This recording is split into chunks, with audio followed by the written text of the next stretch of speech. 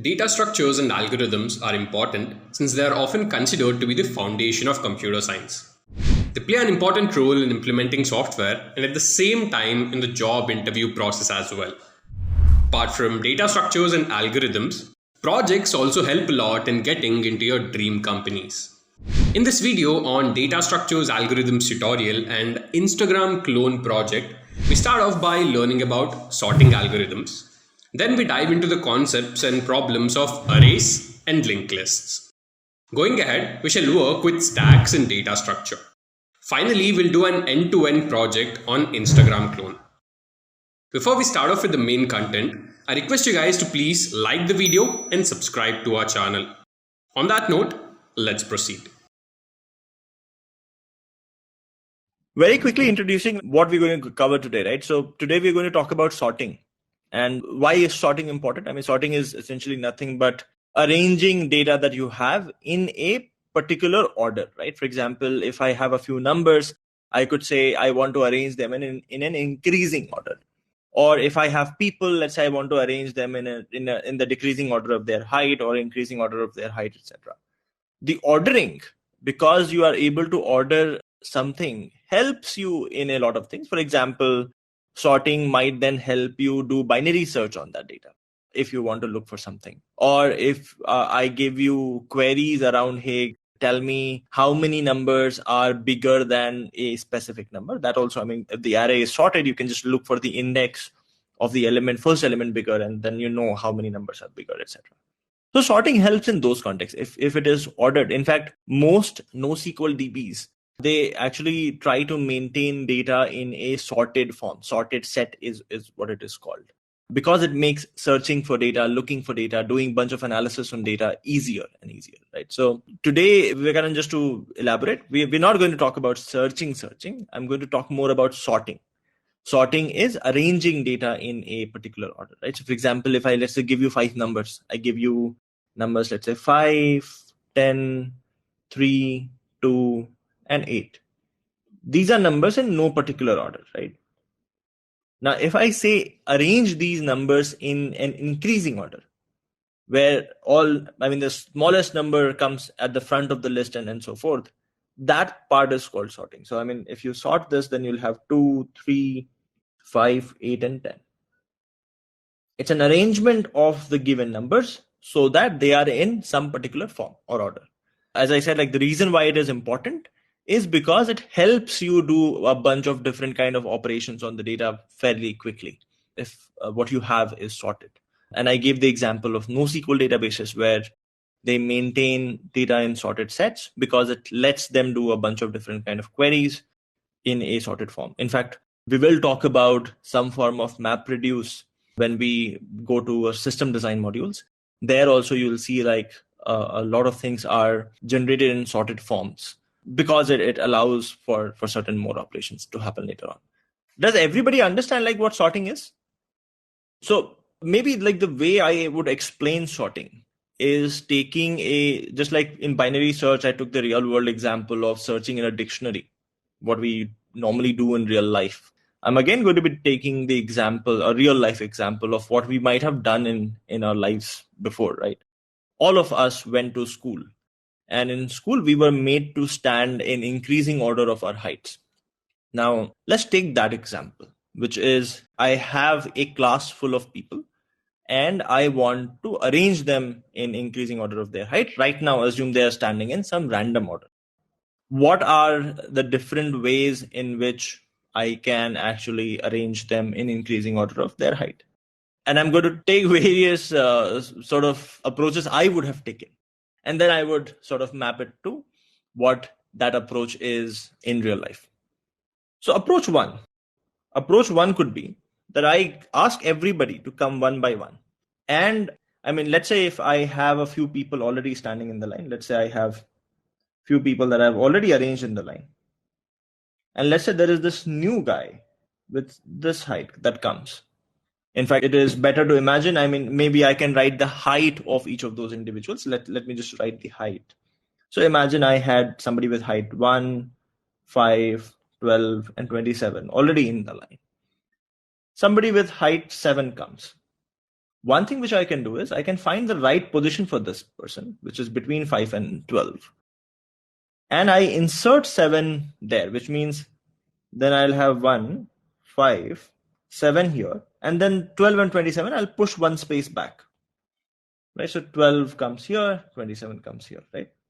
And then as people keep coming, let's say there is a person called 32. I'll figure out where 32 should lie here. I'll figure out 32 should come here. I'll insert 32 here. Everything up after 32 would be pushed one space back to make space for 32. Here there is nothing. This is called insertion sort. This technique where I get numbers, I figure out what is the right location for them. I can do that through binary search, or I can do that through a linear scan. Either is fine. Once I find out what their location should be, I shift all of the other numbers one space to their right and then insert this number, new number, at the new location. Now, that is called insertion sort. If I have to write the approach for this or the steps for this, basically assume that I am maintaining my sorted array in, let's say, sorted array list. That's a sorted list, which is initially empty. And imagine I keep getting a few numbers, right? What I do is I start from the end of this list. For example, here, if I had 1, 5, 12, and 27, and I wanted to insert 7, I'll start from the end. Is 7 already bigger than 27? It is not. So what I would do is I'll shift 27 one space to its right. So imagine this was the array. I have one space left here, so I'll shift 27 to its right. So 27 comes here. Then I go and again check 12. Is 7 bigger than 12? No, it is not. So I'll shift 12 to one space to its right. 12 comes here. Then I check the next number, which is 5. Is 7 bigger than 5? Yes. That means this is the location of 7 and I insert it here. That is, I keep doing this with every new number that I encounter, and that makes for what is known as insertion sort. What is the best case complexity here? Best case time complexity here. And what is worst case time complexity here? Best case for sorting. Order 1 would be the time complexity of inserting a new element, best case, right? Because you start with 7, you'll find that, let's say the new element that we are inserting in this new array, let's say that is 32. Best case is I look at the first element and I find that 32 is bigger than that, and therefore 32 just gets inserted here. It is for the addition of the last, like the new element. Order 1 is the best thing that you can do, but you'll have to add n such elements. So therefore, if you do order 1 for n elements, you will end up with order n best case complexity. So in the best case, insertion sort will take order n time. What is the worst case? When do we get the worst case? What is the worst case, and in what kind of data would we get worst case? If the array was reverse sorted, which means if, let's say, I was giving you numbers, I first give you number 5, you insert 5. Then I give you 4. You insert 4 here, right? Because you'll have to shift 5 1. Then I give you 3. You'll figure out that actually 3 is smaller, so you'll shift 5 here, then you'll shift 4 here, and then 3 comes here. Then I give you 2.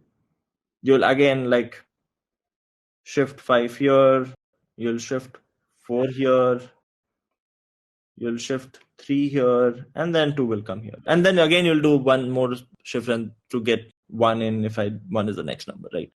This ends up taking, for the first number, you take 1 step. For the second number, you take 2 steps. For the third number, you take 3. And for the fourth number, 4 and 5 and 6 and so forth. So this becomes almost order of n square. So worst case, this might take order of n square when the numbers are sorted in decreasing order. A very interesting question, which is, does the time complexity affect if we take linked list? There are 2 parts here, right? One is, there are 2 things that we're looking for. One is, what is the right index where this new number should go? And the second is shifting greater numbers to make space. One place right. So your linked list will save you on this time. So this time will become 0. However, finding this one in a linked list, because you can't really jump to a random location, you'll have to do a linear scan to figure out where the number should occur.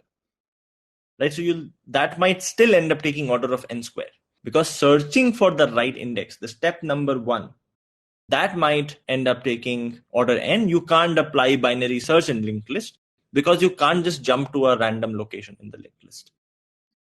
Right now, the way I explained insertion sort was that you were getting a stream of numbers and then you're sort of sorting it by putting them in the right location.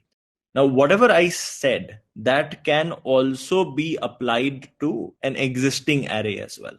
Let me explain. Right now, the way I detailed insertion sort is by saying that, like 5, I'm getting 5, then I'm getting 4, then I'm getting 3, then 2, then 1. Imagine I was already given an array, right? So imagine I had the array as, let's say 5, 8, 3, 2, 18, hypothetically, right? And I asked you to sort this array in place without using extra memory. I do not want to use any extra memory. Can you sort this array without using extra memory? Insertion sort. So I don't again have the flexibility of creating a new array. I am doing this in place. How do we do that in place? Even when you're doing in place, imagine I start from 5, right? So first I'll start with 5. I'll say I only have to sort this. 5 is the new number that I've gotten, right? So I have one place, 5 is the new number I've gotten. Obviously, it will go at this position. So 5 comes here. Then I go to the second number. And I say, let's put this in a temporary variable. Temp is equal to 8. Now, 8 is the new number I'm trying to insert in the first 2 locations, right? So first I'll compare with 5. Is 8 already bigger than 5? Yes, it is. So it will come here. Then I look at sorting the first 3 numbers. I pick 3. So I delete 3 from here, imagine. And it is, this 3 is the new number to be inserted. So first I check with 8. Is 3 bigger than 8? No, it is not. So 8 will come here. Is 3 bigger than 5? No, it is not. So 5 will come here. And then 3 gets inserted here. So now if you look, by now I have the first 3 numbers sorted. Now I'll take this number 2, which is I'm trying to sort the first 4 numbers. I'll take the new number 2 and imagine that 2 is the new number that I was getting. So I put this in a temporary variable and do the same comparison. Is 8? No. So 8 comes here. Is 2 bigger than 5? No. So 5 comes here. Is 2 bigger than 3? No. So 3 comes here. And then 2 comes here. And then finally 18 is bigger than 8. So 18 will directly come here. Does that make sense? So same approach. All I'm doing is I'm saving on the additional space if an array is given to me already. The worst case time complexity is still the same. Nothing has changed in the approach. I'm just using the same space that was there in the array instead of creating a new array. Okay, so if we apply binary search for position, it will contain more computations, right? Finding plus swapping. Yes. If you do apply binary search, you'll first take log n time to find the right location. And then in worst case, order n extra time to create the space. Right shifting all of the elements to create space for this other element, right? So it will end up taking n plus log n every single step instead of just n every single step. So this log n is additional. Overall time complexity will still remain n square because you'll do this n times. So instead of n into n, you'll get n into n plus log n, which is basically n square plus n log n, which is still order of n square. But why do that? Why do this additional operation? Why not just start from the end? You have to shift the bigger elements one step to the right anyway. So just start from the end, shift the elements to the right, and then fit the element wherever you find the first place. All right, everything clear till now? So that is one way in which you would sort, let's say, your classmates, right? The second approach that I have is, let's say I have an array, right? Let's say the same array. I had, in fact, let me go with the original 5, 10, 3, 2, 8. So 5, 10, 3, 2, 8. And I put this in an array. Now, what I know is that in the sorted array, the smallest number has to come at the beginning of the array. Do we all agree with that? Smallest number has to come at the beginning of the array, right? So one thing that I can do, which is not very optimal, but still works. It is every single time I look at what is the minimum in my given array. For example, if I run this loop, I'll figure out that 2 is the minimum. I say, okay, great. If 2 is the minimum, let me push 2 to the beginning of the array. So 2 comes here. And then I can just swap it with 5. So 5 comes at the place of 2. So when I do this, 2 comes here, 5 comes here. Now what I know is that now 2 is at the right position. I only have to sort the remaining 4 elements. And I repeat the process. For the remaining 4 elements, I again look for the minimum. Find 3. So I swap 10 with 3. And then I sort the last 3 elements. And then again, like I look for the minimum 5, I put 5 here and then so forth, right? The only downside of this approach, while this approach works, the only downside is it is order of n square no matter what the input. So in the best case, worst case, everything is order of n square. The good thing with insertion sort was that there is a case where the best case was order n. So therefore, the average performance could have been better. If we do this, it is always order of n square. I mean, basically the steps were find minimum. 2 is put in start of array and then start plus plus. That was the approach. If the array is already sorted, even then to find the minimum in the array, you'll have to look at all n elements. So every single time finding the element is taking you order n, right? So that approach is a precursor to bubble sort. So while this approach works, the question is, can we do something so that if the array is already sorted, then we don't have to go through all of the elements all over again, right? Like every single time finding the minimum takes me a lot of time. How do we decide when to break? Check whether the array is already sorted or not. Let me maybe give some other case, right? So insertion sort will still be order n if, let's say, only one element was not in its right position. Every other element was in the right position. For example, if the array was, let's say, 1, 2, 3, 4, 0. The array is just very simply some random elements. Bubble sort is a variation of exactly this. Bubble sort is, as the name suggests, it is like bubbling something to the top, right? So what you do is you compare all adjacent elements one by one. And wherever you have a pair of numbers, so what you do is, for example, let's say people are standing in some random order in the line, right? So for example, I have people standing as 5, 10, 3, 2, 8. Let me just write it like this: 5, 10, 3, 2, 8. My objective is somehow bubble the smallest number 2 to the top. So what I do is I say the last person standing in the line, hey, you compare yourself against the next person to you. You obviously know how to compare yourself against the next person. You can check your height versus the other person's height. Obviously, if you're standing behind and you're smaller, then you should swap yourself, right? So I say 8, look at 2. If you're smaller than 2, then swap yourself. 8 says, I'm not smaller. Great. Then I say 2. Look at the next person ahead of you. If you're smaller than that, then swap. And I do see that 2 is smaller than 3, so I swap. So 3 comes here, 2 comes here. Then I say 2, swap yourself against the next person if the next person is smaller. I figure out 2 is actually smaller than 10. Sure, I mean, should get swapped. So 2 comes here, 10 comes here. And then I again say 2. Again, compare yourself against 5. If you're smaller, swap yourself. So 2 again gets compared with 5. 5 comes here, 2 comes here. So what has happened in this one order n loop? The smallest number has bubbled itself to the top of the array. This is why, I mean, because the smallest element is bubbling to the top, it is called bubble sort. Even this approach in the worst case will take order n square. There is one difference here though. If there are no swaps that happen all throughout in this order n loop, then we just stop there. Which means if the array was already sorted, then we would not do the next iteration. We'll keep doing the next iteration as long as there is swap happening. So let me elaborate again. What happens is, imagine you're standing in the line. I start from the last person. I say, compare yourself against your neighbor. You compare yourself against the neighbor. If you are smaller, then you swap yourself. And then you do that till the start of the array. One thing which is guaranteed in this loop, whatever is the smallest number will bubble up to the top of the array. Then you're left with sorting only the remaining part of the array. And you also know if there is any iteration where I went from the last person to the first person, there was no swap happening between the neighbors, then I know that elements are already in the increasing order. I can just stop. I do the same process again. Now 2 I don't care about. I already know 2 is in the right position for the remaining elements. So I again start from 8. I say 8, are you bigger than 3? 8 will say, yes, I am. And I say 3. Are you bigger than 10? No, I'm not. So we'll swap. 3 comes here, 10 comes here. 3, are you bigger than 5? You're not. So sure, then let's again swap. So 3 comes here, 5 comes here. Again, if you see, 3 has bubbled up to the top, which was the next smallest element. And then you're left with sorting only the last 3 elements. Any iteration where you don't have any swaps, your array is already sorted, you can just stop. Since we had 1 or more swaps in the first traversal, we'll start again from 8, but we'll not go till 2. 2 will be ignored. The first element is already sorted, so we'll stop here.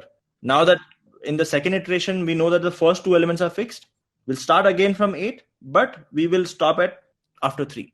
We'll not look at 3 and 2 anymore because we know that they are in the right position. Every single iteration, what is happening is the smallest element is bubbling to the top. And any single iteration, I know that there is no swap that has happened. I can just break. And therefore, I do have a best case complexity, which is if the array was already sorted, I will do an order n iteration to figure out are there any swaps. But post that order n iteration, I can just break. Or if I reach a stage intermediary stage where, let's say I did these and then the remaining numbers were already sorted, then also I'll just break, right? So I'm not really spending time sorting if the array is already sorted. Does that make sense? Let me actually write the pseudocode for this. What I'm going to do is I'm going to start. So here's my inner loop, right? So I'm going to start from the last element. Let's say there is a j that starts from n-1, goes to, imagine I'm doing a loop of I from 0 to whatever. I'll tell you what 0 to whatever is. It goes to I. Imagine that like numbers till I are sorted. Right now, nothing is sorted. So n-1 to I. What I do is here I compare a of j with a of j-1.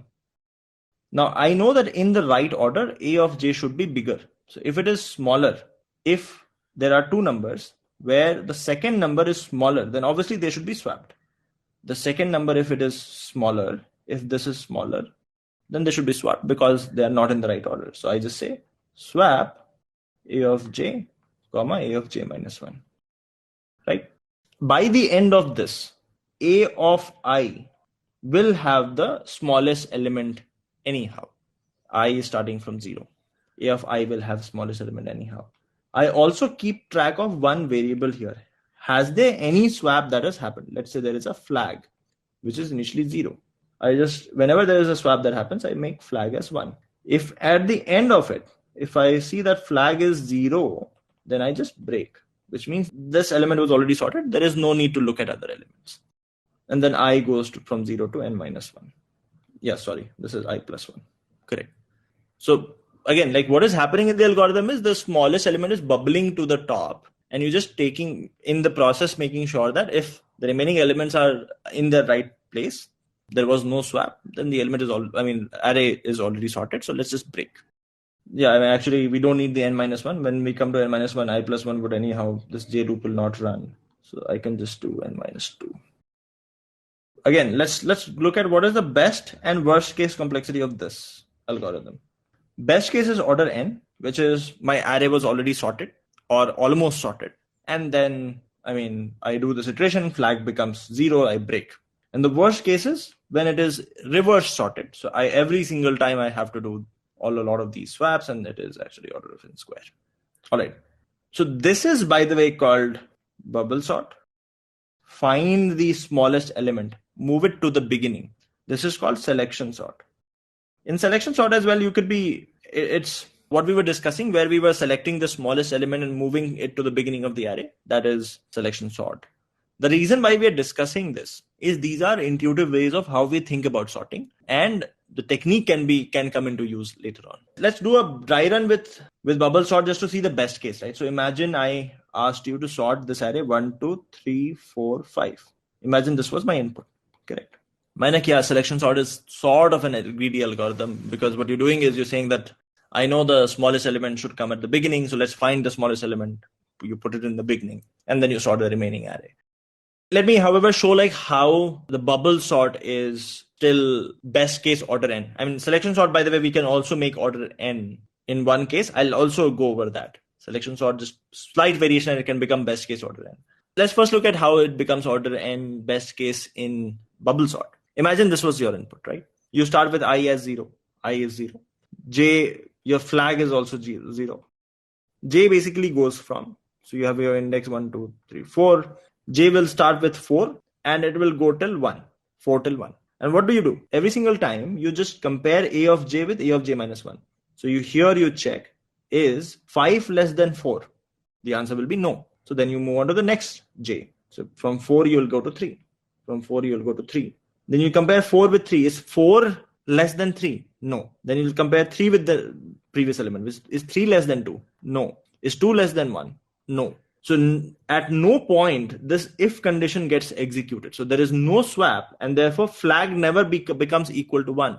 So when this loop finishes, when the J loop finishes, you come to the point where flag is still 0, and therefore you break. So just after the first iteration with I0, you end up breaking because you figured out there was no swap involved in my array. So my array is already sorted. Why look at things again? So that's why you get the best case as order n. Worst case is obviously n squared.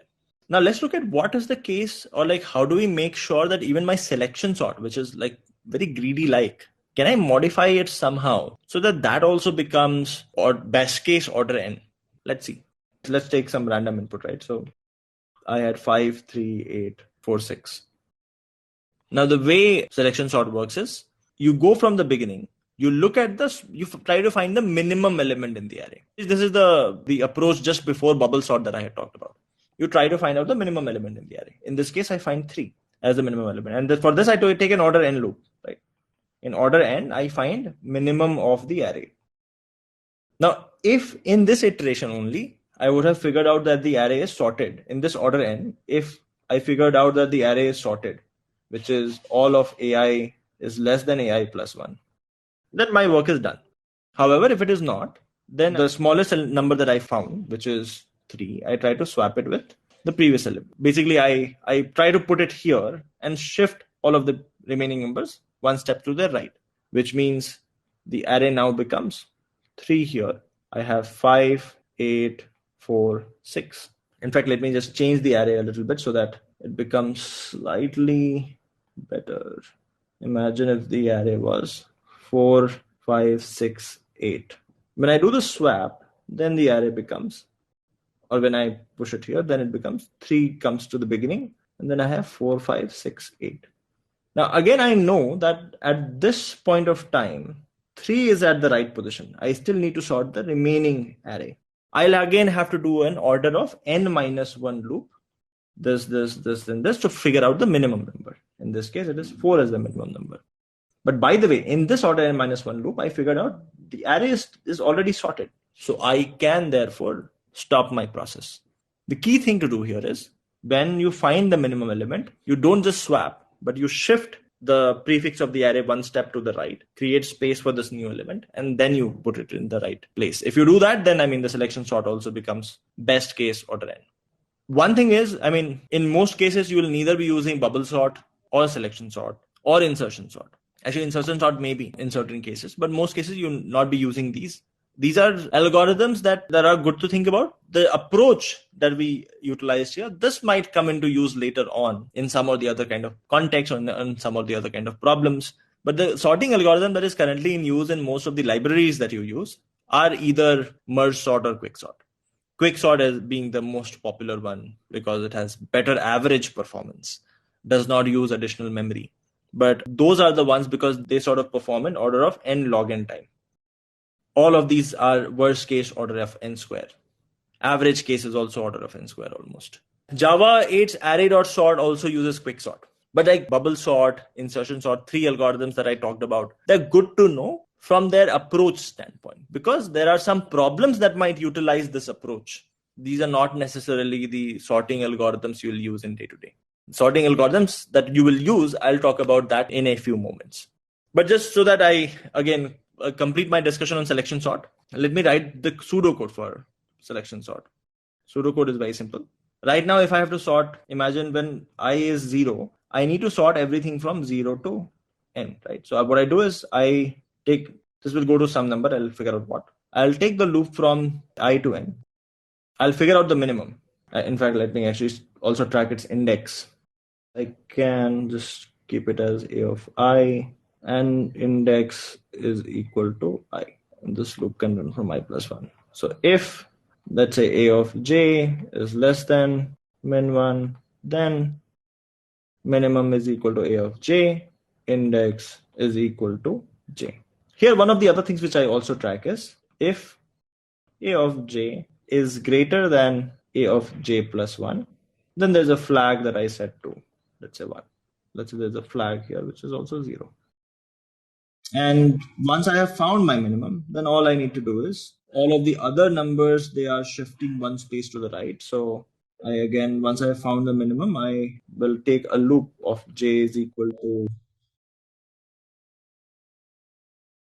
and then at the end you have a of I is equal to min1. That is one way of shifting. Basically what I'm doing is if I have an array, let's say I have 5, 6, 3, 2, 8. I'm going through once to figure out what is the minimum. Once I find the minimum, I bring minimum to the front, which is 2 comes here. And then 5, 6, 3, I shift one space to the right. And then I try only sorting this piece, where every single time I have a flag to check, is this piece already sorted or not? If at all at any point of time I find that there is a section of array that is already sorted, then I just break out and I'm done. Here, I mean, I could very well also have done, instead of doing all of this, I could have done swap a of I comma a of index. I could have done this as well. As long as I'm checking that for the remaining array, is the array sorted or not? If the array is sorted, then I just break. That is the only optimization that I put in, nothing else.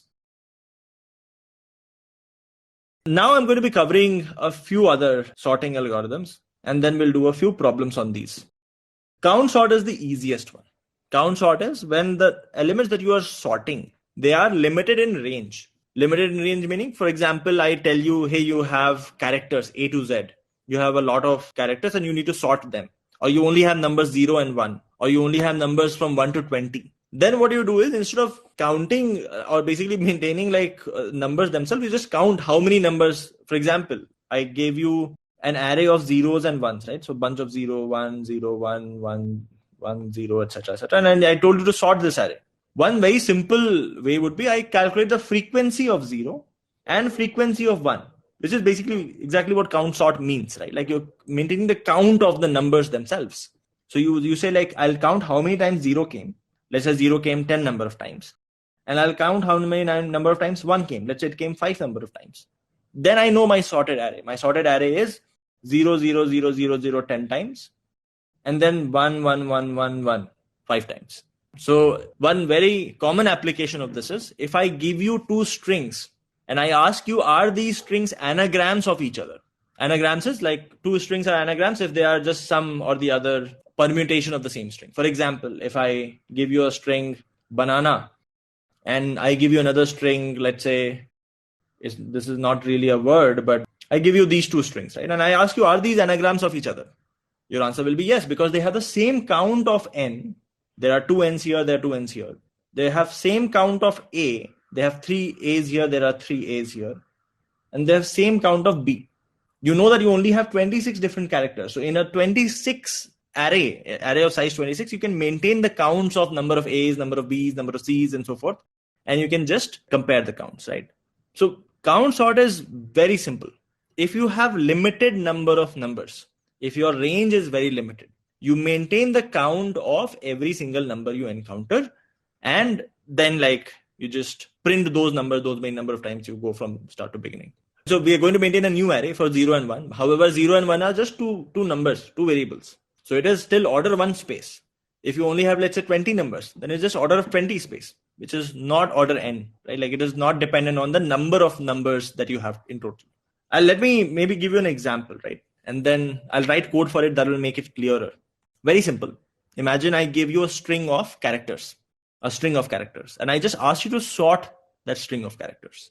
For example, let's say the string is congratulations. Let's say that is the string. And then there were a bunch more characters as well. But like, let's just say that this is the thing. There could be, let's say, thousands and thousands of characters here, thousands, hundreds of thousands of characters. Now, one conventional way of sorting is like doing the bubble sort or the selection sort, etc. Right? Which is a selection sort would be you figure out which is the smallest character, which is A. You shift A to the front.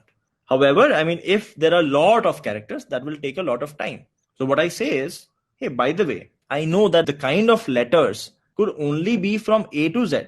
correct? I have A, B, C, D, E, F till Z, correct?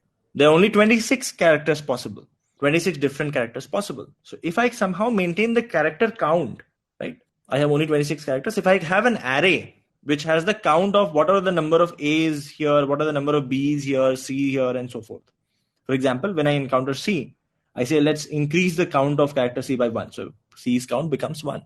And I mean, this could be just be an array, right? Because any character can be mapped from a number from 0 to 26.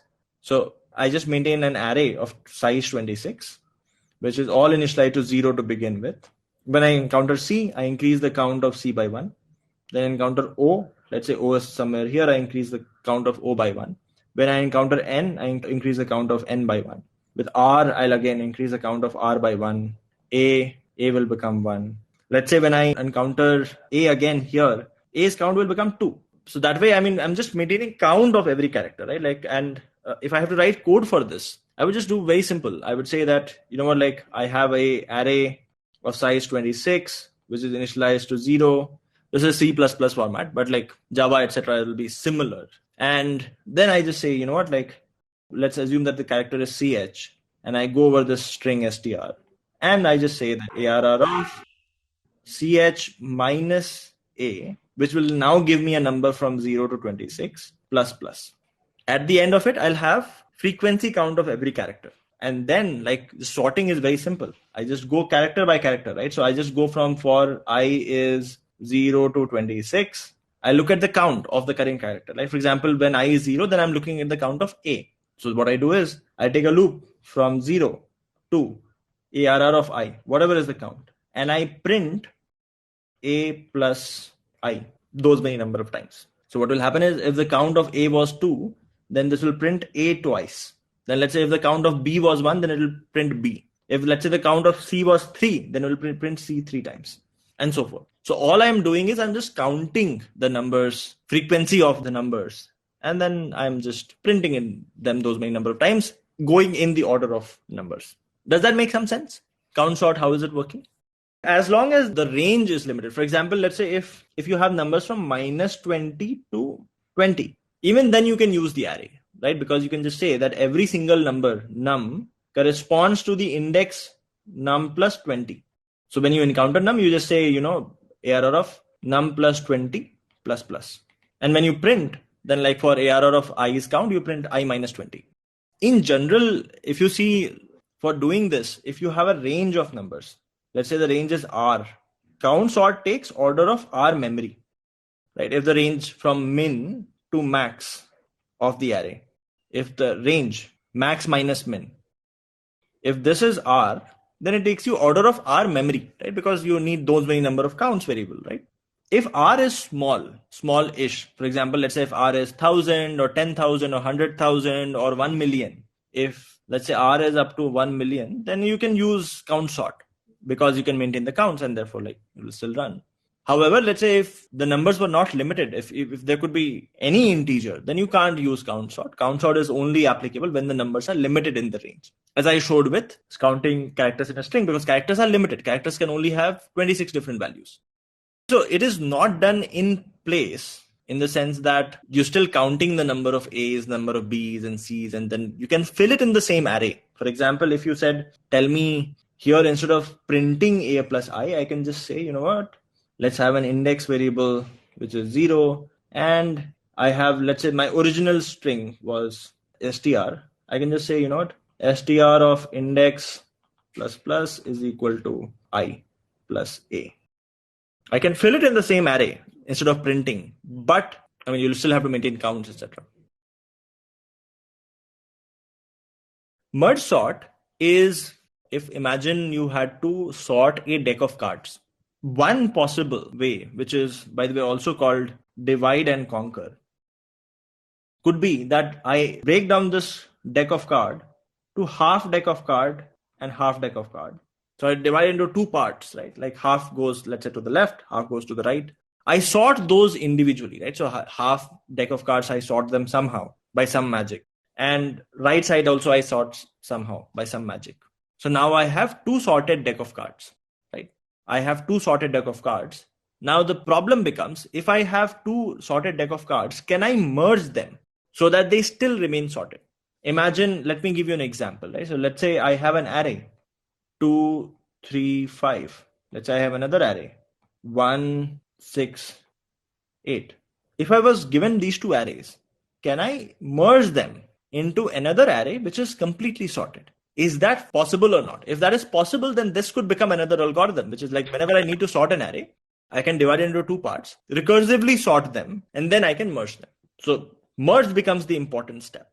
The question is, I have given you a problem. You have two arrays, not necessarily of the same length. Let's say this is of size A, this is of size B. Can you create another array of size A plus B where all of the elements come from A or B and they're all sorted? Is the question clear? Like you have some A number of arrays in array A, you have B number of elements in array B. Array A and B are individually sorted. So A is a sorted array, B is also a sorted array.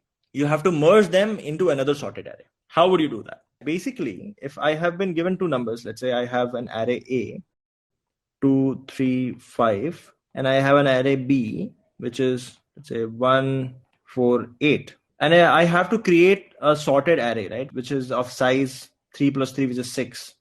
1, 2, 3, 4, 5, 6, correct? This is the eventual sorted array I have to contain or create. One thing is, the first element in the sorted array is going to be the completely minimum of everything in the array, right? So given array A is sorted, minimum from array A is on position number 0, correct? Minimum from array B is also on position number 0. So therefore, whichever is the minimum of these two, I don't need to look at any other element. Whichever is the minimum of these two is going to be the first element in the sorted array. Is that something you all agree with? And what is the minimum of these two? Minimum of these two is 1. So 1 comes here. Now, if I have inserted 1 here, then it is as good as saying that now I remove 1 from B. It is the same thing, right? So what I just do is, how do I remove 1 from B? I just change this pointer to now point at this number 4. This is as good as saying that I'm now merging two arrays, one array which is A and one array which is B, but B is starting from this point onwards. And I again do the same thing. What is the next number that should come here? It should be the minimum of numbers here and minimum of numbers here. What is the minimum of numbers here? Array at this pointer. What is the minimum of numbers here? The array at this pointer. Whichever is smaller, which is 2, comes here, and this pointer moves one step forward. So in short, the approach becomes that you have two pointers. Let's say there's a pointer 1, which is for array A. There's a pointer 2, which is for array B. And you just say the following: while pointer 1 is less than whatever is the size of A, and pointer 2 is less than size of B, you do the following. You figure out which one is smaller. You just check. If A of pointer 1 is smaller than equal to B of pointer 2, then simple. This is what goes in the sorted array. So let's say sorted of, let's keep an index, A of pointer 1. You increment the pointer 1 plus plus because now pointer 1 has been assigned here. Else you put pointer 2 element here. So sorted of, again, index plus plus is equal to B, pointer 2 plus plus. The only thing is, when I'm done with this while loop, it is possible that all of the smaller elements are in one of the array. Imagine like this array was 1, 2, 3 here, and there were, let's say, 4, 5, 6 here. My pointer 1 will end up going here, and I'll end up breaking out where I've only filled in 1, 2, 3 in the sorted array. 4, 5, 6 is yet to be filled. So I'll have to check for that, which is at the end of this while loop. If whichever pointer is not done, so I just check while pointer 1 is less than size A, I just keep adding sorted of index plus plus is equal to A of pointer 1 plus plus. And very similarly, I do the same thing with pointer 2. While pointer 2 is less than size of B, same thing, sorted B of pointer 2 plus plus. Right. That will cause the merge to happen. Does this make sense? Right. Now, if that can happen, which means now if merging can happen, and what is the time complexity of this merge? Imagine I have two arrays of size n and n each. N plus n, right? Like, so it takes me order n time to merge. If in fact the array A was of size m, this was of size n, it takes me order of m plus n time, right?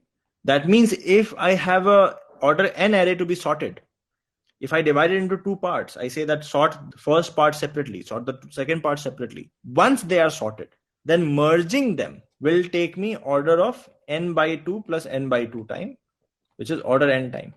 So merging them will take me order n time. Now, how do I sort the first half of the array? I can do the same thing with the first half as well. I can say that even to sort the first half, again break it down into two parts and then sort the first half, sort the second half, merge it. With the end condition being that once I have an array of only size 1, it is already sorted. How about I modify this and I say that I have 3 arrays that need to be merged, right? Imagine I have an array 2, 5, 10. Imagine there is another array 1, 8, 9. And imagine there's another array 3, 4, 12. Let's say there were 3 arrays, right? How would you merge these 3 arrays into one array, which has all elements are sorted? We can do 2 at a time, but we don't necessarily need to, right? Like we look at this, right? What is the first element going to be in the merged array?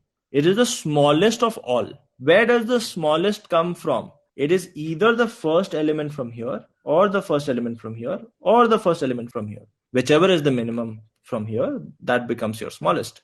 So I can have 3 pointers. Pointer 1 pointing to the 0th element, pointer 2 here, pointer 3 here. Whichever is the smallest of these 3, which in this case is 1 comes here. And then all I do is I move this pointer 1 step to the right. And I again repeat the same thing. Whichever is the smallest of these 3, which is 2 comes here.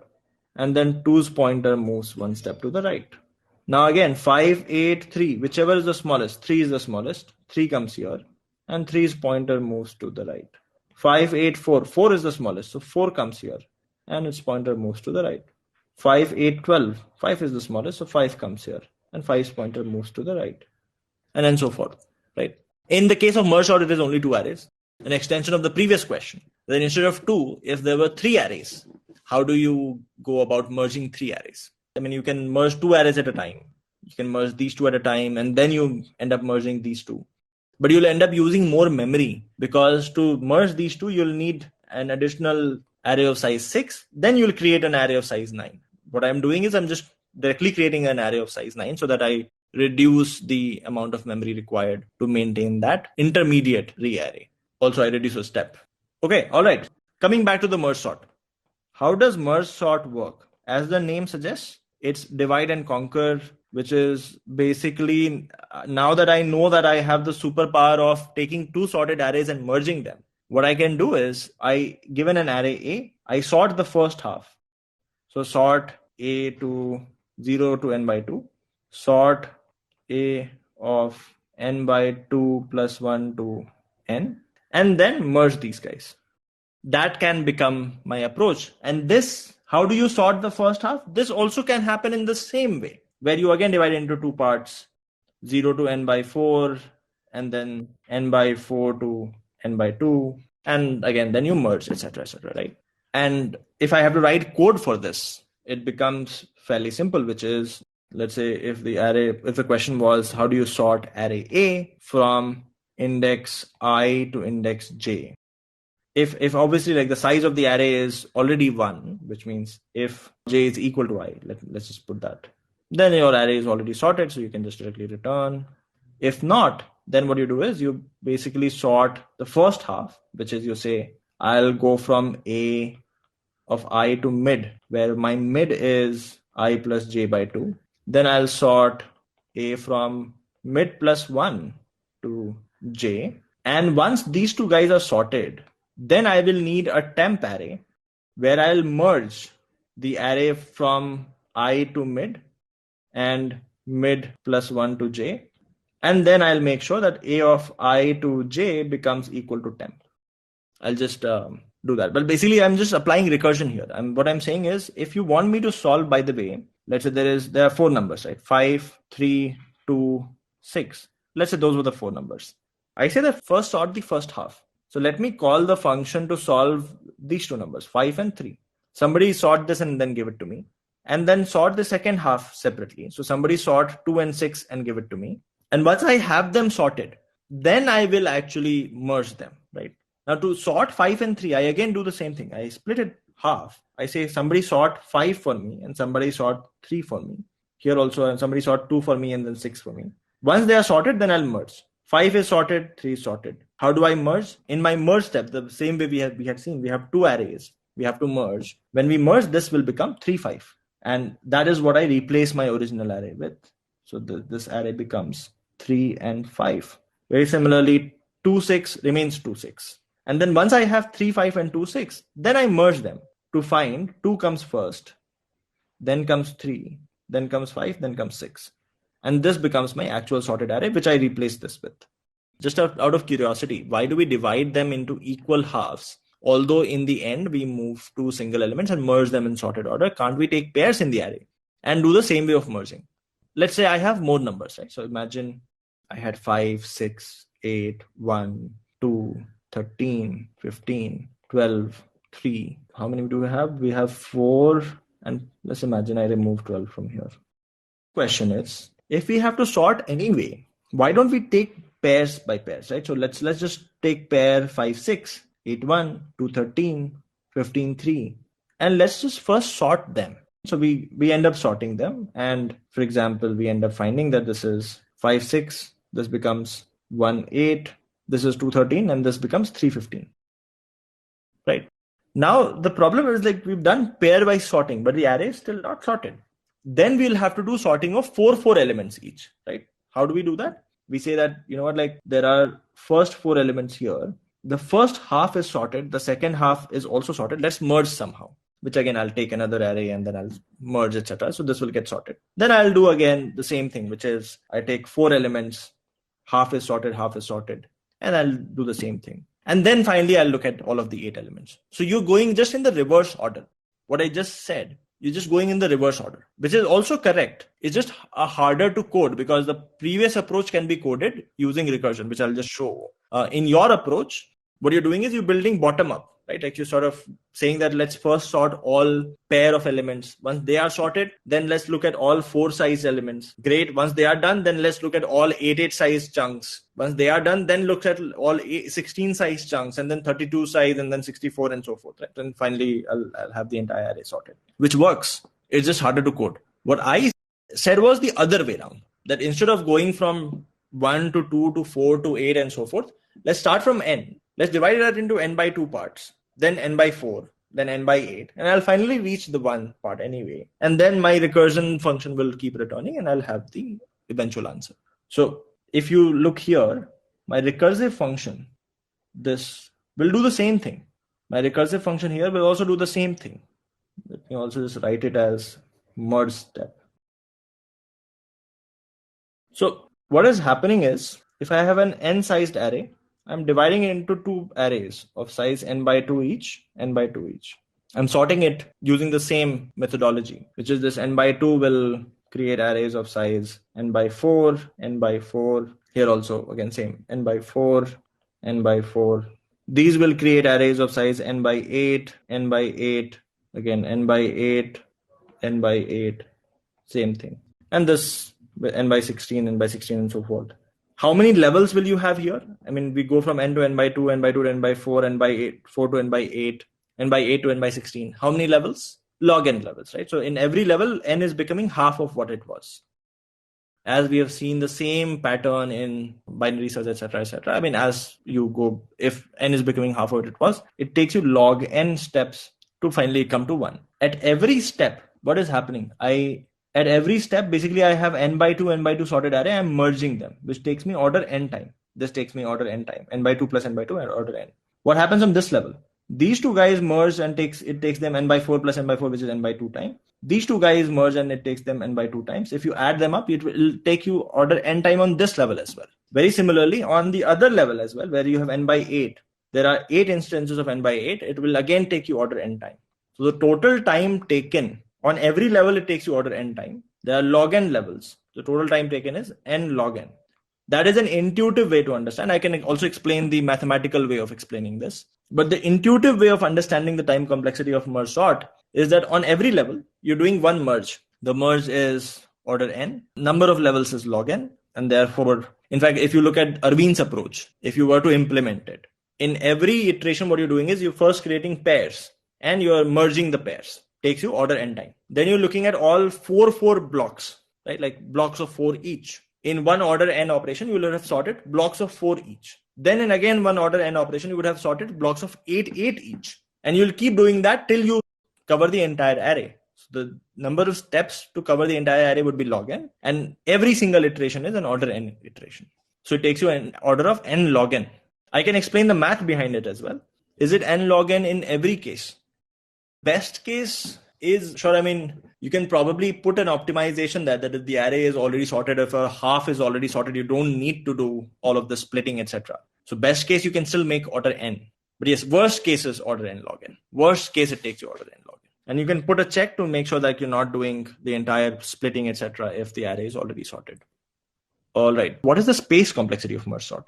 So if you look at the implementation here, we are allocating this additional memory temp to calculate this merged part, right? Why? Because when we are merging two sorted arrays, we need this temporary space where we put in the result, which is not a part of the original array. This is additional space.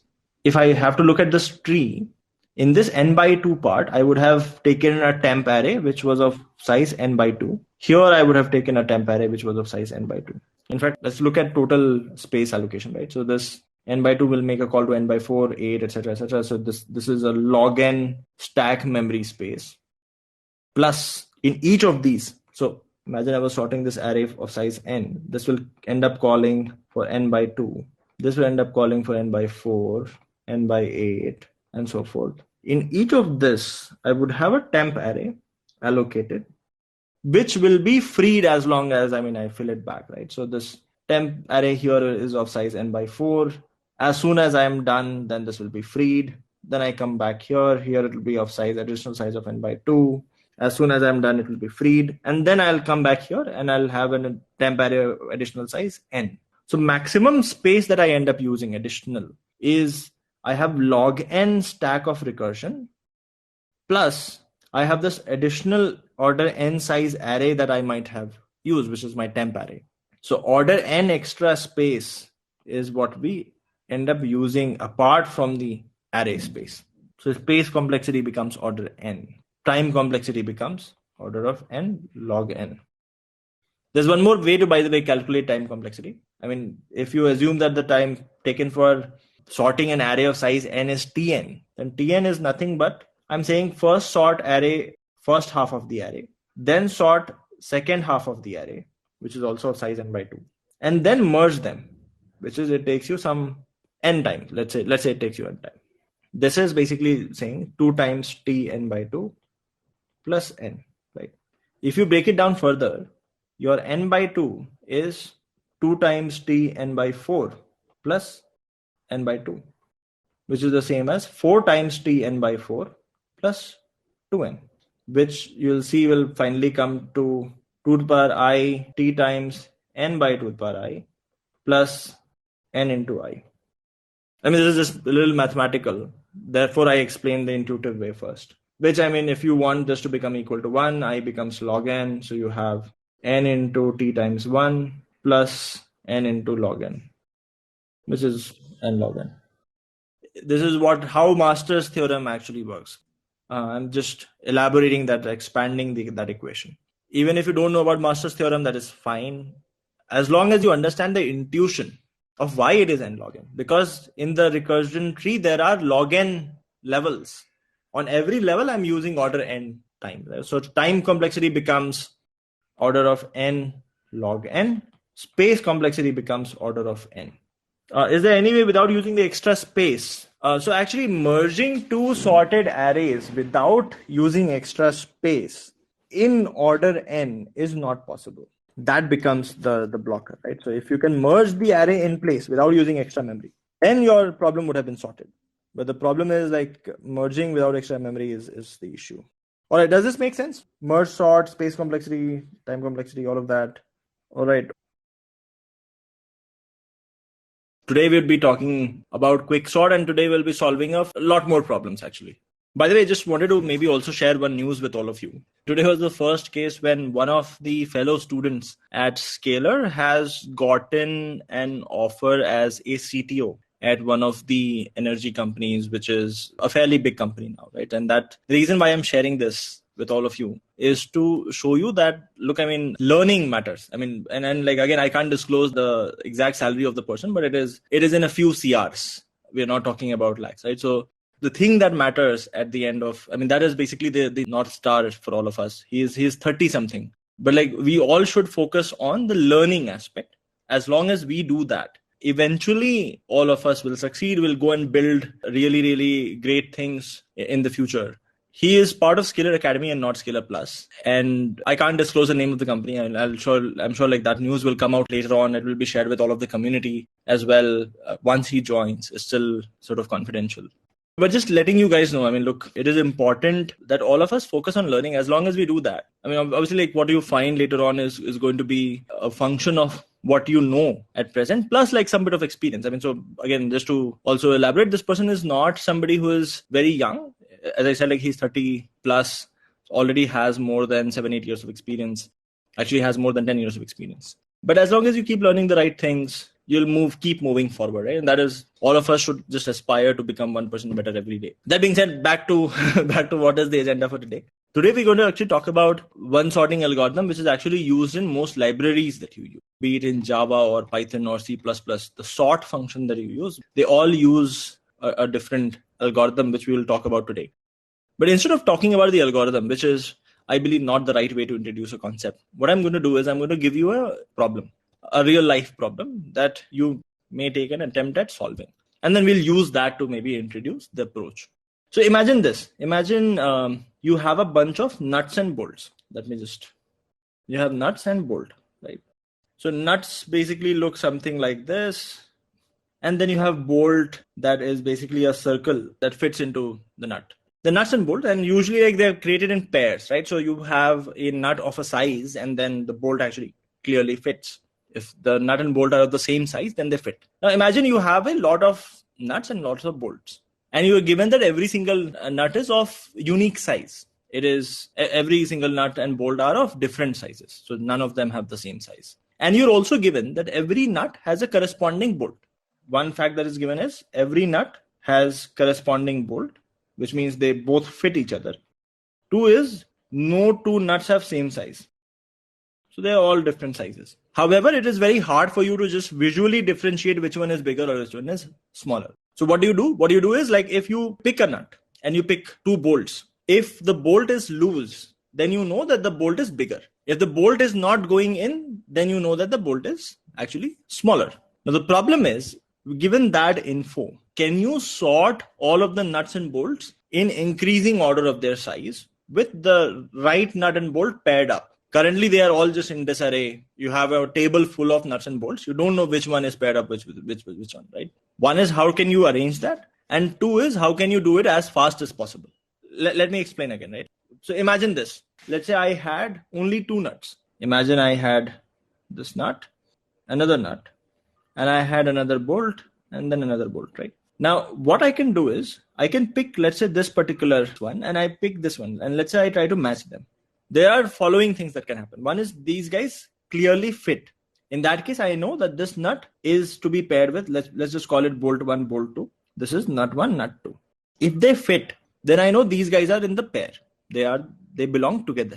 And then I can just compare the other bolt. If it is smaller than this particular nut, then it goes before this nut, right? If it is smaller, otherwise if it is bigger, it goes after. And then I definitely know that the pair for this bolt is this nut, right? So I just put these two guys together, either after or before, depending on how it compares with this current nut. So if I have to define the problem formally, you can pick a random nut, an X, and you can pick a random bolt.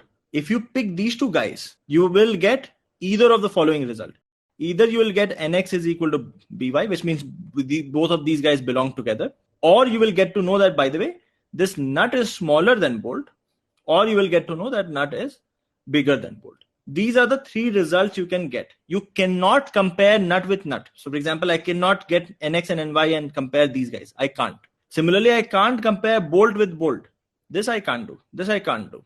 However, I can take a random nut and a random bolt and I can compare them. Does that make sense now? It does, right? Now, I mean, the question is, how do I sort these guys? How do I sort these guys? When I can't really compare a nut with a nut and a bolt with a bolt.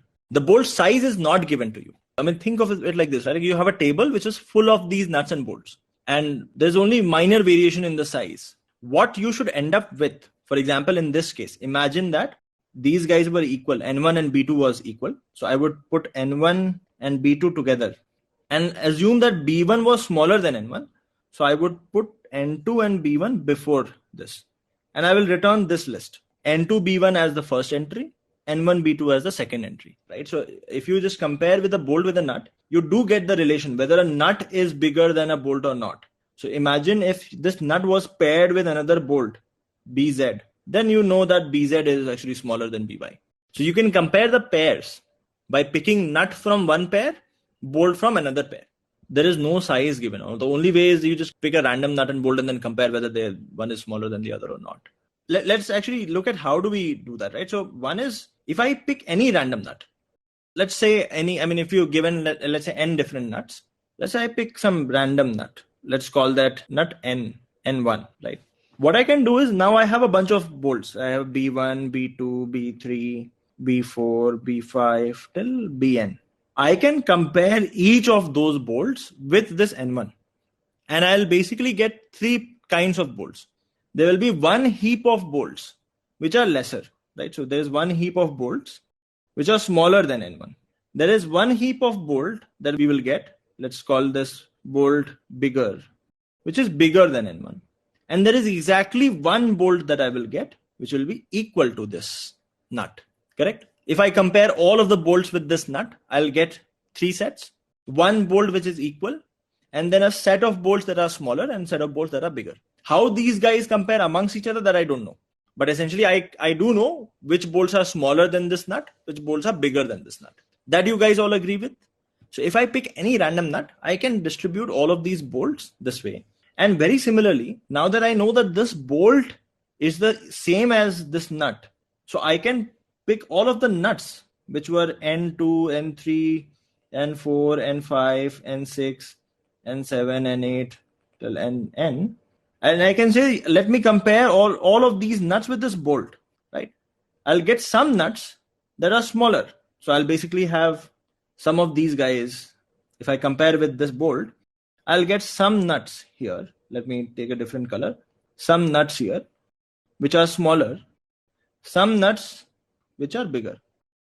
The equal one is already here. So you'll not find anybody who's equal. So what we have done is we first started with one nut, right? And then we use that to break all of the bolts in three parts. One bolt which is equal, a lot of bolts that are smaller, a lot of bolts that are bigger. And then once we found the equal bolt, we use that bolt to actually split the remaining nuts into two parts, smaller nuts and bigger nuts. Now what I know is all of the bolts, smaller bolts, will have their corresponding nut somewhere here. I mean, basically now I have three sets, right? I have a set of nuts and bolt which are smaller. And they are guaranteed to be present in pairs here. Same guarantees holds here. Then I have one pair which is N1, B1. And then I have set of nuts and bolt that are bigger. Now I can actually recursively sort this set separately, and I can sort this set separately. But my problem has now reduced to sorting smaller set of nuts and bolts. And if obviously if the set only had one element, then I know that they are already sorted. I don't need to touch them. This is exactly how quicksort works. I'll introduce it very, very shortly. But let me take a few examples just to show how is this working. And that will give you a sense of or sort of some intuition behind how quicksort works. So imagine I was given some random, let's say N1, N2, N3, N4, N5 nuts. And let's say I had random 5 bolts as well. What I'm going to do is I'm going to mark, let's say hypothetically, what the process is going to be like. So what I'll do is in step 1, I'll pick this nut and I'll say, let's compare it with all of these 5 bolts. And we'll find some bolts that are bigger, some bolts that are equal. Imagine, hypothetically, let's say N1 was equal to B3. And imagine that B2 and B4 were smaller bolts. and we found out, let's say that B1 and B5 are bigger bolts. Very similarly, then what I did was that I picked B3 and I started comparing B3 with all of these guys, N2, N3, N4, and N5. And I would come to know whether they are bigger than B3 or smaller than B3. All of the bolts, again, let's say hypothetically N2 and N3 were smaller, and let's say N4 and N5 were bigger. Now the problem becomes that I know that N1B3, whenever I sort, is going to be the third element in the set. I have two elements before. I don't know their order, but those two elements have basically B2, B4, N2, N4 as two pairs. And I have two elements after, which is B1, B5, N4, N5 that are yet to be sorted. That is after, right? However, this portion is fixed. I don't need to change this portion. It is in the right position. It is where it should be. I do not need to change this position. This is already in its correct position. So then what I do is I recursively sort the first half. And then once this is sorted, then I'll go to the second half. How do I sort the first half? I again do the same thing. I say, let's pick a random nut. Let's say I pick N2 as the random nut. And I compare B2 and B4 with it. Oh, sorry, this should be N3. So B2, B4, N2, N3, B1, B5, N4, N5. Right. Okay. So then let's say pick N2 as the one nut, right? And I compare B2 and B4 with it. I know that I don't need to compare B1 and B5. They're definitely bigger. I'll deal with them separately. I'm only concerned with sorting these two pairs. So I compare B2 and B4. And hypothetically, let's say I find that N2 is the same as B4. So I find these guys are equal. And hypothetically, let's say I find that B2 was bigger. I know that B2 will be paired up with N3. So I put it as it is. These guys are sorted now. Then I have N1, B3. And I do a very similar process here as well. I pick any one of these guys. Let's say I pick N4. And hypothetically, let's say N4 pairs up with B1. And I find that B5 is smaller. So therefore, B5 will come here. The pair of B5 is N5. That will come here. So this becomes your sorted array totally. Now this process where I actually picked one element and I started comparing all of the remaining elements with it is called choosing a pivot. So while this is a more complicated case, let me take an example of sorting an array of integers. And I'll show you with that. Imagine, let's say my array was 5, 2, 1, 8, 6. And one of B3 is largest. That means this set does not exist. The set is empty. But the remaining set is still smaller set than what you began with. It has now n-1 bolt and n-1 nuts. So you still have a smaller problem to solve. So in every step, you're reducing the size of the problem. So that is actually your worst case where you will end up taking n square time. But still, I mean, that still gets you to your answer. So at each step, one of the pair comes at its right place. Let me just elaborate that with this array as well. So in the quicksort process, what you do is you pick one element, any random element, to be the pivot. For example, I say that I want to pick 5 as the pivot. So what you do is, the first part is you count how many numbers are smaller than 5, right? So you basically, let's say, have 2 is smaller, 1 is smaller, 8 and 6 are not smaller. That means the right position of 5 is the third position because there are 2 numbers smaller. So what you do is you put 5 here. 1 probably comes here. So your array is basically 1, 2, 5, 8, 6. And then once you have put 5 in the right position, then you compare all of the remaining elements. What you want is all of the smaller elements are on the left side, all of the bigger elements are on the right side, which in this case has automatically happened. But in case it wasn't, what you would do is you would start from here and you would start another pointer from here. The first number that you find on the right side, which is actually smaller than 5, you'll stop there. You'll try to find the first number from on the left side, which is actually bigger than 5. You'll stop there and then you swap those two guys. So in order n, you'll be able to get to a place where all smaller numbers are on the left side, all bigger numbers are on the right side. And then the problem becomes that 5 is in the right position. Now, as long as I can sort the left side of the array and right side of the array separately, my entire array will be sorted. And that I can again do recursively. So in every step, when I choose a pivot, one number will come at the right position and it will divide the remaining array into 2 parts, 2 smaller subsets that need to be sorted. Do we have to take pivot as the middle to make the swap easier? I mean, so if the thing is when you're choosing the pivot, you don't know which one is the middle element. I mean, you basically start with choosing a random number as the pivot. in the array that you have to sort. If you are unlucky, then it would turn out to be one of the numbers which is either the highest number in the array or the smallest number in the array. If you are, if it is just very, very random, chances are you'll find a pivot somewhere towards the middle. Let me actually go step by step. Does the nuts and bolt approach make some sense? Basically picking one nut, comparing all of the bolts with it to divide them into smaller heap, bigger heap, equal to, and using the equal to bolt to divide the remaining nuts into a smaller heap, bigger heap, equal to. And I know that the equal to part is in the right position. Now I need to sort the smaller heap of nuts and bolts separately, bigger heap of nuts and bolts separately. Let me take another example of this. Actually, here there was a swap. Let's see what kind of thing we can do where we would need a swap. Imagine I still have 5 as the first element. Let's say there is 6, 8, 1, and 2. Hypothetically, let's say this was the array. And again, we chose 5 to be the pivot. If 5 is the pivot, the first step, let's count the number of numbers smaller than 5. 1 and 2. So that means 5 should come at position number 3 in the array. So 5 should come here. So what do? The quickest way is I just swap, right? So I just bring 5 here. I bring back 8 here. So 5 comes here, 8 comes here. I remove the circle.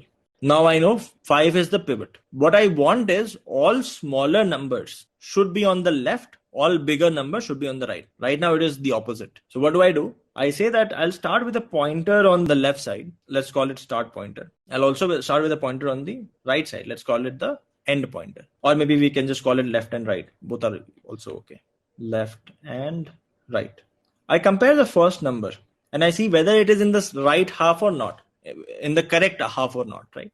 So 2 is smaller than 5. It should have been in the left half. So it is not in the correct half. So I make my right pointer wait here. My right pointer is currently pointing at 2. Very similarly, I start a loop on left to find the first number which is not in the correct half. In this case, the first number that I find, which is 8, is not in the correct half because 8 is bigger than 5. It should have been on the right half. And then the first place wherever left and right is, I just swap them. So essentially 2 comes here, 8 comes here, and I now know that these two guys are in the right half. So then I again start moving my left till I find the next number which is not in the right half, which is 6. So my left will wait at 6. Very similarly, I start moving right to find the next number which is not in the right half, which would be 1, and I'll just wait at 1. And I end up swapping 1 and 6. So 1 comes here, 6 comes here. So your right pointer will move from this position to this position, and your left pointer will move from this position to this position. If you add these guys up, you'll get total sum as n minus 1, n being the size of the array. This will help you shift all smaller elements to the left of the array, bigger elements to the right of the array. So if I have to write the steps of quicksort, one is choose any number randomly as pivot. And then once you have chosen a pivot, put pivot in the right position. For calculating the right position, you'll have to count numbers smaller than pivot. So this is one order n iteration. Third thing that you do is using left and right pointer, shift smaller numbers in left half, bigger numbers in right. So the fourth step is sort left part and right part separately. Can we optimize by choosing the correct pivot? The most optimal pivot is your median, basically a number which can divide the array into 2 equal parts. That is the best pivot, right? Because then you're left with smaller arrays to sort. It is obviously faster to sort smaller arrays. However, the problem is it is very hard to know what is the median of the array. Why would you want to spend a lot of time finding out the median? So what quicksort says is, as long as your pivot choice is completely random. If it is completely random, then you're still fine. Average time complexity will still become n log n. All right. What is the approach behind quicksort? Quicksort is essentially choose a pivot, divide the array into smaller numbers, bigger numbers, sort the smaller number separately, sort the bigger number separately. Your array will automatically be sorted. Divide and conquer. Most of the library functions that you use, they use quicksort and they choose pivot randomly. I'll explain why randomly still works here. The one thing which you will notice is in this entire process, we have not used any additional memory. We did the swapping, etc. in place. So we have not created a duplicate array. All of this is happening inside the same array. That is important because while merge sort also is order of n log n, which we will see with quicksort, merge sort uses additional space, or it requires this separate array where you merge the two arrays, which is additional memory required. So one of the reasons why merge sort is not used extensively, but quicksort is used extensively, is because quicksort does not use additional space. The worst case of quicksort is still really bad. Collections, you also use quicksort. Now, since we don't have random access, how does it work? For example, if you use, what you're saying is, let's say if you've implemented the list with a linked list, then how would the quick sort sort of work there? Because here, I mean, if you see in the quick sort, you're not really doing random access. All of your access is still sequential, right? For example, let us go step by step. We say let's choose any number randomly as pivot. I can take a loop till the number because I'll still anyhow have to take an order n loop throughout the entire list to count the number of numbers smaller so that I know what is the right position. I'll have to do that anyway. So I take a linear loop to get to the number. That's fine. I take a linear loop to find out the right position. And again, I do the same thing. I anyhow have to split the numbers into left and right pointer. I can take a linear loop for that. So in all of this case, if you see, I'm not doing any random access. I'm actually going step by step in a linear loop. Let's do what is the time complexity analysis. Let's do what is best case, what is worst case, and what is average case. What is the best case with quicksort? What is the best pivot you can choose? Assuming that the array is not already sorted, what is the best pivot you can choose? Median. Let's say you were very lucky and you were choosing the middle element all of the time. What would happen is if you were given an array of size n, you would put the median in the right place. So median would be in the right place. And then you'll have an n by 2 size array here, n by 2 size array here. You'll need to sort these separately. So what happens is exactly like merge sort. You start with an array of size n. This reduces to sorting array of size n by 2 twice. One on the left side, one on the right side. That becomes, basically time to sort an array of size n is the same as 2 times tn by 2 plus order of n for merging. And this basically comes to order of n log n. So if you are choosing the median as the pivot all of the time, then you end up sorting it in order of n log n. If you are choosing the median as the pivot every time. And by the way, this is probably not the best case. Best case is when the array is already sorted. Best case meaning that if you're given an array and then your median is the best, right? So you end up sorting in order of n log n. What is the worst case? What is the worst kind of pivot you can choose? One end. When your pivot is actually on one of the ends. So what happens is in one step, in order of n, what you would do is you'll end up choosing a pivot that is on one end. So your pivot is here and you'll find all of the other remaining n minus 1 elements are on one side, which means that in one order n loop, you have only fixed the position of one element and you still have n minus 1 numbers to be sorted. And if you keep doing that again and again, if you're extremely unlucky, your time to sort will become n plus n minus 1 plus n minus 2 plus n minus 3 plus n minus 4, which is order of n square. So your worst case becomes order of n square. If you are very, very unlucky that you're choosing the extremes as your median all of the time. Does this make sense? Why is the best case order of n log n? Why is the worst case order of n square? Just in terms of how we choose the pivot.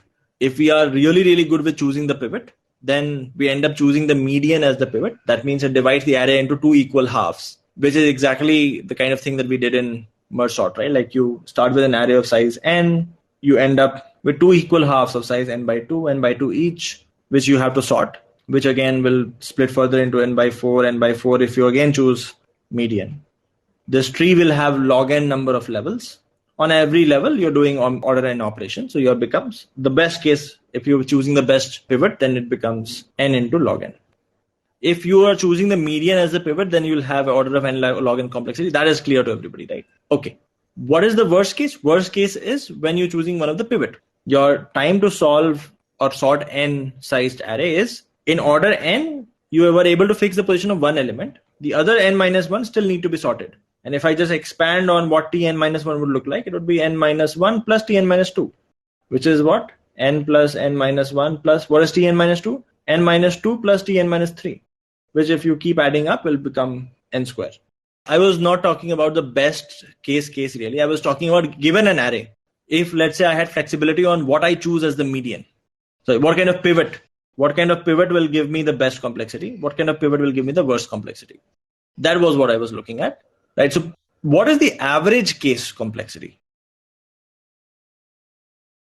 one algorithm that I wanted to address, which is called bucket sort. If you guys remember, we did something called a count sort, right? Which is when the elements were in limited range. We would just count the frequency of elements and that would help us sort. Bucket sort is a slight variant of that. Variant being that if I can categorize numbers into buckets where I know the buckets are sorted in some fashion, then the sorting problem becomes easier for me. Radix sort is exactly bucket sort. For example, hypothetically, let's say you had a lot of numbers. So let's say I had 456, 923, let's say I had 150, let's say I had 268, and let's say I had 12. And maybe I also have 950. Now imagine I was to create 10 buckets. 10 buckets. Bucket 0, 1, 2, 3, 4, 5, 6, 7, 8, 9. Which is for the most significant digit of the number. Let's say the 100th place of the number, assuming that a lot of the numbers are smaller than 1000. They can be 1 million, 10 million as well. So then we'll choose the most significant bit and we'll keep it the same position for all numbers. If I do that, then I know that 423 will go in the fourth bucket. Most significant digit is 4. Most significant digit here, assuming for all of them, the most significant digit that we're looking at is the third digit from the back. So 923 will go in the 9 bucket. 150 will go in the 1 bucket. 268 will go in the 2 bucket. 012 will go in 0 bucket. 950 will go in the 9 bucket. What I know is now if I start going bucket by bucket and I have sorted the numbers within a bucket, and if I just start picking numbers from here and appending them, then I end up getting the entire array sorted. Why? Because I definitely know that any number that is starting with 0 is definitely going to be smaller than any number starting with 1. So dividing them into buckets and then sorting the buckets within themselves, sorting the numbers within a single bucket, that helps me reduce the complexity to some extent. And I'll show you an example of that to a major degree, which is what is called as radix sort. But the idea is if I can break them into buckets where buckets already have some ordering defined, then my job becomes just simply appending the numbers in the buckets, and that might give me a sorted array. And I'll give you a few examples to sort of talk about what bucket sorting is. And we'll do one problem on bucket sorting as well, which is a hard problem, but we'll do that. What kind of data structure can I use for buckets? Think of them as, for example, vector of int. So for example, your v of 0 is a vector of numbers. V of 1 is also a vector of numbers, and then so forth. So the concept of bucket sort is very simple. If you can split numbers into buckets, where buckets themselves are ordered in some fashion, then I can sort numbers within the buckets. And then I merge them, that gives me a sorted answer. If numbers are not on the same order, how do we put them in bucket? So even here, if you see like 12 was not of the same order, I just added another 0 to get it to the same order. So imagine I have numbers as 950, 1, 12, 923, 256. I'll just add 0 to make sure they are all of same length. How do we keep the values sorted in one bucket? Within the bucket, just use quick sort or whatever kind of sorting you want to use there. Insertion sort, quick sort, whatever you want to use. Let's take an example. Bucket sort alone isn't enough. Bucket sort paired up with a few observations is actually very powerful. So one observation that leads to sorting algorithm is called radix sort. The way radix sort works, imagine again you have a bunch of numbers to sort, right? Again, I'll pick the same thing, which is, let's say I have 923, 950. Let's say I have 12. Let's say I have the number 1. Let's say I have number 100. Let's say I have 150. Let's say I have 650 and 688. Hypothetically, let's say I have a bunch of these numbers. So what radix sort says is, look, at the end, let's make all of these guys equal length. So add zeros wherever applicable. If all of these numbers are of equal length, then at the end, most significant bit, this bit, is the most important bit. Obviously, if the most significant bit of one number is smaller than the other number, then the overall number is definitely smaller. It is only a problem when they both are equal. Then I will look at other digits.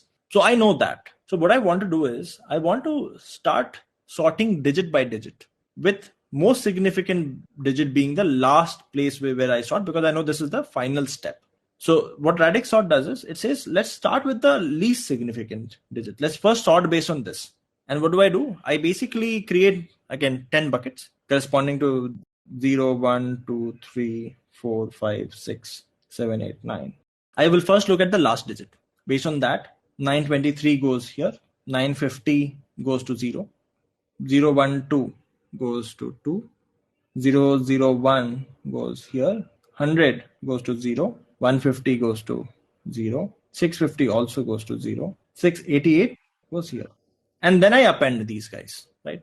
What will happen once I have done this step? All of the numbers will be sorted by their last digit. So I get 950, 100, 150, 650, 001, 012, 923, and 688. I sorted numbers based on their last digit. Now let's look at the next digit. I repeat the same process again, but with the next digit now. I'm going to erase all of these guys from here. We are now going to look at the second digit. I say that now let's look at these numbers again, one by one. But the second digit is what we are looking at. So 950 goes at 5. 100 goes at 0. 150 goes again at 5. 650 also goes at 5. 001 goes at 0. 012 goes at 1. 923 goes to 2. And 688 goes to 8. I'll again append these guys. What this would make sure is now everything is sorted based on the last two digits. So I append, and when I append, I basically get 100, 001, 012, 923, 950, 150, 650, and 688. And now the last step is the magic step, which is where I look at the most significant bit. So I erase all of this again. I look at the most significant bit and I bucketize these guys based on the most significant bit.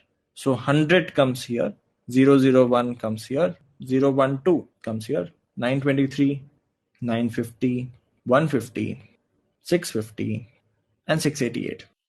Now once I append them, all of the numbers should be sorted, which you would see 001, 012, 100, 150, 650, 688, 923, 950. Now this final array that we've gotten, this is sorted. What has happened? We can take MSB directly. The only problem is then within the bucket, if you have multiple numbers, and think of like when you have 1,000,000 numbers, right? You only have 10 buckets based on MSB. That means every bucket on average will have 100,000 numbers. And if you go to solve or sort of sort each of those buckets separately, it will take you a lot of time. But here, I can sort the entire array by doing this function, the number of digits number of time. So imagine all of the numbers had 5 digits. I'll do this operation 5 number of times and my entire array would be sorted. For every single digit, I am putting them in buckets, 10 buckets. And then I'm appending them, which is an order n operation, right? So my total amount of time taken is order n into max number of digits. Space is assuming that we are taking a vector of vector. The total space taken by vector of vector combined across all of this is order of n. So I'm using an order on n extra space. Actually, order of 10 plus n, which is order n. Do we need to compare an element with the existing elements present in the bucket? No. Right now, because the moment you start doing that, then your complexity increases. Currently, it is just very dumb way of appending to existing numbers in the bucket. Why can't we take MSB to LSB? I mean, when we start with MSB, in the first step, we would definitely have put the bigger numbers to the first half of the array, the smaller numbers to the second half of the array. That I completely agree with. In fact, numbers would be sorted based on their first digit. But as you go to the second digit, within these numbers, if the sorting is happening in the right way or not, because you'll have, let's say you look at second digit as 0, right? Now, some of those 0 numbers will come from the numbers that had the first digit as 9. Some of those 0 numbers will come with some numbers where the first digit was 6. For example, let's look at this example itself, right? If I started from MSB, then what would have happened? Let me erase this. My first two numbers will go in the 9 bucket, 923, 950, 012, 001, 100, 150, 650, and 688, which is great. Now, if I append them, then I get this, which is almost sorted. The problem is when I move to the next digit, it's then that it becomes a problem because 012 will come here, 001 will come here. Now 100 will also come here. However, I know that 100 should only come after 012. When I'll merge, then I wouldn't know how to maintain this ordering. I mean, I'm using digits here. You can do the same thing for bits. There you will only have 2 buckets, 0 and 1. Here I have 10 buckets. You'll only have 2 buckets when you're dealing with bits. When you go from LSB to MSB, that means MSB takes higher priority because it is the last deciding factor. When you go from MSB to LSB, then LSB starts taking higher priority. So time complexity is n into number of digits. If d is the number of digits, that is your time complexity. Usually, the number of digits is the same order as log n. It's actually log n to the base 10, n being the maximum number in the array. Number in array.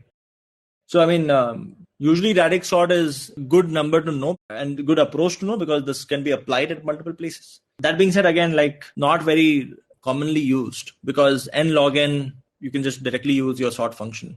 Why would you go and take the pain of implementing radix sort when it has very similar time complexity? If all of what we have discussed till now, if that makes sense, I'll give you one problem which will actually make the bucket sort even clearer.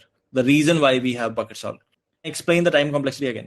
So if you look here, what are we doing? We are taking digit by digit, right? So first we look at the last digit. And for that digit, what do? We put them in these 10 buckets, right? So basically what happens is, what is the last digit of any number? Let's say I do this, right? I say I goes from 0 to n and we calculate the last digit. Digit is equal to array of I mod 10. That is your last digit.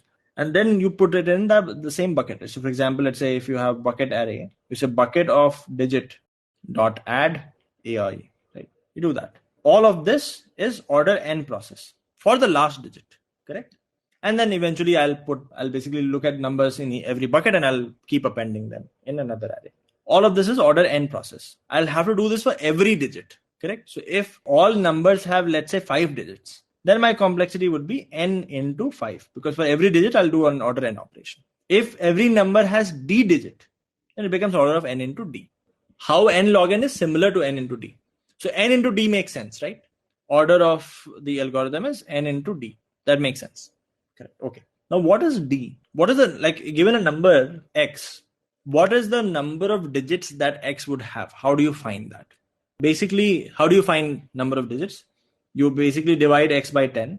You check if it is 0 yet. Then you again divide it by 10 further, which is 10 power 2. Then you divide x by 10 power 3, x by 10 power 4, 10 power 5, and so forth, right? When x by 10 to the power I is 0, which is like now 10 power I has become bigger, then that is where you have the number of digits, okay? If I just put it like this, basically if x has I digits, then x is approximately equal to 10 raised per I. Approximately, which means if I take log 10 on both sides, then I basically get I is equal to log of x. That you agree? So if there is a number x, then x has basically log base 10 x number of digits. So therefore I'd say like whatever is the highest number in the array, then d is basically log of that highest number. So your d is almost the same as n log x being the highest number. So bucket sort is more generic. Right? Like bucket sort just says, hey, look, my fundamental is you can create any sort of bucket you want. You can create a bucket of all numbers from 1 to 100, all numbers from 100 to 1000, all numbers from 2000 to 3000. You could create any bucket that you want as long as it covers all range. You put numbers in the bucket where you know that every number in bucket 1 is going to be smaller than every number in bucket 2. So you just bucketize these numbers, you sort them separately, and then you append. That becomes bucket sort. It is very generic. Radix sort is using bucket sort in one way. Why this type of bucketing works? Going for all positions instead of just MSB or LSB.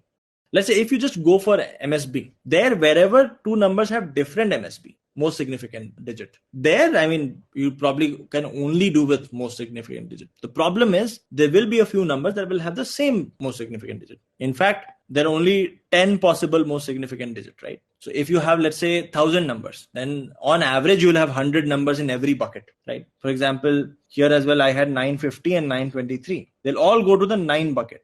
Now, how to actually decide the ordering between these? In fact, if you have a lot of numbers in the bucket, then how do you figure out the ordering between those? That is not clear. So therefore, you can't decide only based on most significant digit. You'll need to somehow sort these guys within who have the most significant bit as 9 as well, right? Internally, you'll need to sort them. So there are two ways. One is like you just say, I'll bucketize based on the most significant digit and I will sort each bucket, right? So what happens is if I had n numbers, then on average, each of the buckets will have n by 10 numbers. To sort them, I'll take n by 10 log n by 10.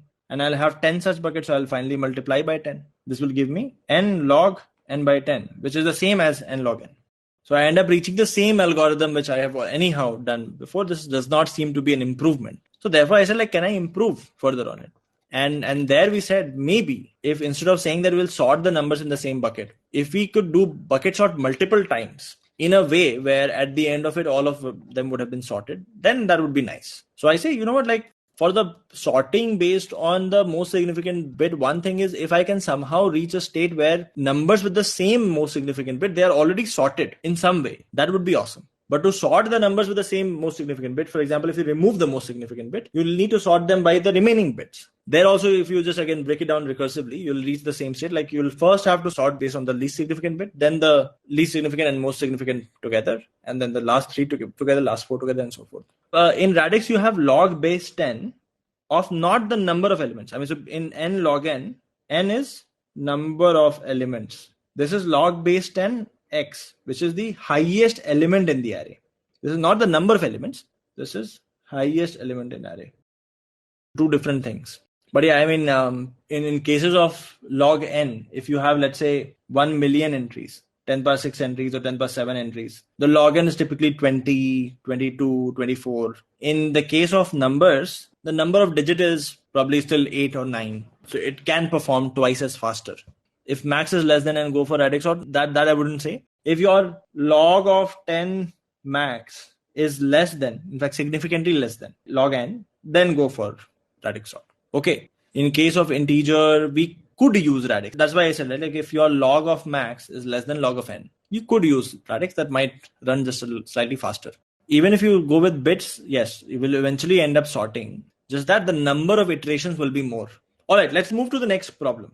Imagine you're given a bunch of numbers which are not sorted, by the way. So let's say you have 5, 8, 3, 1, 6, some numbers, right? And you've been given this array that you cannot modify. So this is a constant array, cannot be modified. Now what you need is that if this array was sorted, let's say if this array was sorted, the numbers would be 1, 3, 5, 6, 8. Actually, let me change the numbers a little bit. Let's say this number was 7, right? If this number was 7, then the numbers would be 1, 3, 6, 7, 8. And then in the sorted array, if you were to look at adjacent difference, the difference here is 2, difference here is 3, difference here is 1, and difference here is 1. There you have to find out what is the maximum gap between the numbers when the array is sorted. In this case, the maximum gap is 3. So you say the answer is 3. So given an array, how do you find this maximum gap if the given array is constant? And obviously, like, one answer is you make a copy of this array, you sort the array, and you look at the adjacent differences and you take the maximum of that, which becomes time complexity order of n log n, space complexity order of n. Can you do something better than this? I'll repeat the question once more. You're given an unsorted array. The array is not sorted. What you have to find is if the array was sorted, and if you looked at the adjacent numbers differences, what is the maximum difference you can find? What is the max gap you can find?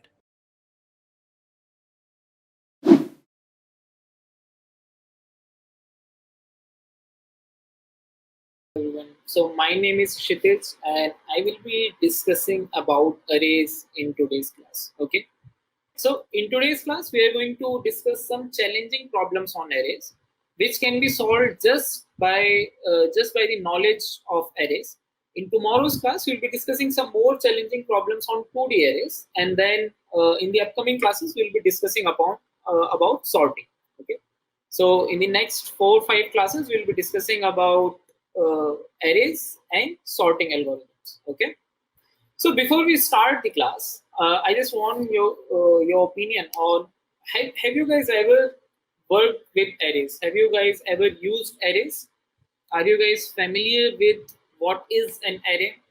Arrays are nothing but collection of same type of data, right? You can have an array of integers, you can have an array of strings, you can have an array of floating point data structure, or you can even have an array of objects, right? So array is nothing but a collection of data, and arrays, all the values in the arrays are stored in continuous memory locations, right? So if you have an array A of size 5, and if this is your memory, all these array elements are going to be stored in continuous memory chunks, right? So they are always in a sequence. Correct. Homogeneous collection of data. Absolutely correct. Okay. Now, in today's class, we are going to see some of the problems which do not require any algorithm, which do not require knowledge of any other data structure other than arrays. Okay. And these problems have been asked in Google, they have been asked in Facebook, they have been asked in Amazon. So if you are just familiar with arrays and if you have a basic logic building or problem solving skills, you can attempt these problems. Okay. Right. So regarding the language, so most of you are asking in which language are we going to discuss the problems, right? So let's keep the session language agnostic.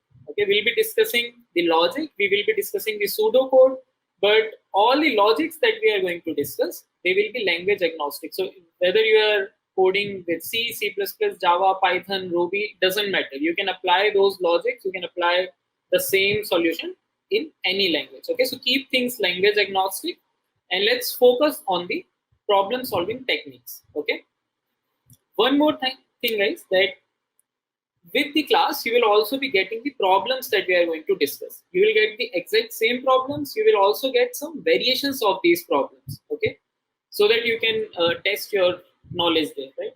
So I strongly recommend all of you to attempt those problems, because if you are just listening in the class and you feel that you have understood everything, you might understand things, but after a while you will forget. So it's always better to reinforce your knowledge by practicing those problems. Okay, so I will strongly recommend you guys to solve all the problems which are provided in the description link. Okay, cool. So let us start this session with a very interesting problem, and this problem was asked in Amazon. This has been asked in Facebook. This has been asked in Google. Okay, the problem says that you are given an array, and in this array you are having heights of some buildings. Okay, so you can consider that these are 2D buildings, two-dimensional buildings with a width of size 1, and the height is given to you in an array. Okay, so let's say that this is the array in which you have all the heights of the buildings. Okay, now you can see this picture. So these are the buildings, right? And these black bars are the buildings, and it's raining heavily in this city. So you have got some clouds and it's actually raining heavily, and because of the rain there is some water which is being trapped between the buildings. Okay, so these are the clouds, not so good looking clouds, but yes, there are clouds, and you can see some water being trapped in between the buildings. So given the heights of the buildings, you have to identify what is the total amount of water which is being trapped in between these buildings. Okay, is the problem making sense? तो आप लोगों को array में buildings या bars की height दिए हुए हैं, एंड वहां पे शहर में बहुत तेज बारिश हो रही है, तो चूंकि ये 2 डायमेंशनल वर्ल्ड है, यहाँ पर कुछ वाटर ट्रैप हो रहा है इन बिल्डिंग्स के बीच में. ओके, आपको बताना है कि टोटल कितना अमाउंट है वाटर का जो कि ट्रैप हो रहा है. Okay, right, this is a very famous problem. It is called trapping rain water. This is a problem which is present in each and every platform. This is in LeetCode, this is in InterviewBit, this is in Geeks for Geeks, this is in HackerRank. This is present in each and every platform because this is very frequently asked problem, right? So what is the answer for this case? Here we can see that 6 units of water is being trapped, right? 1 unit here, then you have 1 unit here, 1 unit here. So let's actually draw the squares, right? This is 1 unit of water. Then you have 1 unit of water here. Then you have 1 unit of water here, 1 unit here, 1 unit here, and 1 unit here. Right? So you have got 6 units of water being trapped between these buildings here. Okay. Now the question is that given the array, you have to identify, you have to calculate the total amount. Okay. How to approach this problem? Okay. So there is focus on what is contributing to the total amount. How do we calculate the total amount? So how have we counted the total amount of water in this case? To count the total amount of water, what have we done? We have just counted what is the amount of water trapped above each and every bar, right? So if I count what is the total amount of water trapped above each and every bar, and if I just add that, that would be the answer. For example, here this bar length is 0, so this bar is having 0 amount of water trapped. Here the bar length is 1, but even then the amount of water trapped above it is 0. Here the amount of water trapped above this bar of length 0 is 1. Right? Similarly, here we have 0 amount of water. Above this bar we have 1 unit of water, right? Similarly, above this bar we have 2 units of water. Here we have 1, then again 0, 0, then 1, 0, and 0. So if we just add all of these, we'll get the answer. If we just add the amount of water or the size of the water column trapped above each and every building, we get the answer. Now the question is how to get the amount of water trapped above each and every bar. Right? So we have reduced the problem from finding the total amount of water to count what is the amount of water trapped above each and every bar. But how to do that?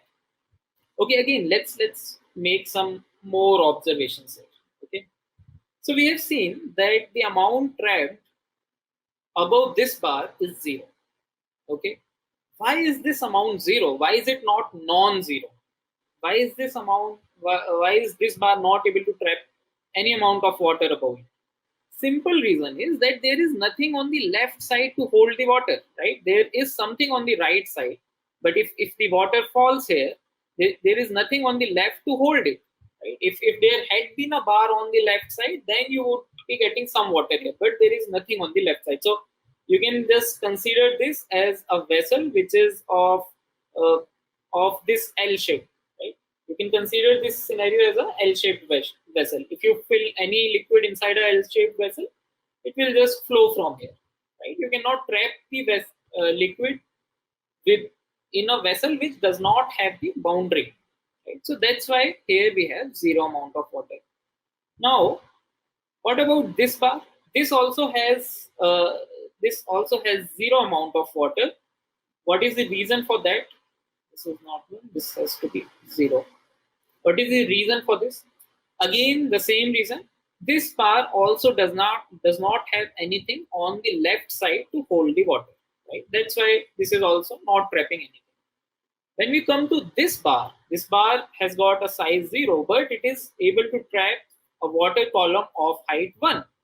Simple reason being, it has got something on the left and something on the right as well. So now this is forming a complete vessel. Right? So it can hold water, a water column of size 1. Now we come to this bar again. This has got a bar which is on the left side. Right? If I'm talking about this bar here, this has got a bar on the left side. Even after that, this bar is not able to hold any water. Why? Because the bar which we have on the left side has got a smaller height. Right? If you have to hold some water above this bar, you need something on the left and something on the right of a higher height. Right? So you can assume that this is the surface of your vessel. Now, this bar here is below the surface, right? So you need something which is higher the surface. Then only you can trap some water inside this, correct? So that is why this is also not able to trap anything. Now, when you come here, this has got something on the left and something on the right as well, correct? So one thing which is very clear from this observation is that to trap the water, you definitely need something on the left side, something on the right side of a higher height than the current bar, right? This bar is not able to trap because it doesn't have anything on the left. This bar is able to trap because it has a support on the left side as well as on the right side. So it has got both the boundaries, correct? Cool. Now the question is, how do we, so we have determined that some of the bars will not be able to hold, but the bars which are holding the water, how much water is going to be there? Okay.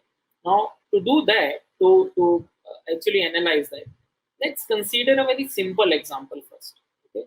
So let's say that the heights of the bars are 2, 1, and 3.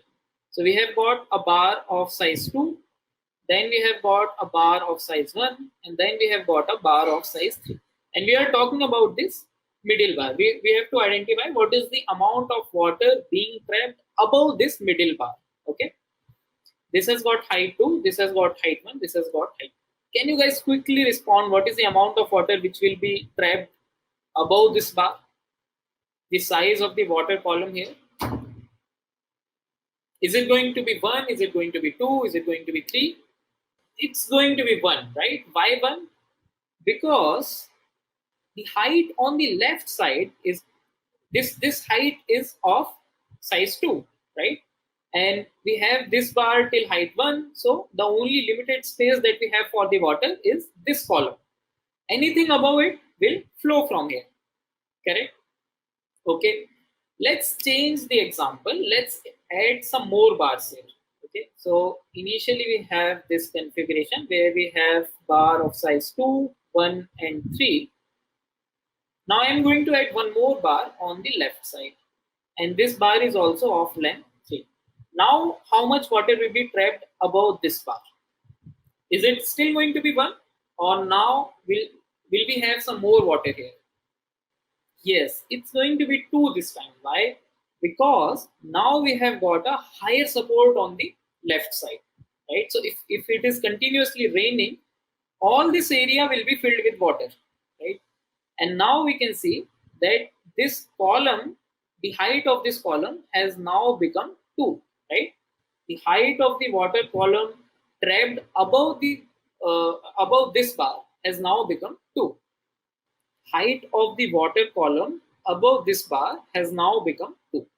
Okay. Why has it become 2? In this case, it was 1.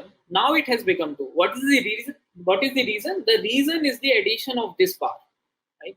Let's add some more bars. Okay. Let us add some more bars to this configuration. So I will be adding a bar on the left side. Let's raise a bar of size 4. Will the height of the water column stored above this will increase? If I have just added a bar on the right side of length 4, will the height of the water column above this bar, is it going to increase? No, right? Because on the left side, it is still 3. On the left side, the maximum that we can have is still 3. Anything above it is going to flow from here. If we also add another bar of size 4 on the left side as well, now will it increase? Yes, now it's going to increase because from both the sides we have got a height of size 4, right? So is this complete observation making sense to you guys? The height of the water column stored above any height is nothing but the minimum of the maximum height that you can get on the left side and the maximum height that you can get on the right side. Correct? The height of the water column stored above this is minimum of maximum height available on right and maximum height available on the left. So if I have to identify what is the height of this column, right? Height of water column above bar I, this is equal to, this is nothing but the minimum of maximum bar on left side, maximum bar on right side, minus the height of bar I. So if I am talking about, if this is my ith bar, the water column trapped above this bar is how much? This is minimum of maximum of left, maximum of right, minus the height of this current bar. If I have to calculate the total amount of water, this is just going to be the sum of all such values. Correct? So the answer that we are going to calculate, sum of this value for each and every height, right? Sum of minimum of left max, right max, minus height of bar. So I will be calculating the minimum of left max, minimum and right max for each and every bar, subtract the height of that bar and keep adding it. So whatever we get at the end is going to be the answer. Correct? Let's quickly do this thing on the given example. Right? What is the minimum? What is the minimum on the left side for this? Minimum on the left side for the first bar is 0. There is nothing on the left. Sorry, maximum on the left side, right? Maximum on the right side is this bar of length 3. But since we are taking the minimum of left max and right max, minimum becomes 0. 0 minus the height of the bar is 0, right? So this is not going to hold anything. What about the first one? Again, left max is minimum. Left max is 0. So we won't be getting anything, right? For this bar, for this water column, the left max is 1, right? The right max is 3. So minimum of left and right is 1 minus the height of this bar, which is 0. So this is going to hold 1 unit of water, right? So if we do the same thing for each and every bar, we are going to get the answer. Let's also see for this column. So here, what is the left max? Left max has got a height 2. Right max has got a height 3. Minimum of 2 and 3 is 2. Right? So this bar is going to hold 2 minus the height of this, which is 0, this much amount of water. So we just have to do this thing for each and every bar, and we add whatever amount is trapped over that bar, and we get the answer. Okay. Okay, let's do this in this example. Let me just clean it up a bit. Let's try to calculate what is the total amount of water that will be trapped in this scenario. Okay, if this is the landscape of the buildings that we have, what will be the total amount of water trapped here? Okay, so we are saying that the total amount of water trapped is the sum of water trapped above each and every building. What if negative? Heights are not going to be negative, right? Negative height means that you are digging a hole and then you are, so it's basically kind of a plinth. So you can assume that such buildings with negative heights are not possible. Okay. Okay, let's try to run our approach on this thing. Okay, on this scenario. So for this building, what is the maximum height on left side? Maximum height on left is 0. Maximum height on right is 4. For the first building, the answer is going to be 0, right? For the second building, maximum height on right is 4. Maximum height on left is 4. Maximum height on right is also 4, right? So we'll be getting minimum of these two minus whatever is the height of the building, which is 3. So this is going to contribute 1 unit of water, okay? Then in the next building, so the 1 unit of water comes here. In the next building, we will be checking minimum of what is the left max. Left max is still 4. What is the right max? Right max is still 4. Building size is 2. So we get 2 units of water above this. Okay. Similarly, for the next buildings, again, left max, right max are 4 and 4. Building height is 1. So we get 3 units of water above this. Okay. Similarly, we'll be doing for this as well and this as well. And once we add all these values, we'll be getting the answer. Okay. Cool. So now once this is clear to everyone, can you guys tell me what is going to be the time complexity of this approach? So for every bar, we are calculating a maximum on the left side. We are calculating the maximum on the right side. And then we are applying this observation and getting the height. What should be the time complexity if we go by this approach? Okay, let me just reiterate over this example again. For if I'm calculating for this bar, I will have to calculate what is the left maximum. To calculate the left maximum, I will be iterating over all the possible bars on the left side. To calculate the right maximum, I will be iterating over all possible bars on the right side. How much time is this operation going to take? This is going to take order n. How much time is this operation going to take? This is also going to take order n, right? So to calculate the water column above each and every bar, we are doing an order n operation because these two are going to get added, right? And we are going to do this operation for each and every bar. There are n bars in total.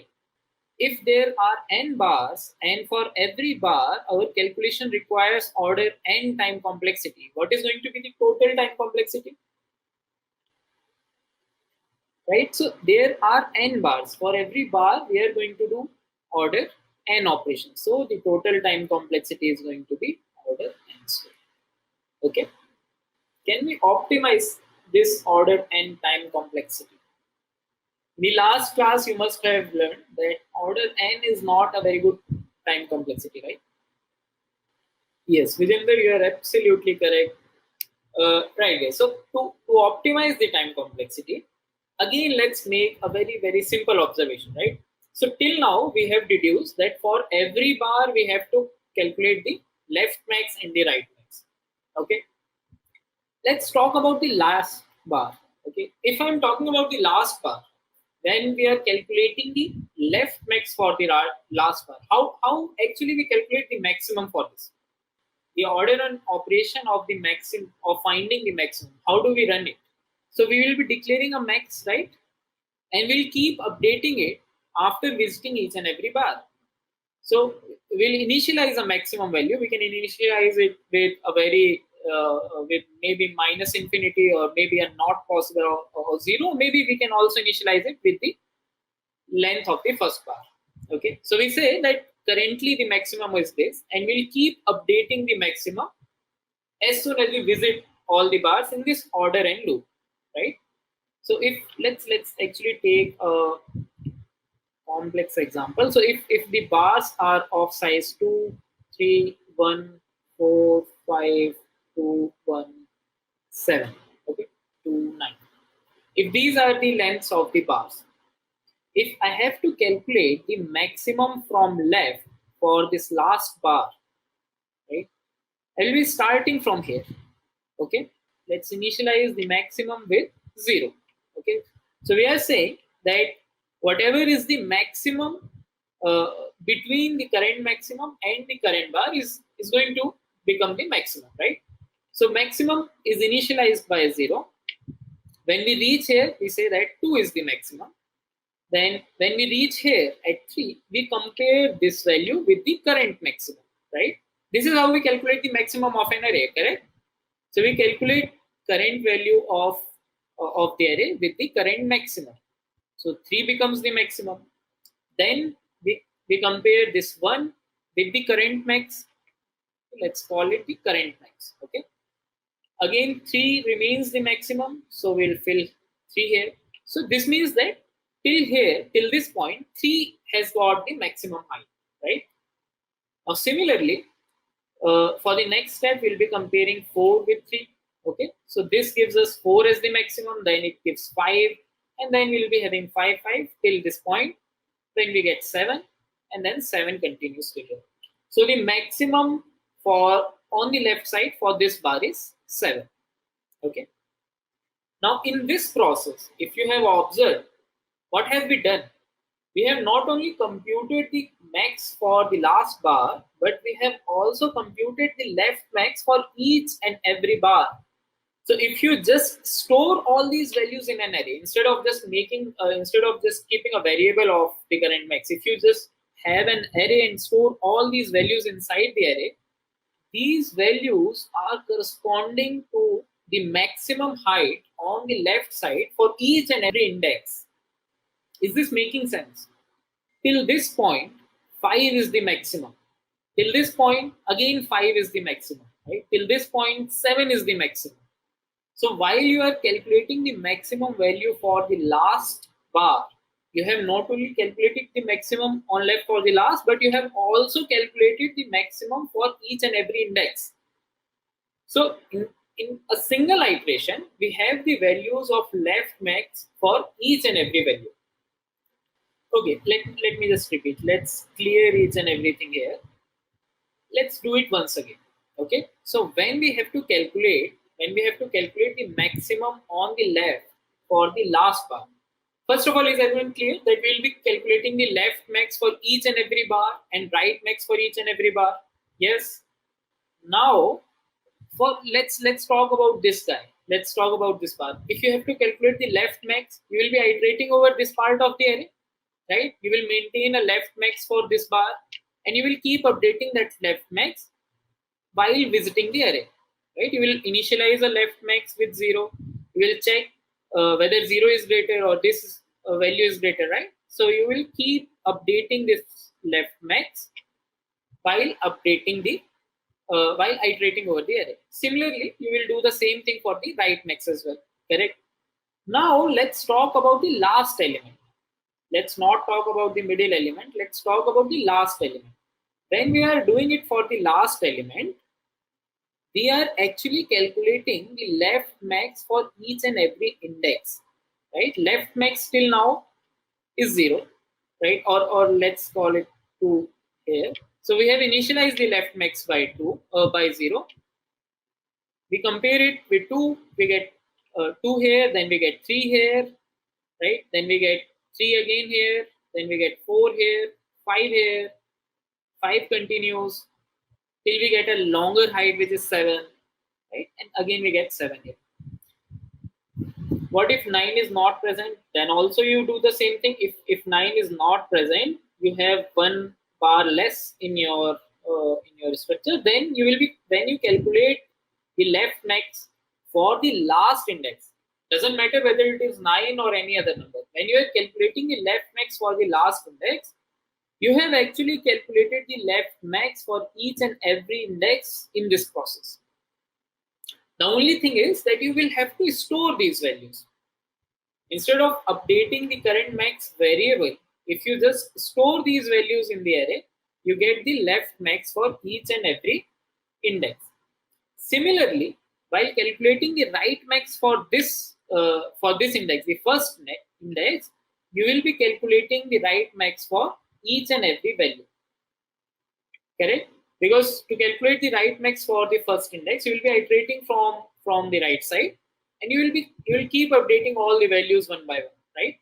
So you start from here till now the max is 2, then you get 7, and then 7 continues to be the max till now. Okay. So is this observation making sense?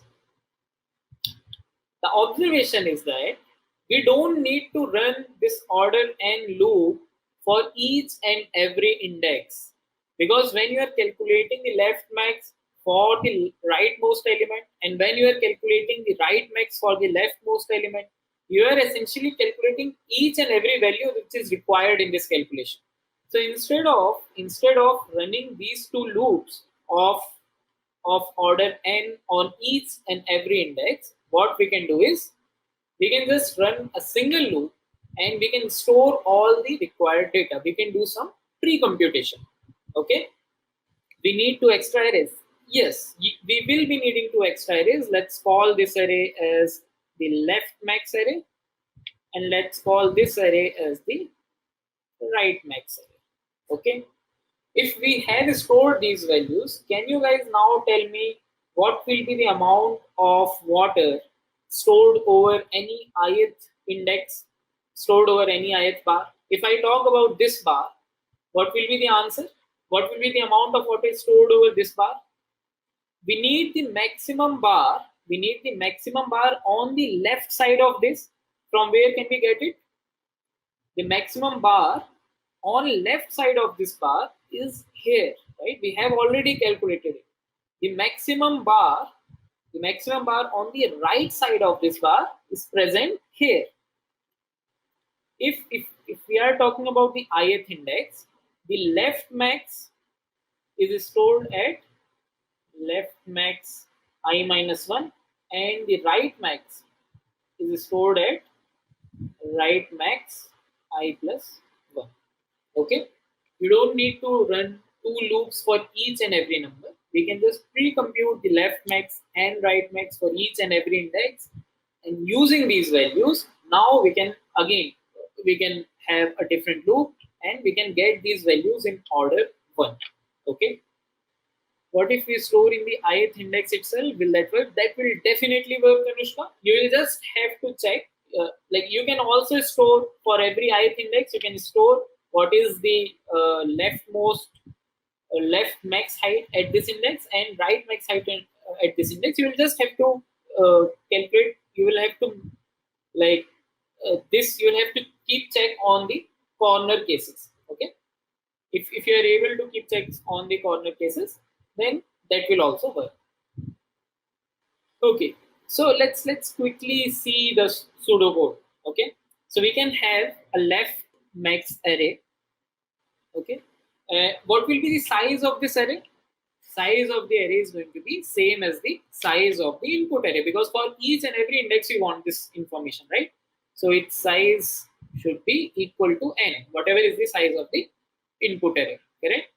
And similarly, we'll also be having a right max array, which will store the right max for each and every part. Okay, then let us initialize these values. So we can say that left max of 0 can be initialized from the array 0. Okay, and right max of okay, let's come to the right max after we finish this, right? So we have initialized this for the 0th index. That means I'm saying that for 0th index, this is the answer. The height of the bar is the answer. Now for the remaining bars, we can just run a loop, which will start from some point, go till n, and we'll be doing it. From where should we start the loop? Should it start from 0? Should it start from any other number?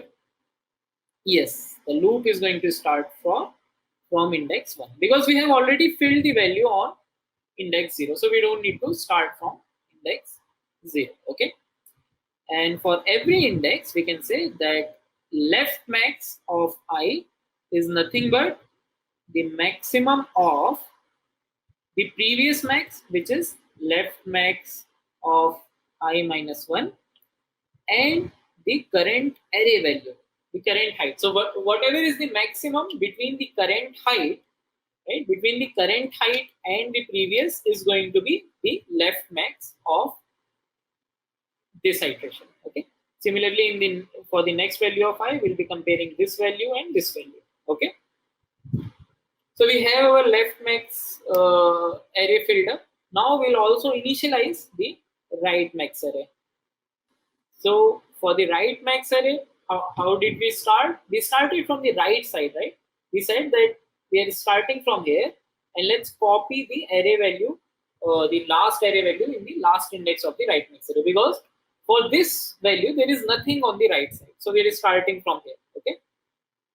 So right max of n minus 1 is going to be array of n minus 1. And now similarly, we can have a loop which will also start from some number, go till 0, and this is going to run from right to left. So that's why we are doing I minus 1. So from where should we start it? This loop will start from n minus 1. We have already filled the value for n minus 1, right? So this should not start from n minus 1. N minus 1 is some value which is required to compute the value at this index. So we'll be starting from the index n minus 2. Right? To calculate the value here, we need to compare this value, which is the previously calculated value, and the current height. Okay. So let's go back here. We'll be starting this from n minus 2, and right max of I is going to be the maximum of what will come here? Yes, it should be I plus 1, because now when I'm checking for this index, I'm comparing this value. If this is index I, this is I plus 1, not I minus 1. In case of left max, we were comparing with the previous index. Now we are comparing with the next index, right? So this is going to be right of I plus 1 and the current array value. Okay. So now we have got the left max and the right max array populated. Okay. Now we just have to run a single loop to calculate the total amount of water trapped. So you can have a variable water initialized with 0, and now we can run a loop, and this loop should run for each and every height. So we'll start from I equals to 0 less than n. We'll be incrementing the I with 1, and we can simply say keep adding the amount of water trapped over each and every bar in this variable. So water plus equals to, or you can also write it as water equals to water plus the, how do we calculate the height of water column? Minimum of left max, right max, right, minus the array value I. Cool. What is the time complexity of this approach? Time complexity of this is, see, first in this code, first we are populating the left max array. For each and every bar, we need what is the left max. So this is going to count order n plus this array. This loop is also going to be of order n plus this loop is also going to cost order n, right? So the total time complexity of this approach is order. Yes, order 3n, which asymptotically is same as order n, right? Order 3n is nothing but this is same as order n, because when you calculate the time complexity, you ignore the constants, right? Edge case missed, right? So if this is just a pseudocode, okay, now you have to attempt this problem, you have to solve it on your own, and in the code which you are writing, you have to take care of all the edge cases as well.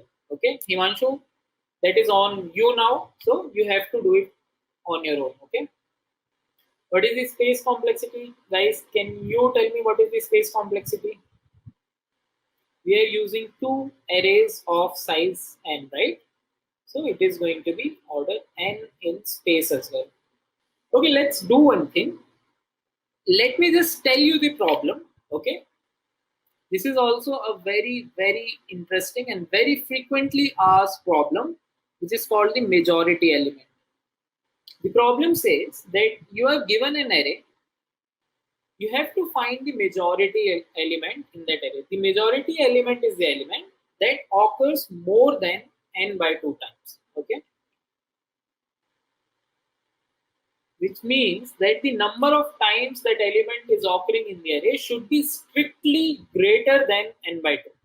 For example, if this is your array 3, 3, 4, 2, 4, 4, 2, 4, 4. Can you guys quickly tell me what is the majority element in this array? N, which is the size of the array. What is the size of the array in this case? 9, right? Now, which is the element which is coming more than 9 by 2 times? Correct. Majority element in this case is 4, because 4 is occurring 5 times. Okay. 4 is the majority element here because 4 occurs 5 times. Let's take another example. Let's say we have 3, 3, 4, 2, 4, 4, 2, 4. What is the majority element in this case? Size of the array is 8. What is the majority element which is occurring more than 4 times in this case? 4 is occurring 4 times, right? But we need something which occurs more than n by 2 times. 4 is not more than 2. So in this case, we do not have any majority element. Okay? No majority element. So you have to, if there is a majority element, you have to return that element. If there is none, you can return none. Okay? This is the problem. Is the problem clear to everyone? What would be a brute force way to solve this problem?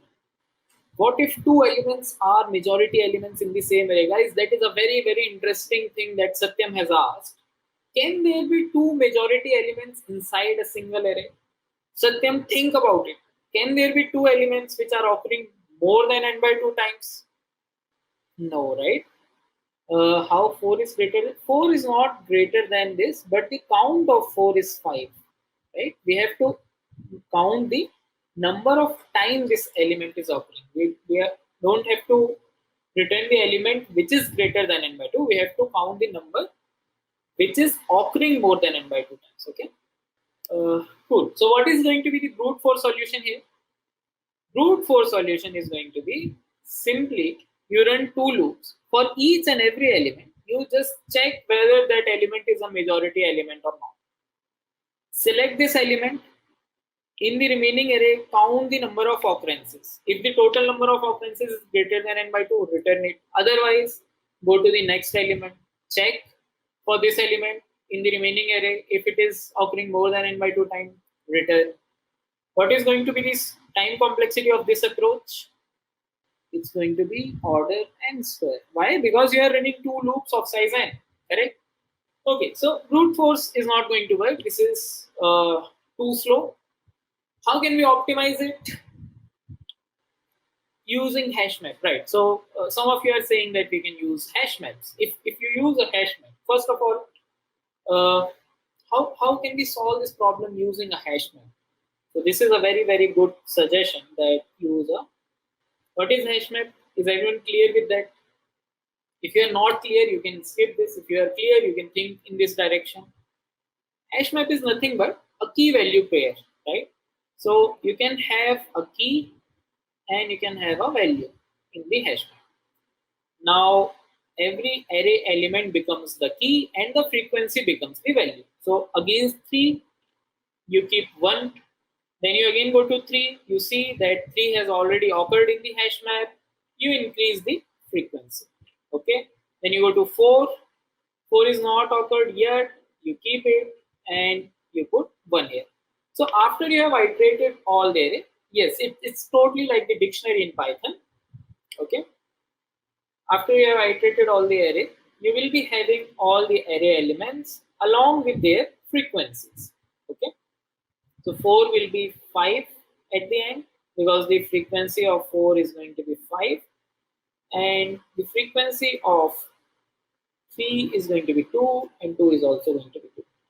This is the value, the array element, and this is the frequency. After you have made this complete map, you can iterate over all the keys and you can figure out which of them is the majority element. This is one of the approach. What is going to be the time complexity of this approach?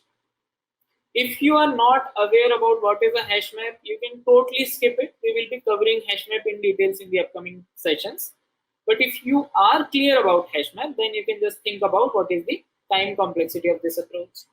This is going to be order n time complexity, correct? What is the space complexity here? You are using a hash map which is going to cost you order n space, right? Order n time complexity plus order n space complexity. Okay, you have to solve this problem in a linear time with constant space. Okay, this has to be your time complexity, this has to be your space complexity. Is the requirement clear to everyone? You cannot use a hash map. If you are not clear about the hash map approach, completely skip it, because this is something that you cannot use in the question. Okay, we have to solve this problem in order n time complexity, order 1 space complexity. Okay, think about it. This is going to be something which we'll discuss in the next class. Right, so in today's class, we'll first discuss the majority element question that we discussed in the last class, and then we'll solve one more problem which will be based on a 2-dimensional array. Okay, so the problem that we left unsolved in the last class was that you are given an array and you have to find the majority element of that array. The problem says that you are given an array, and in this array you have to find the majority element. Okay, the majority element is an element which is occurring more than n by 2 times, more than n by 2, where n is the size of the array. Okay, so if the array size is 9, the element has to be there at least 5 times. Okay, it is possible that there is no majority element in the array, because there might be a possibility that there is no element which is occurring more than n by 2 times, right? Correct. So the brute force way to solve this problem as proposed by Sai is that you run 2 loops, and for every element you check the number of count of that element in the array, right? So you will start from the first element, you will select this element, then you will check in the remaining part what is the total occurrences of this element. Okay, you can then see if the total occurrences is greater than n by 2, you can return it. Then you will check for the next element, then you will check for the next element, and so on, right? So you will have two loops. One will be selecting a prospect candidate. The other will be checking if that element is a majority element or not. This approach is going to cost you order n square time. Okay. We discussed a more optimized approach also, which was involving a hash map. If you use a hash map, what will be the time complexity? If you use a hash map, since in hash map you can store a key value pair, right? So a hash map is nothing but a key value pair. If you are using Python, you can think in terms of a dictionary, right? So key can be your array element and the value can be the frequency of that array element. So you iterate over the array once and you keep the count of frequency of all the elements in this hash map. Once everything is done, or while calculating the frequency only, you can just check if there is an element which occurs more than n by 2 times. If any element occurs more than n by 2 times, then you can return it. Okay. So this approach is going to cost you order n time, but order n space as well, because you will be using hash map. Okay. How to create hash map in C? You can use unordered map in C.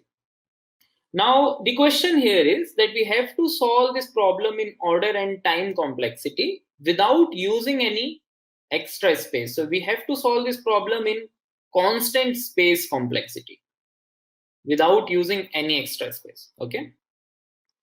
Okay, so most of you are saying that now you will apply the Moore's voting algorithm, which is absolutely correct. Okay. Okay, we have one more approach. The other approach says that you first sort the array. If you sort the array, since the majority element is going to occur more than n by 2 times, right? And once you sort the array, all the similar elements will be arranged together, right? So some similar elements will be there. Then if there is a majority element, then it will also be there. And then some different elements of similar type will be arranged together. If there is an element which is occurring more than n by 2 times, once you have sorted this whole array, either you can do a linear iteration or maybe you can just check the middle element and check the count of that element as well, right? So if you sort the array, what will be the time complexity? If you are using the most efficient sorting algorithm, even after that, what is going to be the time complexity of sorting the array? It's going to be order n log n. Right? You can use quick sort, merge sort, or heap sort, right? And all these sorts are going to run in order n log n time complexity. If you are not sure about all these sorting algorithms, you will be covering them in the upcoming classes. So don't worry about it. If you already are familiar with the sorting algorithms, then you can sort this array, and then you can iterate over the array and count the occurrences of all the distinct elements, right? So in that case, the time complexity is n log n, which is absolutely greater than order n, right? So this is again not an optimal approach. Okay, so let's discuss the idea behind the most optimal approach for this problem. Okay, let's try to change the perspective. So first, let's consider an example. Let's take this example only. Okay, so if there is a majority element, the question says that the majority element will be occurring more than n by 2 times, right? The count of majority element is always going to be greater than half the size of the array. If there exists a majority element, can I say that the collective counts of all the other elements will always be less than n by 2? If majority element exists, if there is a majority element, can we say that the count of all other elements combined will be less than n by 2? Obviously yes, right? Because half of the array has been occupied by the majority element. If you collect all the majority elements together, starting from the 0th index, and if this is the n by 2 mark, the majority element will definitely occupy, starting from 0, it will go more than n by 2. Right? So the remaining space that is left in the array is obviously less than n by 2. Correct?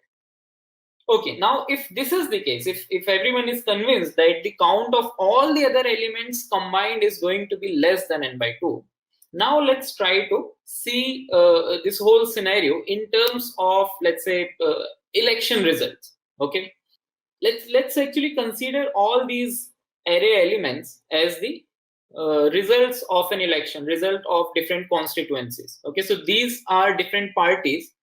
This is a party 4, this is a party 3. Okay, and let's try to see in terms of the election results. Okay, so the party to which the majority element belongs, okay, in this case is going to have 1 2 3 4 5 constituencies have been won by the majority element, right? And if we collect all the other elements together, this is going to be 1 2 3 4.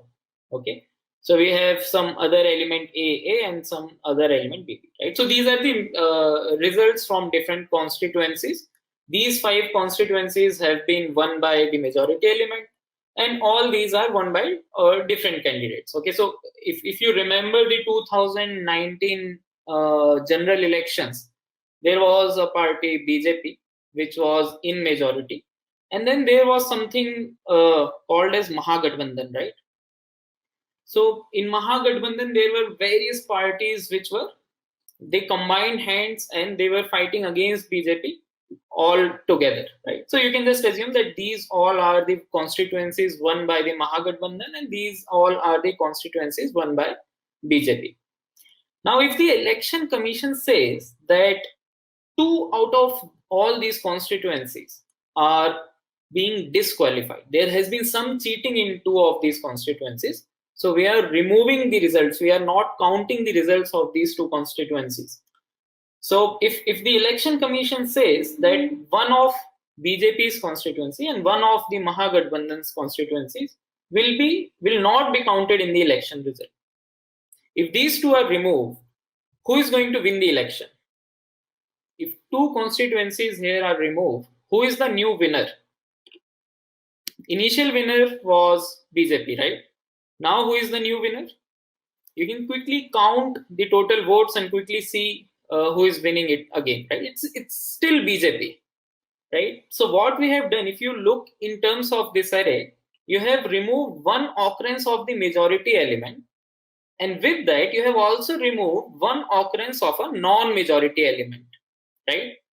So we have reduced the size of the array by 2, and the occurrences of the majority element has been reduced by 1.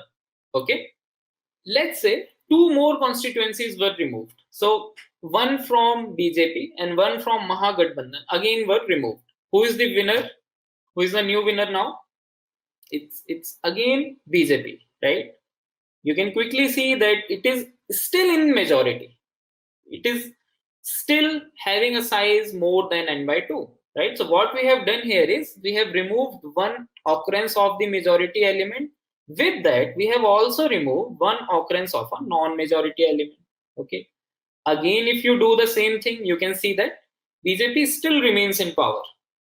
If you remove 2 more constituencies, we have only one constituency left, which is of BJP. So the idea is that if with every occurrence of the non-majority element, if you remove one occurrence of the majority element, at the end you will be left with at least one occurrence of a majority element. So the idea here is that if I am removing one occurrence of any non-majority element with one occurrence of a majority element, the majority element still remains the same. Let's try to see it from other analogy as well. Okay, one another analogy could be that there are 2 countries, or let's say there are 3-4 countries, and 3 countries are fighting against one country combined. So there is a country C1, there are country C2 plus C3, and let's say C4. Okay, now C1 has got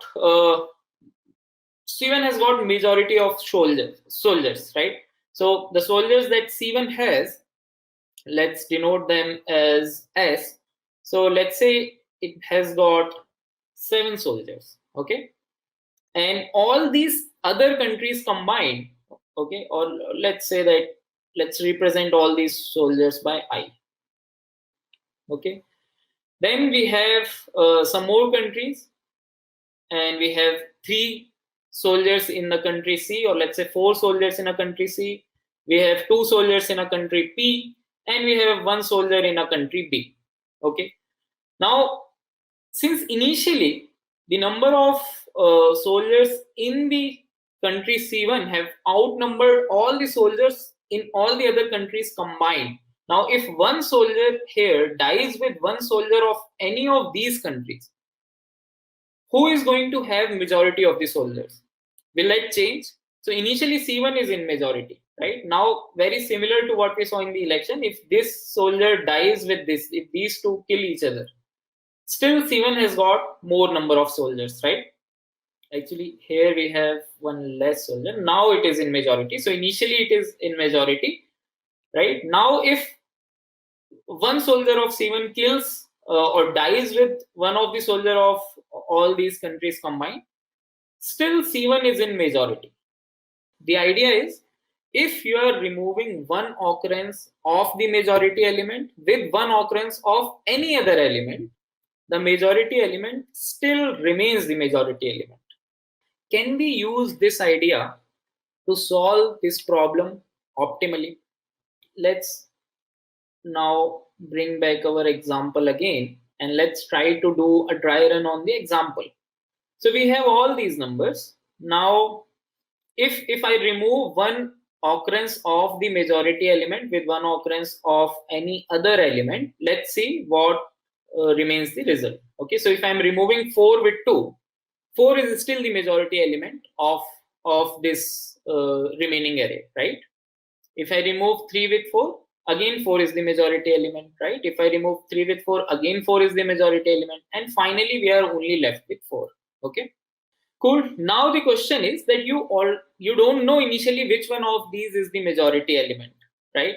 If you don't know which one out of these is the majority element, how are you going to cancel the occurrences of all the other elements with the majority element? The question is, do you need to know the majority element? If I slightly change the initial observation, so initial observation was that if we are removing 1 occurrence of a majority element with 1 occurrence of a non-majority element, the majority element remains the same. But if I change this observation to, if I remove 2 distinct elements at a time, if I remove 2 distinct elements at a time, the majority element remains the same. Will this also be correct? If instead of always selecting one of the majority element, if I'm selecting any of the 2 elements, making sure that the 2 elements are distinct, that is also going to cause the same effect, right? Because if you are not selecting one of the majority element, then this will definitely be in majority because you are not removing it, correct? So you don't need to know the majority element initially. Okay, what you need is what is the current element that you have, okay, and what is the count of other elements. So if we are here, if you are trying to find the majority element in this array, you don't need to sort, you don't need to get the counts of all the elements. What you can do is you can just maintain a variable and you can maintain the count. So initially when you are at 3, you can say that 3 is your majority element, count is 1. When you get another occurrence of the same element, you can just increase the count. Now you get a different element. When you get a different element, you can say that since this element is not same as this majority element, you can remove these 2 occurrences from the array.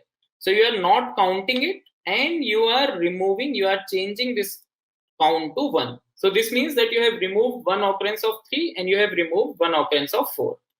Then you go to 2, again you get an element which is not same as the current majority element. So you will cancel out both of them. So now you are removing this occurrence of 2, so you are not counting it and you are also reducing this count from here. Okay. Then you go to 4 and now you see that 4 is the new element and the current count of majority element is 0. That means if count is 0, there is no element that you have here, right? So now you can change your majority element to 4 and the count now becomes 1. Okay, then you again go to 4 and you see that this is same as the initial element, so you will now increase the count from 1 to 2.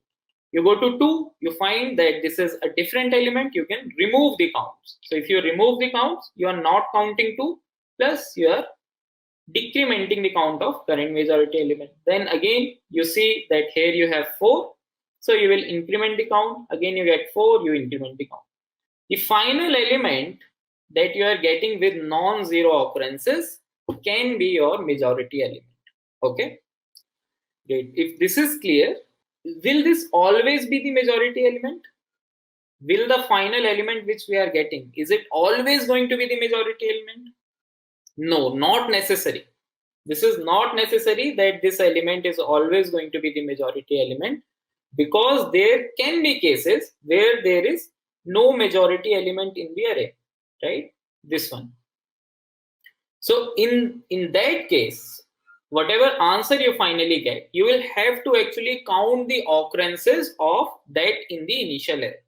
So here if you get 4 with a count which is greater than 0, you will again you will run a loop over your initial array and you will count the occurrences of this prospect majority element. This can be the majority element, not sure. Okay, this is a prospect, this is the only candidate for a majority element. So if you get something here with a non-zero count, you will just check here and count the occurrences. If they are greater than n by 2, then you can say that this is the majority element. Okay, I will just repeat the counting part again. Okay, how we are counting. So is everyone clear with the idea of this algo? The idea is that whenever you get 2 distinct elements, you remove them. Okay, if you are getting 2 distinct elements, you remove the occurrences of those 2 distinct elements. So if I'm getting 3 and then let's say if I'm getting 4, I will try to remove both of them.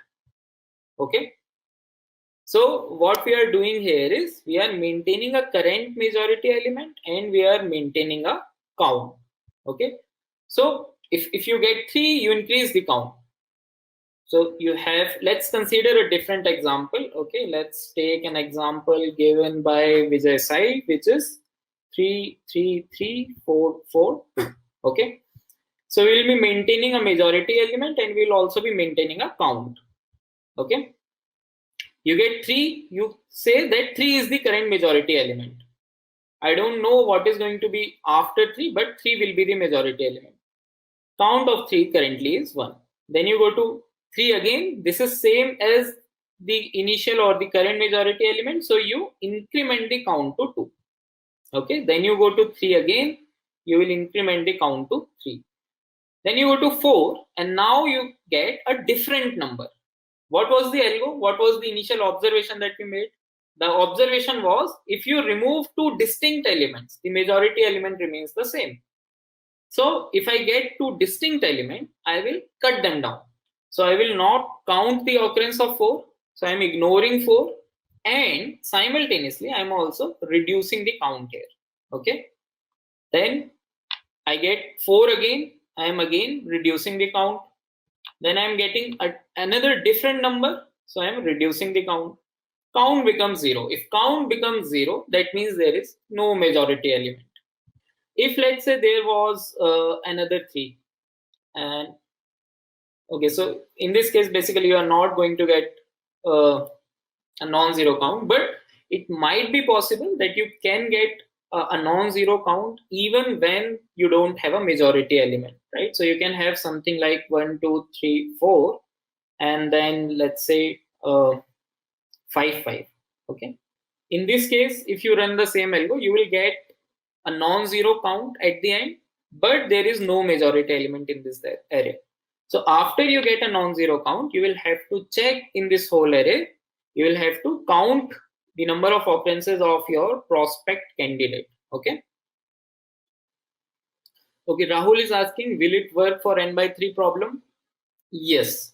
Okay, so in this case the question was that majority element should be occurring more than n by 2 times. Now there is a variation of the same question which was asked in Google, where the problem says that your majority element is an element that occurs more than n by 3 times. Okay, now using the same concept, you have to solve this problem. Okay, yes, Ayush, this will work. Okay, if you want, you can also try to see it mathematically. Okay, you can just take an array of size n. Let's quickly see how if it is going to work mathematically or not, right? So the initial size of the array, size initial is equal to n, right? If you are removing 2 elements, then the size will be n minus 2. Now, if there is a majority element, then what should be the minimum count of that majority element in this initial array?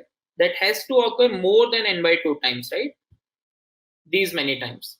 If you have removed 2 elements, from this array, at least one of them can be the, or at most one of them can be the majority element, because you are removing 2 distinct elements, right? So the count of new majority element in this array is going to be n minus 2 by 2 plus 1, right? Is it making sense, guys? So the initial size of your array was n. After removing 2 elements, the size becomes n minus 2. Initial count of the majority element was greater than n by 2. So the minimum count would have been n by 2 plus 1. Now the count is size by 2 plus 1, right? And if you have removed 2 elements, only one of them can be the majority element, right? So what would be the new count of this element? The new count of this element is going to be the initial count minus 1. This is going to be n by 2. Okay. And if you solve this, this is also going to be n by 2. So you can see that this is the count of majority element which should be there in this array of size n by n minus 2. And this is the count of the initial majority element. So you can say that the initial element still remains the majority element. Now you can do the exact same exercise for n by 3 also, and you can check whether the same algo is going to work or not. Okay. What is the time complexity of this whole algo? So we are running a single loop, right? We are running a single loop and we are just maintaining the current majority element and the count. Okay. So the single loop is going to count you order n time complexity. What about the space? We are using only 2 variables, right? We are not using any array. We are not using any hash map. We are using only 2 variables. So the space is going to be constant. So will you be able to write the code for this? Could you go through an example of n by 3? Example of n by 3 is there in the test that you have received yesterday, right? You can just go through that problem and examples are listed there. You just have to check using this exercise that will the same approach work or not. If you are able to do that, then you can solve that problem as well. Okay, let's solve the next problem. Now the next problem is also a very, very interesting problem. Yes, the algo that we have discussed, this is the Moore's voting algorithm. Okay, so let's discuss the next problem. In the next problem, you are given a matrix. Okay, this matrix is sorted row-wise. All the rows of the matrix are sorted and all the columns are also sorted. Okay, what is a matrix? Matrix is nothing but a 2-dimensional array. Okay, so all the rows are sorted in ascending order and all the columns are also sorted in ascending order. So here we have a matrix which is sorted all. So you can just quickly observe all the rows are sorted in ascending order and all the columns are also sorted in ascending order. Okay, you are given a target and you have to search the target in this matrix. Okay, so for example, if your target is 37, you have to identify whether the target is present in this matrix. If it is present, then what are the coordinates? Okay, so if the target is 37, 37 is present and it is present here, right? So you will be returning the coordinates of 37 in this matrix. Okay, is the problem clear? Okay, for those for whom the problem is not clear, I will quickly repeat it again. You are given a matrix where each row is sorted in ascending order and each column is also sorted in ascending order. Okay, then you are given a target and you have to find and return the coordinates of the target in this matrix. The dimensions of matrix is n cross m. Okay, what is the brute force here? Can everyone solve this problem using a brute force algorithm? We simply have to start from here. Okay, then traverse all the rows, each and every element, check if that is equal to the given target or not, right? If you do this, what is going to be the time complexity? If you are traversing each and every element, how many elements are there? This is going to be order n into n, right? There will be one loop which will run from 0 to n, then there will be another loop inside that which will run from 0 to n, right? Okay, now some of you are saying that you can solve this problem using binary search. Now, for all those who don't know how binary search works, you can just skip this part. We will be covering binary search in details in the upcoming classes. For all those who know how binary search is going to work, can you guys quickly think of an approach which uses binary search? See, all the rows are sorted. Okay, if all the rows are sorted and you have to search an element in sorted rows, can you use the fact that the rows are sorted? Yes. So in each and every row, you can apply binary search, right? What is the time complexity of doing binary search on an array of size n? If you are running binary search on an array of size n, the time complexity is log n, right? And if you are doing binary search in all the rows, how many rows are there? So in this case, we have n rows and the size of each and every row is m, right? So in our case, if we apply binary search on every row, if you apply binary search on each and every row, what will be the time complexity? There are n rows and there are m columns. So there are m elements in each row, right? So this is going to be the time complexity. Okay, cool. Can we do better? Okay, if we want to do better, let us try to make some quick observations. Okay, if this is the matrix, let's draw a matrix here. Where can we find the smallest element of this matrix? Can you guys quickly tell me the coordinates of the smallest element present in this matrix? The smallest element of this matrix is going to be at 0, 0, right? This is the smallest because all the rows are sorted, all the columns are sorted. So this is the smallest of all. Where can I find the largest element of this matrix? The largest element of this matrix is correct. It's going to be at the cell n-1, n-1. This last cell, right? This is going to be the largest of all. Now, if the target element is smaller than 0, 0, or if the target element is larger than this element, can I directly say that that element is not going to lie inside this matrix? If your target is less than 0, 0, or your target is greater than the last element that you have, which is present at n-1, n-1, can we say that this target is not present in the matrix? Yes.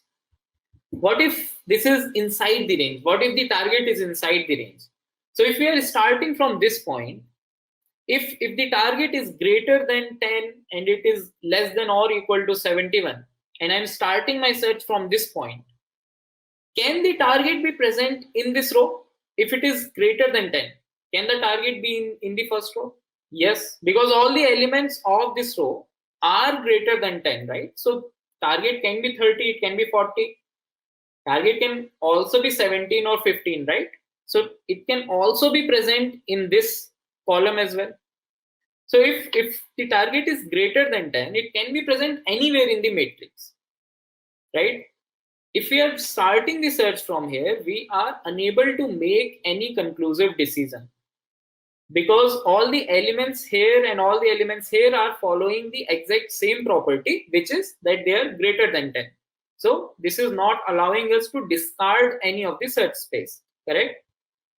Let us start the search from this block. Now, if the target is smaller than this, can I say that the target has equal chances of being present in this row, in this column, as well as in the last row?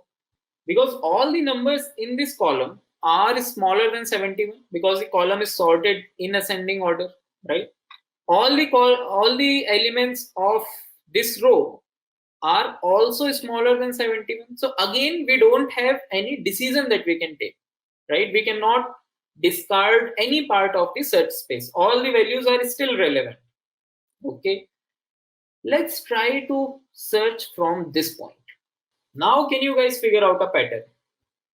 If I'm standing at this point, if I'm standing at 50, what can I say about all the elements present in the first row and all the elements present in the last column?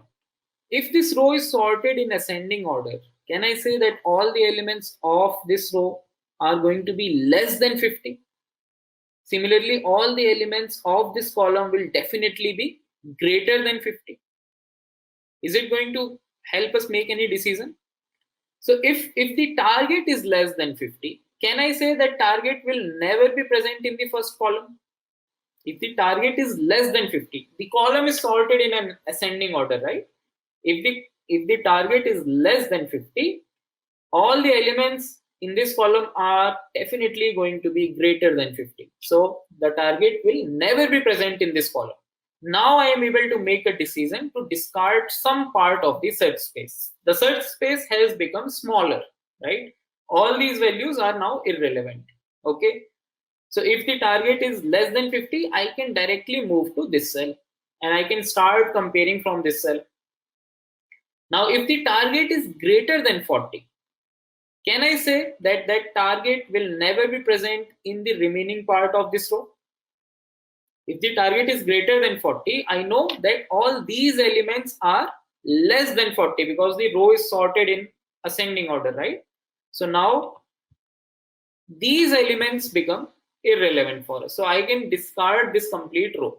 Okay, and now I can start my search from this cell which has 45. Again, I can check whether the target is smaller than 45 or greater than 45. So at every step, I am able to make a decision of either discarding one row or discarding a column. So let's say that if the target that we have to find is 26. Okay, if 26 is the target that we have to find, at this step, I know that 26 is smaller than 45, and since this column is sorted in ascending order, all the elements below 45 are useless, right? 26 can never be present in this part because 26 is smaller than 45. So I will move my pointer to 35, right? Now, when I'm at 35, I know that again 26 is smaller than 35. So all the elements of this column also are useless for us. Okay. So we move to 25. If currently I'm standing at 25, I can see that 26 is bigger than 25. If 26 is bigger than 25, all the elements present here are useless for us, right? So we move down. Now, when we move down, we figure out that this element is nothing but the target. So we have found the target. So in every step, we are either able to discard a complete row or we are able to discard a complete column. So you will be running a loop. You will be starting from the topmost corner, right? You will be starting your code. You will be starting your search from this top right corner. And you can say that if this element is equal to the target, then you can directly return true, or if you are asked to return the coordinates, you can do that. Now, if this element at the top right corner here is smaller than the target, then what can we say? We can say that all these elements are if this element is smaller than the target, then these are useful, but these elements are useless because these all elements will also be smaller than the target, right? So what can we do in this case? We can just switch to the next row. So we'll be doing I++. Okay. Else, if this is greater than the target, then what can we say? If this element is greater than the target, then all these elements will also be greater than the target. So we can switch the search space, or we can switch the column to the previous column, right? So we can move to the previous column. So that will be j minus minus. Okay. And there will be a while here. Can you guys tell me what should be the condition which should come here when we have to stop all these things, when we have to stop the search? If we find the target, then we are returning. So that will obviously break this while loop. But what should be the condition? What should be the boundary cases for this search? We're starting the initial I value from where we are starting is 0, right? This is the first row from where we are starting. The initial column value is the last column, which is m minus 1. So these are the initials from where we are starting. Now what should be the restriction, or what should be the boundary where we can go? This I. So now you can also pay attention to how we are changing these variables, right? So I is always getting incremented, j is always getting decremented. I is currently at the smallest possible value, which is 0. J is currently at the largest possible value, right? So if you are incrementing I, you have to make sure that you are not going out of this matrix from here, right? So I should always be less than n. Okay. And if you are decrementing j, you have to make sure that j does not become less than 0, right? So j should always be greater than or equal to 0. So this is your boundary case till which you have to run this loop. And if you find the target, it's good, return true. If this current element is less than the target, all the elements of the first row will also be less than the target. So ignore them, move to the next row. If this element is greater than the target, then all the elements of this column will also be greater than the target. So ignore them, move to the previous column. Okay. And we search the element. What is the time complexity? Some of you are saying log of m into n. Is it log? What is the time complexity? So to get to the time complexity, focus on what is the maximum number of steps that you are going to take. Right? What is the maximum number of values that I and j can take? I is starting from 0, it can go till n. J is starting from m minus 1, it can go till m. So what is the total number of combinations of these values that can be there? In every, or in other terms, you can also think in this way, that in every step, either you are ignoring one row or you are ignoring one column. There are total n rows, there are total m columns. If in the worst case, if the target that you are finding is present here, you will be ignoring all the rows above this and you will be ignoring all the columns after this, right? So the time complexity is going to be n plus m. What if matrix is not sorted? If the matrix is not sorted, you cannot apply this logic, right? Why not maximum of n and m? That is because you can do both of the things, right? If you are moving from this corner to this corner, you will have to take all the n steps in order to move from here to here, and you will also have to take all the m steps in order to move from here to here. This is the worst case, that you go down as much as possible and you also go left as much as possible. Okay, so that is n plus m. Of every row. Okay, Vijay, you can just try to see some of the example. Just try to dry run your approach on this matrix itself.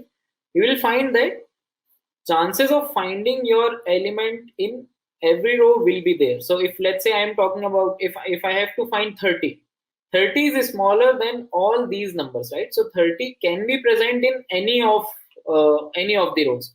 30 is greater than the first number of all the elements in the first column. 30 is less than all the numbers in the last column. So 30 has got a chance of being present in each and every row. So you will have to apply binary search in every row. And if you are applying binary search on each and every row, then that will be n log m. Pseudocode, we have written the pseudocode, right? This is the pseudocode. Or this is the actual code, not the pseudocode. This is how you are going to initialize your I and j, I from 0, j from m minus 1. Okay. And I hope you have learned something in today's class. Please do solve the problems and please do subscribe to the channel so that you don't miss any new class update. Okay. So let's get started with our today's lecture on linked list. Linked list is also a very important topic from the interview point of view. So to get comfortable with linked list, you have to attempt multiple questions because it's tricky to deal with all the pointers. Sometimes it's confusing, but once you start with it and you practice with it, it's great. Okay, you will get comfortable. So let's get started. Now, why linked list? Why have we come to linked list? So it's like we started with arrays. Let's talk about arrays. So why not we continue with arrays? So the problem with arrays was that its size is fixed, right? Size fixed, that's a problem. So if I want to insert more elements, I have to create a new array with a greater size. So that's problematic, right? What else can I do? I can basically create a dynamic array instead of that. A dynamic array, right? So in dynamic array, what happens? So if I have an array of size, let's suppose 5, now all of this is filled. And if I want to enter one more element, what happens is an array gets created double the size of this array. So an array of size 10 will get created and all of this will get copied into this newly created array, and then we can insert the element that we would want to insert, right? Now the problem with this is that, let's suppose now I don't want to enter any more elements, so this space will get wasted, right? This space will get wasted, and that's a problem, right? Wastage of space is also one of the major problem. So now we cannot do anything. The dynamic array will anyway get twice the bigger of the previous array. So that's a problem with dynamic array. So here comes the linked list now. Here comes the linked list. Okay. In linked list, what happens is we don't have to reserve any space. Okay. We don't have to reserve any space. Rather, so what happens? Let's see the logical view. So this is I am taking as the memory. These are the memory cells. Okay. So you will agree with me that in array, the elements are stored in contiguous blocks of memory, right? Elements are stored in contiguous blocks of memory. So now in case of a linked list, this is not the case. This is not the case. If let's suppose one element is stored over here, another can be stored over here. The next could have been here. Then the next could have been here. So now if I want to connect to one node with the other node, so how to do that? So for that case, the structure of linked list looks like this, that we have a data part and we have an address part. Okay. So this address part will help us to connect one node with the other node. Okay. One node with the other node. So let's look at its structure. So here I have this node, let's say the data is 5. Then I have this node, let's say the data is 3. Then I have this node, the data is, let's suppose, -2. Then I have this node, let's suppose the data is 1. So I can connect this address part of this node with the next node. Then the address part of this node with the next node. Likewise over here, and this is empty because no node is after this. Now in a linked list, so basically I want a point from where I can start. So basically I need something to traverse the linked list or at least have the linked list. So in that case we should have the pointer to this very first node. Okay, so that's pointed out by head. We can have a head pointer which can store the address of the very first node. Let's suppose its address is 100. Then the address of this node is 250. Let's say it's lying at 300. Let's say it's at 500. So head will store the address of 100. And what do we mean by pointing this pointer out? It means that here the address is stored like 250. Then here, so basically it's like we have address 250 over here. Then we have 300 over here. Then we are storing 500 over here, and there it's nothing, empty. So this was pretty basic about linked list. Now let us see how can we declare a linked list. So in C++, we can use a structure or a class as well. So a structure can be defined as struct, then node, then so we have this data field as well as this address field. So I will, let's suppose I want to store integer type. So I'm declaring it as int, then int data. Then we have, so we will also have a pointer, that is this next pointer, right? So that's how I can declare structure of the linked list like this. And in Java, how can I do that? So I can have a class. Let's say the class name is node, then int val, node next. Okay, so that's how we can do that. So now linked list is a linear data structure. Linked list is a linear data structure. That means we can only traverse the linked list in this fashion. We cannot go to any node from in between. Okay, is it clear that why a linked list is known as a linear data structure? By this we mean that next is a pointer of type struct node, because this pointer is going to point to a node, right, of type this, therefore the type of this pointer is struct node. So that's how the structure of this the data, that's how the structure of the node look like. Okay, the first entry is of data and the second is of next pointer that points to the next node of the list. Okay, cool. Now let's talk about the advantages and disadvantages of using linked list. So the advantage of linked list is that it has a dynamic size, isn't it? Dynamic size. So if I want to insert a node, I can simply create it and attach to this node, right? Attach to the last node of the linked list like this, right? So it has a dynamic size. Then second point is that there is an ease of insertion and deletion.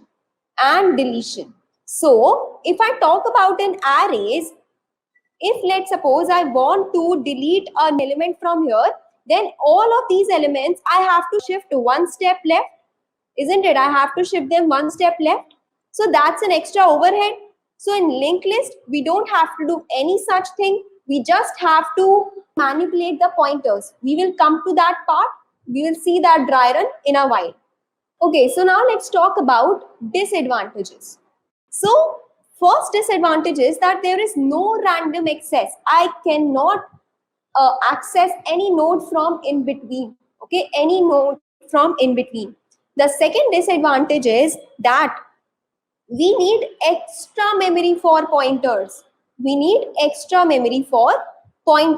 So whenever you already know the size of your data, you already know, okay, I am going to store 10 elements and that's all I need, always go for arrays. But if you are not sure that how many elements you are going to store, how much data you have, so go for linked list. The third point is that linked lists are not cache friendly. Okay, linked lists are not cache friendly. I would suggest that give it a read. And this is basically quite a big disadvantage of using linked list, due to which we prefer arrays. Okay, due to which we prefer arrays. Okay, now let's talk about that how can we insert, print, delete a node in the linked list. So let's come to a little bit of code part. So as I told you that this is how in C++ we can make a structure of the linked list. Right, let's make functions.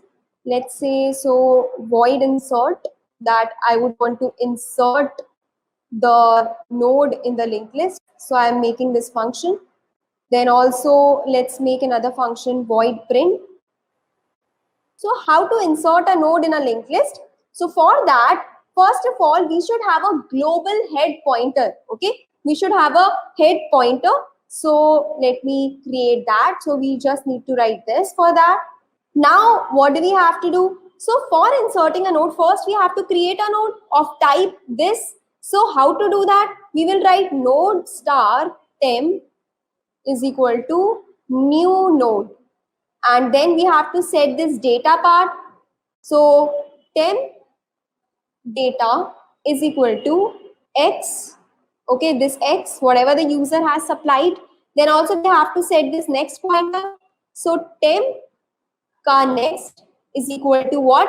Let's set it for now as null. Okay, let's set it for now as null. Now, what do? We have to check if if let's suppose head is pointing to a null, so head is null. Okay, it's pointing to nothing. So if head is null, let it be like that. If head is not null, this is the case when there already exists a node. Head is pointing to this node. So now what we'll do, if head is not null, we will set temp ka next is equal to head, right? So we have created a new node. This is a temp node. Let's say the data is 5 over here. So what we are doing, we are setting it next to the head node because head is pointing to this right now.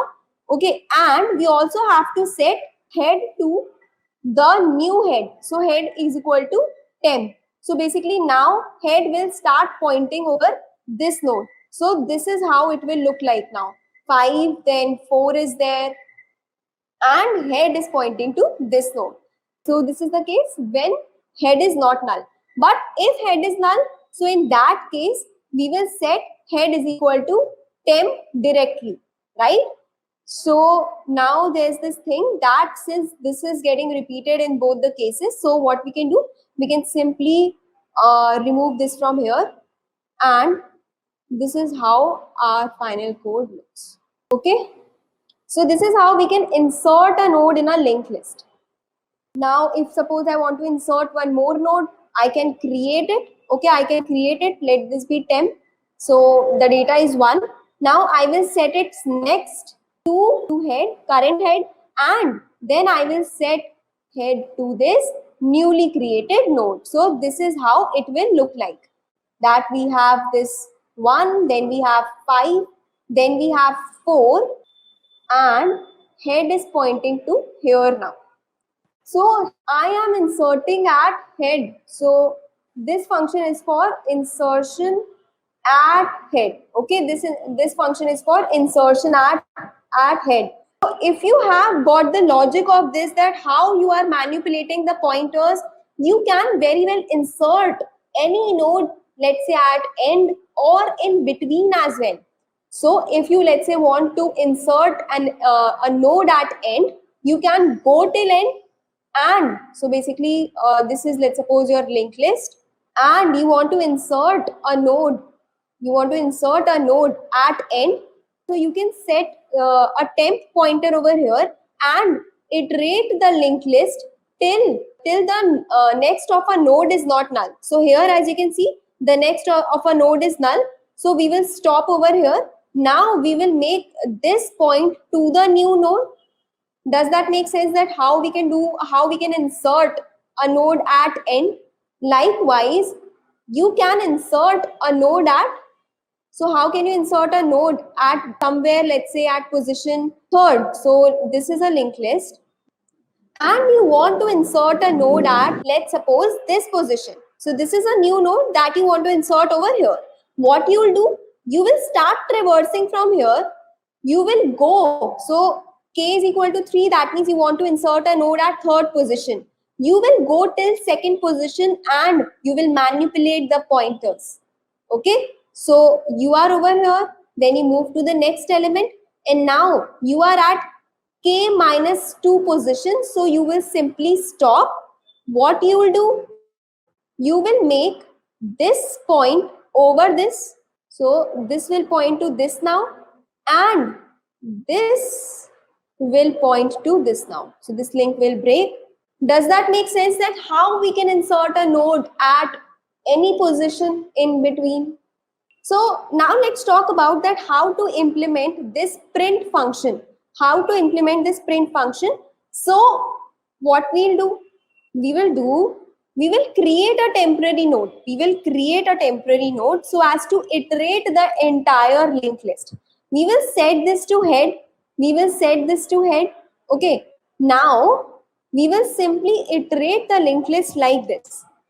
So while this temp is not equal to null, we can simply see out the data. We can simply print the data of this temp node. Okay, print the data of this temp node and make the temp point to the next of temp. Okay, next of temp. And this will go on and print the entire linked list. So temp will simply start from the beginning, and so temp is here first, let's suppose. So it will print its data, then it will move forward, it will print its data, then it will move forward, it will print its data, then it will move forward. And now you can see that we will simply come out of this while loop because now the temp is null. Okay, language should not be a constraint. You should get the logic. Okay, you should get the logic that how we are doing it. That's why I'm also taking examples that how pointers will be moved. So don't really go with the language. You can check that how these things are implemented in Java. But here, please try to understand the logic. Okay. Okay, now what do we do? So here is our main function. So I can simply call insert x, insert let's say 5, then I call insert let's say 4, then insert -1, then print. So this all will do the trick, right? Now all these functions can be called and our linked list will look like this. So since we are inserting at the head, so this will be 5, then this will be 4, then here we will have -1 and likewise. Okay, so guys, now let's do the final, this delete function. So let me write a pseudo code of it. Okay, I am not writing the C code for that because that's creating confusion. Let me write simple pseudo code of it. So we have this delete function. Okay, and it's taking the head. Okay, so head is already declared as a global variable, so we need not do that, right? We need not do that. So what we can do for deleting an element, we can create a node of type, whatever class or structure you are declaring. So we can set this node and make it point to head. Okay. So basically, you can see it in this diagram that how we are going to delete a head. So we will mark. So this is head. Temp is also pointing over here. So basically, we can do head is equal to head ka next. So head will come over here and then we can free this temp. So basically we will do head is equal to head ka next and free temp. Does that make sense? Okay, so now let's quickly move on to the questions. Let's do the questions now. Okay, I would like to discuss some conditions where, you know, even if people very well know linked list, but sometimes they fail at implementing it. Okay, so the manipulation of the pointers and, you know, while handling the linked list, it becomes tricky. So therefore, a lot of coders stumbles on that. So let us see what we can do about it. So some conditions are there that we can definitely check after writing our code, that the head, so we should check if head is null or not. Okay, as in we should check if that have we handled the case when head is null. Okay, so don't worry, as we will proceed through the questions, you will get clear of these things as well. Okay, then you should definitely check your code for a single node. What if only a single node is present in the linked list?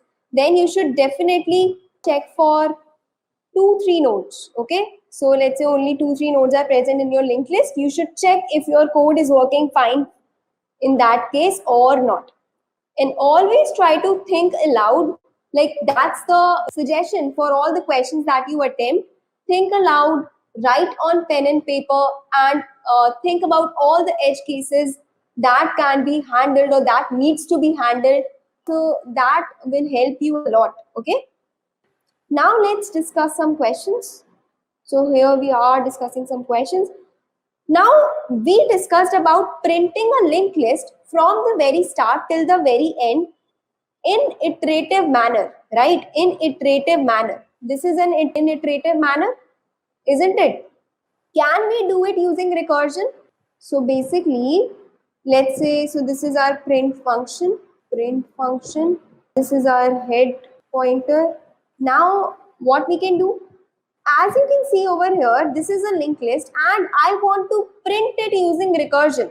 So basically, I can simply print the data of this node, and now with all the rest of the nodes, I just have to do the same thing with them. So why not using the same function for them? So what I can do is I can simply print the data of this head node. So then what I can do, I can simply call this function again with the next node as the head node. So print func. Now I am basically calling the head dot next. So this is this dot representation, then this arrow representation. It's how you reference, it's how you refer to these variables. So in Java, you use this dot. So basically for in classes while you implement it, you basically use this dot, and like in structures I told you, you use this arrow function, okay? So will this do the trick? Is it sufficient? Is it sufficient, or are we missing something out?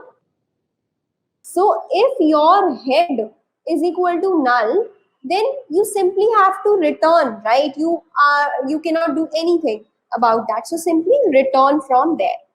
This is the base condition. So let me actually first state the question. The next question is that you have to print the linked list in reverse order. In reverse order. So this is your linked list. This is your head pointer. Now you have to print it like this: 2, 1, 6, 4. How can you do it? Do you have to go at the end or something? Is it like that? Or like, can you do something about it in a better way? So you can have a stack. You can have a stack. Okay. So basically you can put this node into this stack, or you can also simply put the data of this node onto the stack. So you can have a stack like this, stack in S.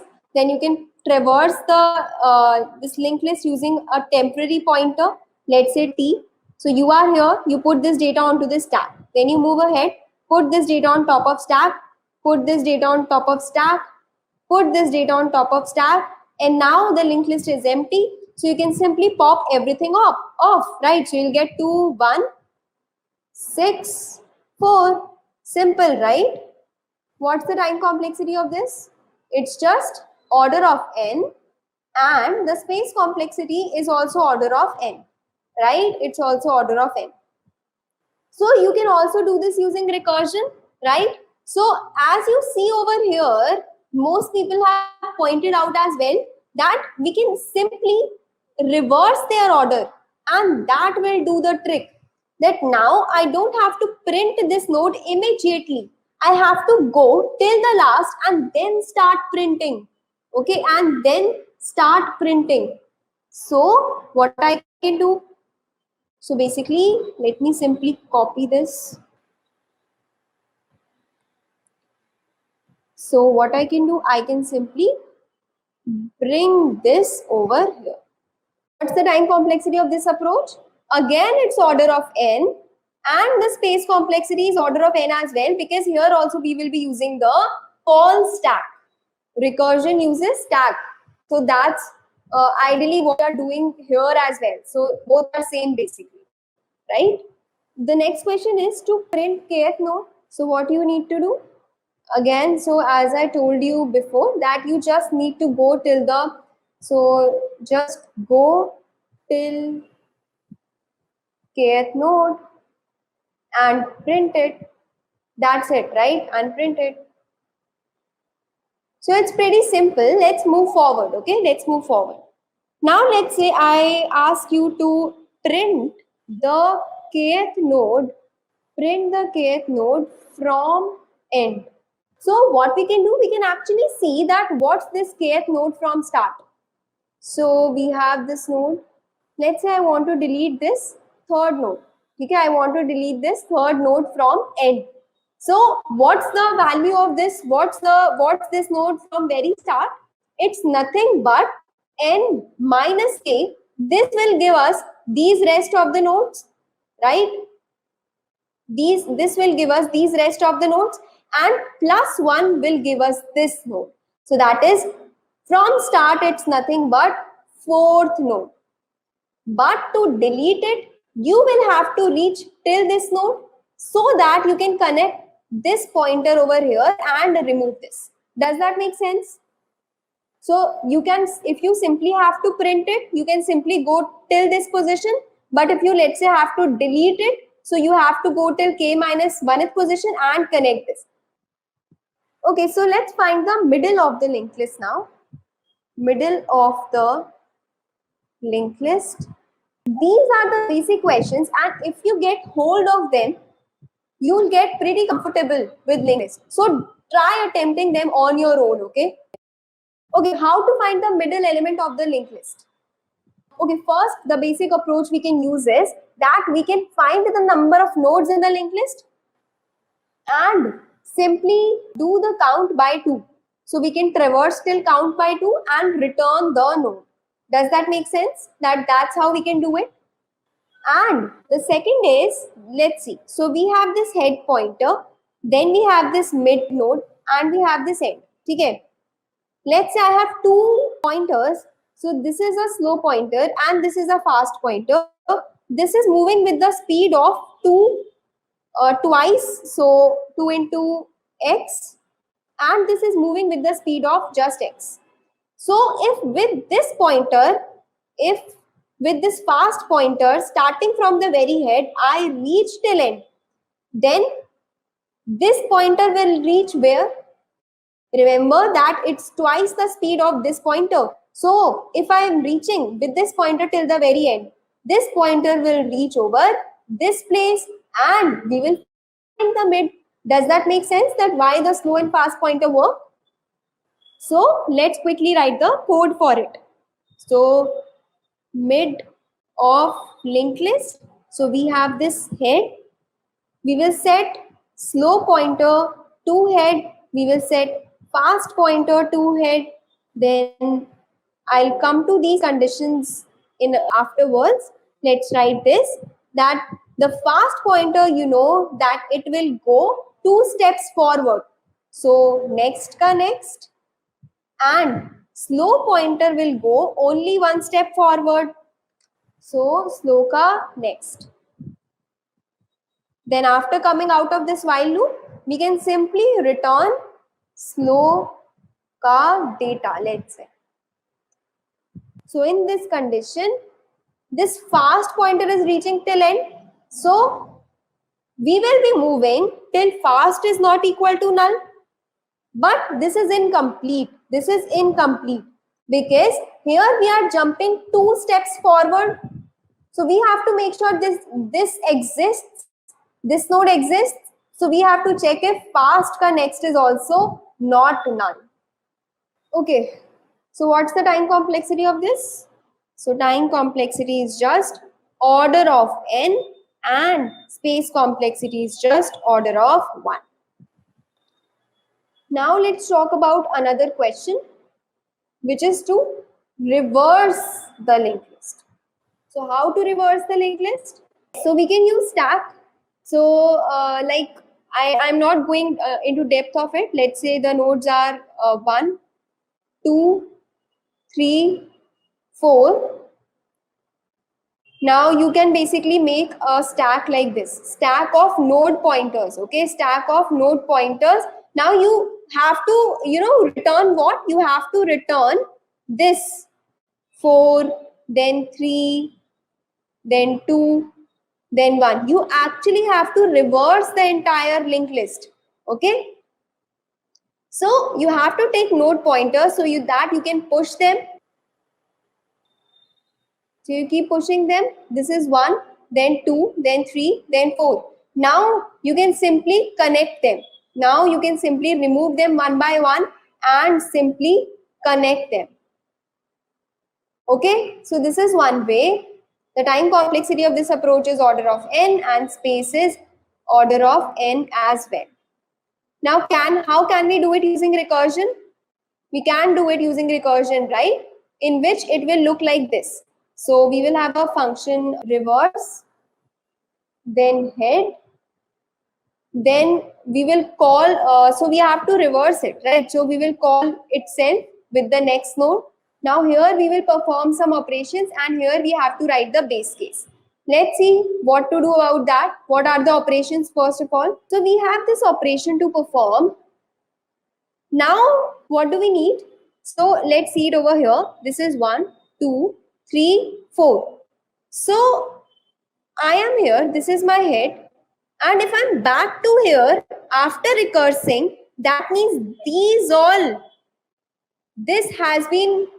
this is done, they all are reversed, and I am back to this after recursion. Now what do I need to do? I have to set 2 next to 1, isn't it? So in place of 2, can I write head connects, and in place of 1, can I simply write head? Will this be the case after returning from recursion? So I can simply write it over here that head ka, so you can write head ka next is equal to head. And then also what you need to do, you have to make this null. You can make this null. So head ka next is equal to null. But this isn't over, right? So we have something like this now. So, but we also need the head of this. Now this is the head basically. So this will actually return us that. So what we can write over here, let's call it last is equal to. So this function will return us that. I will come to that. I will show you the dry run of this. So we will simply return last at the end. But first let us talk about the base case. So do you guys agree that first we have to check the condition for null? So if head is equal to null, and also if there is one node, so we don't have to do anything. So if head ka next is null, in that case we can simply return head, isn't it? Return head. So this is it. That's all the code. Now let us look through the dry run. So recursion uses stack. So here I have that, and I am using 2 variables, that is head and last. So I'll maintain them. Now first, so this is my linked list. So I am here right now. So head is at 1, and so last is what? Whatever we will get from here. So Abhi, right now I don't have anything. Okay, right now I don't have anything. So I have called this function. Now basically this is my head. So next head is equal to 2, and last is still nothing, because again we are calling this reverse function. Okay? So since we are calling it, now head becomes this. So next head is equal to 3 and last is still nothing. Then moving ahead, head is equal to 4 and last is nothing. But here, as you can see, we will actually not go over here, since there is only, you can see that head is not null, but head ka next is null. That means we don't have to go over here. We can simply return the head. So now this will return, and what's the head at this? It's 4. So 4 will get returned. Okay, 4 will get returned. Now basically we are returned from this. Now we are back at 3 as the head. So answer to 3 has been returned, right? So once we have returned from here, now we will do this. So head ka next. Head is at 3. So we will set this basically. Head ka next is this. So we will set this over here. And we will make head ka next as null. Head ka next as null. Now we will get back from this, and 3 will, so again last from here is it's 4 only. Now again we will do head connects, that is 3 connects point to head, okay, and head connects is null. So now we are done with both of them. Basically we are done with both of them. So 4 will basically return, so this will basically return 4 over here, and this is also gone. Now we are back at 1, and we will make head connects point to it, point to head, and we will mark head connects as null. So what do we have? This is also done. So last has had what? Last had 4, this node as the new head. Does that make sense, guys? Let me again do it quickly, okay? Let me go through it quickly. So this is my linked list. My head is here, okay? Head is here. So I am at this if condition and my head is not null. Also, the head connects is also not null. So I will not go into this if block. I am here. So I am calling this reverse head again. This should be head connects. And now basically I am calling reverse and passing 2 in that. Okay? So I have to store this on stack. So head is equal to 1 and last is equal to whatever this will give me as the answer. Okay? Now so now basically I am here. Now head is not null and also head connects is not null. So we will go to this block. Now here head is equal to 2. Last is I don't know, right? Last I don't know. So basically we are calling reverse head connects, that is 3. We are calling this and we are on this now. So head is equal to 3. Last is equal to, we don't know, because now whatever we'll get from reverse of head connects, that is 4, will be coming over here. So we are calling head connects, that is 4. So head connects is 4 now. We are over here. Now as you see that last is not null, but head connects is null. It's null. So we will simply return this head. What is head? Head is 4. Return 4. Where to return it? Where are we returning it? We are returning to this last variable. So here will come the 4. Okay, here will come 4. This is done. We are done with that. So basically this we are done. Now we are back from recursion at this place. Okay. So since we are back, now it has this value of last. It will return this value over here. Okay. Now this is also done. But before that, also what it will do, it will set this. That is head connects will point over here and head ka next will become null. Now we are done with this and back over here. Now we have got the answer for last. Okay, over here. First of all, what we'll do, we will set head connects over here, right over here, and we will make head connects as null.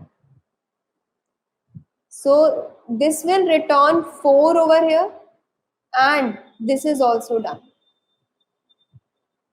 This is also done. Now we are back from recursion over here. We will set head connects, that is 2 connects to 1 and mark head connects as null. So we are back from here as well. So this will return 4 to us. So in last variable what we'll have, in last variable what we'll have, so we will have the address of this node, the head node now. Okay, we will have the address of this head node now. Okay, the time complexity of this approach is order of n and the space complexity is order of n. Can we do it in order of n time and space as order of 1? Using pointers, okay? Using pointers approach, iterative approach. So we have these nodes. Let's see the intuition first. Let's suppose I am at this node. Now what I can do? I can break this link and make this point over here. But now I will lose the connection from here. So I need 2 pointers at least. So that is 2 here and here. But I'll also need a third pointer that is over here, because this is a one-way linked list, right? How will I set this to this node? There is no way. So I need 3 pointers over here. So let this be current, next, and previous. So let's see a dry run of that. Let's see how we can do this. So initially, previous and next can be null. Both previous and next are null. Initially, they are empty, and current can be set to this node. Then we can set. So if current is not empty, if current connects is not empty, so we can set this next node over this node, so that we do not lose this contact. Now, since we have set this up, we can set this link to here. Now what we need to do? Now this is actually previous will now move here. Current will move to next. Okay? Current will move to next. Basically got this link. Now current connects is not null. Therefore, next will now come over here. And we will set current connects as point to. This link was set up. This link was not set up yet. Okay. This link was set up. And now we will set current connects to over here. Okay. Now we will set current connects to over here. Then again, previous will come over here and current will come over here. Now again, current connects is not null. So we will set next pointer over here and current connects as over previous. Okay. Now again, what do we need to do? Set previous over here, current over here. Now current connects is not null. So we will set next over here so that we don't lose the next node. So we are setting this. Now make current connect point over here. Now previous will come over here. Next will current will come over here. Now current connects is null, right? It's null. We will be checking that current is not null. Okay. So since current is not null, so we will set the next over here, and mark current connects as over here. And then just like that, previous will come over here, current will come over here.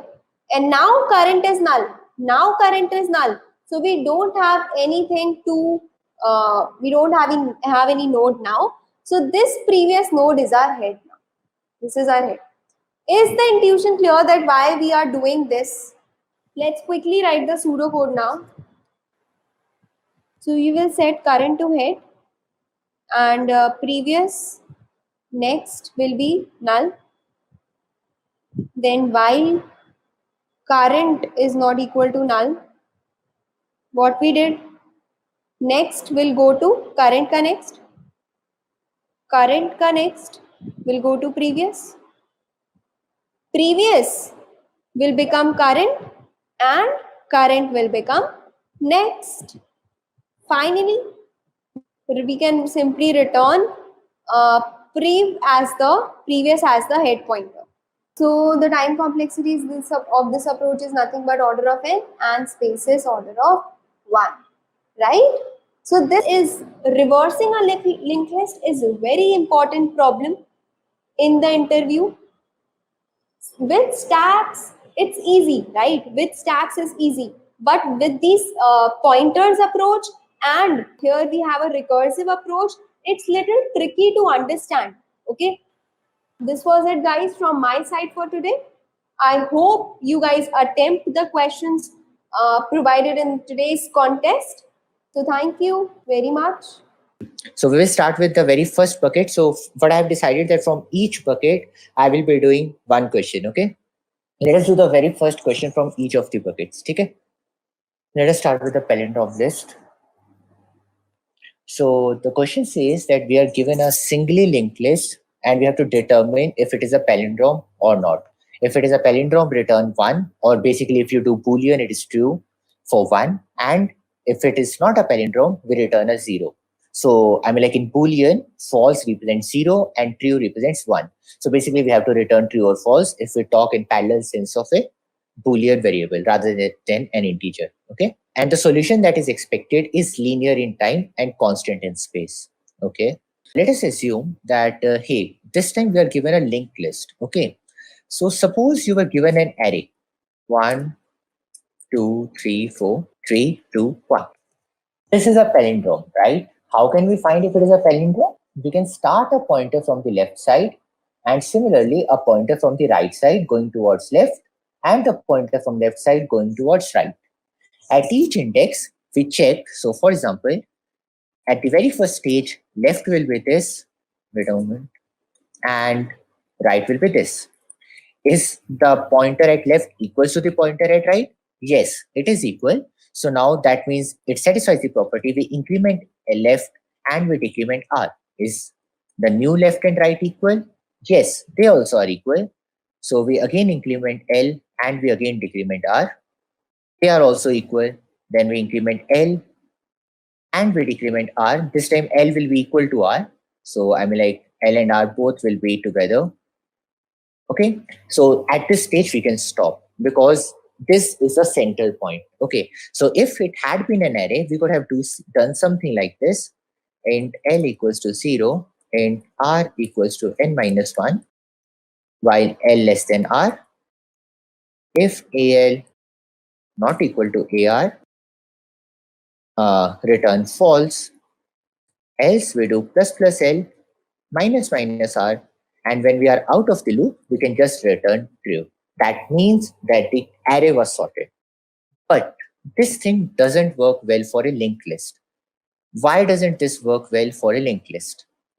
Because in a linked list, we don't have random access. We can't directly access this number and this number. Similarly, a singly linked list doesn't allow you to go backward side. It only allows you to go the next side. Okay. So this is why we can't use exact same approach for the linked list. Okay. But now let us see this. Let us say this was a linked list. Okay. Also reverse this linked list. What will happen if we reverse this linked list as well? Then the reverse of this linked list will also be 1, 2, 3, 4, 3, 2, 1, right? So we can see that for a palindrome, the linked list and the reverse of the linked list is equal. Okay. So I mean, like if we are somehow able to reverse a linked list, we can find if a linked list is palindrome or not. Okay. Now the question comes, how will we reverse a linked list? Okay. Let us see how we can reverse a linked list. Okay. So linked list is something like this. 1 is pointing to 2, 2 is pointing to 3, 3 is pointing to 4, which is pointing to 3, which is pointing to 2, and finally this is pointing to 1. Okay. Now suppose at every iteration we are maintaining 3 pointers. This is the previous pointer. Wait a moment. This is the previous pointer. This is the now pointer, and this is the next pointer. Now, what we see that in the reverse of the linked list, now next will be what was previous element, and next. So basically, now next will be the previous element. Okay, ठीक है. Now let us do exact same thing. Let us try to use this approach to reverse the linked list. Okay. So now, if we somehow are able to reverse the linked list, and how to reverse the linked list we already know, then we will be able to, what we say, then we will be able to find if a linked list is palindrome or not. Okay. Now, from what index should we reverse? Actually, we should reverse only this part of the linked list, right? Because if we reverse this part of the linked list, this will change to 1, 2, 3, and whatever that comes after this doesn't matter to us. We will keep on comparing each element. So 1 is equal to 1, okay, 2 is equal to 2, and 3 is equal to 3, and we are done. Okay. So we will reverse the part of the linked list that comes after the middle element. Okay. Let us do that. So the first question comes out is, first we have to find the middle element. Okay. Then the second thing is reverse the list after the middle element. Okay. And then we have to compare corresponding elements in the first half and reverse of second half. Okay. Now let us do this step one by one. So how will we find the middle element? So I mean, like, if you have not heard of this approach, this is known as hare and tortoise approach. Okay. What a hare and tortoise approach is that we maintain 2 pointers on the linked list. Initially, the first pointer is here as well as the second pointer is here. One pointer moves faster, actually at the double speed of the second pointer. Okay. So at the next step, the first pointer will go here, the second pointer will be here. Then in the third step, first pointer will be here, second pointer will be here. Then first pointer will be here and second pointer will be here. So as soon as one of the pointers reaches the end of the linked list, that means the other pointer will be at the halved position of the linked list. Okay. So I mean, like, you can read about this after this session if you are hearing this approach for the very first time. But let us do that. So we say list node value at tortoise. I mean, you should actually not take these variable names. You should say slow, which is initially A. Then you should also say fast, which is equal to A. Okay. So while fast not equals to null and fast next not equal to null, so we move the slow pointer by one step. Slow is equal to slow next.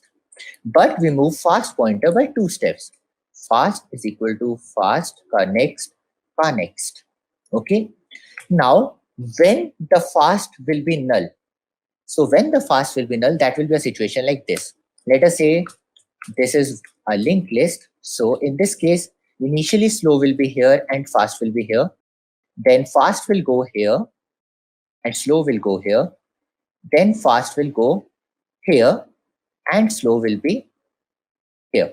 So when the fast is null, at that time, slow is pointing to the first element of the second half of the linked list, right? Okay. But let us take a case when the linked list is of odd size, 1, 2, 3, 4, 5. In this case, initially slow is here, fast is here, then fast goes here, slow goes here, then fast goes here, and slow is here. At this point, slow is pointing to the exactly middle element. Okay. And we have to reverse the second part. I'm like just after the middle element. Okay. So we will say if fast not equal to null, slow is equal to slow next. Now we are sure that the element slow is pointing to the very first element of the what we say linked at the very first element of the second half of the linked list. Okay, awesome. But anyways, we will have to do wait a second. So if first not equal to null, second is equal to second next. Okay, that's it. And always we have to set this slow next equals to null.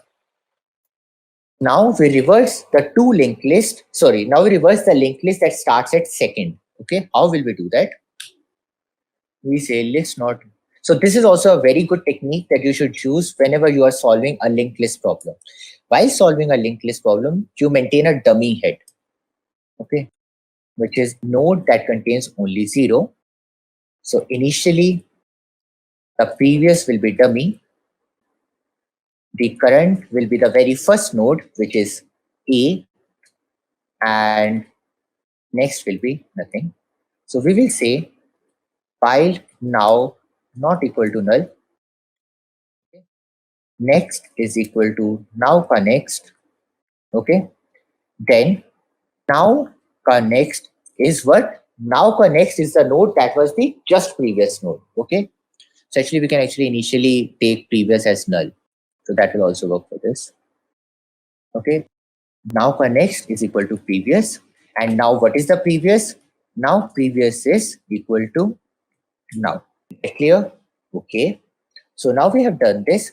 At the end, the previous node will represent the head of the new list, because at the end, previous will point to the node 4, which is the new start of the list that comes at the second half. Okay, so now we know this. So we will say while your first pointer is at A and the second pointer is at previous, we will say while first pointer not equal to null and second pointer not equal to null, if first pointer key value is not equal to second pointer key value, return false, and we say pointer equals to first pointer ka next and second pointer equals to second pointer ka next. Finally, if we are out, that means we can return true. That means the whole list was a palindrome. Does this seem correct? Let us test it. Okay, so actually we did a time limit exceeded. So basically we entered in some kind of a loop, right? Let us see where we did wrong. Okay, so we should do this here. Otherwise, always something like this, right? Let us see if we can test it.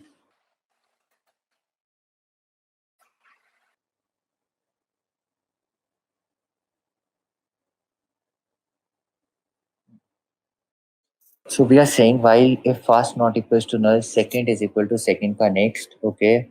And we are setting the slow ka next to null. Slow is the previous element here. So in this case, in the very first case, we saw that when fast was null, slow was pointed to the first element. So we also need to know actually the previous. So we also need to know the previous slow. Slow, which will be initially null. And we will say previous slow is equal to slow. Okay. So, okay, in this case, when the array size is even, initially slow will be here and fast will be here. Okay.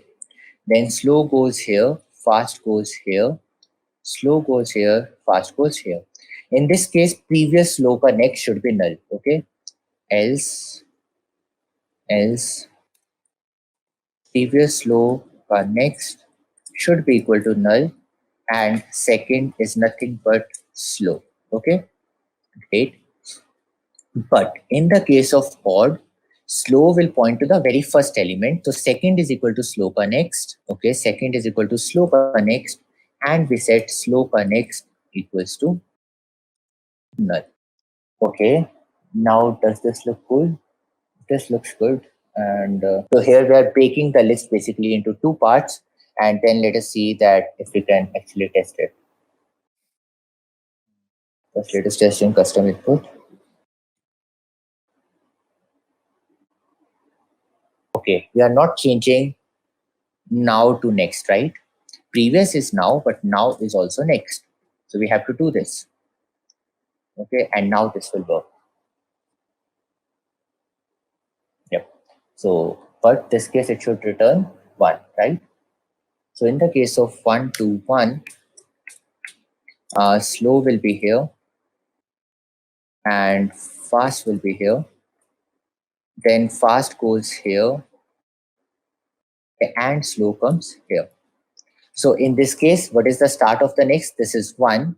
So we will say that we have to reverse the list that starts at second. So we have to reverse this thing, right? While now is not equal to null. Now is actually not A. We are reversing the first list. Now is second. Yep. Now this is working. Yes, and let us submit it. Are we missing an edge case? I think yes, we probably are missing the edge case where all the elements are null. One advice for any kind of linked list question, make sure that you never end up assessing a null element. That is actually a very big mistake that many people do. Okay, always ensure that the pointer that you are assessing in a linked list is not null. So that is one of the biggest mistakes I've seen many people doing that in linked list questions. Okay, cool. So we're done with the very first question. So here we learned two techniques. The one was the hare and tortoise approach, and the second thing was how to reverse a linked list. So basically, this is a combination of two questions. Let us do a question in this pointer now. So let us say that we are doing swap list nodes in pairs, okay? Because K reverse linked list is just same as the normal linked list question, normal reverse the list question, okay? Let us say that we are solving this question that is swap list nodes in pair. Okay, so we are given a basically linked list and we have to swap 1 and 2. Then we have to swap 3 and 4. So basically 1 and 2 will become 2 and 1. Then we are done with this particular part. Now we are taking the care of the part 3 and 4. We again swap it, which becomes 4 and 3. Okay, and we are asked that, hey, we have to use only constant extra space. So basically we can't create a new linked list. What is meant by a constant extra space question is normally that what we mean by a constant extra space in linked list is that you don't have to create a duplicate node. You have to use the nodes that were given in the initial question itself. Okay. Anyways, let us try to see how we can do this. So basically, linked list is nothing but a game of pointers. How you are able to mingle pointers is how you will win the game. So let us say that we have 1, 2, 3, and 4. Okay. So now suppose I have to reverse this linked list. I told that in the previous question as well that dummy head is a very common and helpful technique in solving any kind of linked list question. Okay.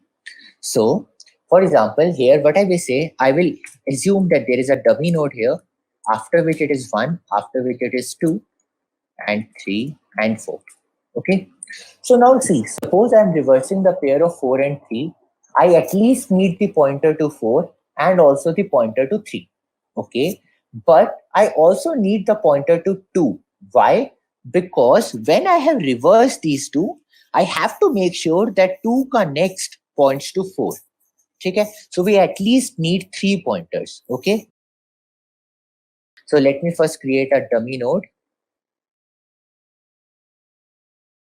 Let me name this pointer. Let us say that when we were swapping 3 and 4, let me name the variable 2, the variable that stores the node 2 as the previous pair end. Okay. So let me say list node value at previous pair end. Initially, it will be dummy, right? Because this is the end of the first pair. This is our assumption. Okay. So this will be dummy. Okay.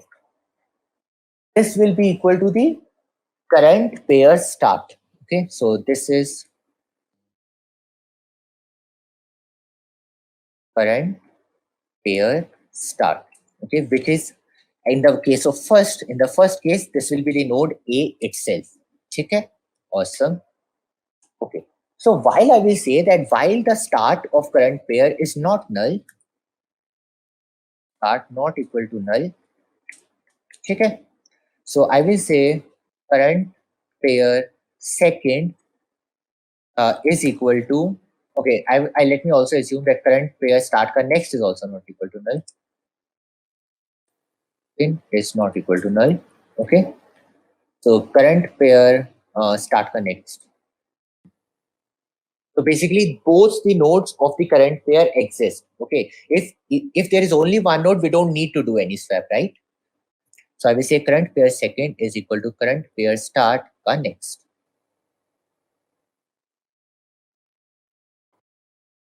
Okay, I also know the previous pair end. At the end of the current iteration, what will be the previous pair end? previous pair end at the end of current iteration will be the starting node of the current pair, because at this time, let us say this was the start and this was the end. Okay, so after this will change to 4 and 3. So basically this will be the previous pair end, so which is the current start node.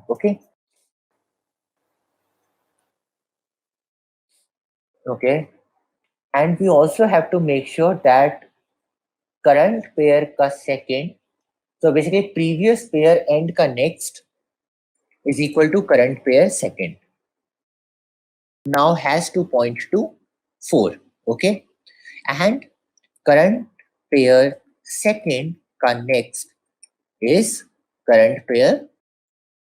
So now we have made sure that 2 points to 4, 4 points to 3. Okay, and finally we have to make sure that 3 points to this. Okay, current point start, current pair start ka next should be equal to what is currently the current pair second ka next. Okay, finally the current pair second next, and this is previous pair end. Okay, and finally I can just return dummy ka next. Okay, because dummy was just a node that we assumed. Okay, so now in this case dummy ka next will become, so the pointers will change like this, right? And 1 will now point to 3 and dummy ka next will point to 2. So dummy ka next will actually be 2, which is the start of the next list. Let us see if that is correct or not. We might have done some errors, but let us see, hopefully not. What did I do? Oh, I didn't comment here.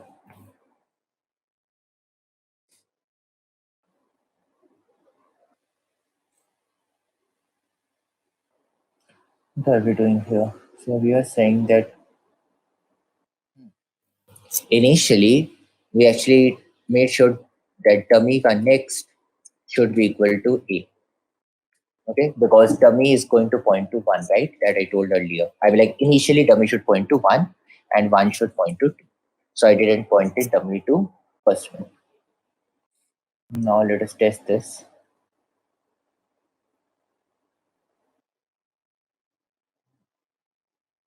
Lost 0. Okay.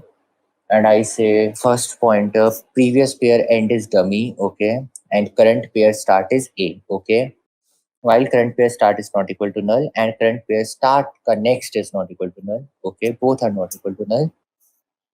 So then current pair second is current pair start next. Okay, we change the previous pair end next to current pair second. Okay, so now dummy node is starting to point to 2. Then we make sure we point 1 next equals to 3. Okay, so now dummy node is pointing to 2 and 1 is pointing to 3. Okay, now we should point 2 to 1. So current pair second next, that is 2, is now going to point to 1. Okay, and previous pair end will be equal to 1. That is fine. So this thing is fine. And what will be current pair start? Okay, so now we have not changed current pair start. If previous pointer end not equal to null, current pair start is equal to previous pointer next, else current pair start is equal to null. Similarly, if current pair start is not equal to null, then okay, so we don't have to do that. So we only need current pair start and we are done.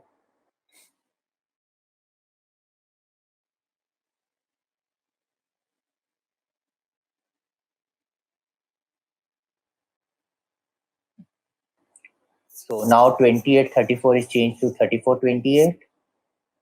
4874 is changed to 7448. Similarly, 4249 is changed to 4942, and we are doing well. Let us see if we have any issues. Seems fine.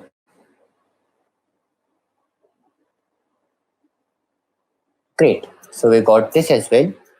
So what thing we learned from this thing, the takeaway should be that, hey, for any linked list question, first try to find what are the pointers that you need to know to reorder the list in any way. Suppose it is swapping pair, what are the elements you need to know so that you can change their pointers to something else? That is the very first thing you need to know. And the second thing is, again, I tell you to know, is this dummy thing. This is very important in a lot of linked list questions. I will do one more question after this that will use this thing. And the third thing is, make sure that you are never assessing null. Okay, so here also I do a check of null. Make sure you are never assessing something that is null. Okay, cool. Let us do one more question. So the question is, we are given a singly linked list L0, L1, Ln minus 1 to Ln. Okay, and we have to reorder this to L0, Ln. Okay, so the very first node from the start and the very first node from the end, then the very second node from the start and the second node from the end, third node from the start, third node from the end, and so on. Okay, and we must do this in place without altering the nodes values. So what in place means is that you don't have to change their values. I mean, like, you can dangle some pointers, but that will work. Okay, you just don't have to change the node values or create a duplicate of those nodes. That is the only requirement. Okay, so one thing that I find from here is that, hey, if we somehow, let us say that this was our list. Okay, our list was 1, 2, 3, 4, 5, and 6. We have to change this to 1, 6, 2, 5, 3, and 4, right? Suppose I know the first half of the list. I also know the second half of the list, which is 4, 5, 6. Okay. Now I reverse the second part of the list. This is 6, 5, 4. Now what I do, I keep on merging this. First, this is 1. So I will put this 1. Then I put this 6. Then I put this 2. Then I put 5, and so on, right? Okay. So how can we do that is, first split the list in two halves. Okay. Then reverse the second half. Okay. And finally, merge two lists. This is something that you do. This is something very similar to that you do in a question like merge sort, right? In merge sort, the merge step is something like this. Okay. Okay. Let us do these steps one by one. In the previous question, we had discussed an approach to split the list in two halves and reverse the second half, right? We had discussed that in the very first question for the day. Okay. So let us do that. So how did we do that? We do this question by using two pointers, the slow and the start. Okay. So initially the slow pointer is equal to A and the fast pointer is also equal to. Then we do while fast not equal to null and fast next not equal to null. Slow is equal to slow next and fast is equal to fast next. So now there were two cases. The first case was if fast not equal to null. When did that case happen? Let me redraw it again. That case happened when the linked list was of odd size, 1, 2, 3, 4, 5.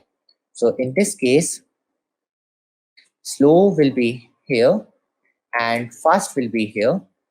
Slow changes to this, fast changes to this, slow changes to this, fast changes to this. In this case, fast is not equal to null, right? Okay. In this case, we can reverse this whole linked list. So this will change to 1, 2 will remain as it is, and this will change to 5, 4, 3. Suppose we are able to do that, then we can do the merging, right? Or not? Yes, you can do that. So it will be equal, yes. Okay. Okay. If the size of the linked list is even, then it will be 1, 2, 3, and 4. Then slow will be here and fast will be here. Then slow goes this, fast goes this, slow goes this, and fast goes this. Then also we can reverse the linked list that starts at start. So that we could do even in the previous question. I missed this thing. So we can reverse the linked list that just starts at the slow pointer. Okay. So suppose we reverse this part of the linked list, then we are cool. Let us see how we will do that. So we have to make sure that the pointer of 2 is now the next of 2 is null, so that these two lists break off, right? Else anything can happen. So we will say list node value at previous low is equal to null, and previous low will be equal to slow. So finally, we can say previous low next is null. So at this point, we have broken the list into two halves such that slow points to head of second half. Okay, great. Okay. So now let us reverse the linked list that starts at the slow pointer. Okay, so basically reverse this 345 to 543. So we will say list node value at previous is null, list node value at current is equal to slow, and list node value at next, this variable we will need. We will say that while current is not equal to null, that means there is still a node there. Okay. So while current is not equal to null, I will say next is equal to current ka next. Then I set current ka next is equal to previous. Finally, I change previous equals to current. And what is the next current? The next current is the node that was currently stored in the variable next. Okay, great. So now this has reversed the linked list part 345 to 543. At the end, the node 5 will be the previous node. So we can say that list node value at second head is equal to previous. Now we do have to just merge both the linked list, right? So we will say while a not equal to null, sorry, yes, for this also we will need a dummy node.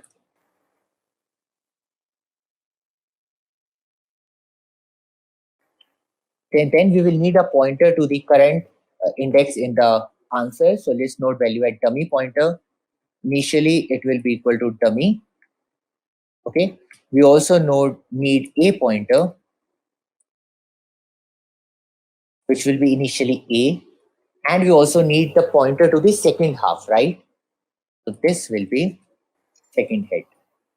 So we say that while a pointer not equal to null and second pointer not equal to null, okay. So while both of these are not null, we first append the second thing to this. I mean, like, then we append, but we say we have to first append the node at a pointer, right? So we say dummy pointer ka next is equal to a pointer. Okay. Then dummy pointer equals to dummy pointer ka next. Finally, dummy pointer ka next. Okay. And a pointer is also equal to a pointer ka next. Then dummy pointer also moves to one step ahead. We change dummy pointer ka next is equal to b pointer, or the node that b pointer points to. Okay. And then we say b pointer is equal to b pointer ka next. Okay, great. So now what will we be having is, suppose for a linked list of odd size, we will be having something like this: 1, 5, 2, 4.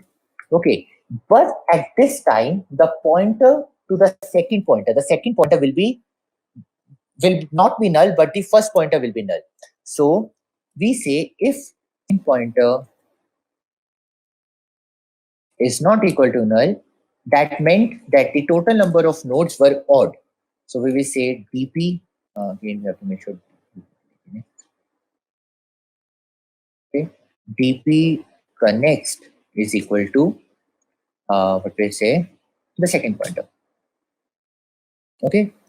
So DP connects is the second pointer, and finally we have reached the end. So we don't need to do anything. We can. So yep, we are done. Now, where is the answer? The answer is the dummy head ka next, right? Because dummy head ka next is storing the very first node in the answer. So we can just do return dummy pointer ka next. Sorry, dummy head ka next. Like this. Dummy ka next. Let us see if this works.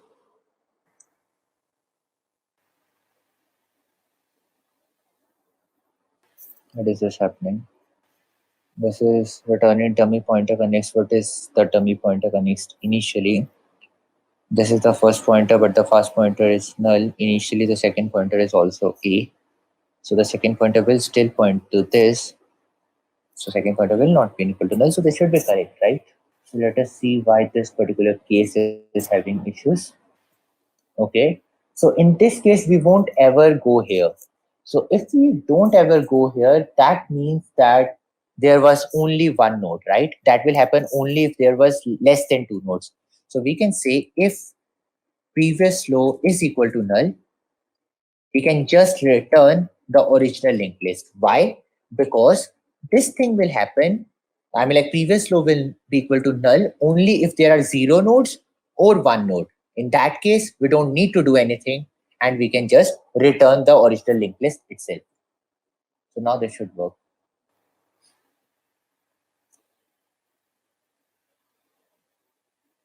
Yep. Are there any other cases that you are missing? No. Yes, and let us submit it. Great.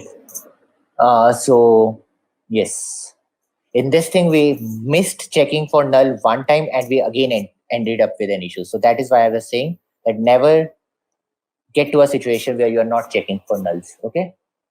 And also again, you saw that what is the use of dummy pointer. Dummy pointer allows us to improve the code quality by not checking for nulls in the initial previous. Okay. So use this technique as well. Let us do one more question and then we will end. Let us do this list cycle question because this also requires knowing a technique that many people might not know. So let us do this. Okay. So we are saying is told that we are given a linked list. We have to return the node where the cycle begins. Okay. The linked list might or might not have a cycle, but if there is a cycle, we have to return the node, the first node from the start where the cycle actually started. So for example, if we start traversing this linked list like this, the node 3 is the very first node where the cycle began, right? So we have to return the node 3. Okay, great. So let us see how we will do that. So see, we once found a middle of the linked list, right? We were once able to find the middle of a linked list using the previous approach, right? If you see the hash approach has a space complexity of order of n, right? So we have to do something that has space complexity of order of 1, but time complexity of order of n. Let us do that. So we remember that, hey, we were able to find the middle of a linked list using the hare and tortoise approach. But if the linked list has a cycle, will we ever be able to find the middle? No, right? Because fast will never be equal to null. So if we start growing from 1, 2, 3, 4, then we will keep on coming back to 3, 4, 3, 4. So if we were suppose finding this thing, value at slow is A, fast is also A. We say while fast is not equal to null and fast next not equal to null. Fast is equal to fast connects and slow is equal to slow connects. Okay, but when there is a cycle in the linked list, this loop will never end. Okay, because it will again going on circle around. So let us say what will happen. Okay, suppose the loop is circling around and currently, let us say this is the case. So this is a linked list 1, 2, 3, 4. Okay.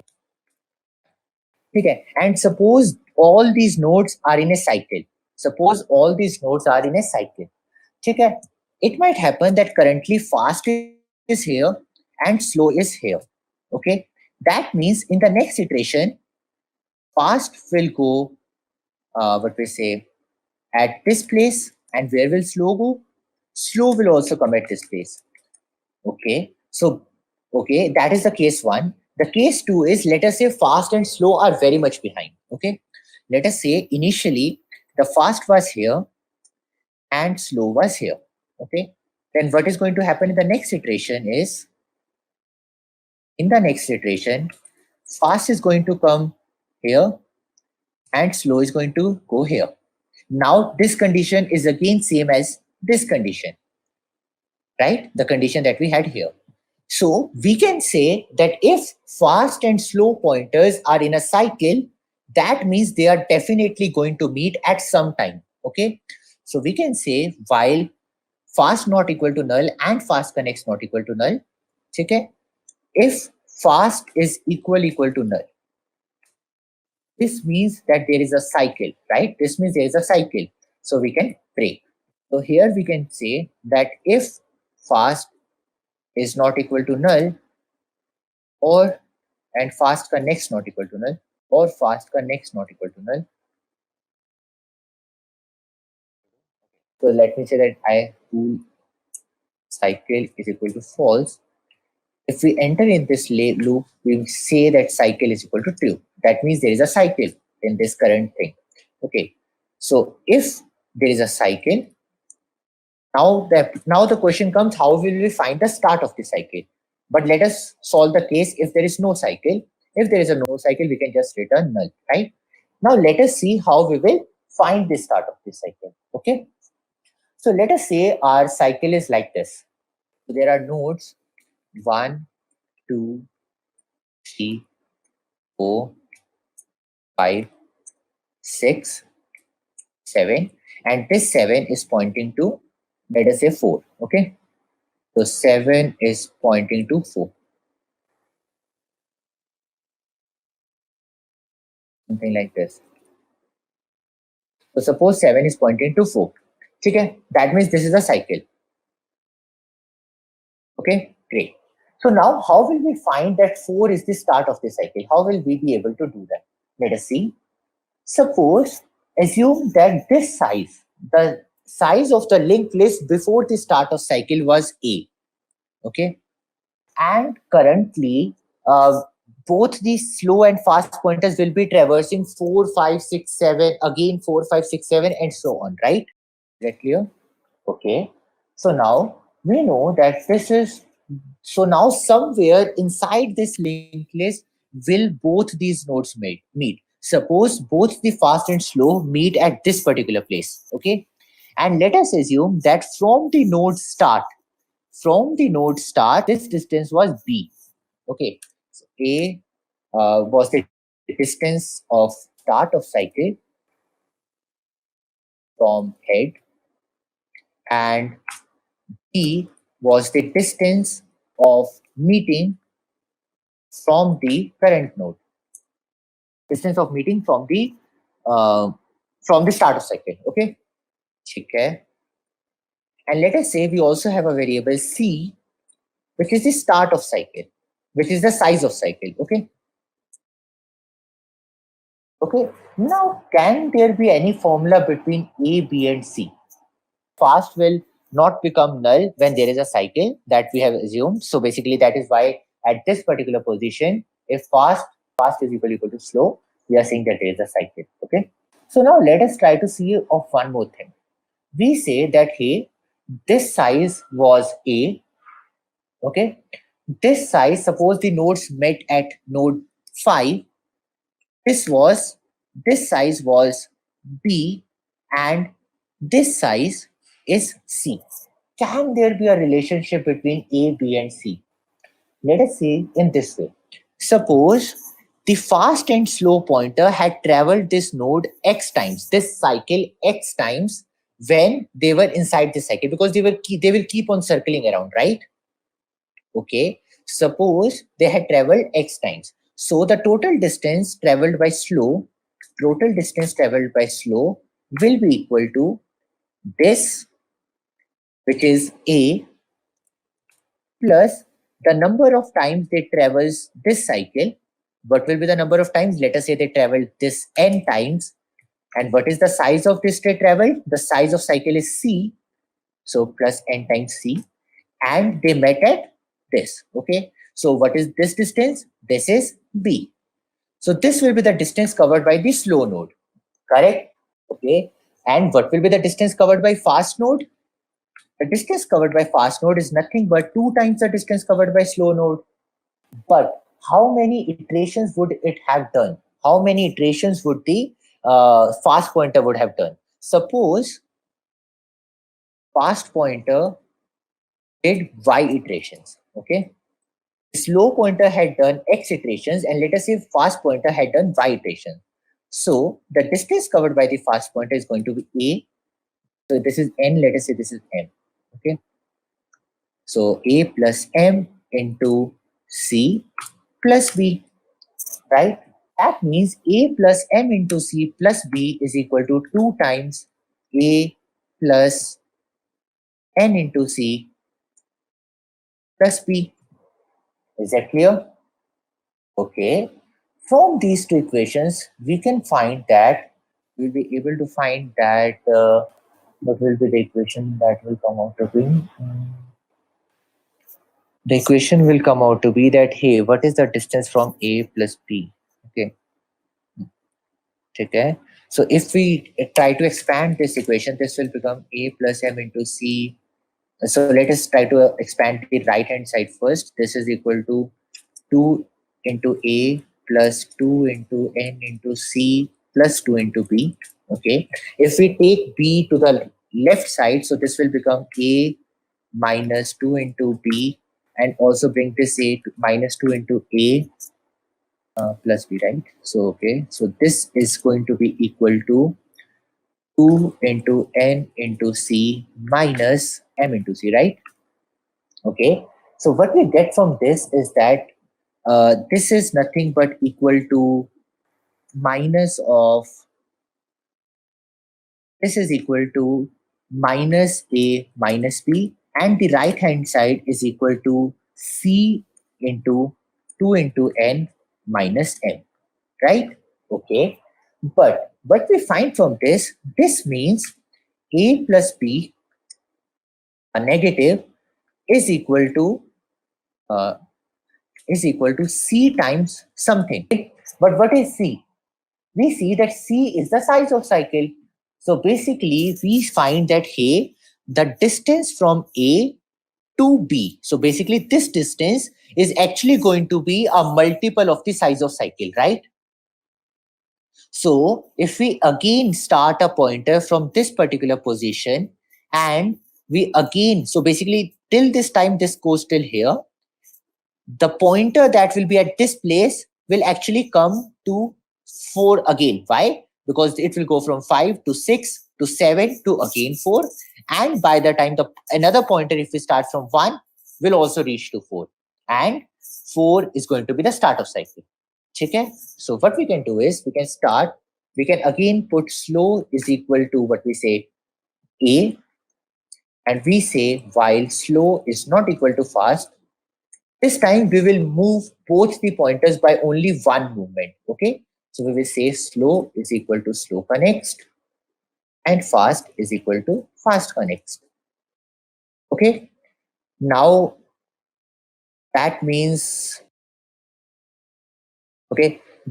now where they have met, that is nothing but the start of the linked list, start of the cycle. So we can just return slow. So in this thing should work.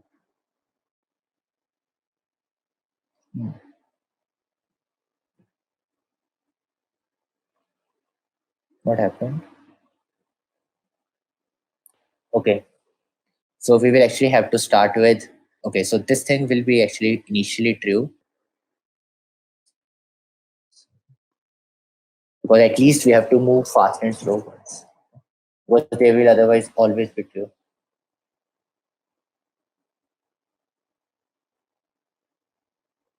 Right? Yes. And let us submit.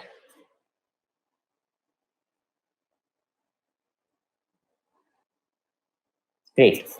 So we did one more question, and today our streak points are equal to 1,685. Cool. So that's all for today. Make sure to complete your streak as well. Okay. Bye-bye. Let's talk about a very important topic called stacks and queues. Stacks and queues is one of the most important topic when it comes to computers programming. Recursion, for example, is based on stacks. Understanding stacks enables you to better understand how recursion works internally, and hence you can use it to optimize space of your program as well.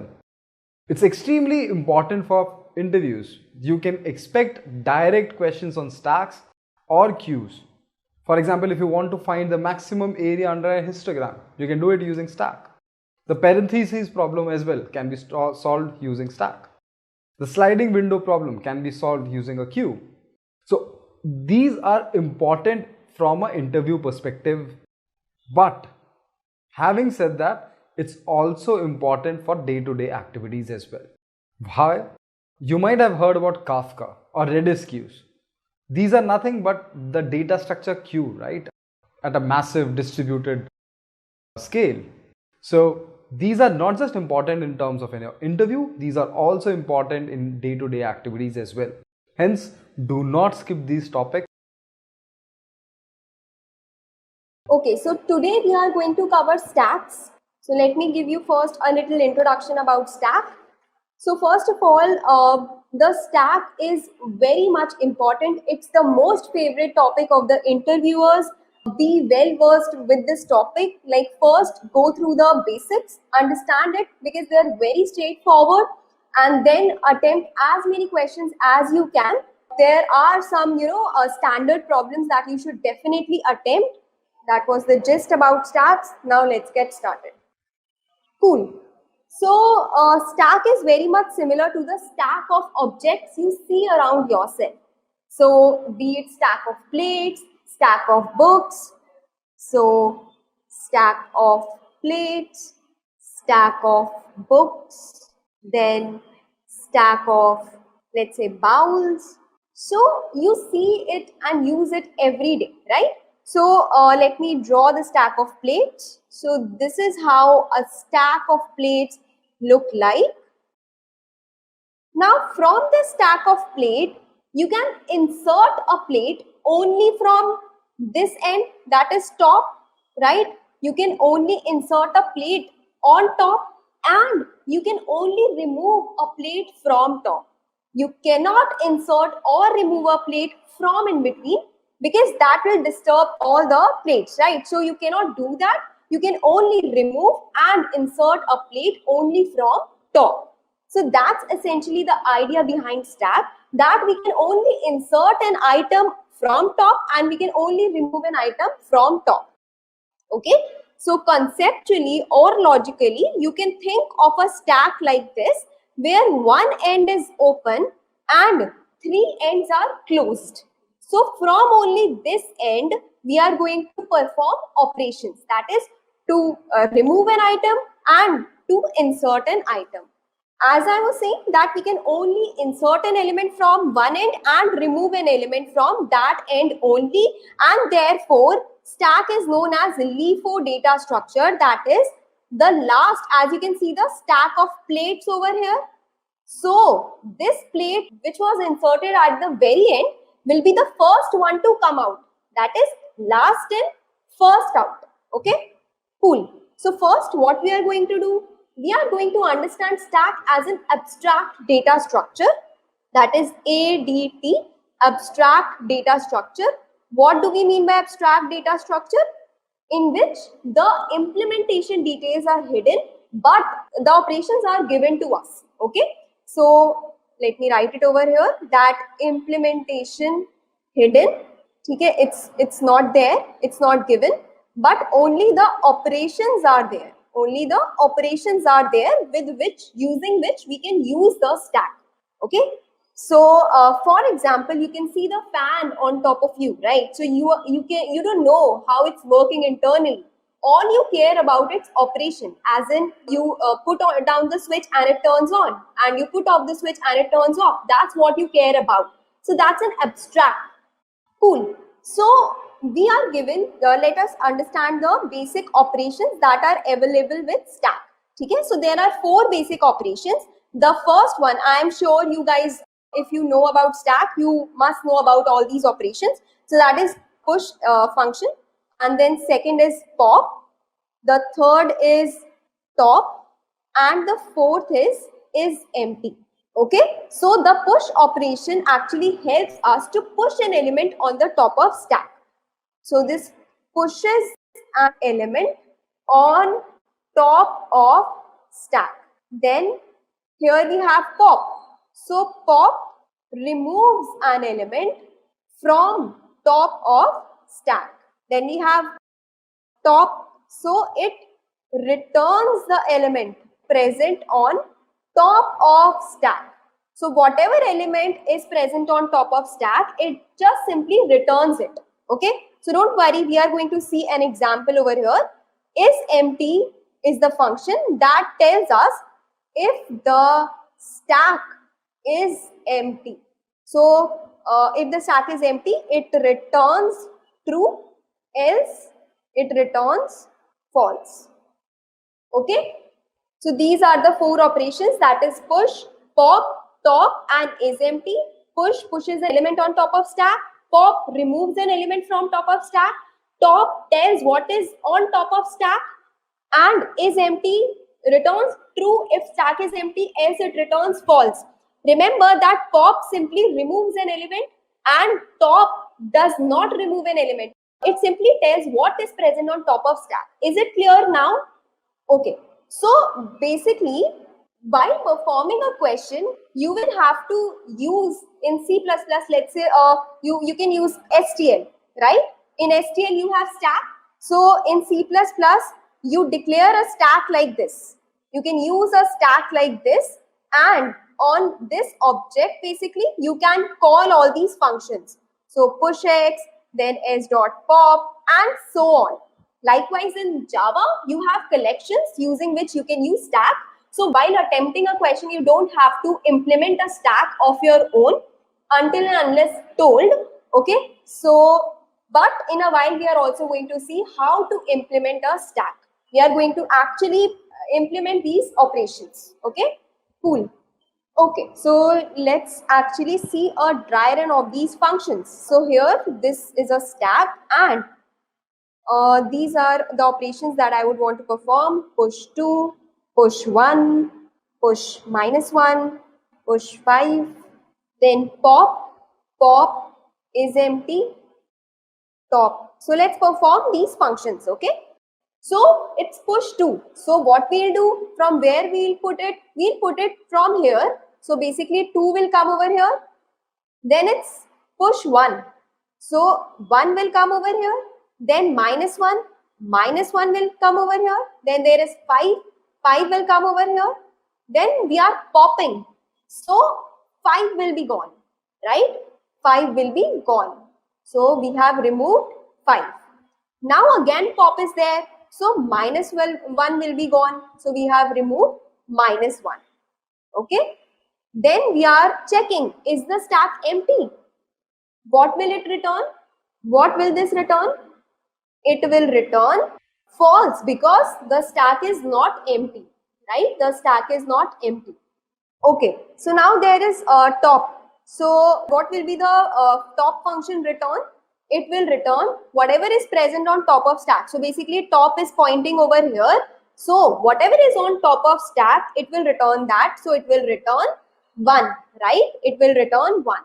So that was a simple dry run of how can we use these operations. Okay, how these operations work. Now let us come to the applications of stack, which are very important. Applications of stack. So some of the applications are undo, redo, undo, redo. Then we have arithmetic, arithmetic expression evaluation, right? Then we have recursion. So these are some of the, then we have string reversal and so on. So these are some of the applications of stack which are very important and you must know. So try to figure out that how a stack can be used in these operations. That's an activity for you, that do try to search that how we can perform an undo redo. So this is actually present in your browser, right? So whenever you go to any page, from any page and want to come back, so basically you store, for example, let me give you an example. So you are at link, let's say 1, then you go to link 2, then you go to link 3 and you want to come back to link 2. So what you can do, you can actually maintain a stack of them. So like first you are on link 1, you can put it on a stack, link 1. Then you are going to link 2. So put it on top of stack. Then you are going to link 3. Then put it on top of stack. Now you want to come back to link 2. So what you can do, you can simply remove this. And now you are back to link 2. Does that make sense? So likewise, you can also have a redo stack. Okay, so that's an activity for you, that how you can perform a redo operation. Okay, so likewise try to figure out.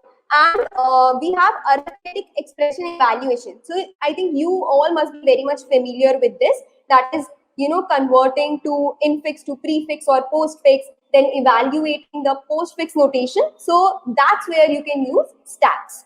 Okay, and then you have recursion. Stack is a core of recursion. So you make function calls, and when you come back, so that basically those function calls get stored on top of stack. Okay, likewise string reversal. Okay, so there is another application that you may be using in your daily life. You must have seen this InShorts app, right? So what happens in this, you are on this screen, okay, and so here I am actually at my feed. I am at my feed, okay, and I am watching this news. So I can only see another news if I remove it, if I remove this. So can you see that how this is an implementation of stack, right guys? Now let's talk about the implementation of stack. So could you guys tell me how can we implement a stack? So using arrays, second is using linked list. Okay, so how can we implement a stack using arrays? So basically, let's see. So we can have an array. So size of the array is, so array is A, and size of the array is 7. Okay, so what we can do, so let's say I want to push 2, push 3, push -1, pop, push 7, pop. Let's see how can we implement these operations using stack. Okay, so what we can do, basically we can actually enforce that one end of the stack will be there to perform all the operation. So you can imagine it like we are pushing the elements from here and removing the elements from here. So let's say I want to push 2, so 2 comes over here. Now you can also maintain a top variable which is right now pointing over here. That means what is on top of stack? 2 is on top of stack. Then we have push 3. So what we can do, we can simply increment this top variable and push 3 in here. Then push -1. So we can simply increment this top variable and push -1. Now how to pop it? How can we pop it? Top minus minus. So basically we are now at index 1 and we have, so basically -1 is gone. Okay. Then we are at, so this was done, then we are at 7. So again we can increment the value of top and 7 comes over here. Now again pop's coming, so we can come over here and this is gone. So basically that's how we can operate a stack using arrays. Okay, and now can someone tell me the problem of stacks? So problems of stack are, which are very important if let's say an interviewer asks you to implement a stack using arrays or linked list. So if I talk about arrays, then we have problems, overflow and underflow. Let's say I want to push 1, 4, 0, 5, 6. These are the items that I would want to push. So 1 comes over here, then 4 comes over here, then 0 comes, then 5 comes, then 6 comes, and now I would also want to insert, let's say, -1. So as you can see, as I move my pointer forward, there is no space because array has a fixed space, right? So I cannot insert any more element, and that leads to the condition of overflow. Okay, and it's very important. So if interviewer has asked you, he's basically maybe judging you that will you cover these cases or not.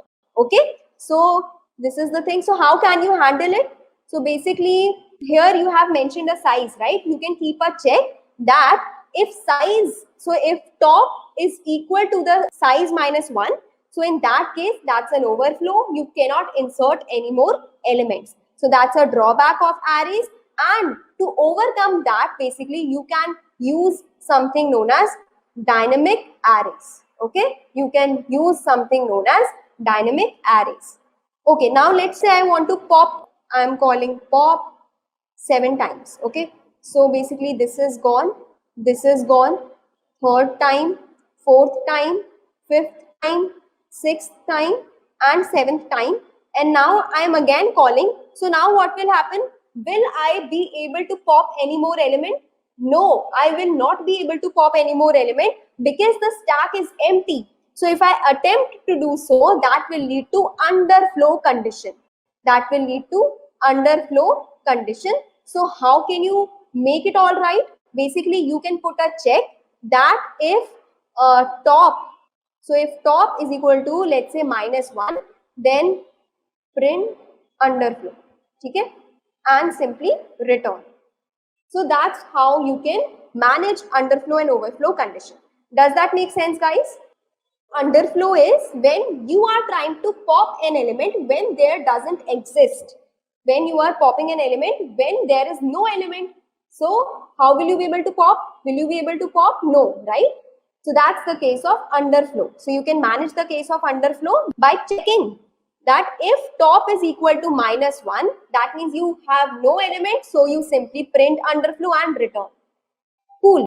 So let's talk about linked list. So in linked list, what you can do is, so you have nodes in linked list where this is the data part and this is the address part. So basically, the nodes of the linked list can be present anywhere in the memory, right? Like array, you don't have everything in a contiguous manner. Everything is scattered. Every node is scattered in linked list. Basically, if you have this as a memory, so if let's say one node is present over here, another node can be present over here. Okay, third node can be present over here. So basically, this address field actually links node. So basically, this will be linked to, let's say, this, then this is getting linked to this, and so on. That's how we store data in linked list. So basically, let's say you have 2 and 1 right now. Then you want to insert, you want to push, let's say, 7. So how you can do? Right now, top is here. So at what position, if you, so you are actually, remember, you are actually implementing stack using linked list. Where would you want to insert this node?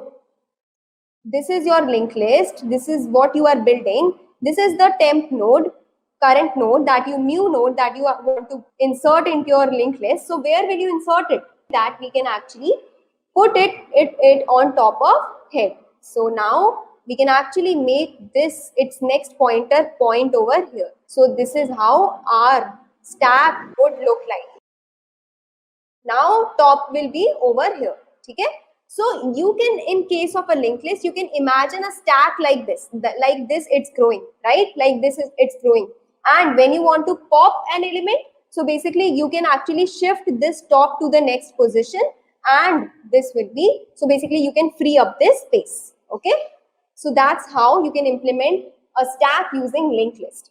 Now with linked list, the concept of space. A lot of space is used in linked list. Okay, so basically you are storing pointers as well, that will take a lot of space. And pros of both stack and cons is that you will be able to perform push and pop operation in just order of one time complexity. Okay, in just order of one time complexity. Okay, cool. Let's get to the question. Okay, so the first question that we have is of very much famous question and very much asked question. It's of valid parenthesis. Okay, valid parenthesis. So the question says that you are given brackets, the round brackets, okay, and you have to tell whether the parentheses are balanced or not. Let's say you are building this compiler in which you will be writing your code, right? So basically you will be you want your compiler to check, verify your code. So in that case you will definitely want how can we check if the bracket are valid or not. So how can we do that? Let's see. First of all, let me give you some examples. Let me write down the examples. Okay, so what do you say about the very first parenthesis? What do you say about the very first parenthesis? Are these set balanced? Is it balanced? Yes, it is balanced because a corresponding opening bracket has a corresponding closing bracket. So yes, it's balanced. Then if I talk about this, is it balanced? No, it's not, because this is complete. They are balanced, but here this opening parenthesis is lacking a closing parenthesis, or you can also say that this parenthesis is lacking a closing parenthesis. So this is not balanced. This is not balanced. Likewise for this, so this is lacking an opening bracket, or you can also say that this is lacking an opening bracket. So this is also not balanced. Okay, so you have to basically tell, are the parentheses balanced or not? Let's say we want to attempt this question without stack. Can anyone think of something?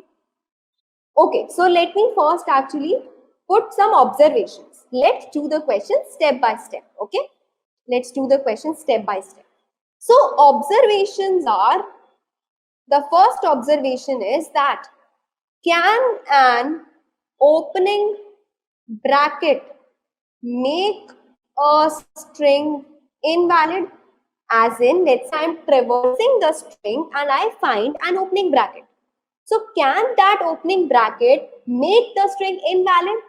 Well, it depends upon the future. It depends upon the future, that if I have this opening bracket, maybe in future I'll find a closing bracket and that will be valid. Or let's say I don't find a corresponding closing bracket, in that case it will be invalid. So it totally depends. It totally depends if I get an opening bracket. Okay. Now if I talk about a closing bracket, so what about a closing bracket? Can a closing bracket be a problem to us if we encounter it? Well, so if till now for a closing bracket there was no opening bracket, in that case, yes, it is a problem, because even if we move any further, the string that is given to us will not be valid in any case, right? In any case. So basically, let's actually okay, let's take look at it like this. So I have something like this. So what will happen? Let it be like this. So I am at here. I will maintain, what I can do, I can maintain a left and right count, which can be initialized to 0. Now I am at an opening bracket. So that means left actually tells a opening bracket and right tells the count of a closing bracket. So I found an opening bracket. This becomes 1. And so let this be the thing. Let this be the bracket. Now I am here. Now I am here. So what I can do? I can simply decrement the value of this, and that will tell us that we actually found a match for an opening bracket. We actually found a match for an opening bracket. So we can actually set this to 0. Right. Now let's say I have a string like this. What will happen? What will happen? That I am here, left and right. So basically I have left 1, then I have a closing bracket. So initially both are 0. So now This is a closing bracket. So is left greater than 0? Yes, it is. That means there is an opening bracket. So we can simply decrement it, telling that we have found a match. Now next we go to the next character. This is a closing bracket. Okay. So what's the value of left? It's 0. That means there's no opening bracket. In that case, we will simply return that it's invalid, because at this point there is no use to move any forward, because this closing bracket does not have a matching opening bracket. So we can simply return from here. Does that make sense to everyone? Okay, so whosoever is saying that, can we count the number of opening bracket and the closing bracket? Guys, we cannot simply count the number of closing bracket or opening bracket. Okay, let's take an example of that. Let's say I have this as a string. So now left is equal to 2, right is equal to 2. But are they valid? Are they valid? No, they are not valid, because they are not placed in the correct order. Therefore, this is not a right approach. Is that cool? The time complexity of the approach is what? What's the time complexity of the approach? So if we have this case, here the number of opening brackets, closing brackets are 2, number of opening brackets are 2. So are they valid? No, they are not valid. So this is wrong. This way is wrong. So what's the time complexity, guys? Time complexity is just order of length of the string, because we are iterating the string just once. And what's the space complexity? Just order of 1. We have not used any space. Okay, we have not used any space. Now let me make a question little trickier. Now let's say I have brackets these and these. So this is an extension of the question. Extension hai ye question ka. Now I'm saying that I have these 3 sets of parentheses. Now I have to tell, basically my string can contain these set. So I have to tell if those are valid or not. Let's take an example. Examples can be this, then we have this. So this will be given to you. Now you have to tell, are they valid or not? Now can you, how can you do it? How can you do it? So whenever in the interview you're telling the interviewer that okay, we can use stack for this, but she or he already knows, right? You have to get to it. Like how? What's the intuition? So that's is very important. Okay. Some of you are saying that we can use 3 variables. So that will be wrong, because then you won't be able to actually find the order. You cannot judge the order by taking that many variables. So first of all, I am sure that you guys understand that it cannot happen by taking just the left count and the right count, because if okay, so first of all, let's take the example of this. Now here left is 1, okay, and now I find a closing bracket, but here they are not same, right? So this will not work. Having left and right is a bad idea. Now taking 3 variables. So here I have this string. So if I take 3 variables, let's say round, or let me write first bracket, second bracket, third bracket. Now here the first type. So this is type 1, type 2, type 3. First bracket का left right, इसका left right, then इसका left right. First का left is 1, okay. Third का left is 1, okay. First का right, so we have found a right bracket and this manages to be 0. Then we have third का right, so this becomes 0. But is this valid? No, it's not valid, because the order is different. Order doesn't match. So therefore, that's a bad choice. Does that make sense? You should have a clear idea that why your approach is wrong. You should take as many, like if you are stuck, you are not able to think, take examples and try to generalize it. You guys are clear with it? Cool. So let's move forward. Now let's actually build some intuition of this. So one thing is that, let's consider these brackets. One thing is that since, okay, so this is invalid, right? This is invalid. This is also invalid, right? This is also invalid. This is valid. This is valid. they have right set of pairs. Now this is also, this is what, this is what, this is also valid. Okay, this is also, as you can see, that this is also valid. So if I talk about this string, then it's a property of the valid parenthesis that if the complete parentheses are balanced, then their sub parenthesis will also be balanced. As you can see that this is balanced, this is also balanced, this is also balanced. So we are not considering all the substrings, right? We cannot consider anything like this or something. We have to choose the right set. But what it means is that whatever the parentheses are inside it, they will be balanced anyhow. So this is its corresponding pair. Then we have this, it's correct, then it's correct, then this is there. So does that make sense? That inside of it parentheses are balanced? Now, so an opening bracket does not bother us, right? An opening bracket does not bother us because in future we may find a closing bracket for it, right? But let's suppose I am at this closing bracket. Let's suppose I am done with everything and I am at this closing bracket. Now for this closing bracket, this is an opening bracket, this is an opening bracket. Does these brackets are of any use to me? No, they are not. Can I get rid of them? Then that will be great, right? So if I can get rid of them because they are valid in itself, right? As I told you by this property.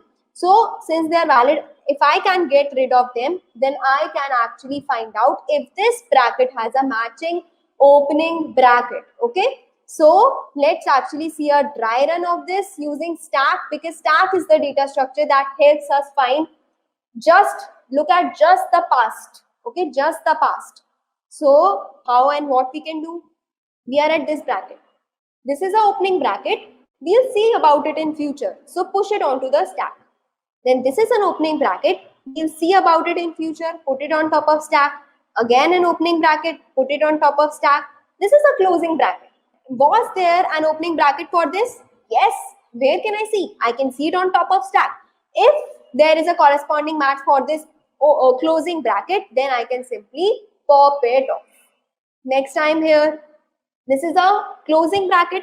Does this have a match? And see how nicely we have removed between whatever was presented. That is here, we have removed it. We have removed it. And now we are actually comparing this. Where can we find it? On top of stack. So yes, it has a match. Remove it. So now we are here. Now we are here. Put it. So this is our closing bracket. Yes, match found. So remove it. Remove it from top of stack. Then we have an opening bracket. Push it on top of stack. Okay.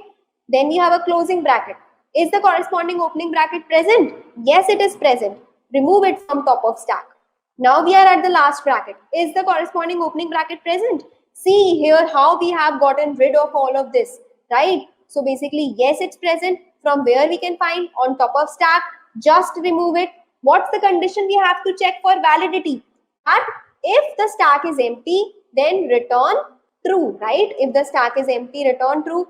But if the stack is not empty, so we have to return false. That tells, even after iterating the string, let's say we have completely iterated the string, even if the stack is not empty, so we will have to return false, right? Because there are still left some unmatched opening brackets.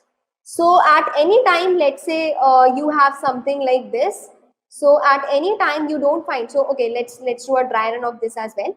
So this is an opening bracket, move ahead, opening bracket, move ahead, closing bracket, but no corresponding match. Simply return from here. Simply return from here. Okay, so now let's move on to the next question. But before that, let's talk about the time complexity. The time complexity of this approach is just order of n, because we are going to each and every bracket not more than twice. How? Once while pushing it and another time while popping it. So that's only 2 into n, which makes it order of n, right? That makes it order of n. And the space complexity is order of n, Because in the worst case, we may end up pushing all the brackets in the stack when, let's say, the string was something like this. In that case, you will end up pushing all the brackets in the stack. So the space complexity is order of n.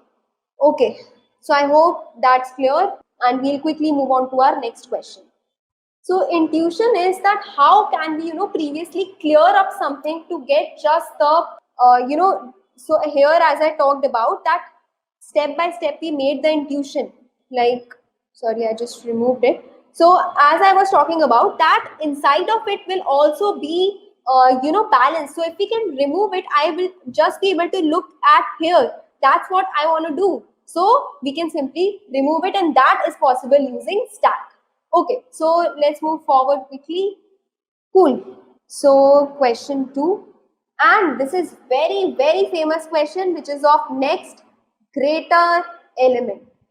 Okay, so question is that, let's suppose you are given an element, you are given the elements in an array. Let's suppose 10, 13, 22, 7. For each of these elements, you have to tell that what is the next greater element to its right, just the next greater element to its right. So what's the next greater element to the right of 10? It's 13. Okay, it's 13. The next greater element for 13, it's 22. The next, is there any next greater element for 22? No, it's not. So we can put -1 over here. We can put -1 over here. Then we have 7. So next greater of 7 to right of it, it's -1. Nothing is there. Nothing is there. Okay, so let me take, this was example 1. Let me take another example as well.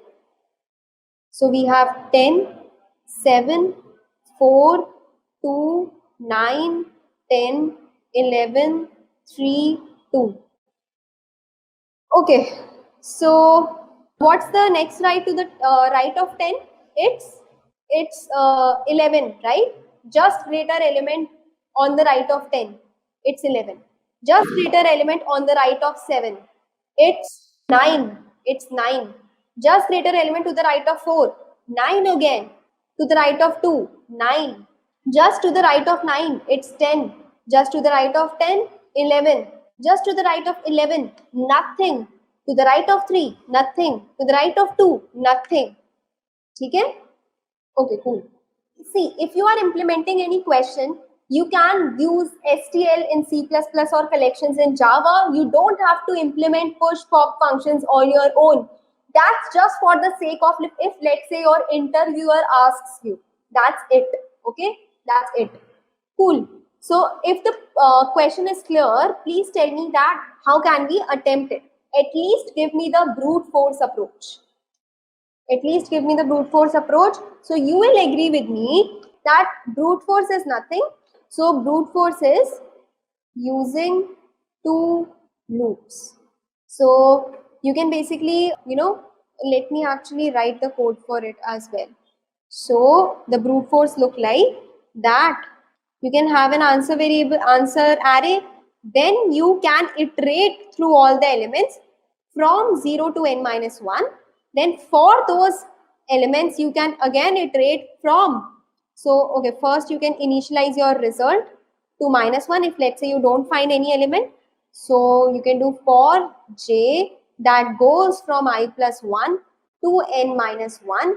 You can check if a of I is, so a of I is less than a of j, then simply put answer I is equal to aj, okay, and break from here. Take a break from here because you just have to find just the larger element. You don't have to iterate any further. Okay. Now what do you have to do? Actually, this should be result, and out of this for loop, you can set answer I is equal to result. Does that make sense? This is just the brute force approach. Okay, cool. Let's go ahead. So the time complexity of this approach is order of n square, since there are 2 nested for loops, and the space complexity would be order of n, which we can ignore because that will be just to store the. So basically, this is just so we can actually, Make it order of 1 only, because we anyway have to take an answer array. Answer array we anyway have to take, because that's how we are going to return the answer. So the space complexity for this we can assume to be order of 1, right? Cool. Now let's talk about the optimized approach, and let's build some intuition for that. Let's see some observation. The first observation is that let's suppose the array elements are 12, 10, 9, 8, 7. Okay? 0, 1, 2, 3, 4. If let's suppose these were the elements, what is going to be the answer for them? What's going to be the answer for 12? Minus 1. Nothing is on right. For this, minus 1. For this, minus 1. Minus 1. Minus 1. Does that make sense? The answer for all of them will be minus 1. Now let's talk about another example. Let's say we have 5, 4, 3, 2 and 10. Now can someone tell me what is going to be the answer for 5 now? For 5 it's going to be 10. For 4 it's going to be 10. 3, 10, 2, 10, 10 minus 1. Does that make sense, guys? Cool. So the thing is that, as you can see, when the sequence was in decreasing order, we got minus 1 for them. And here we also had a sequence in decreasing order, but once we got an element which was greater than them, so this element was greater than these elements, so the answer for them became 10. The answer for them became 10. Look at it like this. So let's suppose I have a 5, 4, 3, 2, 10. So I start from here. This is 5, then this is 4, this is 3, this is 2. Now 10 came. So once the number came which was out of order and greater than them, so answer for them became 10. Okay, answer for them became 10. Let's look at one more example. We have 9, 6, 5, 4, 8. So this is 9, this is 6, this is 5, 4, then 8 came. So 8 is 8 to whichever element it is greater, it will become the answer to them. That is here. So this is 9, this is 6, this is 5, this is 4, this is 8. So 8 will become the answer for 6, 5 and 4. Okay?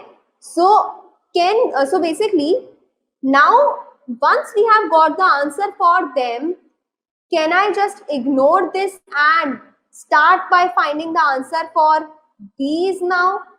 Does that make sense? Does that make sense?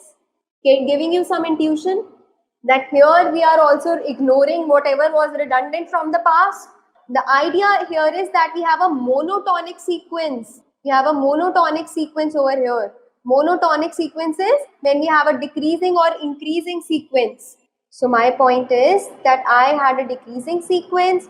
Once I find an element out of order, so all the elements which are smaller to this will be the answer for them. This will be the answer for them. Okay? Now, so basically, let's say I have elements 11, 4, 3, 2, 10, 12. So I have 11, then I have 4, then I have 3, 2, 11, 4, 3, 2. Now 10 comes. Now 10 comes. So 10 is greater than these numbers. So answer for these will be 10. Answer for these will be 10. Now since we have got the answer for them, we can actually remove this. We can actually remove this, and now it will become such a sequence. It will become such a sequence. Now 12 comes. So this will come over here. Now whatever is smaller than answer to them, 12 will become the answer. So 12 will come over here and 12 will come over here. Now only. So we have got the answer for them. So we will remove it. And now we are just left with 12. We have completely iterated the array, and whatever we are left with, to them the answer will be minus 1. Minus 1. Okay. So since we are ignoring whatever is redundant to us previously, and since this is a monotonic sequence, therefore stack will help us over here. So let's see the dry run using stack. So intuition was that we had to look at the just past, removing this just past. So whatever answer we had got, we will just ignore them, and now we'll start again from some monotonic sequence like we did over here, over above, right? Okay, so now let us go through the dry run using stack. Then again, if you guys will have some doubt, we will come to those. Okay, so I have 11, put it onto the stack. So 11 has been put onto the stack. Then we have 4, put it onto the stack. Then we have 3, put it on top of stack. Then we have 2, put it on top of stack. Then we have 10. Now this, you can see that this is a decreasing order. This is a decreasing order. Now we found an element out of order. So to whatever elements 10 is greater, the answer for them will become 10. So is 10 greater than 2? Yes. So we found the answer for 2. Answer for 2 is 10. Remove it. Is 10 greater than 3? Yes. We found the answer for 3. The answer for 3 becomes 10. Remove it. Now is 10 greater than 4? Yes. So we found the answer for 4. The answer for 4 becomes 10 and simply remove it. Now is 10 greater than 11? No. So simply push 10 onto the top of stack and move ahead and move ahead. Now we are at 12. So on top of stack there is 10. 10 is lesser than 12. So answer for 10 will become 12, right? Answer for 10 will become 12. Now, so we are at 12. Is 12 greater than 11? Yes. So answer for 11 becomes 12. Okay? So now nothing is there. Simply insert 12 on top of stack. Now move ahead. So we are done. We are left with no more elements. So whatever is present on top of stack, the answer for them will become -1. So in this case, answer for 12 is -1. Guys, does that make sense? So Anshul says that then in this solution, we need to also store index and stack. Anshul, that's what we are going to do. We actually need to store indexes on top of stack because we actually are trying to find the answer for the previous elements that we are done with. So let me quickly show you a dry run of how we can do this using indexes. Okay. So we are having the stack. We will place 0 over here. Then we will place 1, right? Then we will place 2. Then we will place 3. So basically still the array is in decreasing order. Now we found 10. So this 10 is greater than what is present on top of stack. So basically answer for this. So we will write it like this. We will write it like this. S dot top. Okay? Because this is the index. So a of 3 is nothing but 2. So 10 is greater than 2.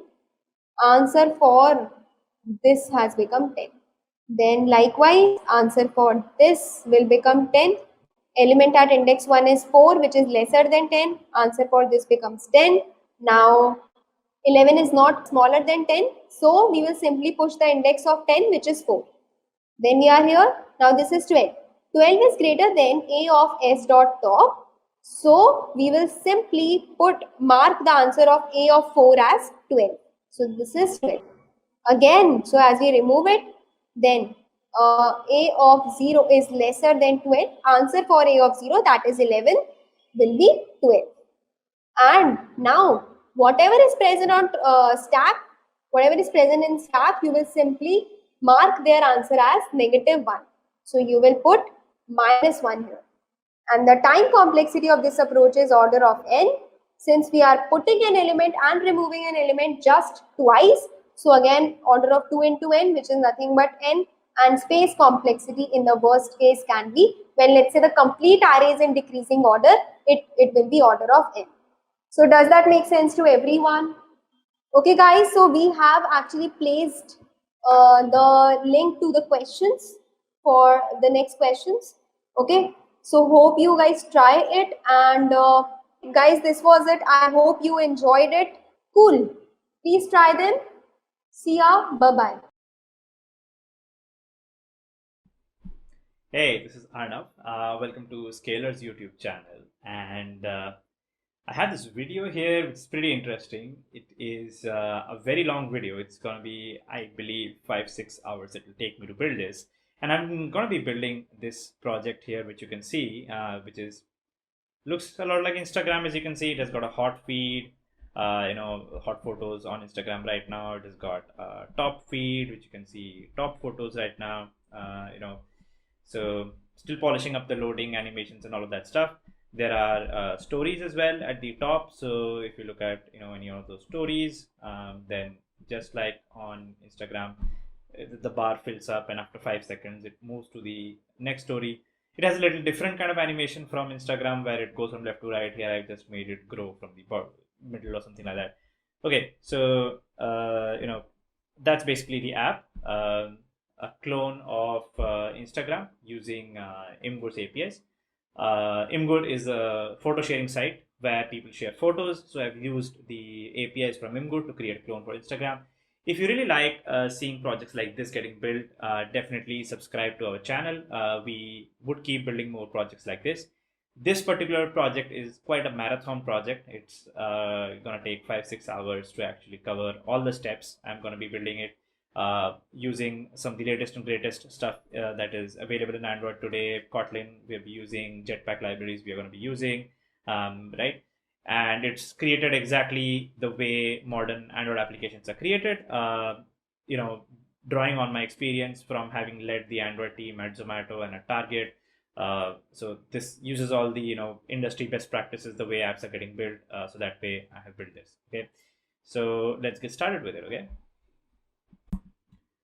so to get started, let me quickly walk you through what are the APIs that we're going to be using and exactly what kind of app we are going to be building. Okay, so first of all, you should go to apidocs.imgood.com and that's where you can get documentation about the API. To start off with, we have to go and register our app. And once we register our app, we basically get an API key, the client ID. So the client ID is going to be pretty important for us to make all the API calls. I'll just make a client ID very soon, but let me give the overview first. And then we have got this gallery endpoint. So we've got this api.imgood.com /3 because it's the v3 of the API gallery /section. So section we can set hot, top, or user. We can use hot and top. Hot is the most popular stuff, top being the top stuff. Then there's a sorting. We can sort by viral and top and time and rising. And then there is something called window. Window is basically like whether you want the top images of today, this week, this month, or year, and so on and so forth. And there are a couple of other parameters like whether you want to show mature content, you want to show viral content, and all of that or not. Okay, so we would be using this to create our feed, and we're just going to see where the feed is going to go. The other thing is we can also see tags. So if you go to gallery tags, then you see that we can go api.imgood.com /3/tags, and which gives you a bunch of tags here, and each tag contains a certain tag ID, name of the tag, and how many followers, total items that are there inside the tag, and so on, right? We can again, I think, sort and filter our tags using some basic things, I believe. So I'll give you a list of our tags that Imgood has. Okay, great. Now, what we're going to be doing is we're going to be creating this app, which is going to be Instagram-like app, of course. And here at the top of the app, we will have these, the story stuff. So we're going to be, using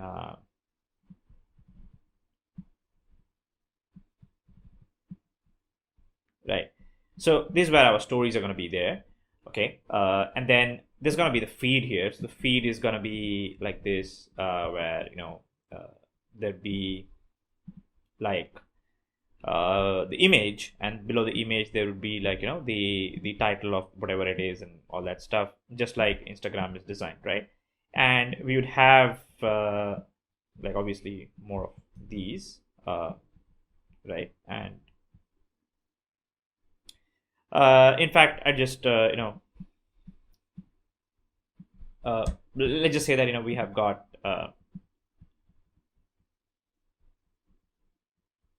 like it'll be more of them. We will scroll through that, and then we would have like at the bottom of the app we will have two tabs. Okay, and these two tabs would be two kinds of feeds we can show actually. So maybe one of the feeds we show the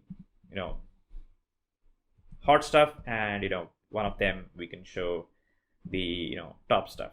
So we can show some icons here instead. Maybe also maybe instead of the hot stuff, we can actually go and write create like a flame like icon, like that, something like this. Okay, so this could be like our hot stuff, and the top stuff we can show something like like sorting icon or something like that. Or maybe like you have this sorting icon usually, and it says that I've sorted top to bottom or something like that. So you can use some icons also as well. So we'll see. Okay, so when somebody basically clicks on top, or they click on hot or something like that, in that case we will basically refresh the feed. We will show the stuff that's coming on the feed from this place, from the images tag. I think where do we go? Sorry. Yeah, so basic gallery information we'll get, and we will show either the top or the hot based on that. And when we click on any of these any one of these circles here, which is each of the tags, so what we'll do here when we click on the tags is that we will go to a new screen in our app, and in that screen it is going to be much like how Instagram stories work. So in this screen, the image will actually kind of come up here, right? And it's gonna be probably like filled up with right, and at the top of the screen we will show those bars that are usually there on Instagram, right? And so they will be filled up, and like they'll keep getting filled at the top as we skip for 10 seconds from one image to the next image, and so on. Okay, so that's how basically we want to go about doing this on Imgur, right? So let's get started. I think we have the API, and we can get started. I think we can create our application name. By the way, first of all, here you have to log into Imgur to do that. You can give it an application name. You can give it like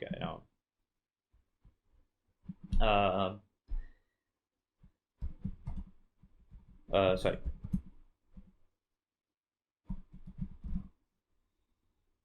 Let's just call it InstaClone or something like that. Or I think we can give a new name, Imguram. It's like Instagram with Imgur API. I think Imguram looks like a nice name. OAuth to authorization without a callback is fine. I think we don't need a callback URL for this because they're not going to be doing a sign up or something like that. The website is also actually optional. I will give you an email ID here, so I'll give my email ID gmail.com, right? And description, whatever, right?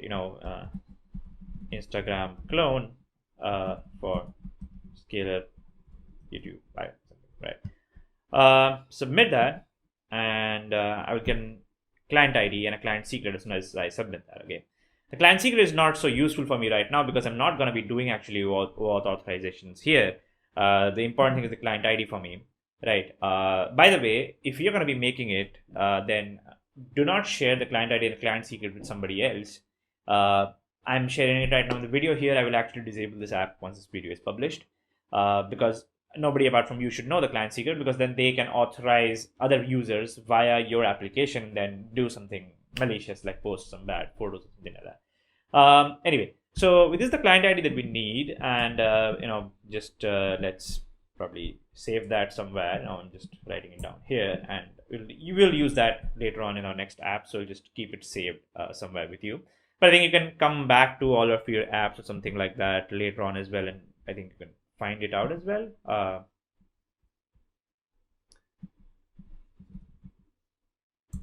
Probably, I don't know. Is there a way to come back to apps or something? Anyway, saving the client ID is kind of important there. I don't know if there's a show all apps kind of page where you can find all of your clients or not. Let's get started with the Android app now, okay? Okay, so to get started with exploring the API a little bit so that we know what kind of data that we can fetch, right? If you go to the API docs.imgur.com website, and at the top right corner there is a run in Postman button. So if you click on that button, you can click on Postman for Mac. I mean, before that you should download the app, of course, Postman. So I think postman.com You just go and download the app for Windows, Mac, Linux, whatever you're using. Once you've done that and you click on that, you click on Postman for Mac, what will happen is, I have already done that once. So this collection for Imgur API gets added, and it has got all the use cases that are defined in the docs here. They are all added to your screen here. Okay. The bit where I copied the API key, right? If you remember. So here, once you have gone to, so if you go to api.imgur.com, by the way, once, that's the place, and in your name you can find out settings. Mistake. So you go to settings. So there are a list of apps that I have made. So this Imguram is the app that I just made. We go to click on edit. This is the client ID out there. So I copied that, if you remember. Now to copy that client ID, what will happen is that if you go to gallery and if you go to gallery tags, and here you will see that there's this client ID variable out there is there. Okay. So by default, this variable would not have a value when you add this collection inside Postman. So what you need to do is inside Imgur API, go to edit that collection. Okay. And when you edit that collection, there is a variables tag. So inside variables, add client ID as a variable and paste this value. Okay. Once you have done that, then you can come back to the gallery tags value, and you can actually make this API call. And when you make that API call, you will see that you get these information back. So what you can do is you can actually copy this information and use JSON viewers. There's a bunch of JSON viewing websites out there where you can just paste that, and then if you go to the viewer, you see that there's this data where there are 3 galleries, and tags have come. So there are 194 tags have come. Some 4 galleries have also come, which is most viral, user submitted random and staff picks. Most viral one, they have got 1 top post each in each of them, and then each of these tags, they have gotten how many followers does this tag have, total items inside that, whether the current user is following. So these kind of information that's available, right? What else? So within a particular tag, if I want the images, so that's so we can add a tag name, a sort, and a window, and all of these things. So we can go ahead and actually write something in the tag name, sort, the window, and the page, and all of these things. In fact, I can just go and in place of tag name, can probably write I don't know. We have got trivia as a tag name. We've got all. So all probably gets us cute pictures. By the way, as per the documentation here, if I look at gallery tag,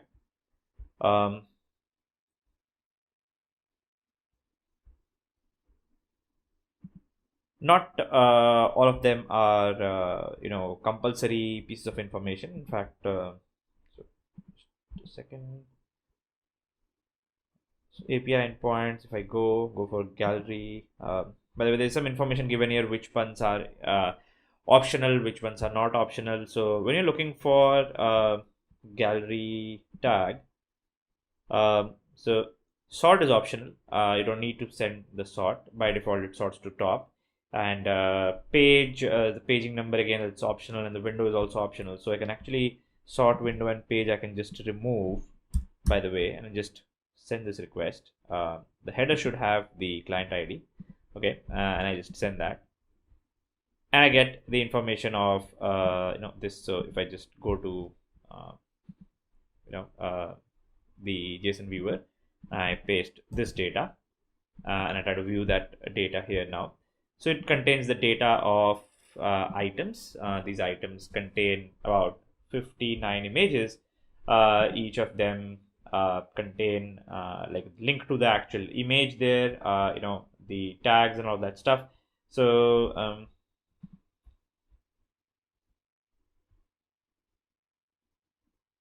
most of these, like you get the link here, and in this link, if you just copy the value inside the link, by the way, just a second here, yeah. So I'll just copy it from here, right? So every image gets a link. You can just copy that link, and if you paste that, that's actually the image inside that link. Okay, so every one of those links, they have like a URL inside them. Some of those links would have instead of a JPG, they might not end as JPG because the image actually might not be a JPG image. It could be a video. In those cases, the ending, it does not have an extension in that case. Okay, so that's how the data is, right? And that's the data inside every tag. Now, how about the other API which we found out is all the stuff in the gallery, so the top or the viral and all that stuff. So how can we check that out? We can also check that out, get gallery here. Again here, so section is supposed to be, by the way, I'll just not save the changes, don't save them. So I'll remove show viral, mature, and album previews.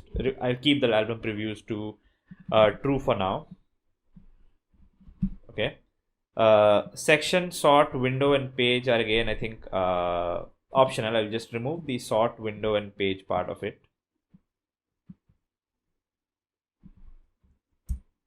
The section, I think we can pass hot here and just send that. So here are all the hot images that we have gotten here, and again I'll just copy this, go to the JSON viewer once and paste it and see. So we get data contains again like around 60 items. We can see each item here. It's a tag. There's a type is also available, whether it's a I think image or whether it's a gallery or like that. So there is like a array of images like that. It's available. Okay. So that's kind of the way the data is coming in. In some cases, you will find that they contain an array of images within that. Okay. So every item contains some metadata, some information, and there is a images array inside that which contains all the images. So it could be one image, it could be an array of images, and so on. We are getting okay. So let's get started with this information. Let's start building the API gathering part. And going forward from here, there are two ways to build this app. We can either build it bottom-up way, where we can build the layer which fetches the data from the API first, or we can do it with, we can build a top-down way, where we can build the UI first, and then we can connect it to the API later. Okay, mock out the API and make it later. In our case, I think the API is very well defined, right? And the UI is just some Excali draw. This is very wireframe-ish. I don't have a final UI in mind. I haven't engaged with a UI designer who can give me a finished UI. So I can polish up the UI at the end. We can do it in a bottom-up way where the API is well defined. So I'll create the API module first, get the data from there, write some tests for the API, and then we will create the UI using that API. Okay, so let's get started.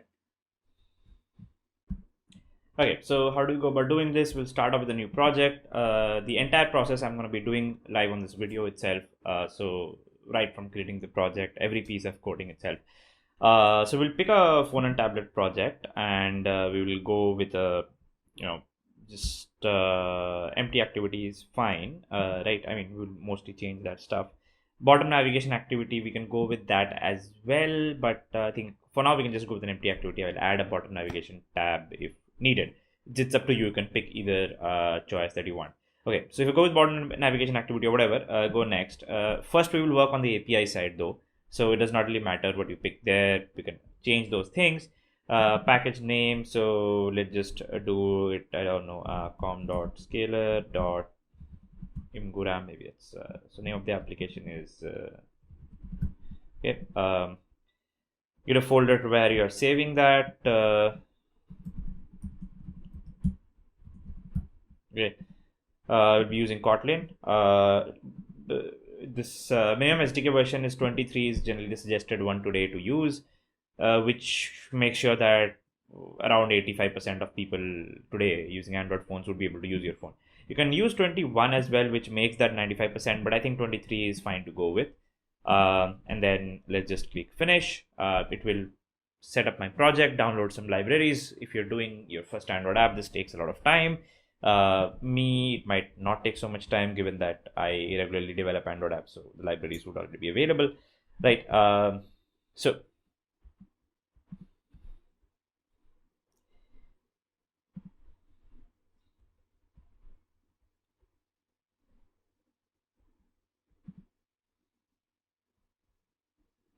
okay.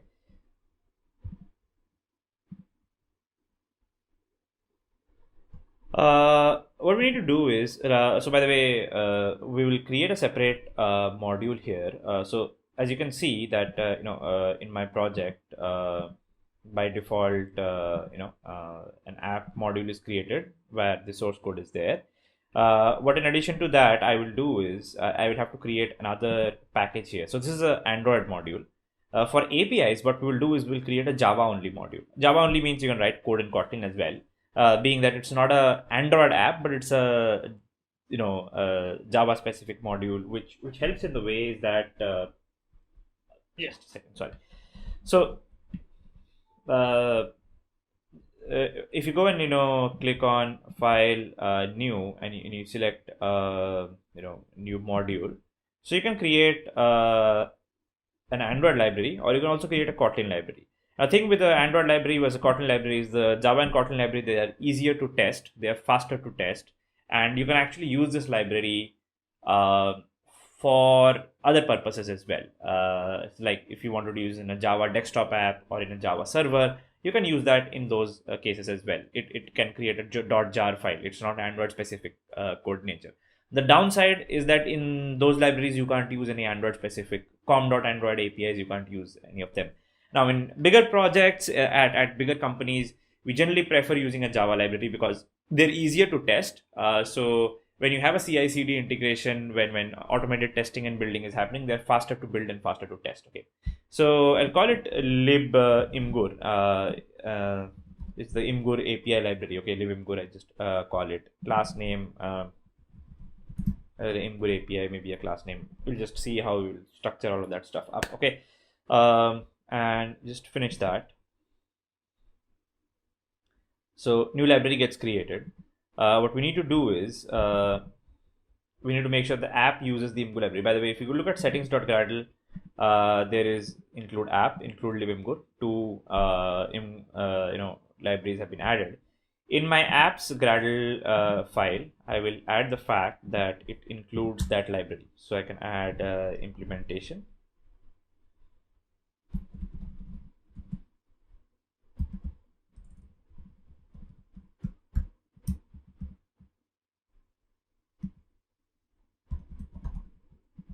Okay, so writing this line means that my app module is going to be using the libimgur module. By the way, you can add this thing using a graphical way as well. You can go to project structure, and inside project structure, you can go to modules. You can select app, and dependencies. You can select app, and you can add a new dependency as like that. But you can, if you write it manually like that, then it gets added like this as well. So you can click, module dependency, select which module you want, right? It's already added here in that sense. Okay. If I just remove that, by the way, so that line gets deleted. Okay, as you can see, the line has been deleted. Just click add module dependency libimgur, and okay, so apply.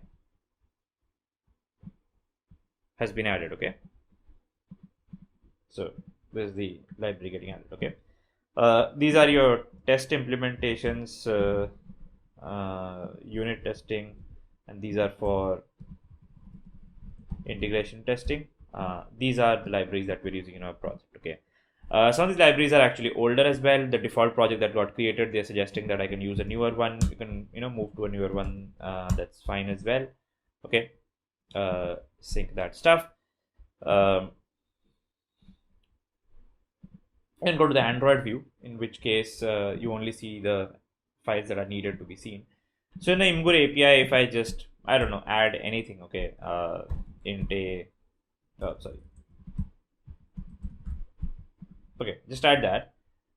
If I go to my app and main activity here inside on create, if I write val imgur API equal to imgur API, just construct that, and if I just log a line,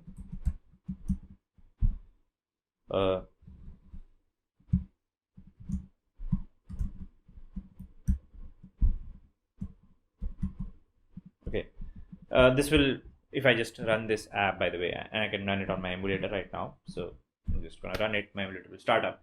It's going to showing you that you can call a class which is there in a different library here. How you can do that? You can do that by creating a separate module that is a Java module, by the way, and you can import that class like this here, and then you can run it.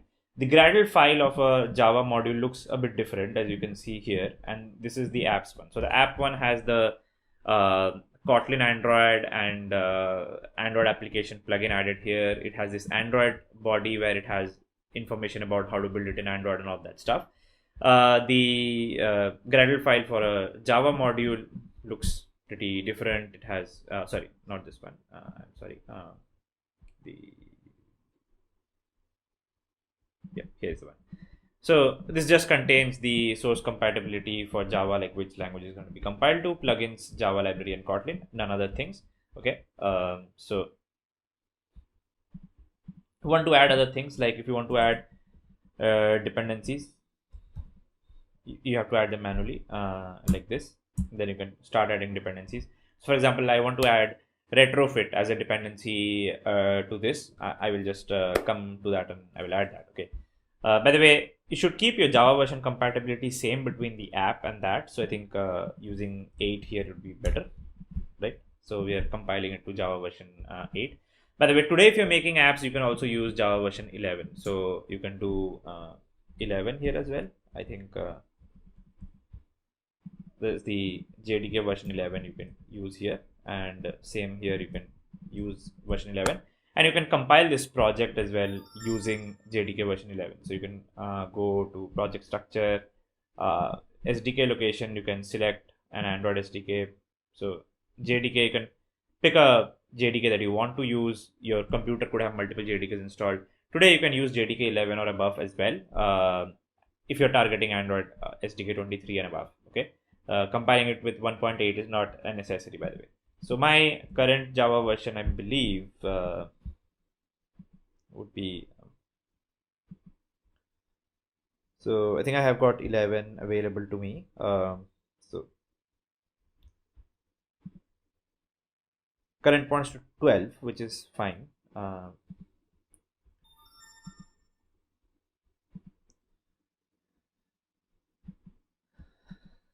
Okay.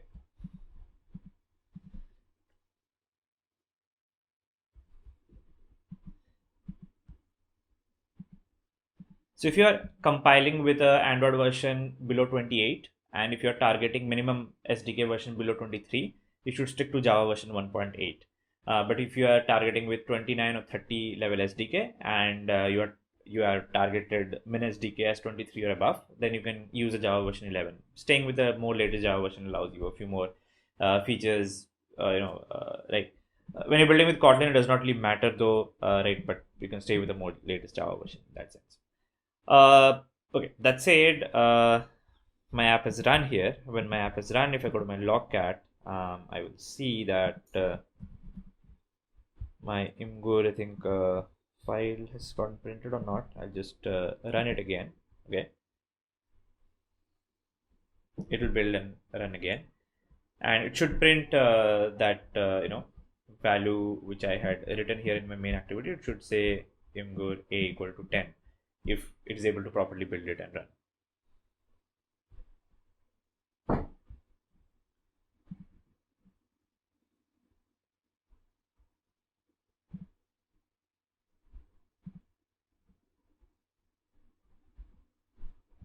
And as you can see, it's going to print. Okay, so that's working. Code from my library is getting executed inside my app. Now what I will do is I will initially not write any code inside the application side. I'm just going to first of all make the library, and I will make sure that the API can be used, and then we will write code for the app and the UI and all of that after that. Okay. Okay, so to start off with, we need retrofit here to be added in the API library. We can do is go to, again, like that project structure, and go for the dependencies for libimgur, and you can add a library dependency, and we can search for retrofit, and Studio should search retrofit for us and find that out. This is, I personally feel, a little slow process. I mostly just prefer going to retrofit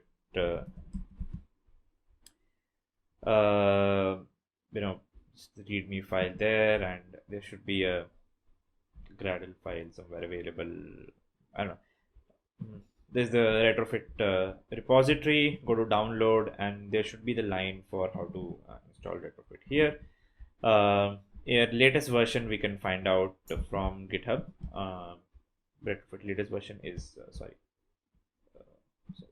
it should be retrofit 2.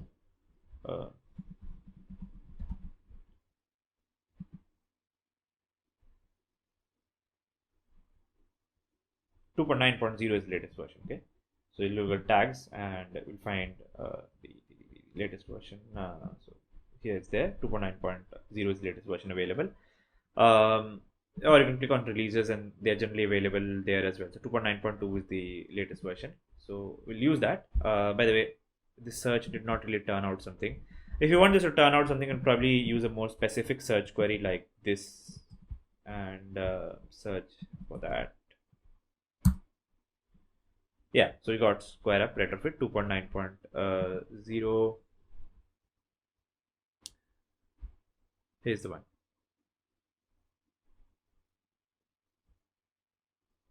Hmm.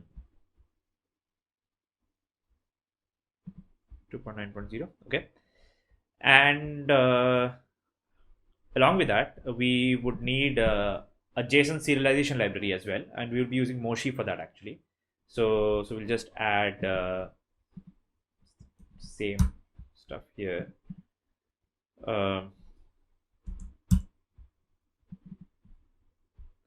So adapter, there's a converter Moshi. So we would use a converter Moshi for this. That would install Moshi for us as well. Okay. Good. We need support for coroutines, and we need support for. So by the way, Moshi separately we don't need to add. If we add converter Moshi, then automatically Moshi gets added. Okay, custom converters, there's a list of them, right? So that gets added. If a particular version of Moshi you want to set up, so Moshi, how to add Moshi via Gradle, you can just check that up. So yeah, so this is how you add Moshi. We would also add Moshi CodeGen. So Moshi CodeGen is basically a way to make Moshi work faster at runtime by generating the serialization classes at compile time. So to use Moshi CodeGen, you generally have to use, I believe, KAPT. So I don't see that happening.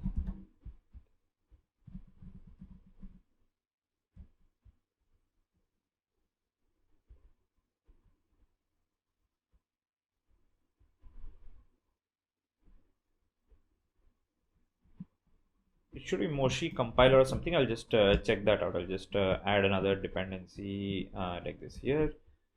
Search, and okay, just adding this.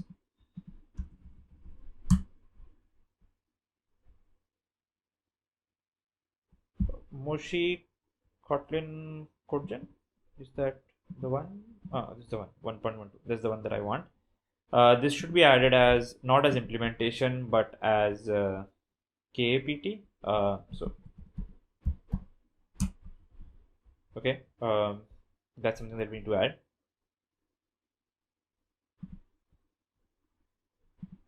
To do that, we have to add another thing. We have to add the Kotlin KAPT plugin here. Okay, so the KAPT plugin makes sure that we can add code gens. Okay, once that's done, and now if I try to add file, project structure, living good, dependencies.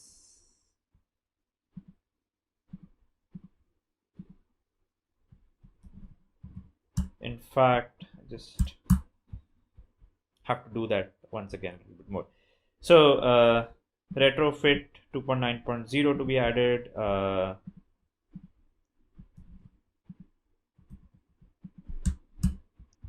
Converter Moshi to be added, same version. Then we need to add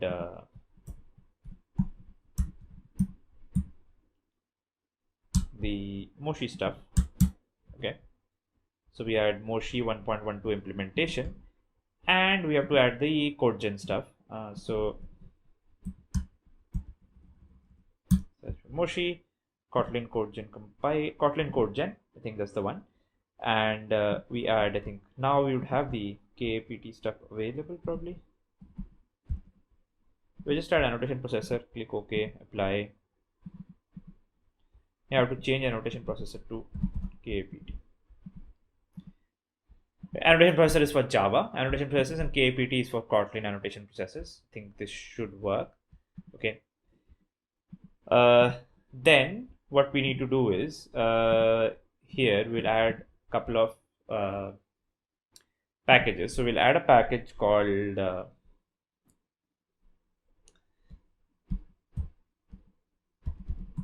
entities, or we can call them as models. And we'll add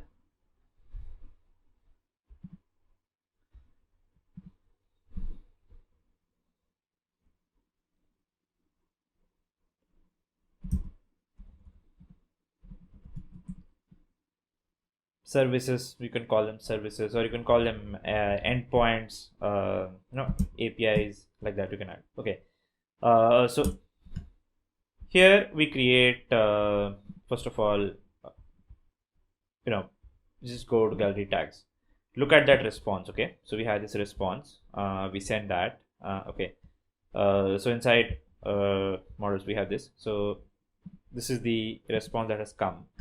What I will do is I will generate a model. I will create a new so Kotlin data class from JSON. So this is a plugin, by the way. You can install this plugin in Android Studio, which generates model classes from JSON automatically.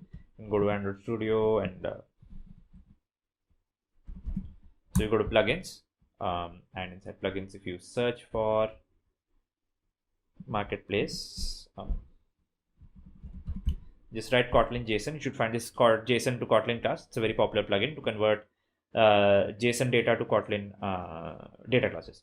There's a RoboPojo generator as well, and there's generate Kotlin. So these three all are pretty common. I personally prefer this one, so I can go write Kotlin data classes.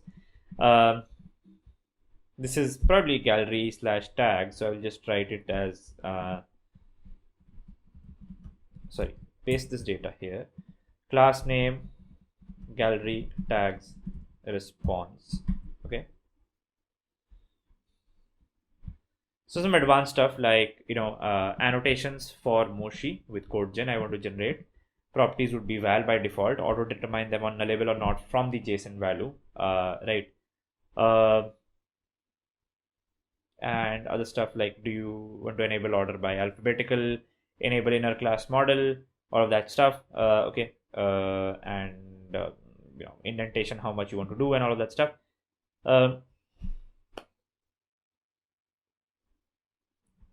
So okay, we go and we generate this. So it creates like a bunch of them. So it creates like gallery tags response is one that we get, but then inside that there is data. So it has created a separate class for the data model, description annotations and stuff like that. So many of them you might not need for now. So there is tag X and there is tag, so tag and tag X are probably very similar to each other. So what you can do is you can play around with that a little bit. You can do is, or you can use an inner class model format, where what you can do is, if you're creating this, paste that stuff.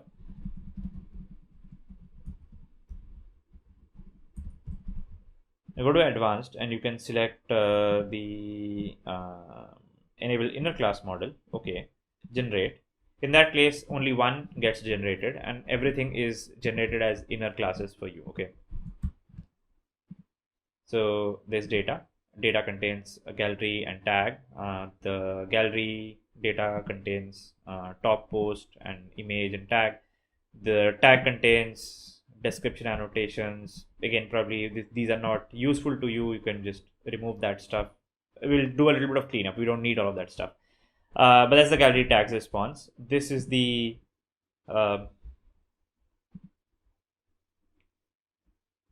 gallery response, I would say. Let's just copy this as well. And if you find common stuff, we will do that. So we'll do new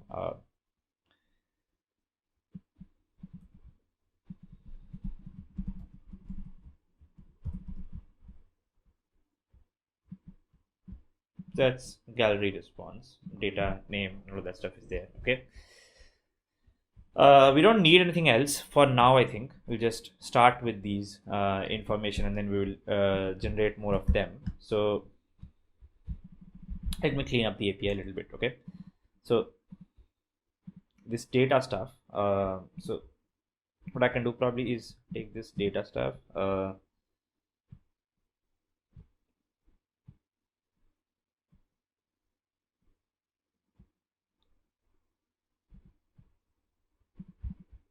new, and I can do probably Kotlin class of file, gallery response data, paste that stuff here, call it gallery response data, map that class here as gallery response data like this. Same for the gallery tags response. I think for this stuff, what I can do is, for this data class that we have here,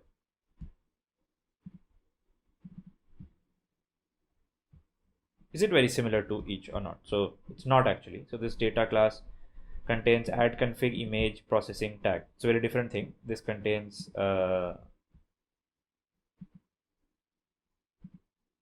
featured galleries tags. Very different things out there. Okay, so in fact, let me just go back, actually not do this. Okay, and keep the data file here. That's fine if the data file is here. This is inclusive to this thing. So what are the classes that we have gotten generated here? Right, so there is a add config, there is a image. So is this image very similar to the image inside gallery tags response? So there's a tag and there's an image. So let's do some of these ones. So let's take the tag class. The description annotation is seemingly there is nothing inside that description annotation. So I can just go find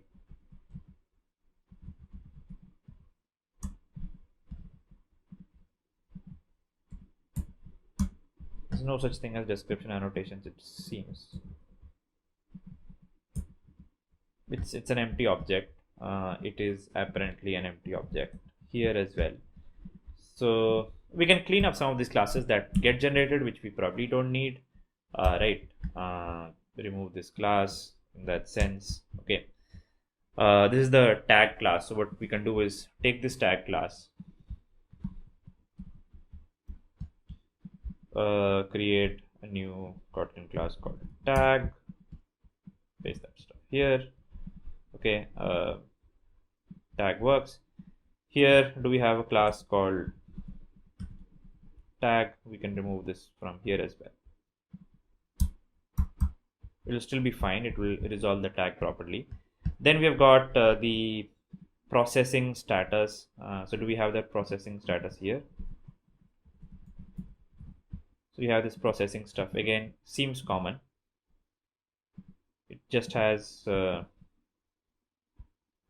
status image. So in fact, it's inside image. So what let's do is let's take the image class and let's externalize that. Okay. So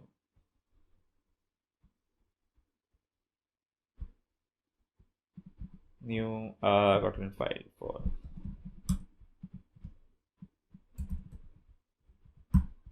okay. So we put image out. Image seems to be mapped fine. Gallery response has a very similar image class, right? Similar information inside the image class, by the way. So we can do is remove that image class here. Okay. The tag class from here also I can remove, by the way. They're going to be very similar to each other. So this is the tag class, this is the tag class, accent background hash, background is animal display name, same stuff. So let's just remove this from here.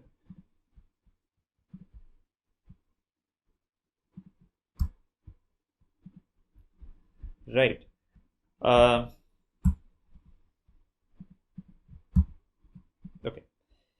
What else? So add config seems, do we have anything similar there? No add config. What else? Processing seems like we have already used that, can be used from outside. So this processing we can probably use image.processing from there, it seems like. So that's data. It does not contain any further, so this is add config, there's only inner class. Here we have got data, then inside data we've got gallery object itself. Gallery contains description, ID, name, and top post.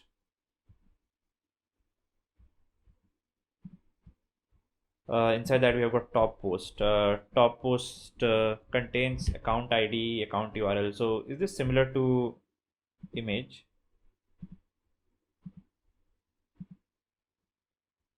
So it's pretty similar. As you can see, account ID, account URL, add type, add URL, all the stuff is album, is add, all of that stuff is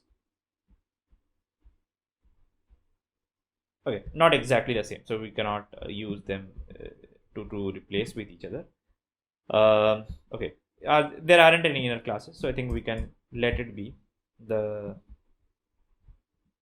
The name top post here is fine. So we have gotten our responses kind of sorted. Now next we will create the APIs. So in fact we'll move. So we'll create a new interface.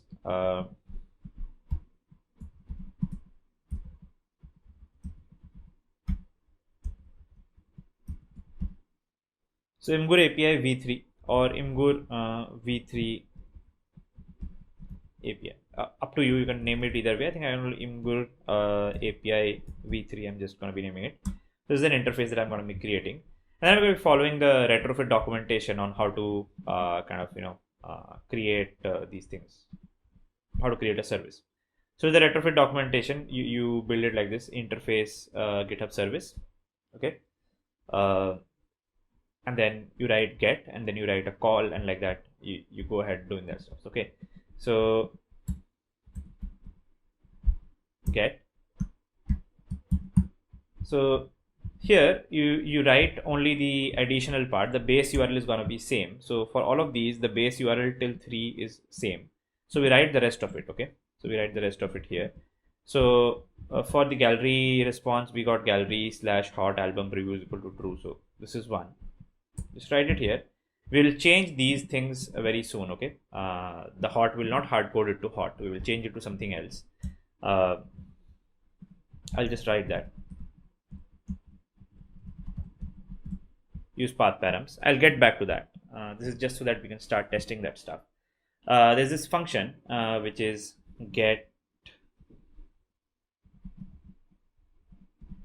galleries or get gallery, I think. Get gallery, and it returns a call inside which there is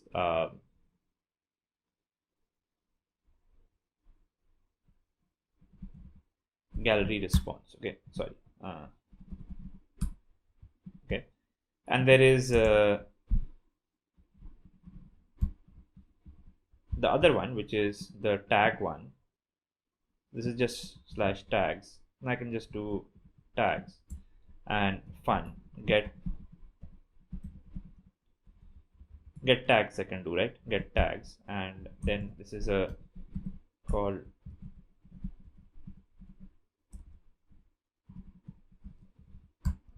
We should probably rename the tags response to just write. Oh, that's a gallery response, or it's a tag response. Okay, so we'll get a tag response when we call this. Okay. Now to test out this API, we should write some tests. So how do we write tests? You can just open it in terminal.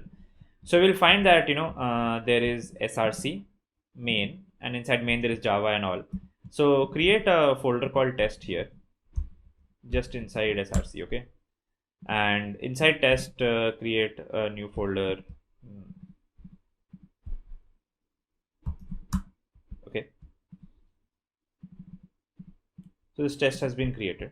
Okay, inside that you'll have to create that same package com scalar lib imgur. So you can create a new package com dot scalar dot lib imgur. Okay, so these are gonna get marked as test sources. By the way, for your lib imgur, in the dependencies, you should add the JUnit also as a dependency, so we can run some tests here. Okay,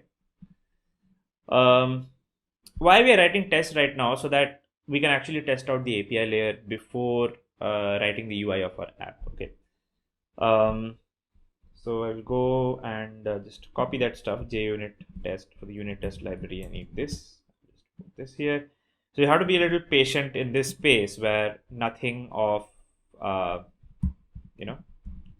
nothing visual is yet happening till now. It's boring stuff is happening till we get to some results happening. Okay.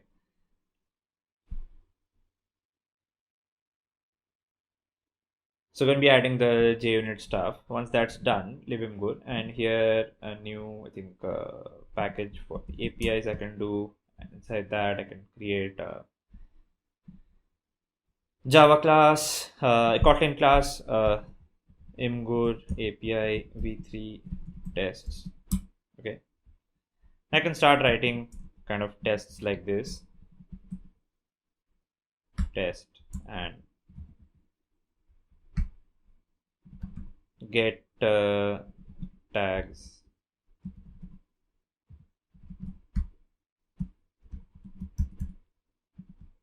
Slash does not work, so get tags working.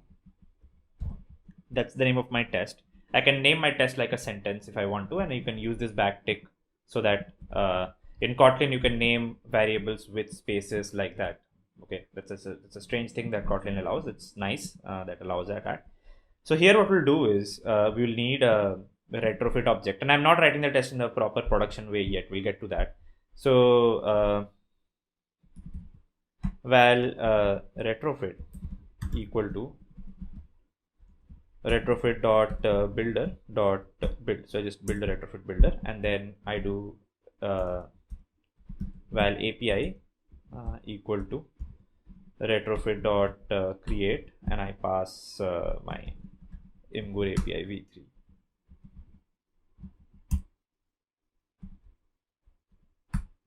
Okay, and then my API would have this get tags response. Okay, dot I can do is execute it, get the response. Okay, so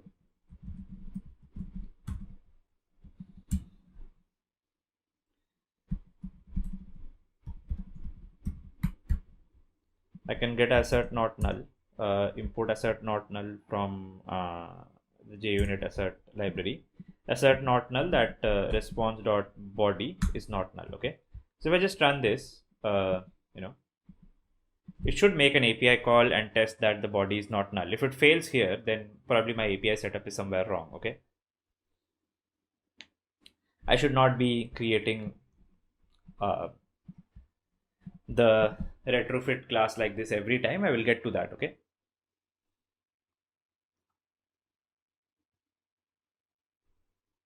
So I got a failure here. Base URL is required, so I'll have to pass a base URL. In fact, what I can do is I can make these part of the class here like this. Okay, you can make these private.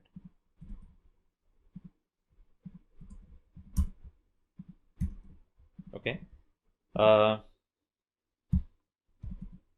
base URL would be essentially this part. Okay, and dot build. Okay, so let's run again. Let's see if the body is available. Something else is a problem now. Unable to create converter. So converter is not created because I have not added a add converter factory. So I have to add all of those things one by one. Dot add converter factory. I'll add a Moshi converter factory dot create here. Okay. Let's see now.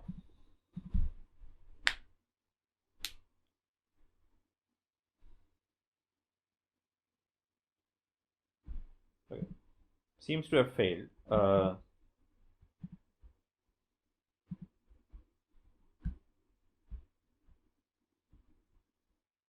Somewhere internally it seems to have failed, assertion error. We can see the further logs to find out why it has failed.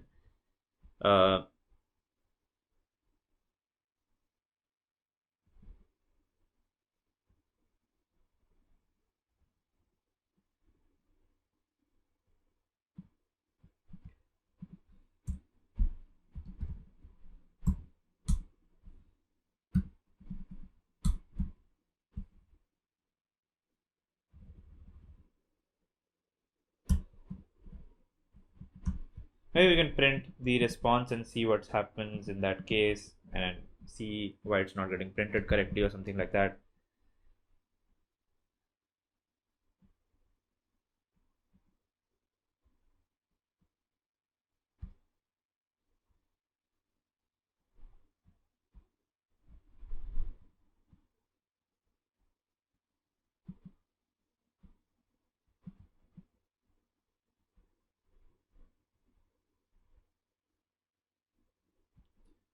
So we got a 401 response here. So that's the reason I printed it. And I'm doing it like this for you guys, like facing every error that people face so that you know what are the errors people face here. So the problem is that this 401 shit that's happening.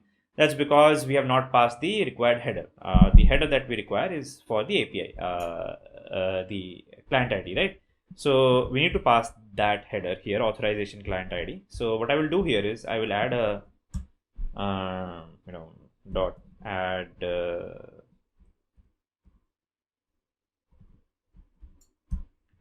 so I'll also do is okay HTTP I will fetch. So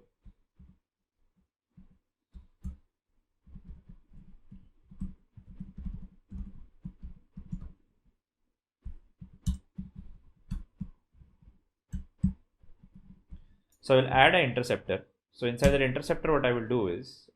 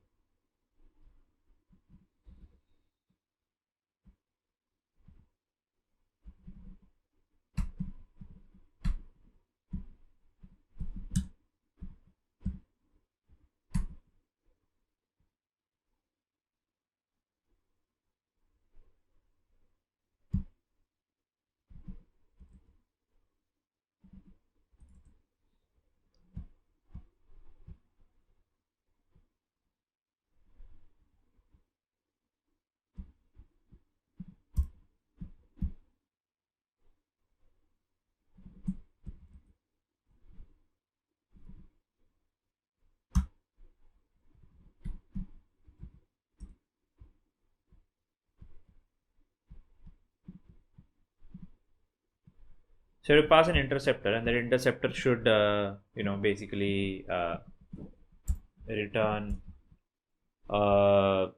response here. Okay. So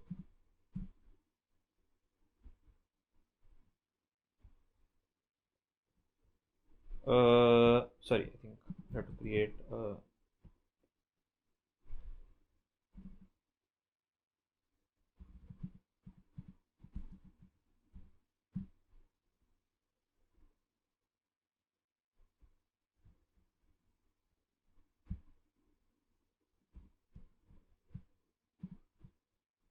so pass a interceptor's body is supposed to be a chain. A chain is supposed to have a proceed call. A proceed call is supposed to, I think, return response. I believe I call dot proceed should work on this.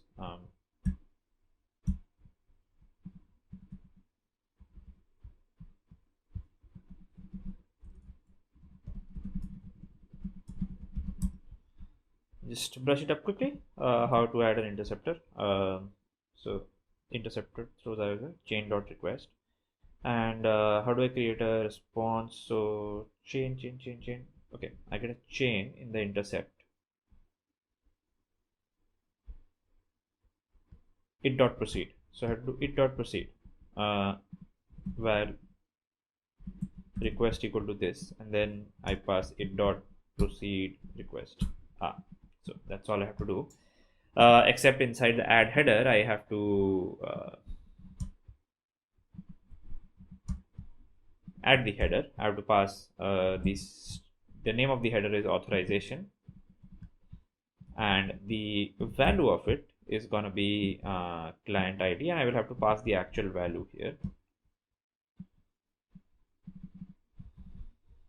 Okay, not this stuff. Instead of that, I will actually hard code the value here for the test right now. So for the test right now, I will hard code the value to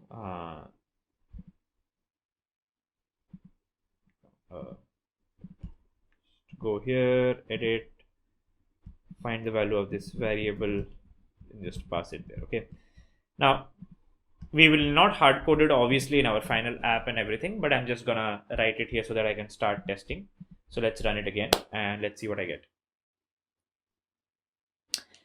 I should essentially add two tests. One where I should check it's working with a header, and the other where I check it's working without the header. By the way, sorry, I forgot adding the client. Client is gonna be that client. There I created. Dot proceed add interceptor dot bit. Okay, so there we go. I think now it should work. So on every request, it's inside the interceptor, it's adding this client ID. It's still failing. Let's check why. So required value GIF V is missing at galleries top post dot images. So apparently GIF V is a required value, but it's missing, which means that if I go and search for my gallery tags response,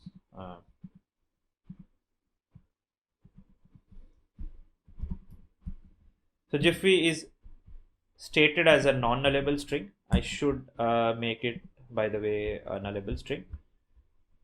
Gallery response, it's inside the data. GIF V, okay.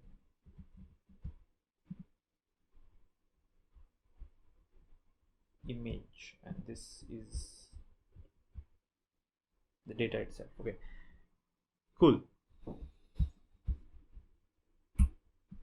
Just run that again. If more of these are happening, what you can possibly do is actually make all the values nullable by default, which is also something that you can do. Let's see what happens now. I've made GIF V as nullable. I might find more such errors actually, and I will actually getting HLS is also nullable, something like that. So when again do the same thing, HLS we can try to find out and set HLS to string, and then you can probably do that a couple of times and find out all the nullables. Generally it should have gotten defined. Like if you search, there are a lot of types where it has been set as nullable.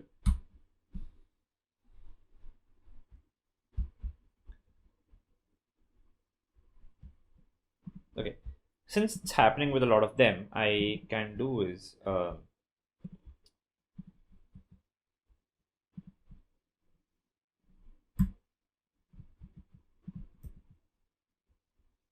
right? So everywhere there is a question mark and without a question mark before it. So int, I just turn it into this.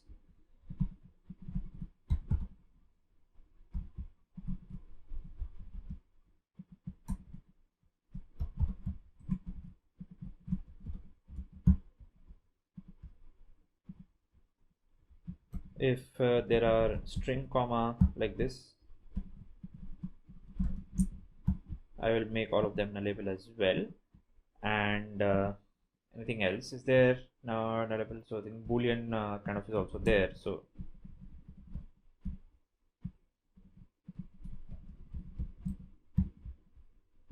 okay, hopefully everything is now sort of nullable supported now, right? Let's just try it out one more time then.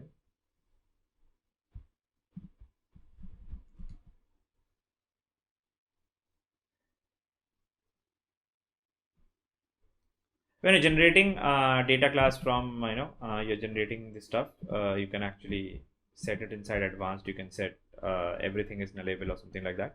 Okay, that's probably a better idea, I would say. Everything is nullable by default. So processing can also be, okay, this can also be nullable apparently. So cool, let's do that as well. So when you're watching the video, you can skip through this part because it's the same kind of error happening over and over again, right? More of them. So int but was long. So bandwidth. So bandwidth could be long apparently. So bandwidth is int here. So we can set it to long here and we can give it a question mark here. Okay. So by the way, there are very similar things happening in these two cases. Let me actually make it the same, by the way. So inside gallery response, there is this data, and inside tags response, there is this image class. So the image class is used, I think, here.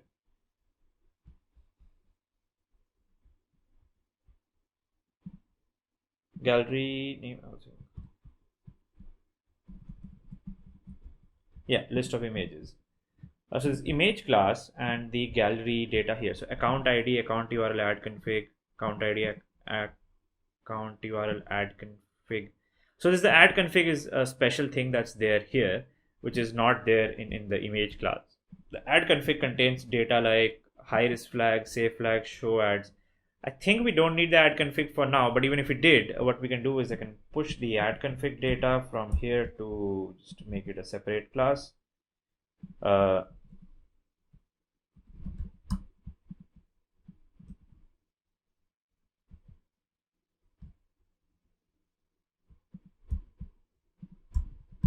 Okay, add config is separate. Gallery response contains add config type, which I can add to image type.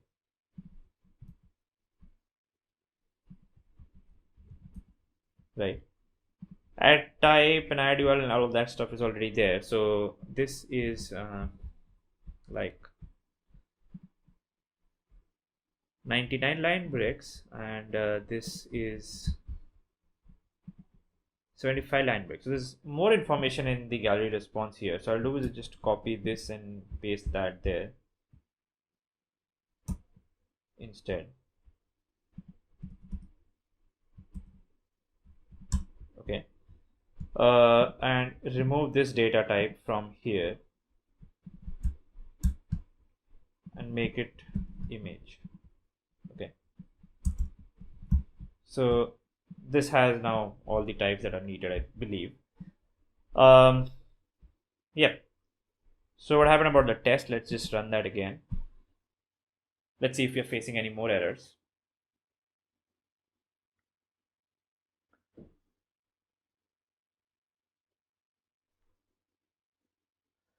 Still errors. Let's keep fixing them. Add config missing data. Okay, add config is missing because my add config I have not made it nullable. Just go one more shot at it.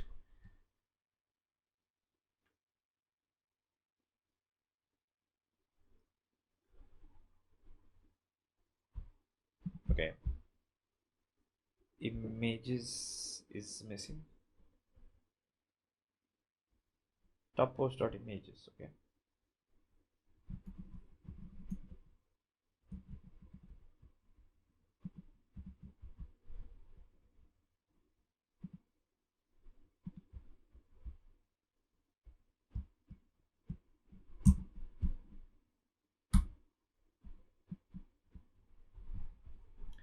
But there's another way of also approaching this is you can actually start with only those keys that you need. In that case, you can just manually start creating the data class and just have those keys that you need. By the way, it just worked. Okay, so finally it worked. I am going to remove my log line here. I don't need that. I can put a breakpoint here and I can run it in debug mode, right? And here's where we'll find the good stuff. That is, when the breakpoint hits, and here's the response. The response contains body contains data, the data contains 4 calories, all of them fully fleshed out data, as you can see. You can just open and you can kind of evaluate the expression right here, right? You can turn it into toString and you can view that all of that data that's coming out here. There is the tags, 195 of them have come here as well. Status 200. So great, right? So the data is coming. My test sort of works, right? How we're creating this client and how we're creating this retrofit and how we're creating this API and all that stuff, we can probably commonify all that stuff as well. Okay. So that's get tags working. Let's do the other one, which is test fun get galleries working.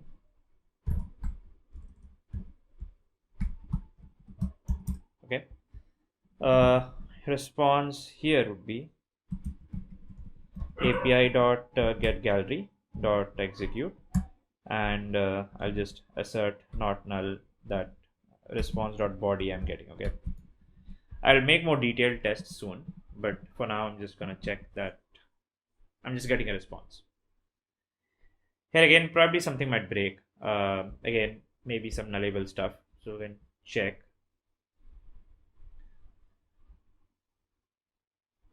So required value width is missing in data. So width apparently okay.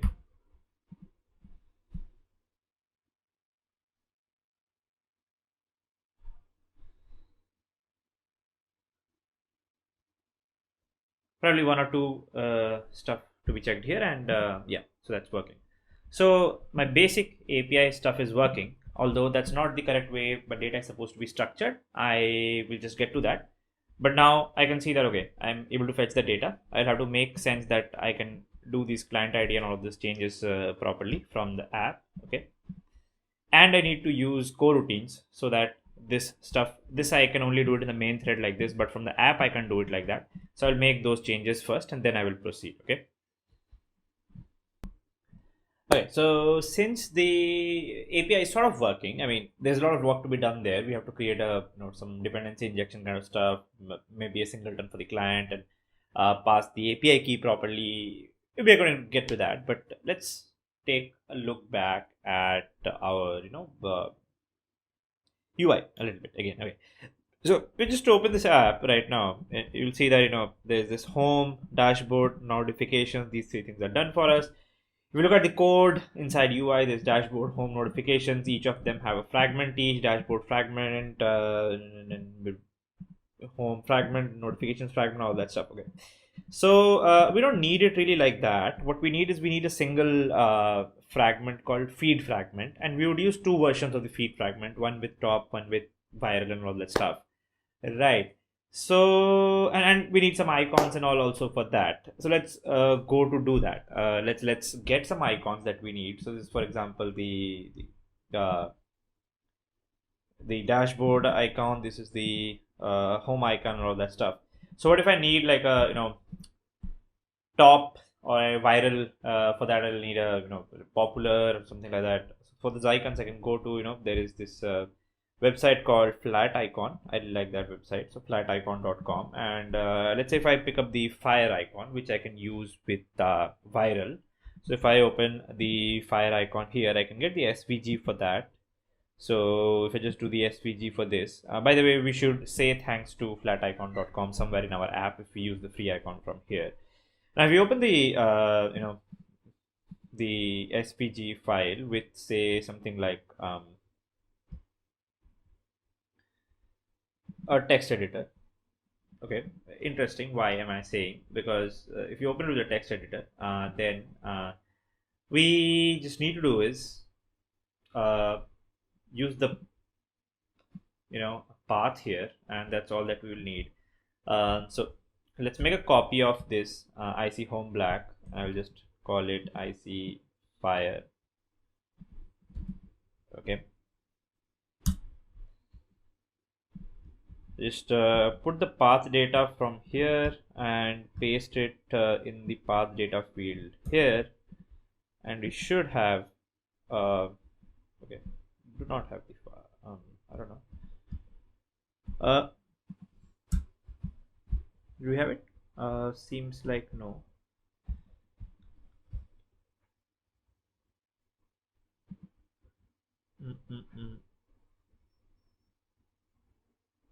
So height is 134 and width is 134. Have we set it? So by 134.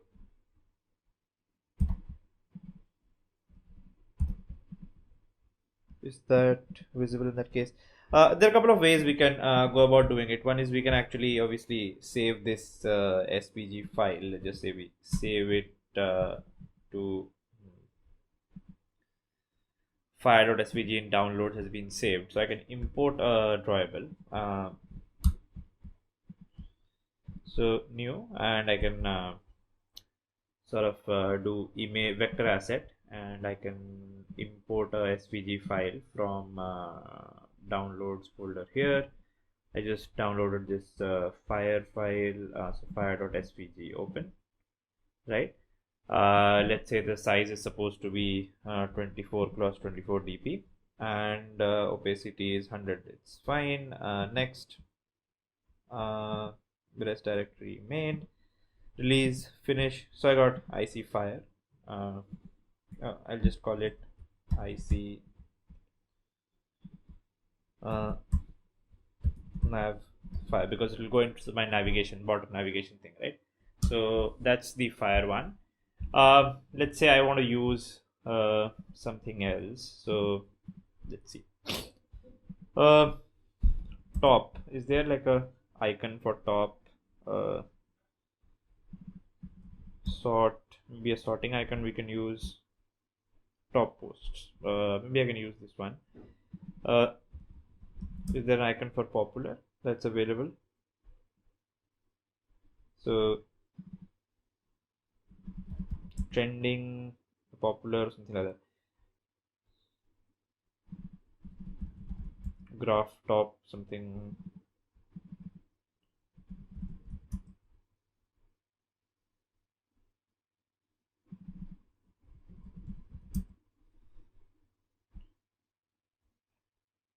I think these can be used as like the popular icon, I think. So probably a good one. So SPG, I'll do a free download for this again as well. Save file to downloads is fine. Okay, let's import another one from here. So new and vector asset. So this time we're going to be the line chart. HIGL. This one. Okay. So do again the similar 24 dp cross 24 dp size. I make it IC nav line chart. Okay. So I got both of these generated. The fire one, right? sounds okay. We need to create a fragment called feed fragment. So I'll create a new fragment. I'll create a blank fragment with view model. It generates one for that. So I'll call it feed fragment, feed view model, Kotlin. So just finish that. Should create a layout file and a view model and a fragment, all three for me. I'll just create a package called feed here. Move this stuff into feed. Okay, great. Dashboard, home, and notifications we don't need. We just need to open the feed fragment twice. The view model is kind of empty here. So the other view models, they have probably some just example mutable live data and normal live data kind of a thing, right? So I'll do the similar thing here as well. We'll get to that. We don't need these, notification, home, and dashboard. So I'll just remove these. Okay, feed fragment is okay for us for now. We'll go to the this icons as well. This, and this. We don't need them. Okay. I'll go to the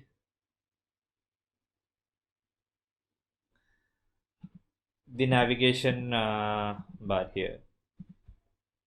Obviously, the fragment name and all is gonna get to change. I will need 2 fragments. I don't need 3. Okay. So feed fragment, for both the cases it will be feed fragment. Okay. Label would be so I'll just remove these title, these 3 things. I'll create a new string.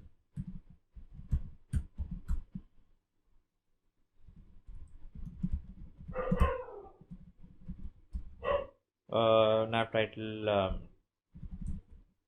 viral, and another one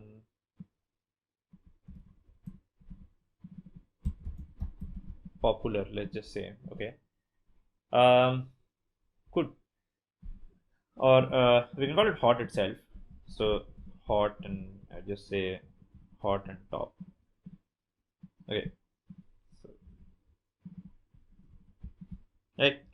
That's kind of the APIs that they are on Nimgur. So you can go for hot, I think, most viral, or you can go for I don't know, user submitted, and go for I don't know. Is there something like that? Most viral. There's top. There's top, and there is, I think, hot. Right? That's hot. That's top. Okay. So top and hot. That's fine. We can go with hot and top, right?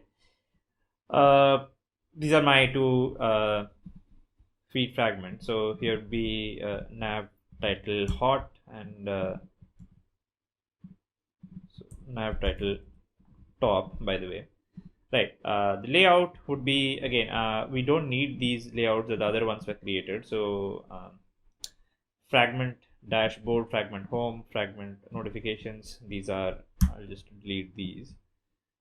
Feed fragment, I'll just rename it to fragment underscore feed. This naming convention I prefer more, so that it's easier to sort the files.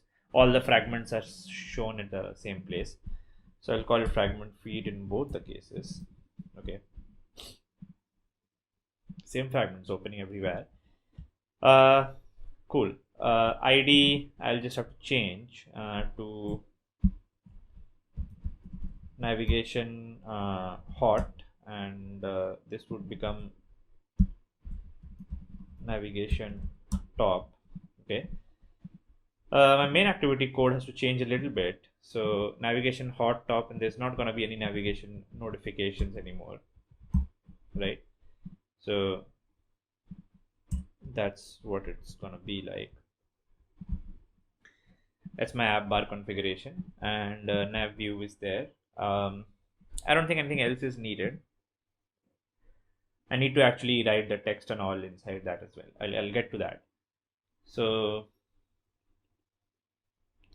yeah, if I just run my app again, let's see if it crashes or not, if I missed changing any one of those things. Right. Nothing will show up in the layout, by the way, and that's the part that we need to change, kind of.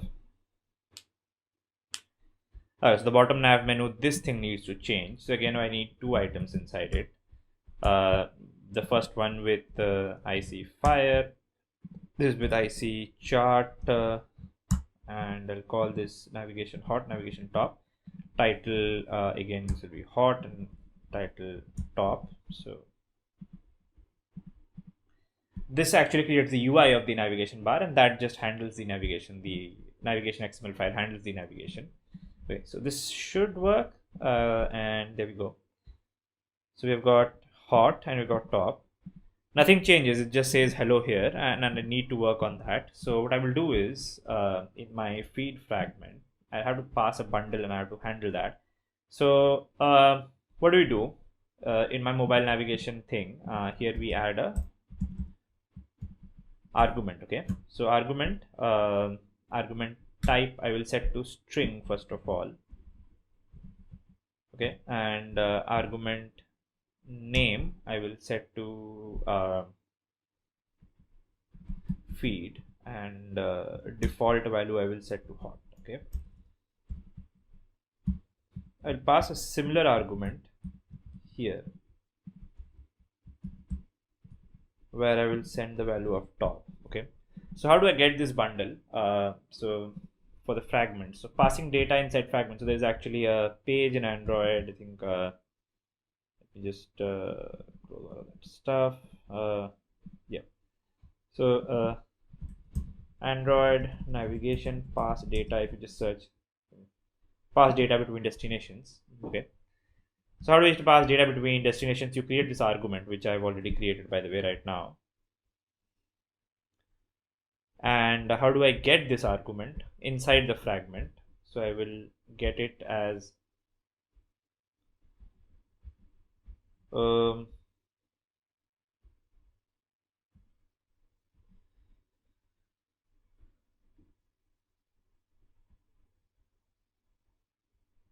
in the receiving destinations code, you can use get arguments. So I will just do that. I will do get arguments inside my feed fragment.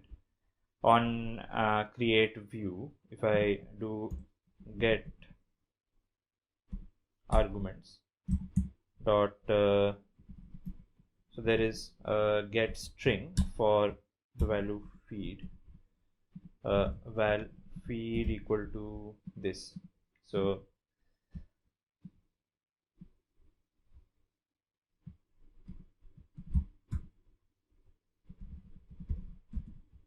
that's my root view. I will return root view. Okay, so if feed has been there, I've gotten a feed. In that case, I will do root view dot, and I will actually add a text view here which has an ID. Text view feed type. Okay, make this center, so make it the layout gravity at center, so it's center of the screen.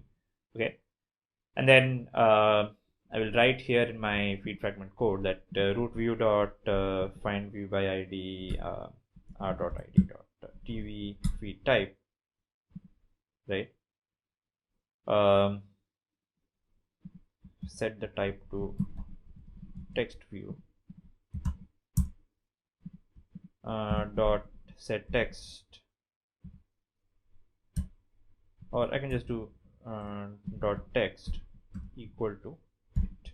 Okay, so if feed exists, then I will set the value of that into that feed type text view inside that. I will just run that again, and you will see what the difference is, that based on the feed type that I'm getting here, I can set up.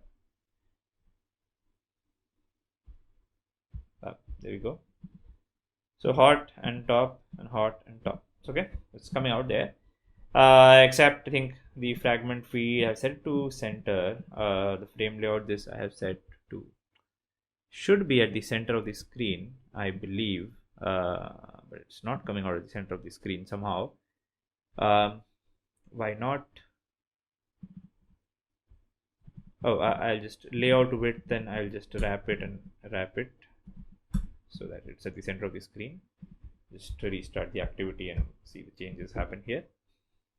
Okay, yeah, so that's the hot and the top. So the argument is getting passed correctly. This is the hot fragment and this is the top fragment. Okay. Let's get down to actually connecting this with a data piece and actually showing some real data here. So user model view model method of doing stuff. So as a view model, that's where we'll get the data from the feed. We'll probably need a repository kind of a pattern here as well. So we will discuss about all of those things soon, right? Before that, we need to clean up our API a little bit when we use that. I'll just commit the code till here, and then we'll proceed further.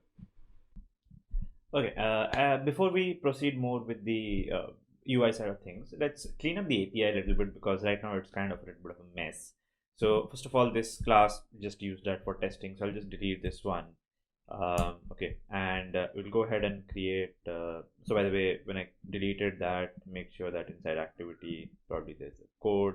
You'll have to that code has gotten removed, so I have to remove that stuff as well, so that it does not have any problem in building and all, right? Anyway, so we'll create something called an Imgur client, and I'm going to create a Kotlin object. Now when we proceed further, like in actual production level apps, we use something like dependency injection, and there are libraries like Hilt and Dagger, and Hilt is basically a wrapper over Dagger, or there is Coin or Coding. Those kind of dependency injection libraries are there. But here we'll just create an object which would essentially act like a singleton for our current use case. Now at this scope, it is fine to use that. And then call it Imgur client, let's just say. Okay, and as we have seen in the case of this test, we had to build this client and retrofit and all that stuff. So let me just quickly pull all of this stuff out from here, put it inside Imgur client. These can be private, that's fine. So I'll call this as my HTTP client. This would go there, and this would be my retrofit object, and this would be my API object. Fine. This not making it private, I'm making this one as public. Okay. A couple of things. We will also turn this into lazy. So I will make this as a OK HTTP client by lazy, and I will put the code here. Okay. What does lazy do essentially is that it creates a new instance only when it is first time required. So when you get it for the first time, then only it is created for you. So when the app starts, by default, these codes will not get executed. Only when the first time you try to actually access HTTP client, it will get executed. So the further this object also, I'll just make it lazy. So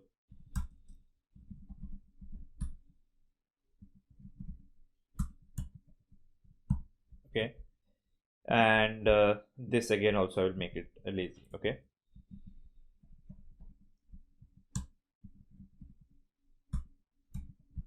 the benefit of doing this is that whenever the first time somebody actually accesses API, it will try to create retrofit, and then only it will try to create HTTP client. Once it is created, then for the next time it will use the already created one. Pretty similar to the singleton pattern that exists in Java. And it is thread safe by default. It is synchronized and thread safe by default, so you don't have to worry about that part. This client ID, we can just extract it and make a separate API key like this here.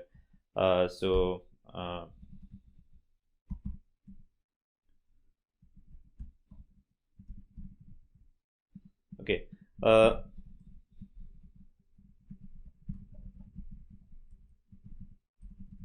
So also I'm just writing a to-do line here that the library should only deal with logic, and your API key should ideally be inside the code of the app and not should be in the code of the library, because once this project is actually made, what we can do is we can distribute our libimgur library actually even to other developers who might want to use the Imgur library in their projects. Okay.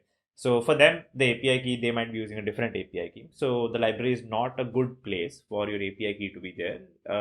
Your app is ideally a better place. So I just write it in a to-do here, and we will deal with that sometime later on. Writing to-dos like that is also a great practice that you should follow.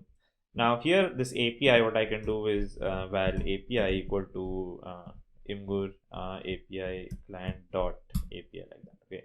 So now we can do API dot get tags and all of that stuff. Okay. Just quickly just run it and see that where the stuff is coming or not.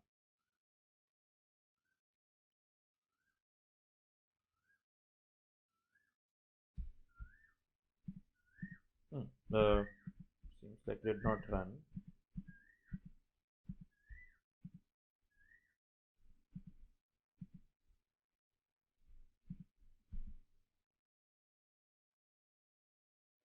Let's quickly check that all of this stuff is running. Not running.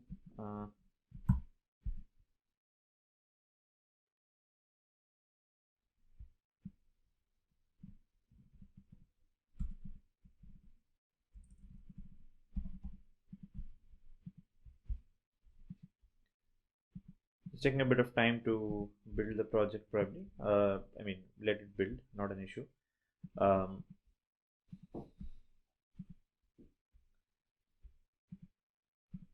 Furthermore, one of the things that I want to do is, so if I go to APIs and if you look at this one, here this hot, I can actually turn it into a parameter.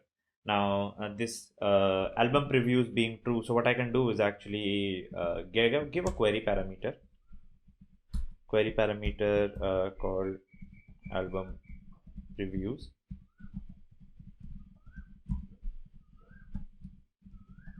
So make it true by default. So if somebody does not pass this query parameter, then album previews would be true.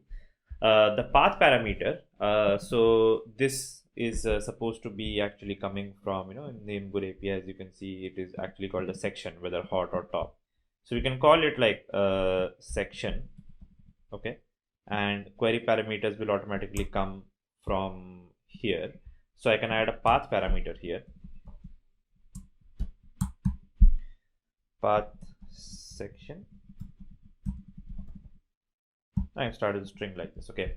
Now, wherever this code is actually called inside the test, I will have to pass either hot or top. So I can pass hot here, and I can actually make a copy of this test. So get galleries hot working, get galleries top working. This should return me the top galleries, and this should return me the hot galleries. Okay.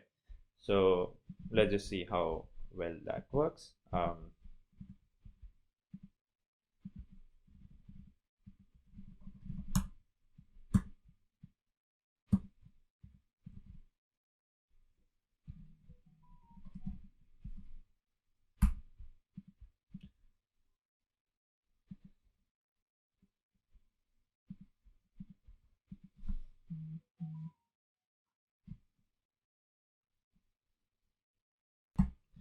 Okay, so at this stage, if I just run the tests here, let's see what happens. So when I run the tests, so there's some error and the tests don't actually run. Okay.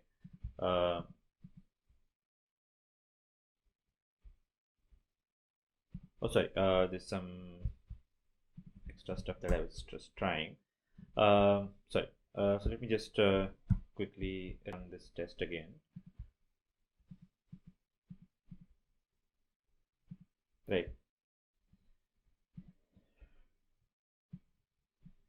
So what happens with the test is that they're working correctly.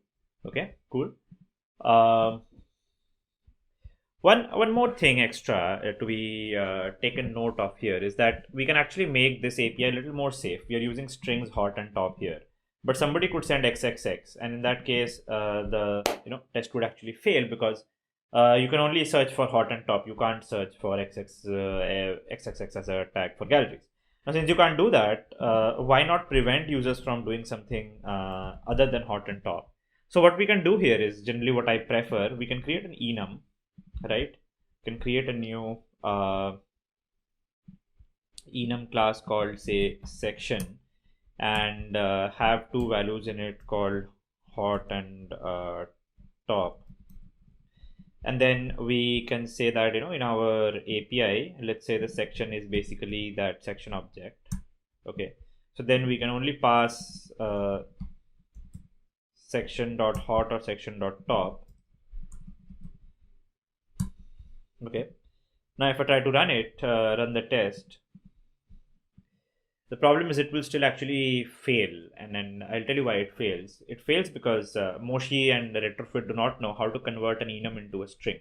Okay, that's the reason it fails. Okay, so there's a way to deal with that. So basically give it a JSON class and generate adapter. Sorry.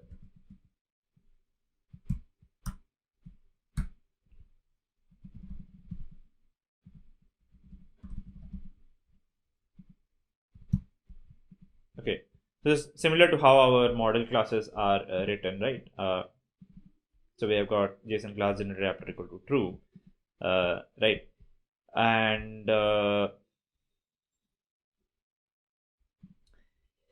then we can actually add JSON and name equal to hot for this, and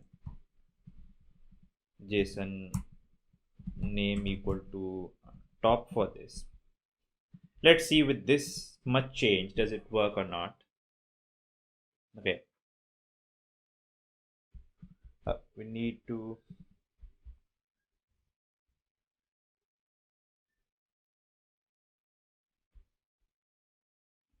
so apparently it says that code gen for enums is not supported or necessary. So if you just check why does it say so, code gen for enums is not supported or necessary.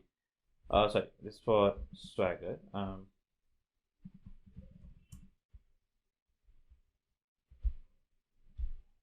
So there's another way of doing this as well. What we can do is we can create our own converter factory for enums. Now, by the way, we have our own converter factory, which we have added here, which is the Moshi converter factory. We can add our own converter for, say enum converter. Okay. So enum converter we will extend from converter dot factory. Okay, here we will override one method which is string converter. So string converter takes a type of some type and turns it into string. So for this case, what we are going to be doing is we are going to be converting from type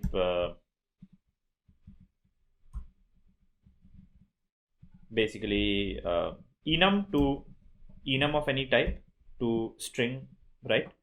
So here what we'll do is we will in fact I can just write equal to converter of this type. Okay,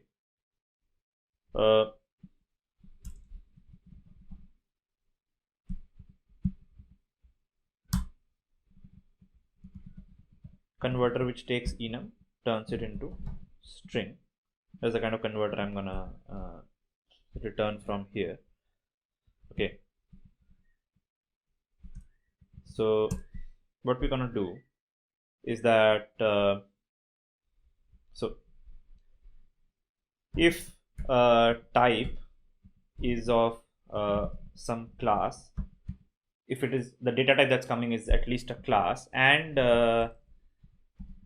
it is also an enum, in which case we can do something about it, else we can return null from here. Okay,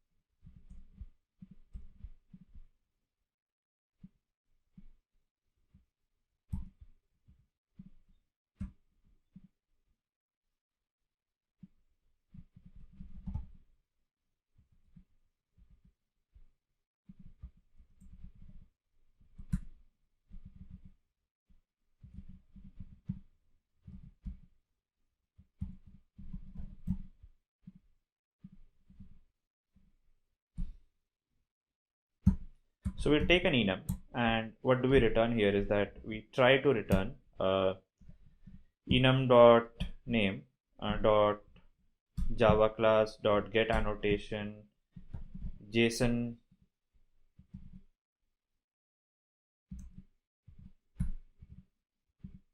dot name,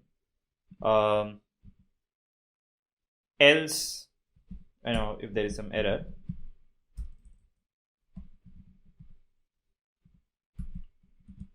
then we return null from here. Okay, so that's how it looks. So if the type is of class and it is of enum type, then we try to find out the annotation of JSON and the name inside it. If we don't find it, we return null. Or if type is not of class or enum, then also we return null. And we create an enum converter factory like this. What we can do is in our client, we can add a new converter factory here. We can add a converter factory, enum converter factory. Let's check if that works or not. Let's go for our tests and see where we go with this. Right. Yeah, got. Oh, sorry. We don't need this anymore then. We don't need the generated after thing here. You can just go and run the test directly.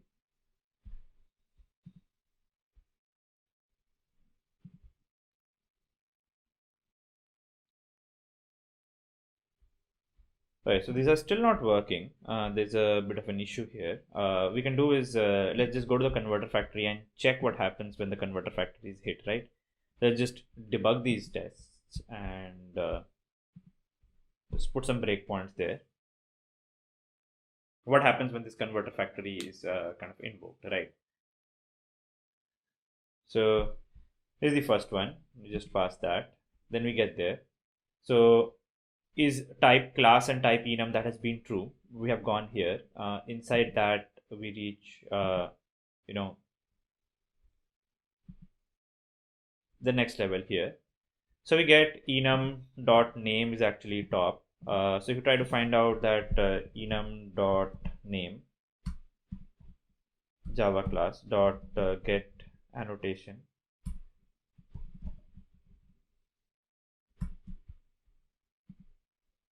it's coming out to be null.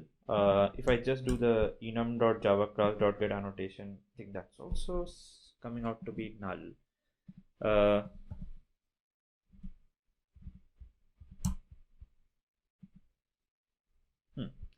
Interesting. Let's find out. Let's just run it again. Also, I think my mistake. I did a little bit of problem in the enum processing here. It's not something I do daily, so so what we have to do is actually in this place we have to go for enum dot get field. So enum dot java class dot get field, if I do for enum dot name, I think I will get this, which is the top value, right? Here if I do dot get annotation,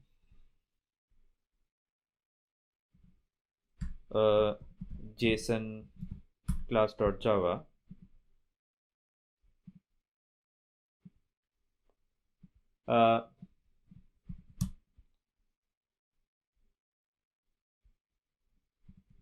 further java class if I do, and here if I do dot get annotation, so there's going to be a set of annotations here.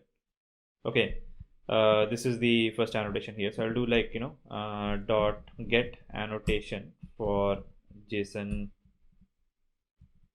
class dot java. I'm getting a blank here as well.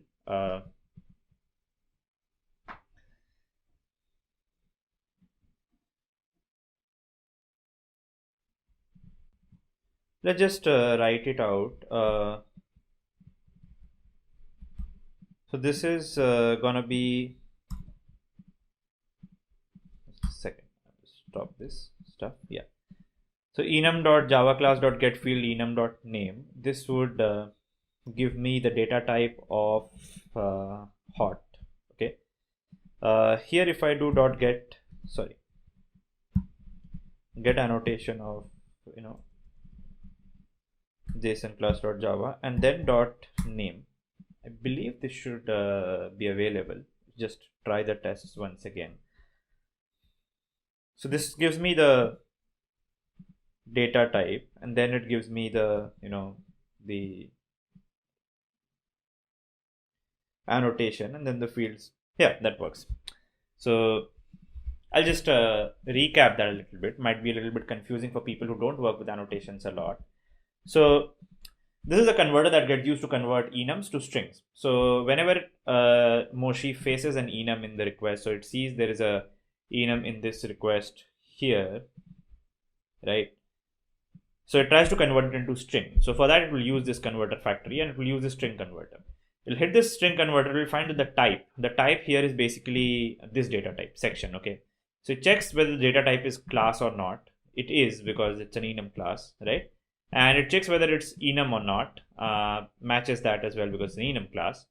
Then it creates this converter converter. This inside this converter, so enum.java class, this is the class for section, inside which I try to get the field for hot or top, whatever the name was. So try to get this particular class or this particular class, the data type, okay? So I get that, and I get its annotation. So I try to get the annotation for it, which is the JSON annotation for it. And within that annotation, I try to find out the .name parameter. So it's a bit roundabout process, but I'm able to find out what is the JSON name hot or what is the JSON name top for this kind of a thing here, okay? So my converter factory works, okay? So now creating enums is kind of easier as a result of this. I can basically create enums of this format, right? Where I can write JSON name, which is what I want actually in the API call. Then give it a caps name because it's a constant. And wherever I want to write the tests, I can write section.hot, section.top. Now technically, I cannot call api.getGallery with any xxx anymore. It's not possible. I have to add section.top or section.hot, one of those things. So I made my API a bit type safe out here, which is kind of useful, right? So my API kind of looks okay at this stage, I would say, if you close everything. So my client has a HTTP client. It has retrofit. If I want to add cache or something, then I should add a cache kind of things here. So you can add a cache. You can use a you can use a disk LRU cache or stuff like that, which saves data inside the disk. So we will see how you can add caching and stuff. We have our own retrofit, which has its own converters, right? It has an interceptor to add the header out there, and I'm getting the API object. So wherever I need the API, I can simply do, in the tests, as you can see, I can simply do is imgur client API, imgur client.api, and then I can do api.get tags, api.get tags, like that stuff. Okay. So that gives a structure to my API, but it's still not going to handle background thread and all that operation correctly. For that, we need to add support for Kotlin coroutines, and we will just get to that very soon, how to add support for Kotlin coroutines here. Right, but my API is kind of in a better shape right now. I'm using proper enums so that I don't make a mistake in stuff here. Okay, now let's get back to the UI and let's start adding a feed which we need so that we can show the data inside that feed. So we'll get to that now. So the feed fragment is we're using this layout called feed fragment here, and we'll need to add some libraries here as well. So the feed fragment would obviously be, it's a frame layout, that's fine. We will add a recycler view here. Okay, so we'll have to add the recycler view widget. I would give it a match parent and a match parent so that it uses the entire space. Okay. Give it an ID, recycler view,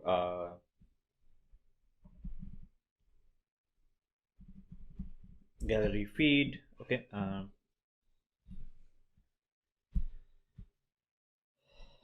So there are a bunch of ways you can name them. I prefer using a Hungarian notation where I write the recycler view, image view, that kind of thing notation at the beginning. So RV gallery feed like that. I prefer writing that. Some people use something like feed recycler view like that as well. So kind of up to you how you want to do that. Okay. So by the way, to use things here, we have used like a TV feed type like this. There's another way that we can do is using view binding. So we will actually use Android view binding here. Okay, so let's search Android view binding. So how do we use view bindings? Okay, so to use view bindings, you have to write build features view binding equal to true, and that I will add in my Gradle file. So in my apps Gradle file, build features. So view binding is actually set to true. Right. So how do we use view binding basically? So we do it somewhat like this.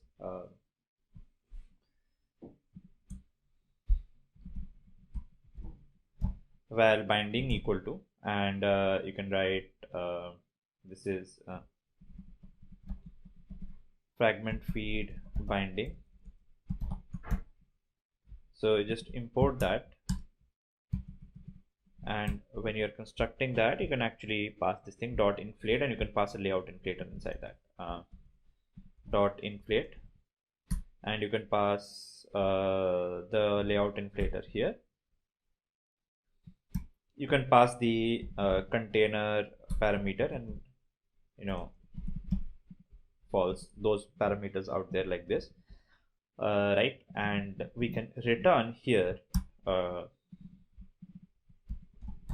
binding dot root like this. Okay, so and just write normal binding as well. So generally we use underscore for private values. That's a notation that's used. Okay, so we've done that. Then we can do here is that feed is available. Instead of doing this stuff, we have a recycler view now to populate. So our recycler view would be kind of available. By the way, if you just want that text view also to be there, so I can add that text view that was there. So text view wrap content and give it an ID.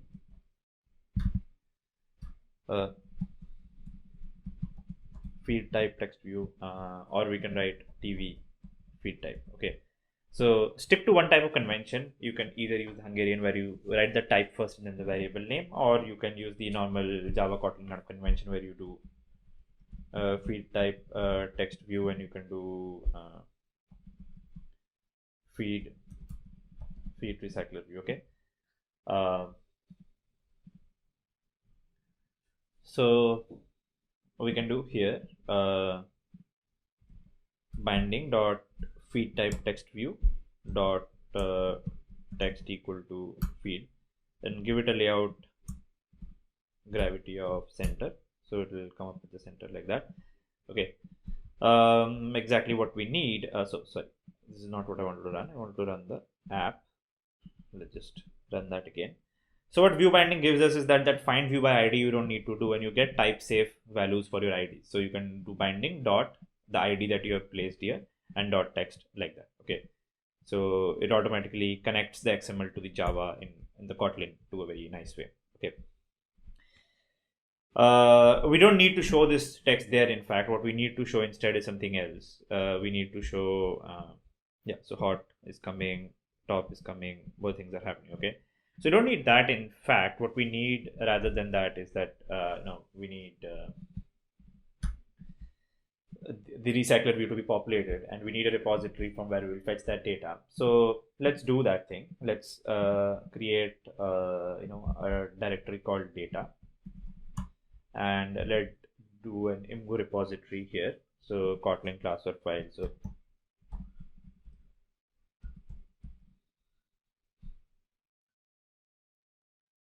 class Imgo repository. We can create a normal class. We can create an object type as well if they are gonna be mostly static functions. So it's kind of up to you, right?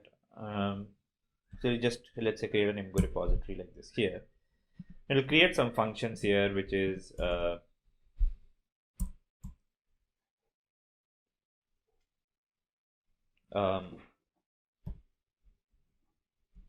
fun. Get hot feed would be one. Fun get top feed would be another. So in each of these things, we basically would want to make a call to the corresponding repository. So we can get like, hot feed. What we'll do is val API equal to imgur client dot API. Then we do API dot get gallery and all of that stuff. So we can do get gallery, and we can pass here section dot top, right?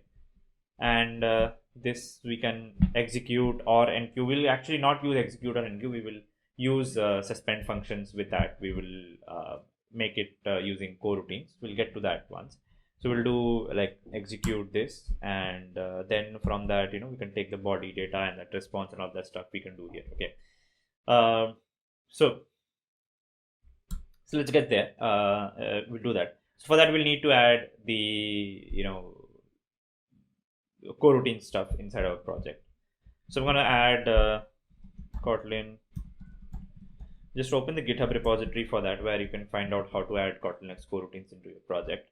So to add coroutines into your project, there's Kotlin X coroutines core, which we need to add into our project, right? So what we can do, go to file, project structure, and dependencies for libimgur. Just go and add library dependency Kotlin X dot coroutines. See what comes up. No, it does not come up. It should be org.jetbrains.kotlinx, I think. Yeah. So we'll find Kotlin X coroutines here.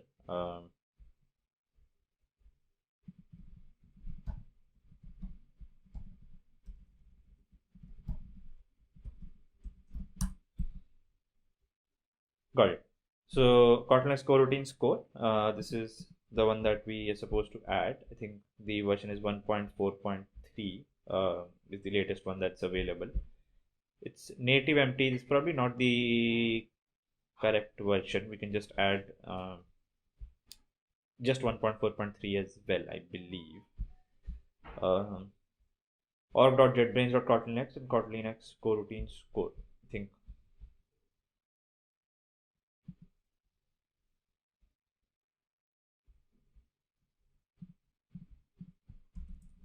There should be a 1.4.3 itself available. Let's check. So it should have been added into my dependencies like this. Kotlin X coroutines core 1.4.3. I should add the same version into my Android project as well, because I'll be using coroutines in my Android project as well. So I'll just add Kotlin X coroutines core here as well. We'll arrange these libraries a little bit better in our Gradle file. I will come to that part. Okay.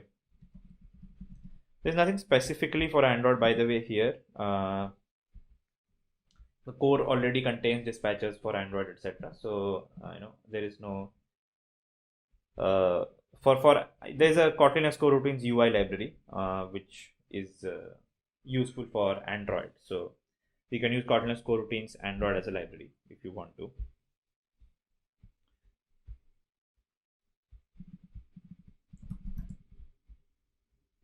Okay, whether the library has been added correctly or not, you can check also using this thing. Go to project view, and then you will see external libraries, and there you can see JetBrains, and you can see Kotlin X coroutines Android has been added, and Kotlin X coroutines core has been added, Android has been added, all that stuff is there. Okay, so that shows that the libraries have been added, that we needed them. Okay, once that Kotlin X coroutines has been added, what we can do is we can actually take a look at our API code, and we can change a little bit of the code here. Instead of responding a call, we can respond with a response and make it a suspend fun.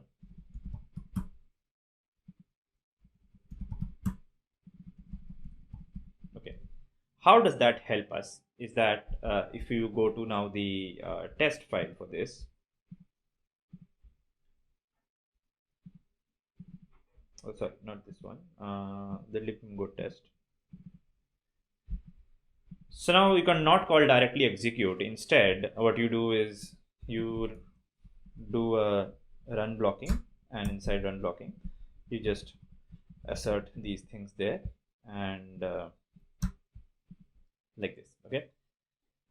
In fact, you can put that in this entire thing, the run blocking, in this format itself.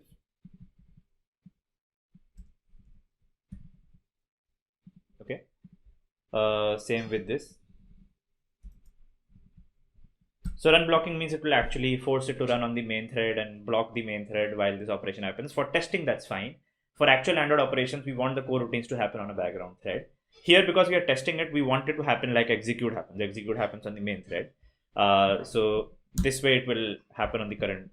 So run blocking as a definition says that, runs a new coroutine and blocks the current thread till its completion. Okay. So the actual task does not run on the exact same thread. It runs on a defined dispatcher itself. Right. A dispatcher is kind of like what thread pool executors are in Java. There is a pool of threads and tasks are executed on any one of those threads. Only thing is the method of doing this is a little different. There is a state management, state machine available, which enables you to load a lot of tasks into a very small pool of dispatcher with a very low overhead. Okay, so coroutines kind of appear to be like lightweight threads. So you have one extra layer of virtualization. So generally you have got hardware threads. So your CPU has got 4 or 8 cores, which means you have that many hardware threads. You cannot actually parallelly process more than 8 instructions at the same time parallelly on the CPU. That's the hardware thread. Now your operating system is sending probably software threads, probably 1,000 of them to your CPU. The CPU is basically round robining in that. They are executing one thread at one time, another thread another time. So there's a one level of virtualization in scheduling there between your OS and your CPU. So CPU has got 8 fixed threads. The OS is creating probably 1,000 threads there. Now there's another level of virtualization that coroutines build up is that per software thread, now you have got n number of coroutines. So you can have like a pool of 4 software threads, and on top of it, you might be having 50 coroutines running on that. So another level of virtualization makes background task management a little easier. For our understanding here, run blocking means is that it's gonna make this current thread stop while the task is ended, so that our test run properly.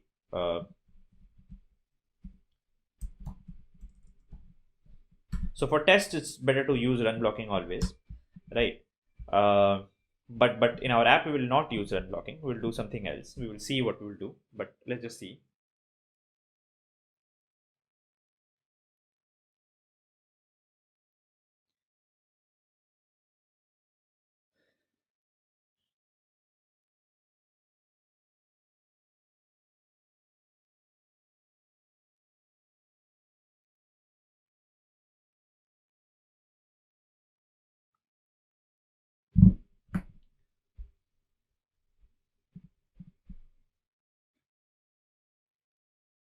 While the test runs, let me get to our repository layer again and talk about what we're doing. So inside this repository, we can't call suspend functions without our external function being suspend, by the way. So our repository can have suspend functions inside them. Okay.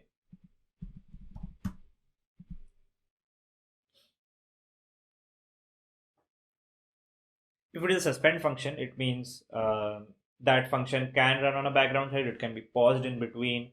Somewhere above in the upper layers, we'll have to define on which thread it will run, how the dispatcher will get handled, all the stuff. For now, we're just making a suspend function for this, sorry. So just go for the tests again. Just make sure the tests are running.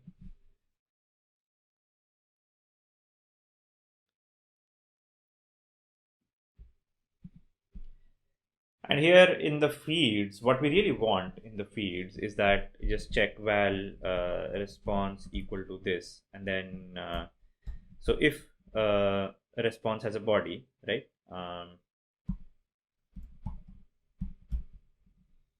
We would so we can do like response dot body.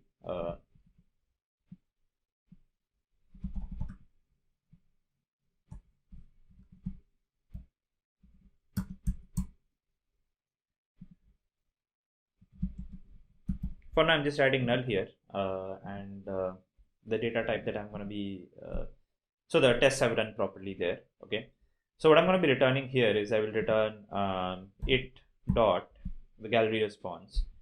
It is supposed to contain this list of data images, right? So it dot data is something that I will return. So I can write here is that list of images is something that I'm going to be getting. Okay, so this makes it kind of fine. I can remove this actually. So just return data dot body like that. If it's not a variable, null is returned. I'll write a to do condition by the way here.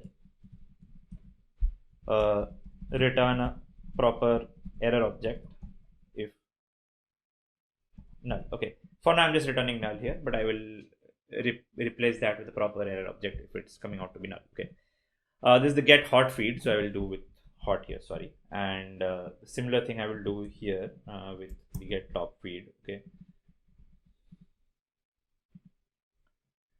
right. Similar return type we have here. Okay, now how do I use this repository inside my view model? So it's in my feed fragment. Inside my feed fragment there is a view model. So instead of feed view model, what I'm going to do here is that I will contain the feed. Okay, so val feed equal to is the mutable live data of type list image, which I had there. Okay, okay, then I do val feed. So this is the private one, which I will not expose the actual mutable data. I will expose a non-mutable one. So val feed of type non-mutable live data.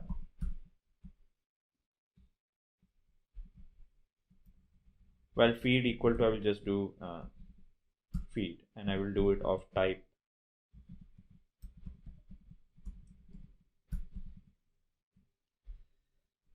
list of image. Okay, a thing here is that I'm just doing equal to feed. So basically this object and this object are going to be the same, but I've changed the data type to live data here. So anybody who is accessing the view model from outside the view model, they can't change that data. Like compile time, they can't actually make those changes. Nobody would be allowed to. So here in the stuff, if I just do that, view model dot feed, and if I have to set data or something here, I can't do that because the data type of feed is live data, not mutable live data, right?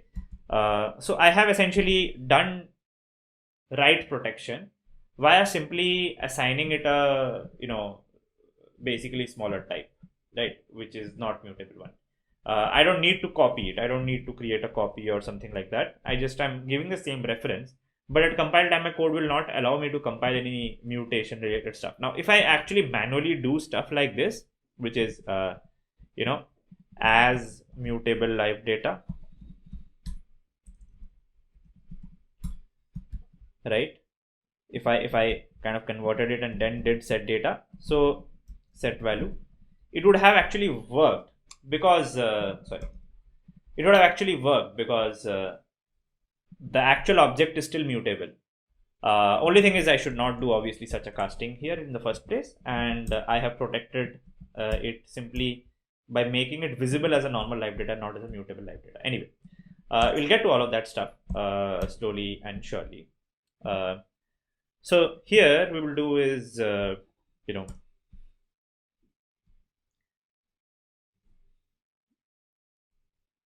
what we'll do is that we'll create a function update feed, okay, and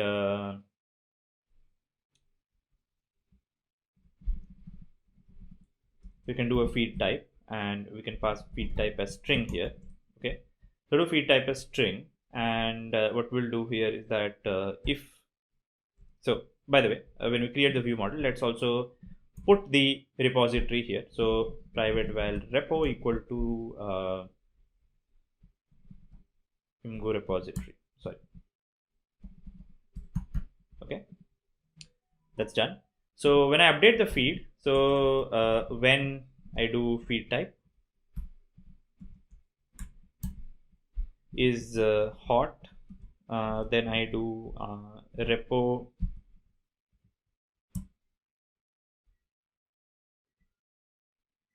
so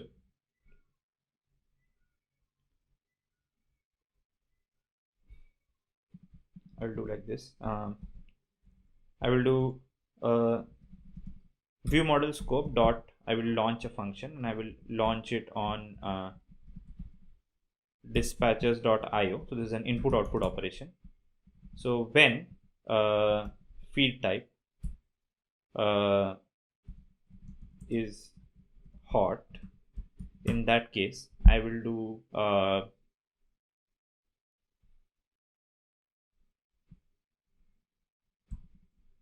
feed dot post value, and I will post the value of repo dot get hot feed. Okay, and if it is top,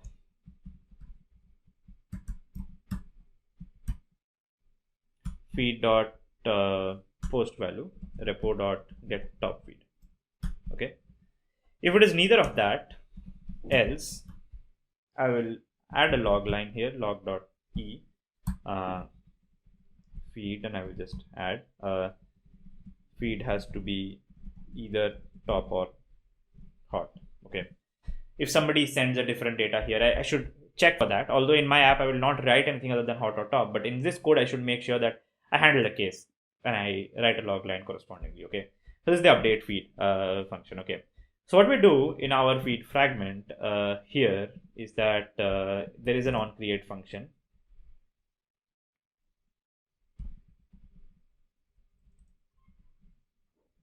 So in my onCreate, I will initialize the view model. So view model equal to view model provider dot so I think I'll do view model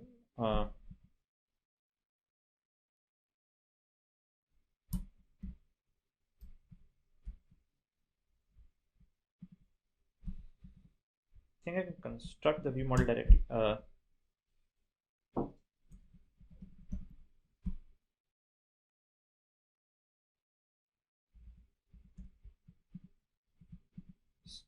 Probably deprecated, right? So I have view model provider. I have to pass a view model store.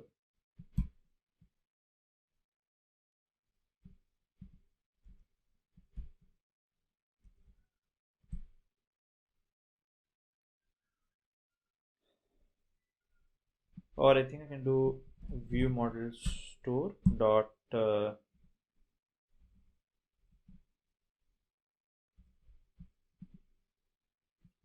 just check this stuff out just a second.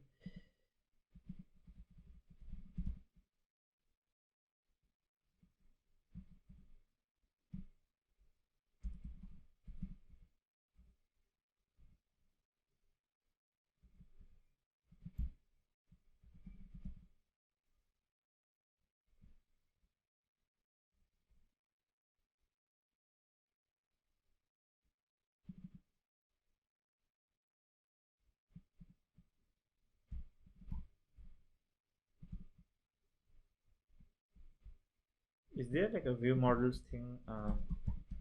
View models.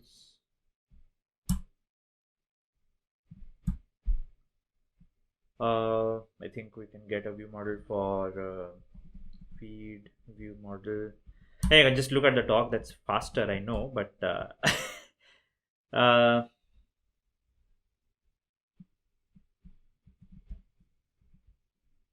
okay, I'll just look at the docs once. It has changed a little bit of the how to do the view model stuff here. So quickly, let's see. Okay, how do we create a view model? Never shy away from looking at the docs, by the way, and that's the reason it kind of changes how these things happen. So in your activity, you can do by view models. Okay, by view models. We can do this by view models. Can I do that like that? View model.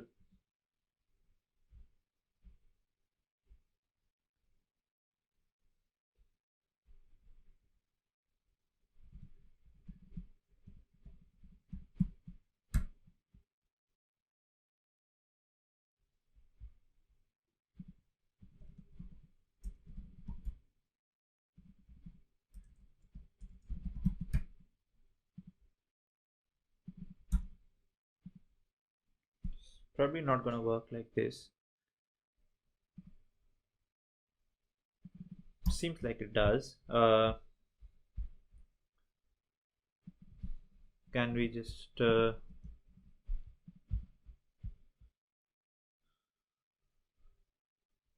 inside a fragment? So let's just see how to do it inside a fragment. So inside a fragment, by activity view models is something that they have said to do. By activity view models. So let's do by activity view models. Okay, that should work. So I don't need to do anything inside on create. In fact, I should do something inside on create. Inside on create, what I will do is while feed equal to arguments dot get string. This stuff I will do inside on create, and then I will do view model dot update feed, and I will pass the feed argument there. Okay, it's supposed to be a string. So I can do is like this: feed if it's available. If it's not available, obviously I can't update the feed. Okay, and I don't need to do this thing then.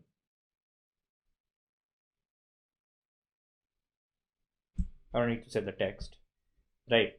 Let's just see if the view model gets actually updated, and I can see that by checking out, putting a breakpoint here in my app and actually running it on debug mode. Okay, not the test. Sorry. So I need to run the app with the debug mode here, and let's see that when my view fragment opens up.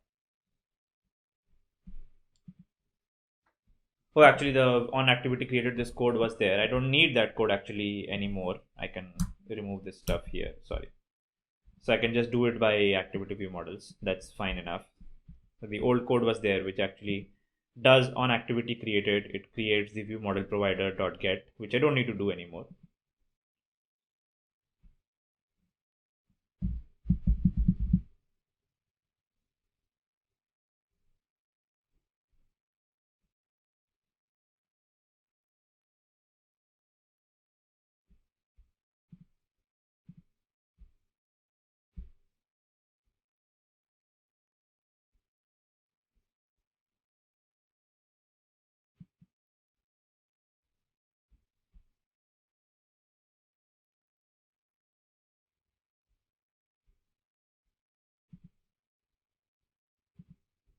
So when this runs and my fragment opens up, it should ideally make that call.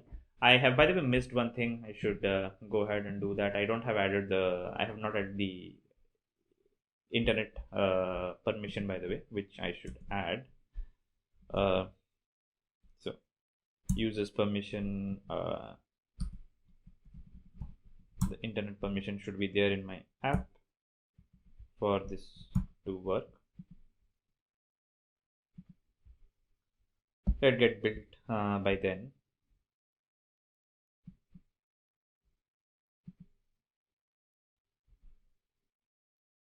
So now what happens is fragment gets created. This new instance method, by the way, right now is not used because I'm handling it via the navigation XML file, so it automatically gets created via that. When it is created, I am updating the feed on the view model. Okay, I need to make sure that so this might or might not be the correct place. By the way, we will get back to that important question there. There is a difference between on create and on activity created, and that's actually defined if you look at the definition of view model here. So there would be a life cycle of the view model which is defined. That is on create, on start, on resume. All that view model scope is there. So fragments, there is a on activity created. So it's not there in this current docs, but we will cover that. For now, inside just on create, I have picked the feed object and I have tried to make the update feed call here. Compile is taking a bit of time. I can do is okay, so it did work. Couple of things did not work. So retrofit.response and all these kind of things are not available in my class path. The reason that's happening is because retrofit is not actually exposed in the upper layers. So there are two ways to solve it. Either I don't expose retrofit to the upper layer, or I can create custom wrapper classes. So I will just go with the easier fix for now. I will make this the retrofit implementation as an API right now here, okay, and then make that build.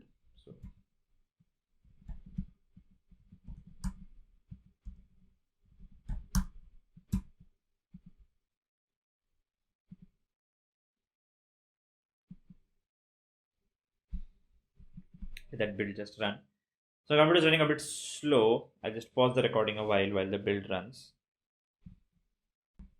Okay, I just give a little bit of pause for my studio to settle down a little bit.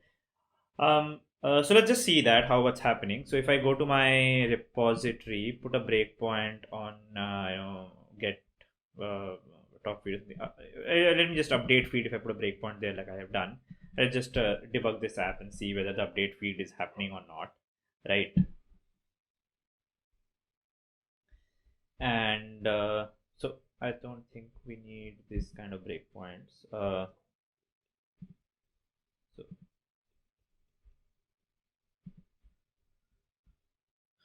So yeah, we just need those breakpoints. Yeah, so vModelScope.launch, this stuff is happening. So when this stuff happens, obviously, one of these things will happen, right? So just run, and it will find out result repo.getHotFeed would come, and it will put that value into feed.post value, obviously, right? So app is running. Nothing much has happened at this stage yet. What I intend to do is now see how much results have been actually fetched from the data and all of that stuff. So let's do is go to our feed fragment, and inside the feed fragment, on when view has been created, let's do this thing is view model dot feed dot let's put an observer on it, this, okay. So observe, and we put life cycle here. I think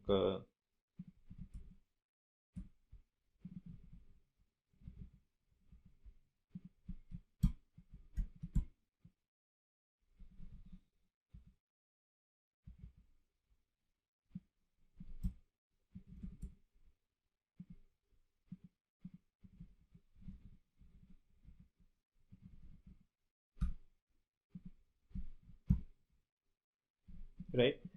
So we do feed.observe, and here when we get the feed, we just do simply a toast, toast dot make text, pass the context, require context,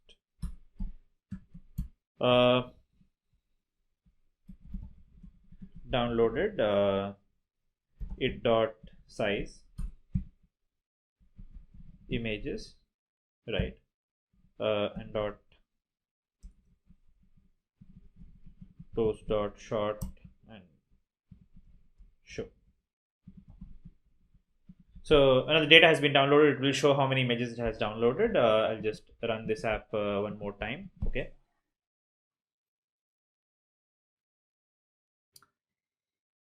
We can also see what's the actual network call that's happening by using a profiler if you want to.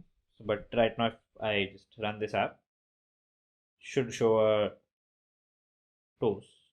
60 images has been downloaded. If I go to top, shows again 60 images have been downloaded, right? Hot again shows 60 images have been downloaded.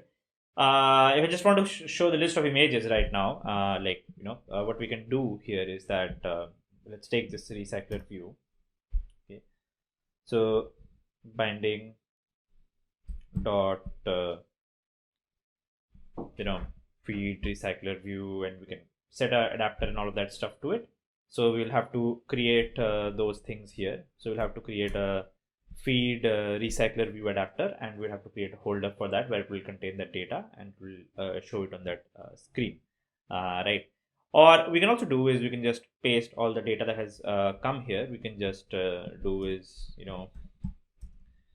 or just put a breakpoint here. Okay, what's the data that has come here? We just want to see it, right? So stop that app, just run it again, and you can see the images have actually been downloaded or not. We can see that. So it's loaded, fragment comes in place. I don't need these breakpoints anymore. It's working till here, we have seen. We'll wait for the data to be loaded, and here we go. So it is an array of 60 images. As you can see, each of those images have an account URL and an account ID, and they have this cover photo along with that, and an ID and all of that stuff. So if you take that cover photo, I think so if I just take the copy value of that cover photo, if I do just i.imgur.com and I just put that cover photo value here, I believe I get the image that I need there, right? So that should generally work for most of the images that are getting downloaded here, right? So the next step that we need to do here is basically set up a recycler view adapter and put all these images on the screen, make them as cards and put some nice stuff around that. Okay, but my feed is essentially working at this point. I need to do a lot of polishing work there. Just a quick recap that what are the stuff that we have done to get this working. We have got the repository, which does the get hot feed, get top feed stuff. In our view model, we have added the repository. We have a feed of images, and when we call update feed, then we take the value of hot or top, and based on that we call get hot feed or get top feed, and whatever value we get, we update the feed accordingly. In our fragment, whenever the feed is updated, we put that data, show that data in our screen. Okay, so that's kind of how the MVVM model works. You can actually test the view model without touching the activity. The view model is easier to test, and whenever the view model is updated, we are showing it on the screen right now like this. So we need to have a recycler view adapter. That's one of the things that we need to do apart from this. So we're just gonna get to that part next. Okay.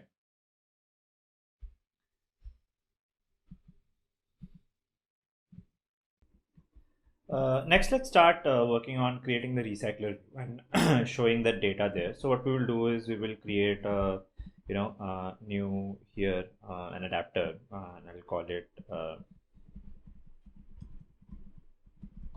feed recycler adapter. Okay, and this can basically extend from list adapter. So list adapter is basically a recycler view adapter widget. So you can use it recycler view adapter also, you can extend. I'm going to use the list adapter, which is has some additional features also along with that. It contains two things that you need to add here, a T and a VH. The T is supposed to be the object type and the VH is supposed to be the view holder type. So I'll create a class inside here called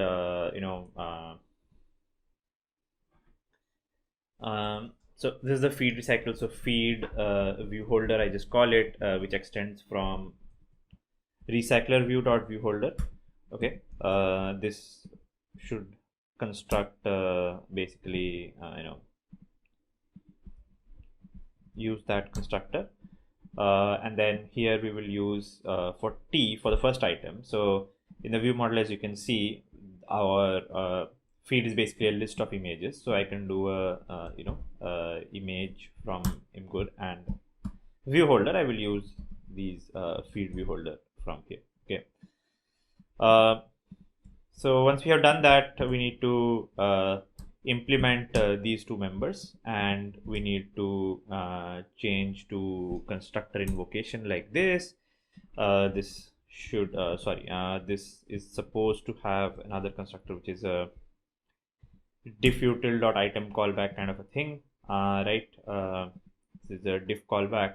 So we can do is here we can just pass class feed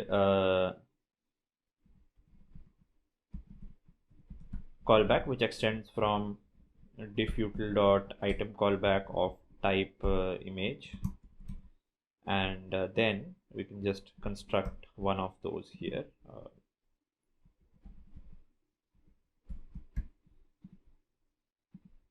Make it private so it cannot be constructed in other places, by the way, because we don't need this diff callback to be implemented in any other place. Just implement the members, make it a constructor invocation here. So our items, the same, can be found out using old item triple equal to new item, and our contents the same. Sorry, old item dot toString dot equals new item dot toString. Okay, so that's kind of how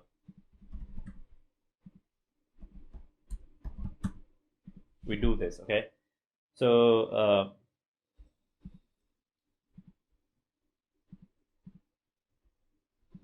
there should be generally an equals notation also within data classes, which checks for all the contents. So you can also do is like just do a double equal to here and do a old item triple equal to new item. So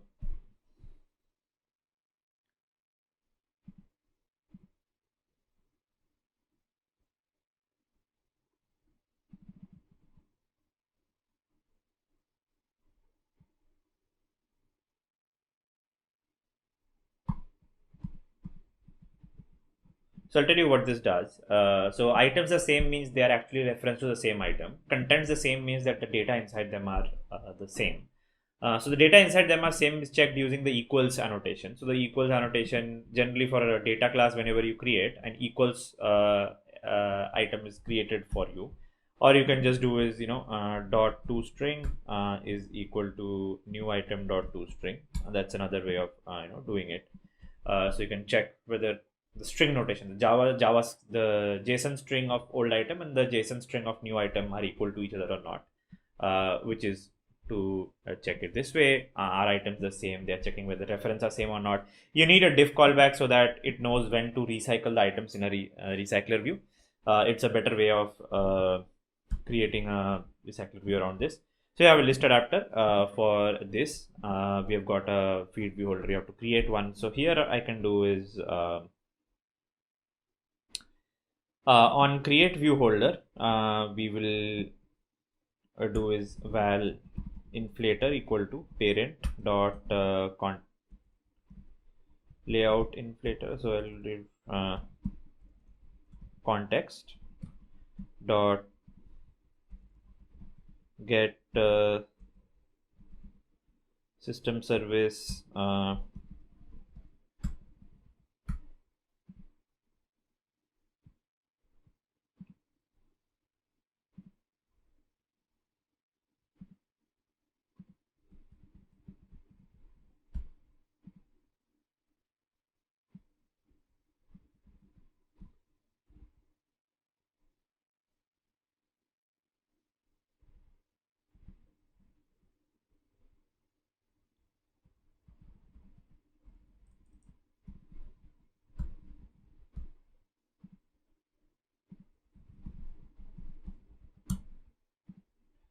Okay, so we got the layout inflator. Then what we'll do is we will create a view inside which we will hold each item of the feed.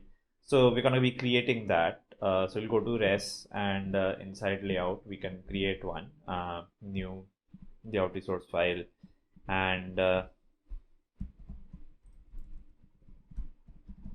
list item.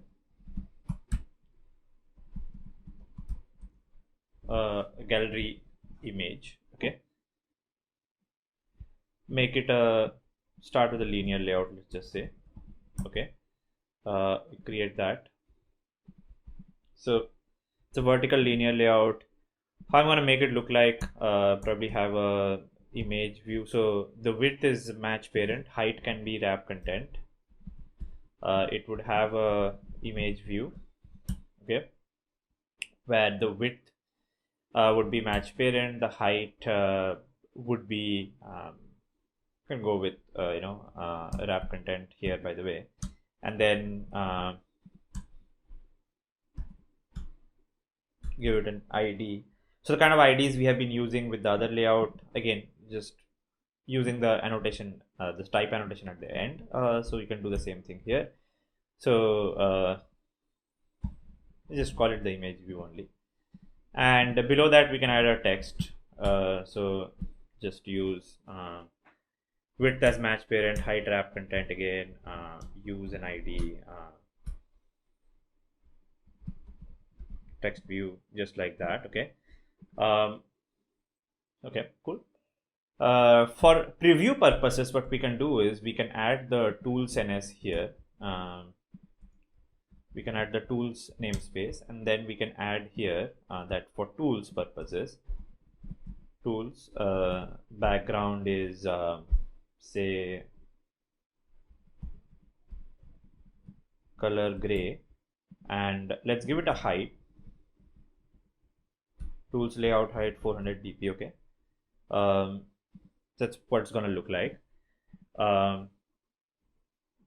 Cool.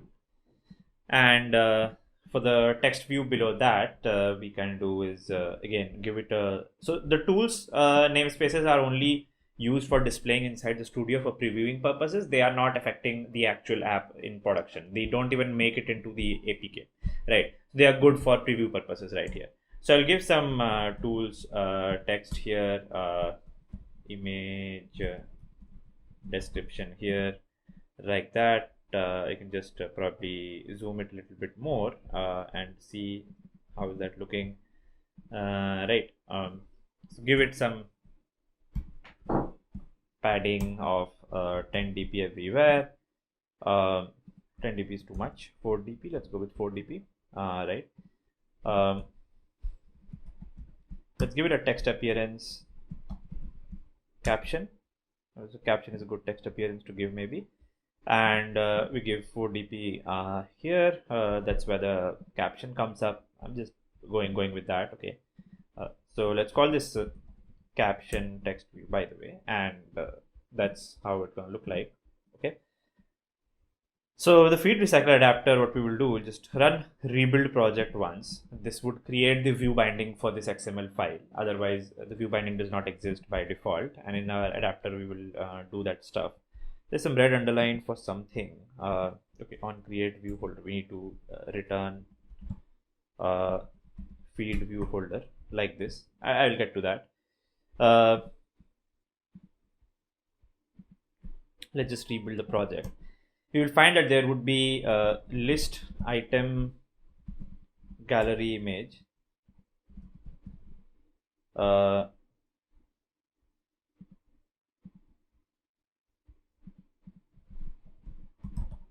Dot binding. This I can then import dot inflate inside this inflator. In this parent attach false. I can do like that. Return feed view holder, and I can pass basically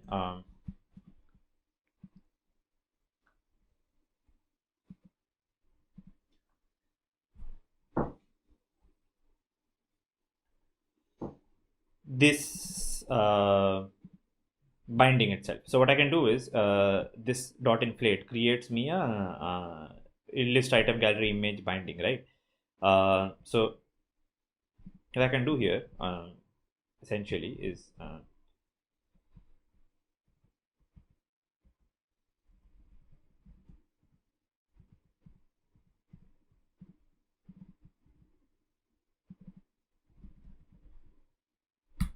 get this here. Instead of item view in the recycler view, I can pass binding dot root here, right?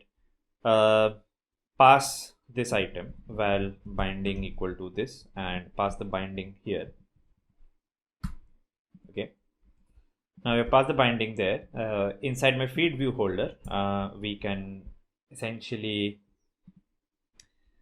create a few items like, you know,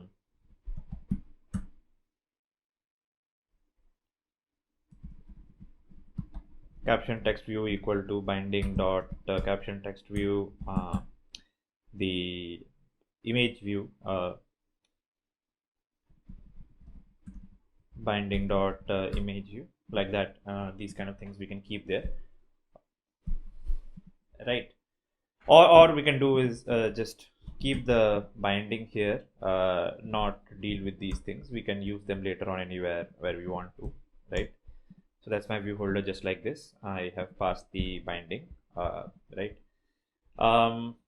In my on bind view holder, what I need to do here is that I will get the item using val image equal to get item for this position.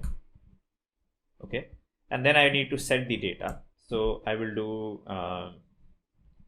holder dot binding dot caption text view dot text equal to image dot what's there inside the text. There is some kind of text available. So let's just go with that. Make a call to the gallery tag API, right? Gallery tag API, the hot one. So just make a call to gallery section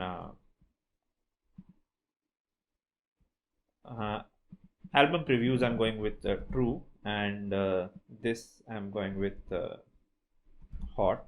So if I send it, what information do I receive? So there's a title that I receive. So let's use the title. That's the text that's easy to be used. So I can use the title here. I'm just going with that. Okay. So holder.binding.caption text view equal to title. And we need to obviously set the image itself. So for setting the image, what we will use is we will use glide. So how to use glide? Let's check. So this is image loading library called glide. Okay. So to use glide, we essentially need to add this 2 lines. Okay. 4.1 2.0 is the latest. So I'm going to add it into my apps implementation here. Okay. So image loading has been added. Let's just sync the library once. How to set things there? We just need to do glide.width and pass a context and then load a certain URL into the image view. Okay. So we'll just write it kind of like that. Let's just go with that. Let's let it build and all that stuff. And there are a couple of other Android image view libraries. So Android image libraries, if you search for, there is Fresco, there is Glide, there's a bunch of them. And if I look for 2021, there's some latest libraries that are available. So this coil has come, which is, I think, these days pretty popular, and it is has 6,000 views as well.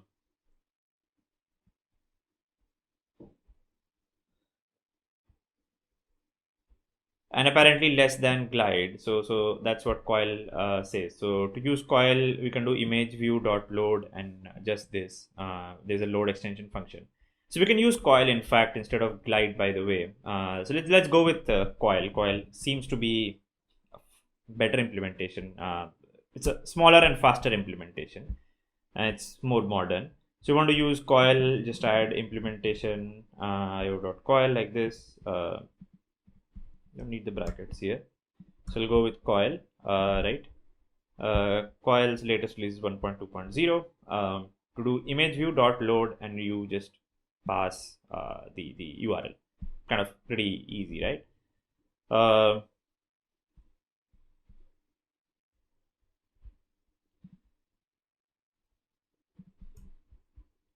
It uses extension function in Kotlin, so it's more modern kind of library, Kotlin dependent. So here we go. We will do holder dot binding dot image view dot, there's this load function.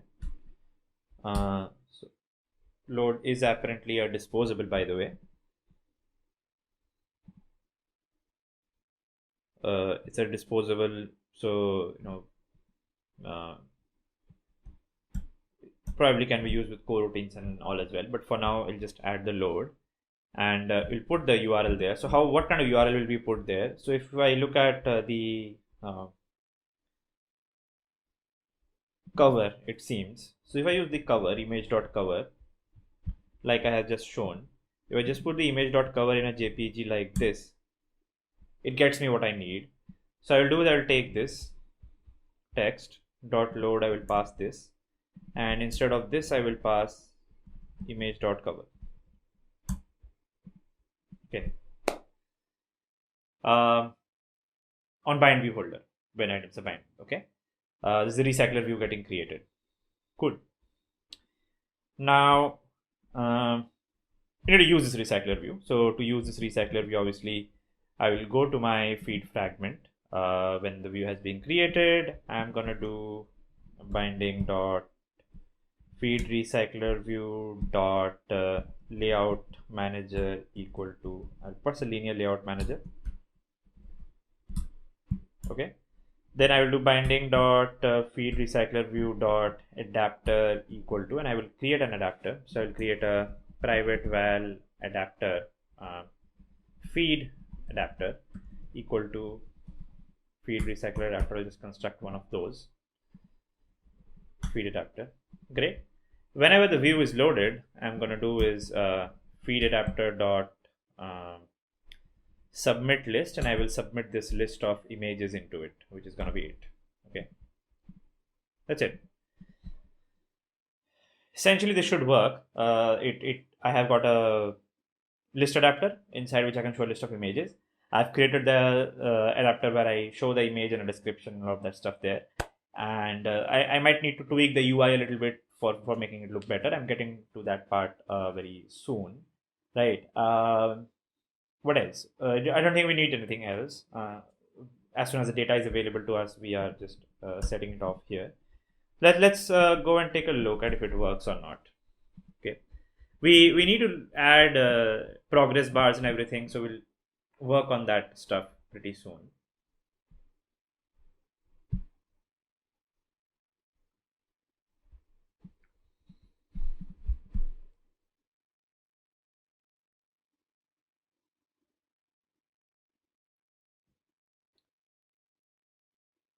Couple more to-dos maybe that we can add here is that this argument also we can turn it into a possibly a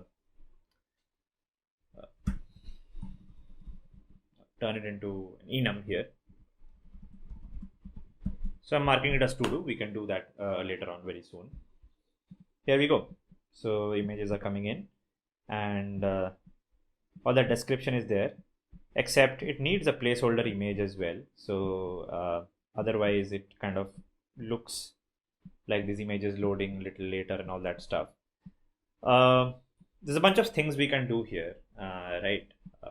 So with these images, you want to push them into square or something, we can do that, and other things that we can do here. So if you look at the image view here, we can do scale type, and we can do fit at the center, fit center kind of scale type, by the way. Or we can do a center crop as well, which crops the center of the image. Bunch of things we can do in setting up the images there. Some images are kind of big and some images are small, and all of that stuff is there. So I'm doing the fit center one, which kind of puts it like this. We can do we can do a center crop, which generally would kind of crop only the center of the image which is needed inside that image, like that, like this. So this way only the center of the image shows up here, stuff like that.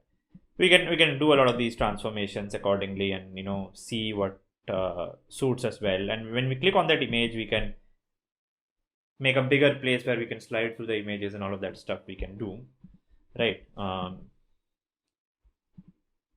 Up to you, kind of things, right? So yep, I think we can go ahead with most of the things here.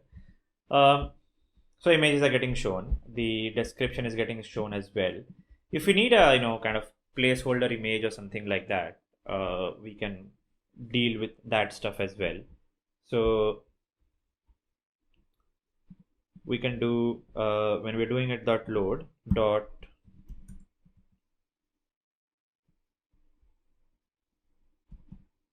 so we can add actually a placeholder, and we can add a drawable there inside that placeholder. So you can go to placeholder image png. We can just search for one.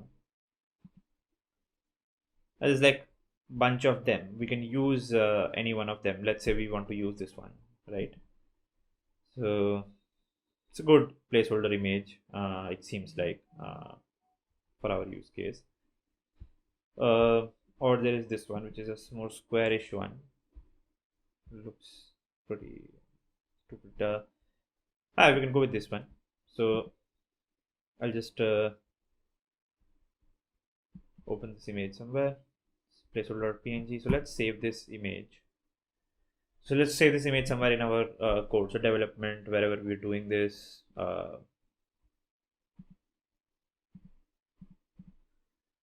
app, I'll go to src main res, and inside drawable, I will put this placeholder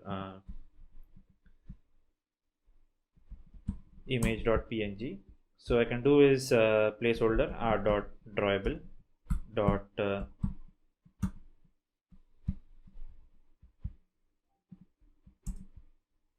import the R class or placeholder image. I can put it as a placeholder there. Okay, this is what my placeholder looks like, drawable placeholder image. It's pretty big actually, 1200 cross 1800. You can make it smaller if you need to, but that's also fine. So we put the placeholder image there. There's other things that you can put here, bitmap config and add header and crossfade and all that stuff. Okay, whether to use a cache, whether to use a life cycle of your app. So you can add a life cycle, by the way, here. In the adapter you won't find it, so you'll have to get it from the parent. Those things we can do. Anyway, let's just run this again and see what happens in this case when we have that placeholder in place.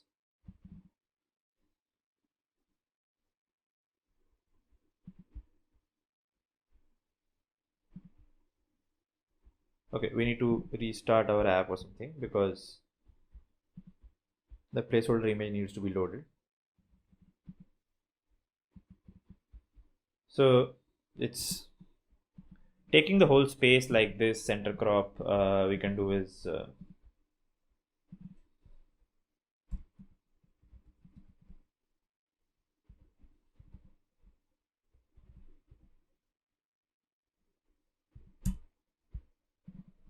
fit center is also fine. In this case, the entire image would actually show up.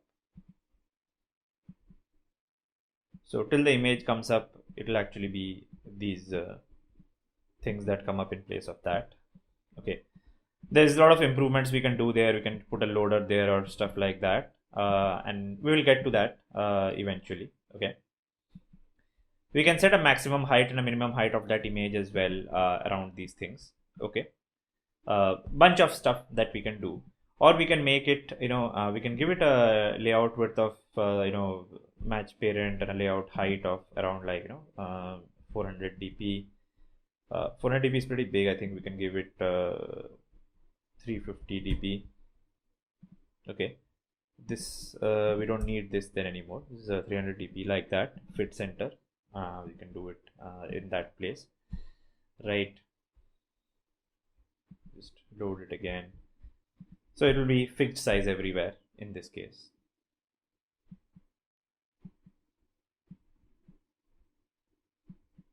Some images might not load, and those cases then you might need to handle them separately as well. So if the images probably do not load, you can create a image error placeholder as well. So placeholder error image, so something like broken image kind of a thing, stuff like that you can also add probably.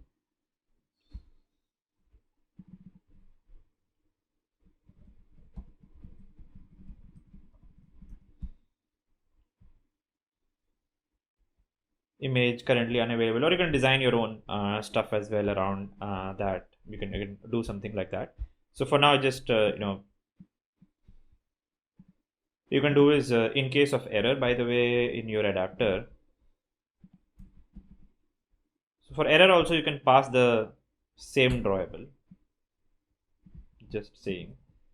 Okay. And if image is not able to be loaded, it would show that placeholder. Right. Somewhere any in chance image does not load, it keeps showing that placeholder and all that stuff.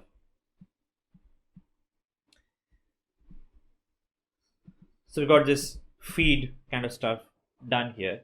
We got both the feeds. So we got the top feed and we got the hot feed. Okay.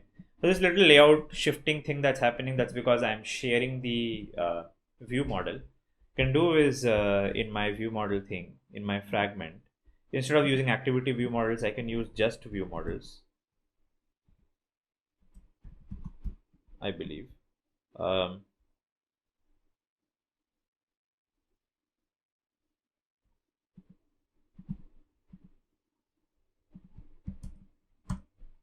if I use just view models, in that case, I believe a separate view model for each instance of the fragment would be created. Let me just quickly check that. In that case, that layout shift problem would not happen. Yeah. So I'm not sharing the view model across these two, so that problem is not happening. Okay. This image, the placeholder image, we can actually make it a little smaller as well, by the way. So just open a terminal, and I'll just change the size of it. So Mogrify placeholder image.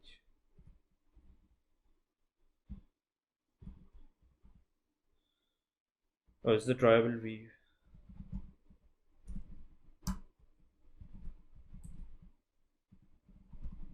Resize it to something like 500 cross 500 or smaller than that size. I'll just do it. So now it's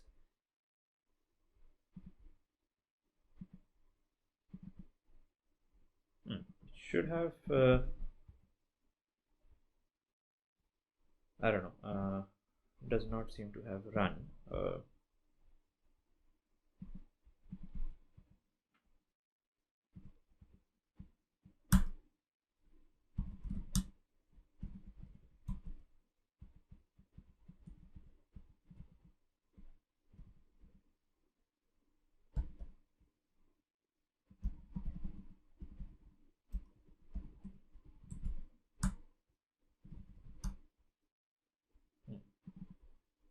It's 500 cross 33 now, which is fine. I can set my type to center crop again then.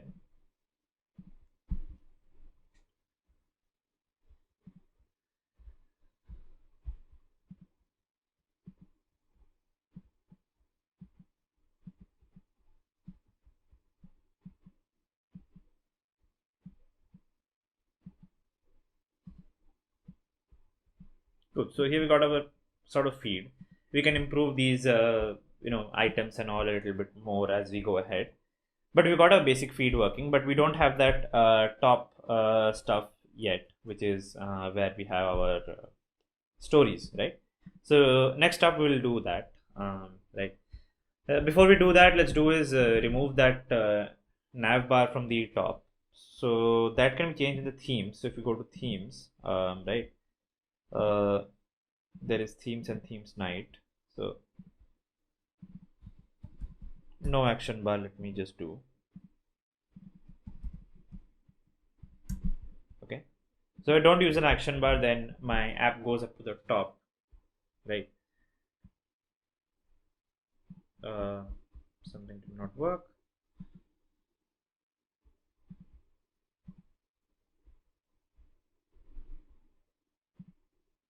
Setup action bar with nav controller. I don't need this actually, since we are not using an action bar now.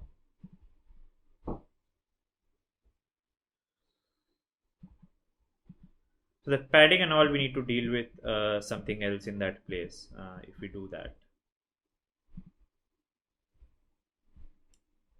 So our main activity layout.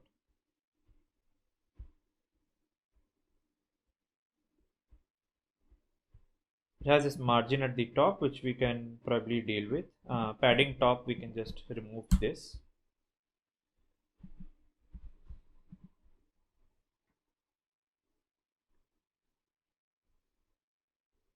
Yeah, so you don't need an action bar at the top. You can just have the images right at the top like this. Okay, seems good. I'll just mark it here that we are not using a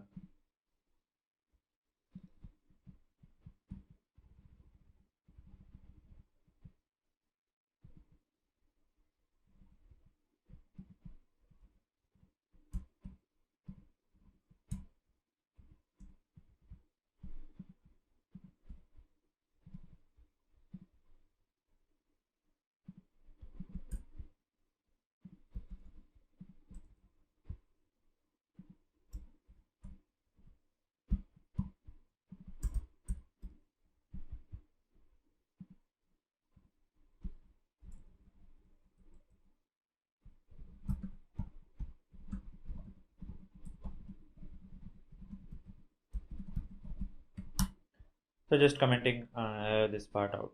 So I'll just write action bar code here. I'll just comment this part out of the action bar code, which we don't need for now. Okay, great. So inside our activity, we would need at the top of the screen, we would need, actually it's a constraint layout, which we don't need a constraint layout, by the way. So that's fine. Let's just see this fragment is there. It's constrained to the top and to the bottom and all that stuff is there.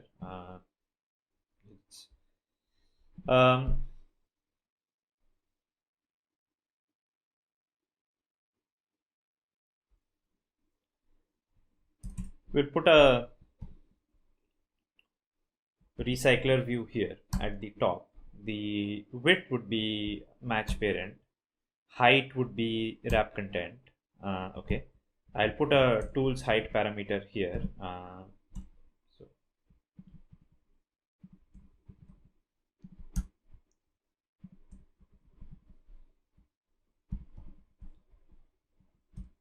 of 50 dB. So you see like what kind of height it's not 50 dB, probably 100 dB. So that's where my stories will go at the top. Okay, this recycler, we will give it an Android ID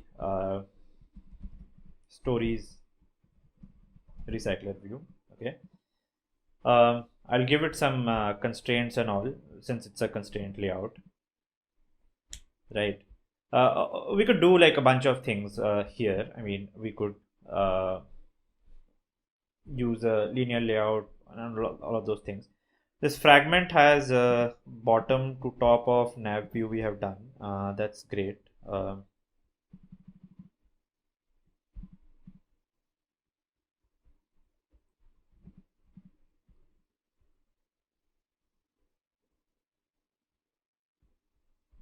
This has the wrap content. So we'll do constraint layout top to bottom of So first of all, this recycler view. Here I will do left to left of parent, right to right of parent, top to top of parent. Okay, these are all. The height is wrap content, right? Just say we get it maybe 64 dp maybe. Okay, that's kind of height, or 75 dp. We'll just see what is the probably best height. And this fragment we will just constrain top to bottom of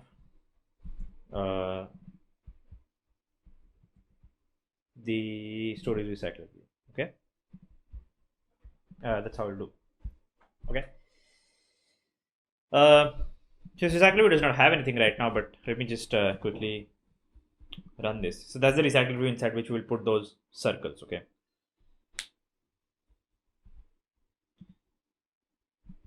So now, if I actually give it instead of tools, if I give it an Android layout height, right, and then I run it.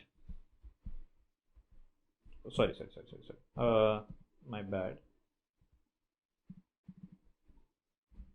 Here itself it will go 75 dp. Just run it once.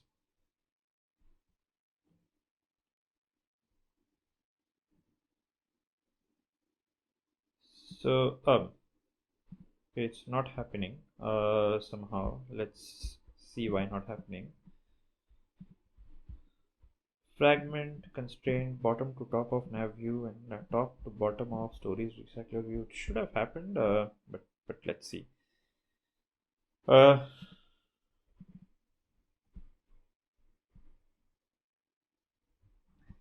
because I think the width and the height is match parent, which we can deal with probably. Let's see. This recycler view does not have any data inside it as of now. We'll just give it a background of color black maybe. Let's just see if it is working correctly or not working correctly. Is it coming over top of it? It's coming on top of it, which is not the best thing to happen right now here. So I'll try to figure this out, why that is happening. Or, like, I believe the better way is not to use a constraint layout in a case like this and use a frame layout. Okay, great. So recycler view, chuck all these constraints. Layout height is 75 dp, right? Bottom navigation view, again, height. Instead of wrap content, let's give it a height of 75 dp, let's just say. Okay. Check all these constraints again. Layout width is gonna be match parent. Okay. Height is 75 dp. Margin start and end can go away. Gravity will give bottom. So we'll go to the bottom of the screen automatically. We can give it 64 dp, I think, here. Good enough. Right. This fragment here, we give it match parent like that. Remove all the constraints. Margin top can be 75 dp. Margin bottom can be 64 dp. Sorted, right? It's much better way to handle this stuff.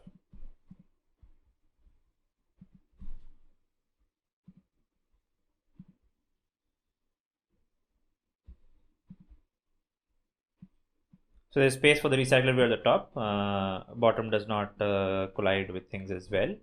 So things are kind of better handled this way. Okay. Cool. Right. Now this recycler view needs to have those photos inside that. Now those photos, there are a couple of options that we have. We can either go with circular image view. There is some library, Android circle image view. Okay. Or we can try with a card view as well. So I think we can Android card view image corner circle. I think we can cut out things with a circle view as well, with a card view as well.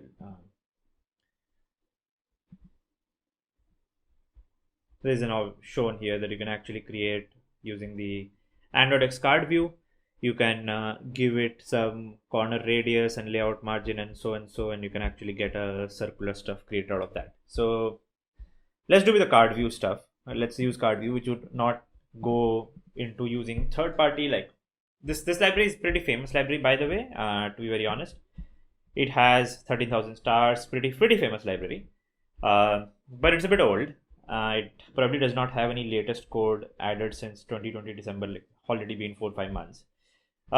We can use the card view library. So I will do is add the card view library. Do we have the card view already here?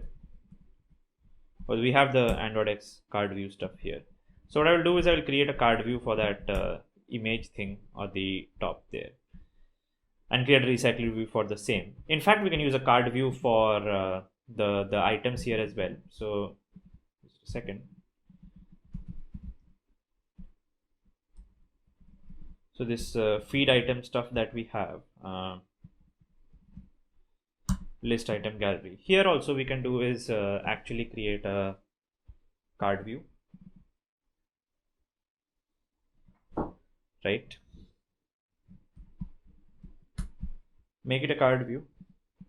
Card views are frame layouts by default. So if you look at card view, they extend from frame layout. So here what we can do is we give this image view 350 dp like this. Then we give it a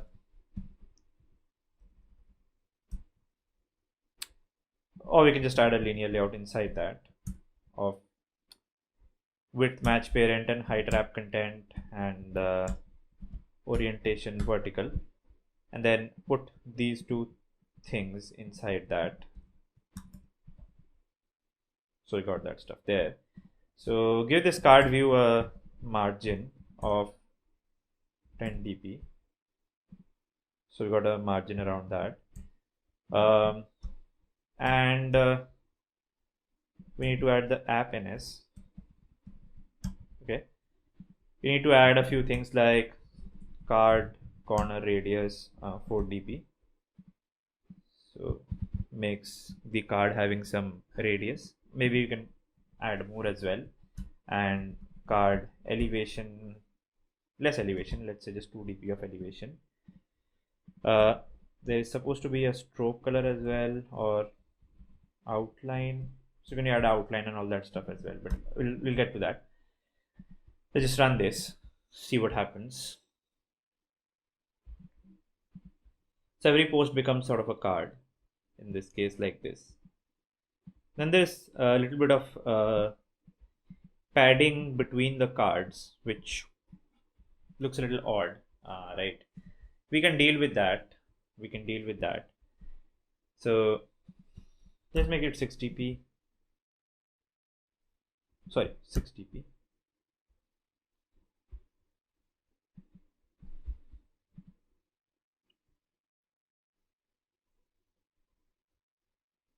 Yeah, cool.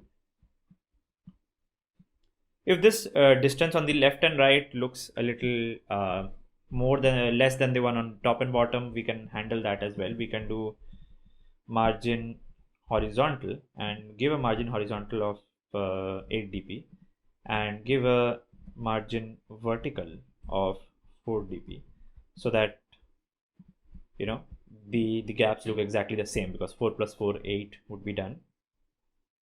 Now they look probably better.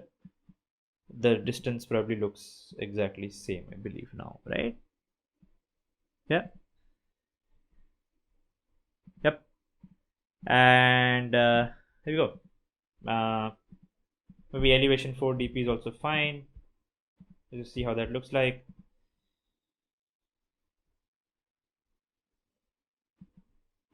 Cool. So I've got the cards here in our page, looking nice. How about list items for the top view, right? So we'll have to build those as well. So let's go and build the one for the stories, okay?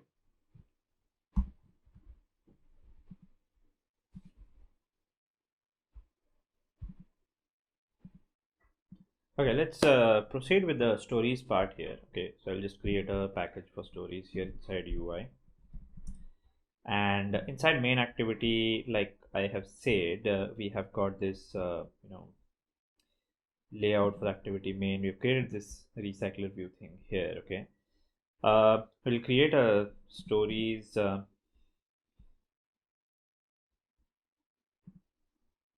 we can create new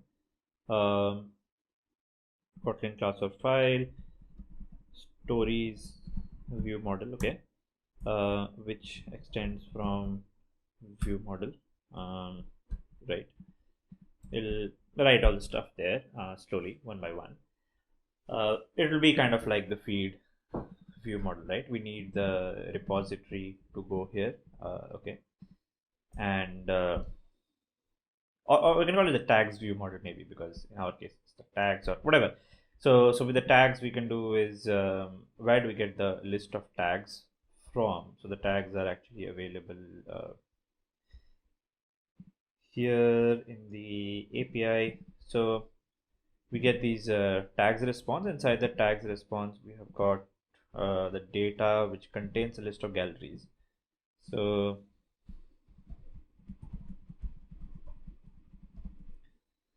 or let's just take gal tags equal to mutable live data of type list gallery. By the way, it's inside tags, inside data, inside gallery, like that it's there. A couple of things we can actually clean up here as well. So if you look at the top post, and if you look at the image model here, so the top post and the image model are kind of very similar. Account URL, add type, comment count, cover height, comment cover height, cover width, edited. So seems like pretty similar. Images count is add, album, views, vote. All that stuff is there actually. In fact, this is probably a superset because this contains 99 lines. This contains probably less than that, 69 lines, so less parameters here. But what you can do is actually remove that stuff. Top post can be of type image itself. Okay, this gallery data we can actually probably put it outside the gallery object. Okay, so there are a couple of ways to do it. One is you can just use you can do right click, refactor, and you can move it, move this to right click, refactor, and move to upper level, class name, refactor.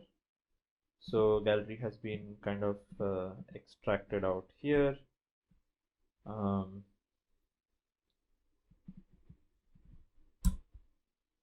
You can do is put it here, new Kotlin.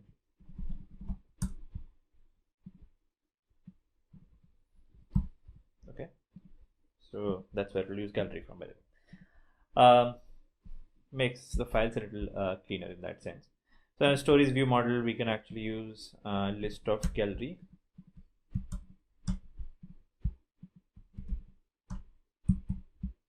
This, okay, and we can do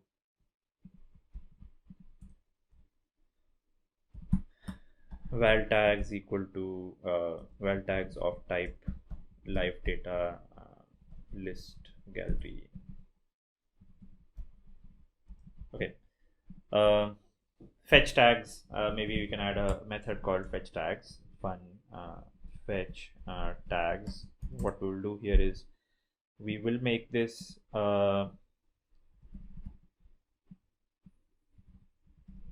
view model scope dot launch on dispatches.io. Again, very similar to how we have been doing in this other view model. Okay, so what we'll do here, we'll do repo dot get. Oh, I think we have not written that stuff. So suspend fun get tags is going to be list of gallery we are going to be getting.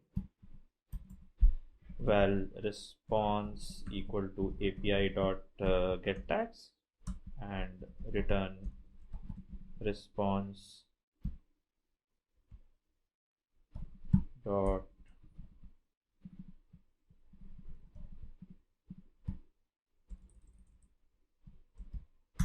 body dot, if body is available, then inside that there would be data, and inside that there would be galleries. Okay, could be null. So we return that way. So in my stories view model, we do fetch tags and the repo dot get tags, sort of like this. Okay, so we do that and we put it inside tags dot post value. Cool. That's how the stories view model is gonna work. Okay. Now inside my activity, main activity, I can do is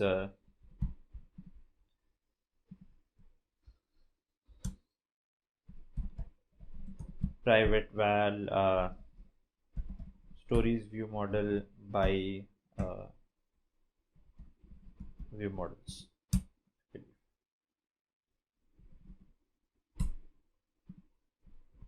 Okay, so we got the stories view model in place. When the stories view model is in place, in on create, what I can do is stories view model dot fetch tags. I can start that happening, and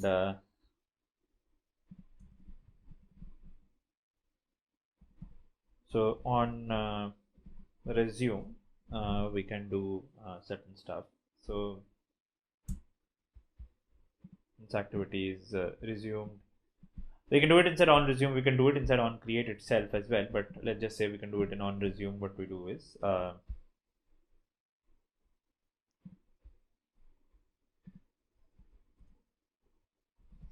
stories view model dot tags dot observe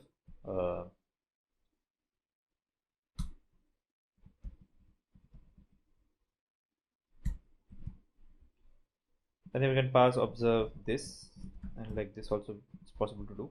In fact, in the fragment one, a little update here, I can do the same thing, I believe, using the same way.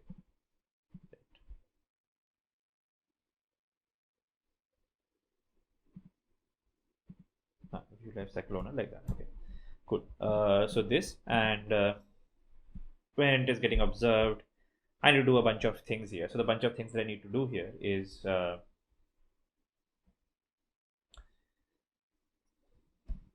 binding dot, it has a stories recycler view. So we've done the binding, set content view has happened. This is the navigation stuff. So I'll just write here,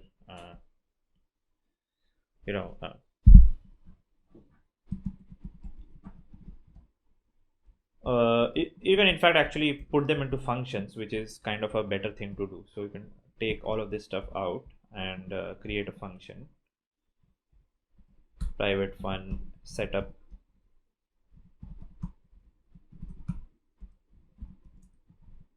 okay. So do the setup nav here. So I call setup nav. Okay, stories view model, I do this thing here, setup binding, I'm done. I will do this thing, bindings dot stories recycler view dot layout manager equal to linear layout manager. I have to pass a couple of things here. I have to pass context, then I have to pass orientation, would be linear layout dot horizontal, or should I pass recycler view dot horizontal?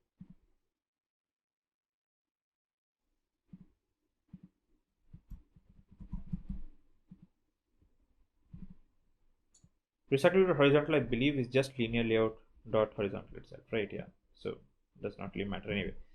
So yeah, okay. So I created a linear layout manager which is horizontal in type.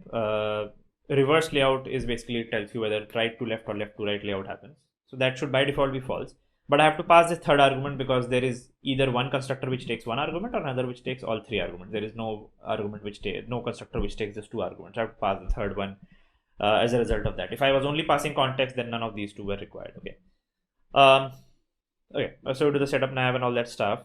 Adapter. So we need an adapter, stories adapter, right? So it's new. Pretty similar to how we did free recycler adapter. So we do a stories recycler adapter.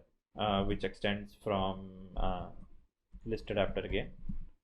Okay, T will be of gallery type here, and view would be of I'll create a class stories view holder, which extends from recycler view dot view holder.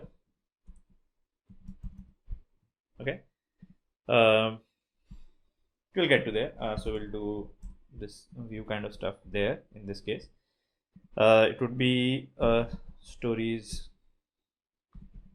view holder like this here.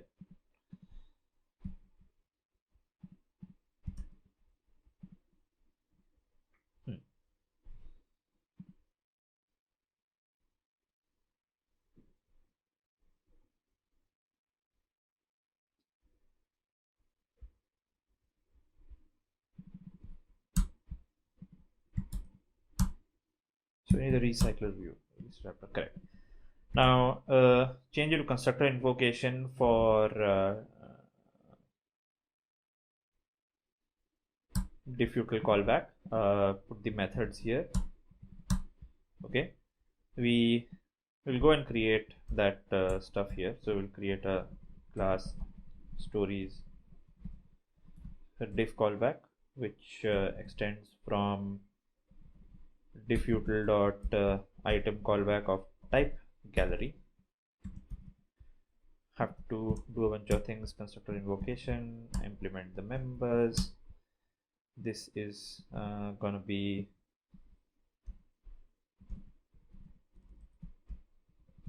old item equal to new item, and this is gonna be old item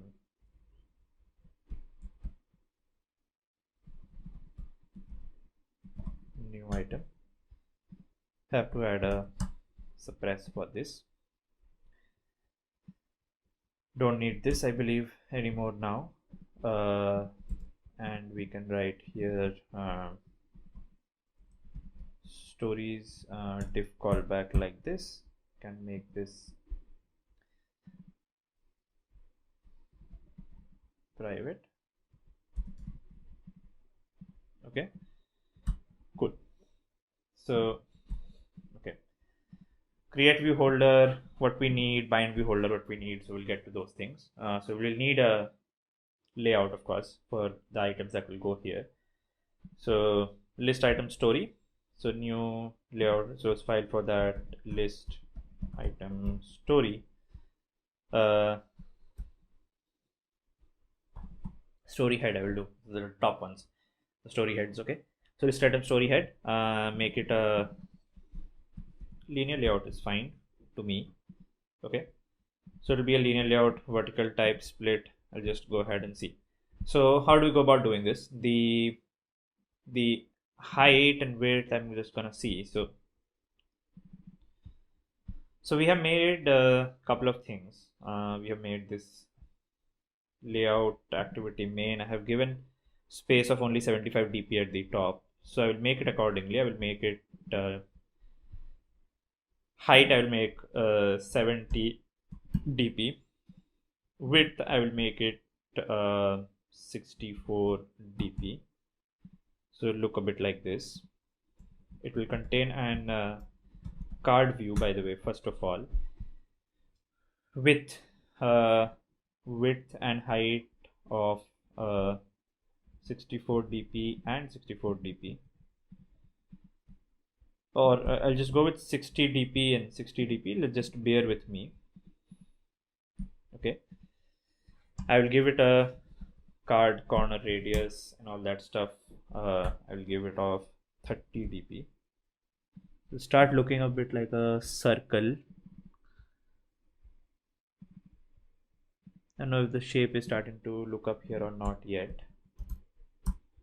So it'll look like a circle. I will give it a margin of 5 dp. I think I can't afford a 5 dp margin. I think I can afford only a 2 dp margin because the outer view is like that. Let's give it 75 dp total height. Let's give this layout width of 65 dp. 64 dp, which is fine. 66 dp, let's just say. We give a 3 dp of margin to this. We'll get around to it, we'll see. Okay. So card corner radius is 30 dp, which is fine. There's something called a shape, I think. I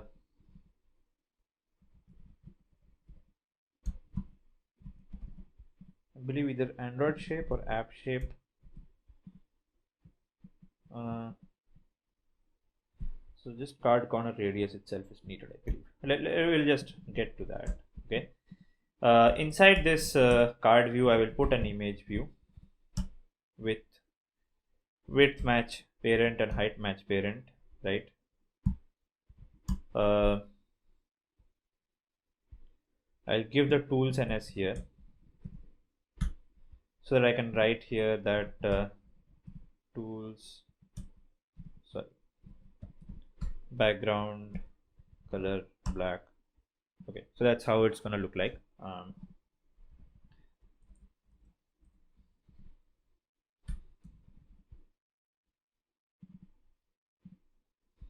Okay, cool. That's how my image view is gonna look like. That's a tools background, so this is just for previewing. It will not actually reflect. Got it? That's my image view here. Cool. Then what we do here is that we take below the card view, after the card view, I take a text view here. Width match parent, height wrap content, and I'll give it some text here.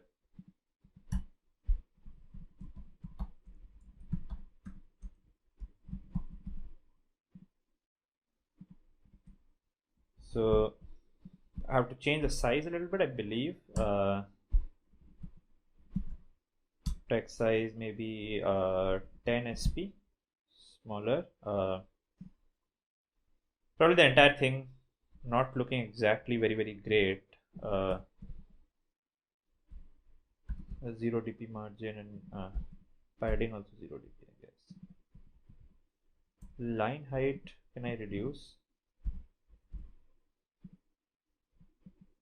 What can line height be? I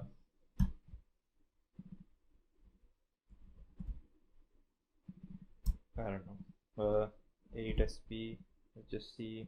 Okay, barely visible probably. That's how it looks like. Avoid using sizes smaller than 11 sp, that's what it says. Anyway, I'll give it a gravity of center here. Text appearance. What text appearances do we have? Small. Can you have a small text appearance? Caption, subheading, small, medium. Let's see.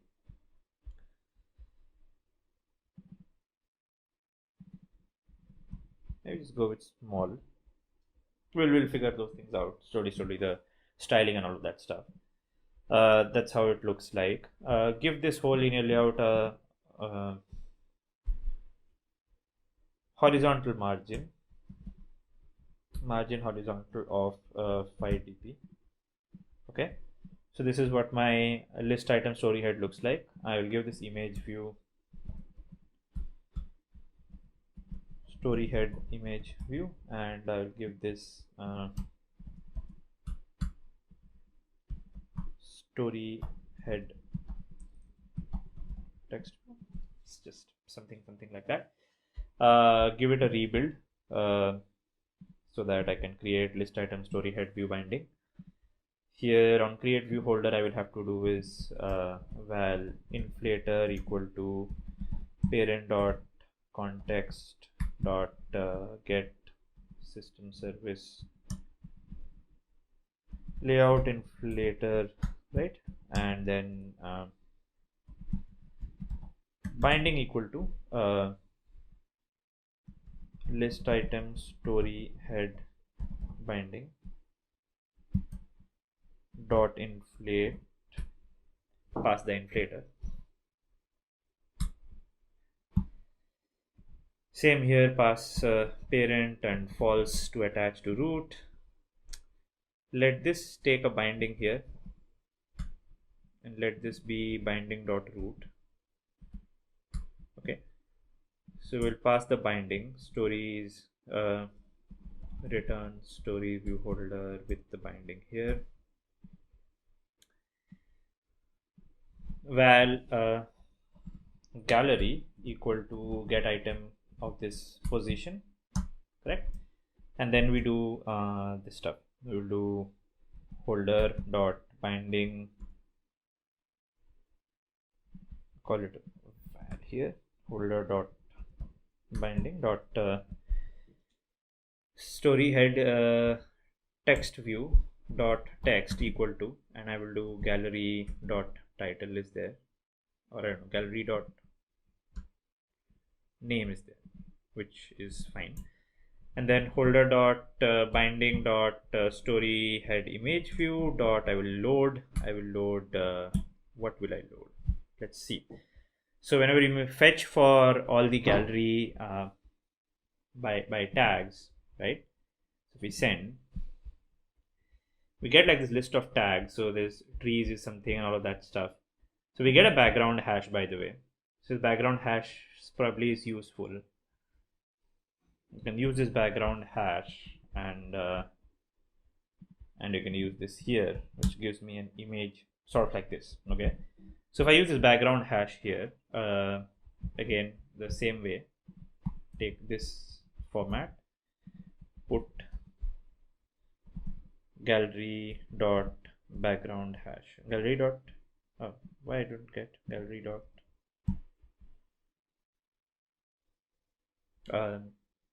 interesting, get tags. What did I get out of get tags? Tags response, I'm getting data status success. Am I not getting data status success? There's something different here. Where am I making this request?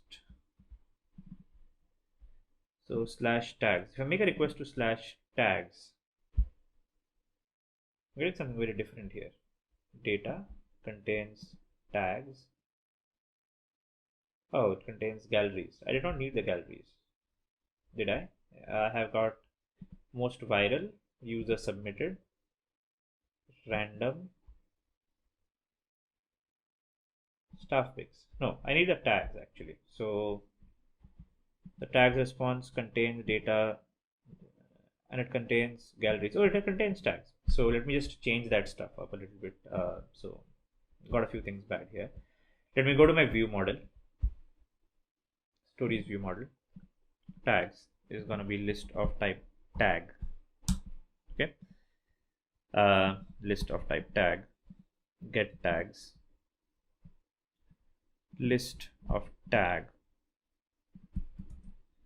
not the galleries dot tags is what I want.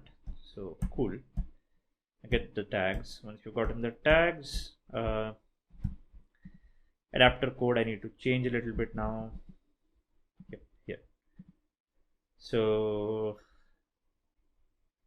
val tag equal to get item position, tag dot, so what do we get? Tag dot name. Do we get a tag name? Tag has names. Awesome. Tag has a display name as well. So is the display name different from a name? Usually, I don't know. But display name sounds a better name to be used. Oh, there's a space here. So I will use the display name.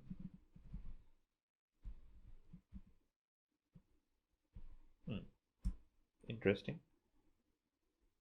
I will change tag to here as well.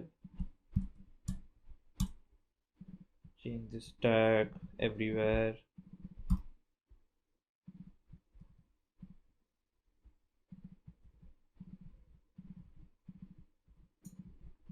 I think we're good now. Has a display name. Perfect. Okay. So here it would be tag dot background hash. Okay. On bind view holder, we do tag dot background hash like this. Great, let's run my app and see if this kind of works or not. I have set up the view model to fetch the tags. On the tags available, I have done is, oh sorry,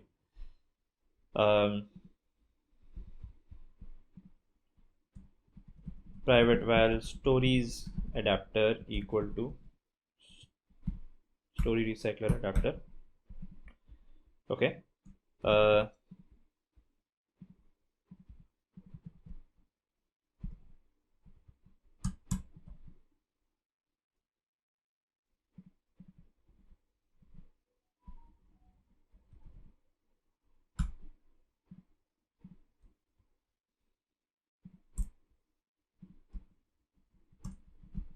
Adapter equal to this stories adapter. Great. So now I will do is binding dot this dot adapter dot or I'll just do stories adapter dot submit list it, right? So I've created a stories adapter, attached it to the adapter of the recycler view, create a layout manager which is horizontal in nature, and then when the activity starts, I set up to fetch the tags. When the tags are fetched, set the data here. Adapter handles the rest of the stuff. Let's just run it once and see how do we get it.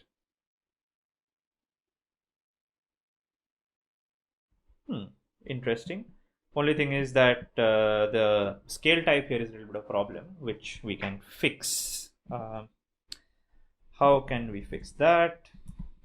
Scale, I think we can use scale dot fill.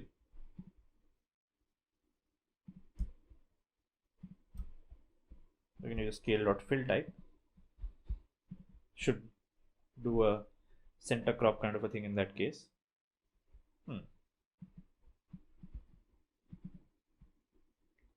Fill the image so that both dimensions of the image will be equal to a larger than. It does not happen that way, the way I wanted it.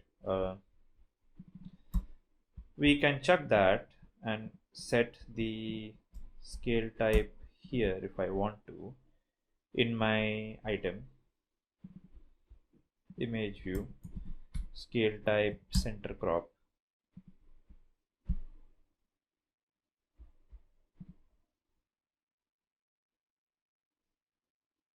Okay, so trees, OC contest, funny movies to watch and all that stuff is happening, which is sort of great.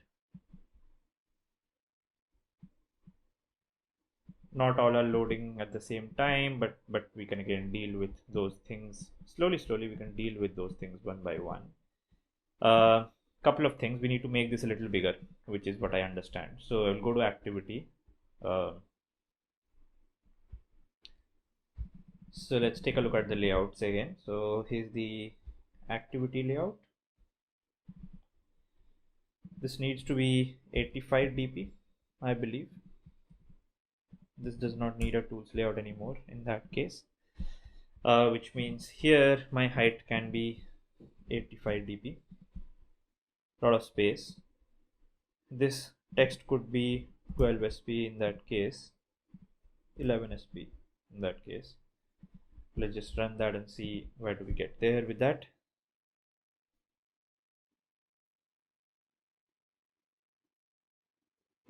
Interesting. A little bit of padding is also required, so I'll make this 85 dp. I'll make this 90 dp. Now I will give it a margin bottom here of 5 dp.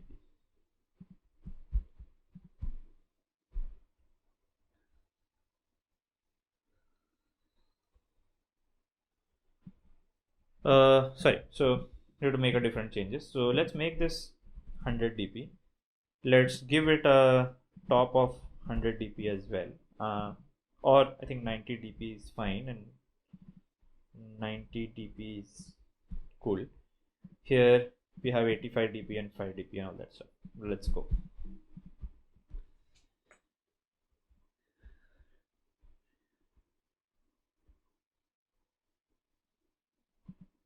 Cool. What happened? Margin top 90 dp. Did that not work? Okay, that worked. Cool. Great. Top stuff is there, and hot stuff is also there. Interesting. And all of the stories are there. Okay. So fantastic. We want to preload them before they come to the screen. There is stuff we can do about that as well, by the way. So we can check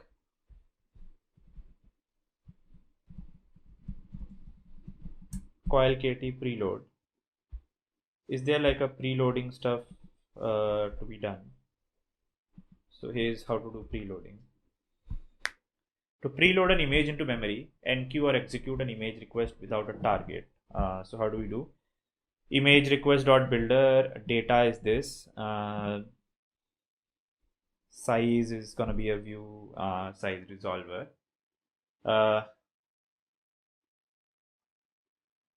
So we can do something like that. We can preload all the other requests as well via the view model actually.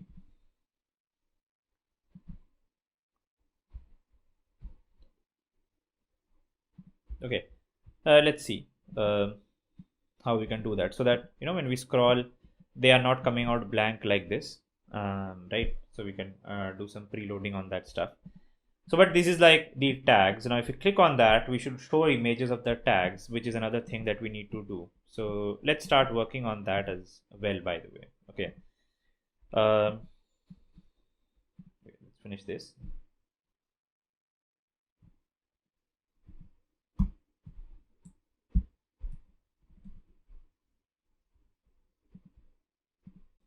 Okay. So now if we get a tag as a story, how do I find out the photos inside the story like Instagram does, right? So to do that, if I go for gallery tag like this, okay, the next one. So in place of tag name, if I pass trees like one of them was given, sort window page again, not mentioning them, and send them.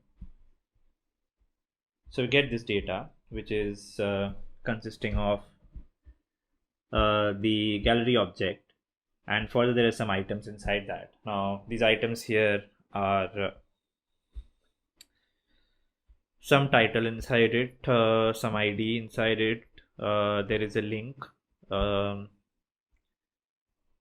it contains tags of that image, and it contains images within it. Okay. The ID that's there, can we actually use that ID for something on Imgur? I don't know, maybe i.imgur.com like this. If I pass the ID here, it does not show something like that. It will show the images within it. So basically the first image within it would be the URL which we can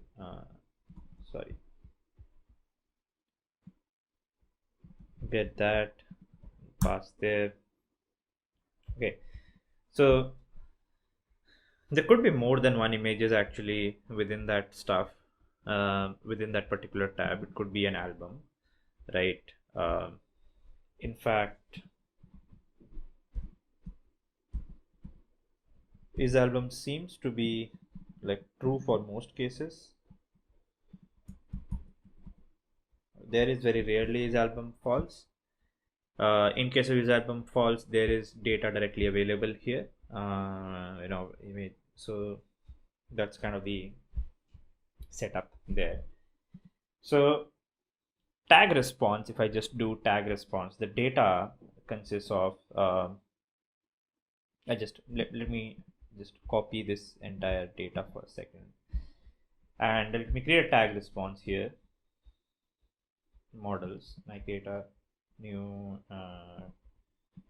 here advanced, it should have val, auto determine, let keep everything nullable, annotation for code gen and extensions seems okay. So This is called tag response rather than tags response. It's for a particular tag. Now actually inside this, the data that comes and the tags response. So this contains this data as well, which contains featured galleries tags like that. This data here contains accent, background hash, background is animated, which is basically looking a lot like the gallery object. Is it? Also, it's looking a lot like the tag object, right? Accent, background hash, all that stuff. So we can turn this data into a, not really, because this also contains images within it. Description annotations, I think we don't need this stuff. We will remove that shit from there. Contains item. So items. Each item is basically so an item is of type image, which further can contain images. Interesting. Okay.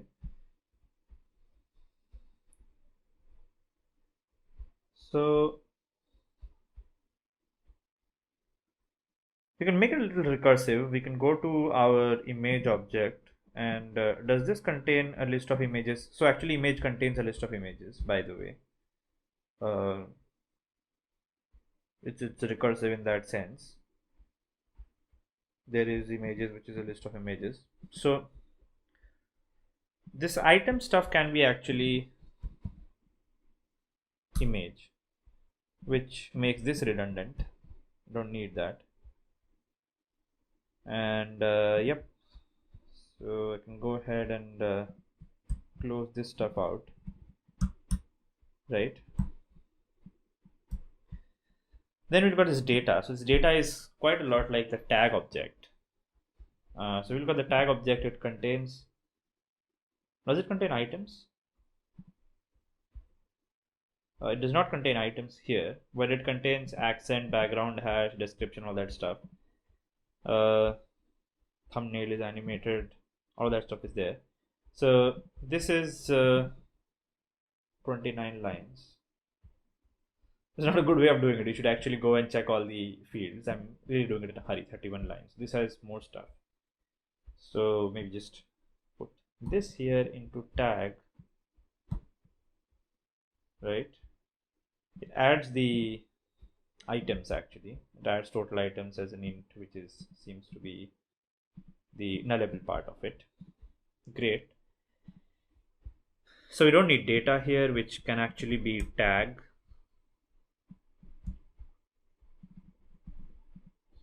Sounds great. Gallery response actually has data like that. Tag response contains data. Data is featured galleries. Okay. Looks cool to me. Tags response. So this is a tag response for any one particular tag, and we can add a test for this. So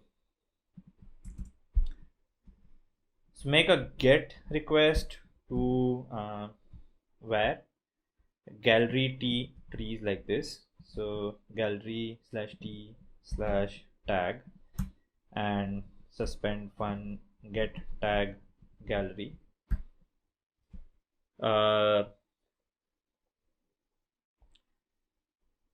We can pass path tag. It's going to be a string basically, right? And it will give response of type tag response, right? Good. So let's add that to our tests as well. So here's why tests are very useful. You don't have to actually go and change the code inside your app. You can make changes in the test and quickly check out your things that either logically are working correctly or not. Get tag tree working, so tree stuff, right? Or I can check for the or tag, I think. Yeah, tree tag. Okay. Get tag gallery trees, I think. What tags did I get, right?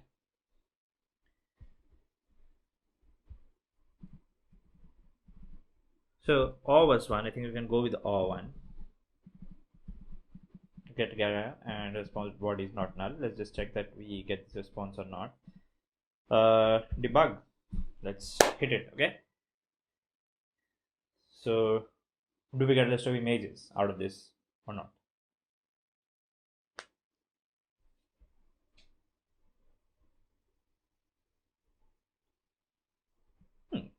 So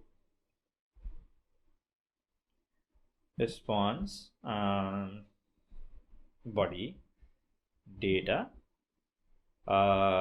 contains what does it contain? Where are the items? Oh, there's the items. It's 60 items out here. Each one of them is an image, has an account URL, should have further images within that, right? So either it has a GIF. So GIF V's are basically copy the value here.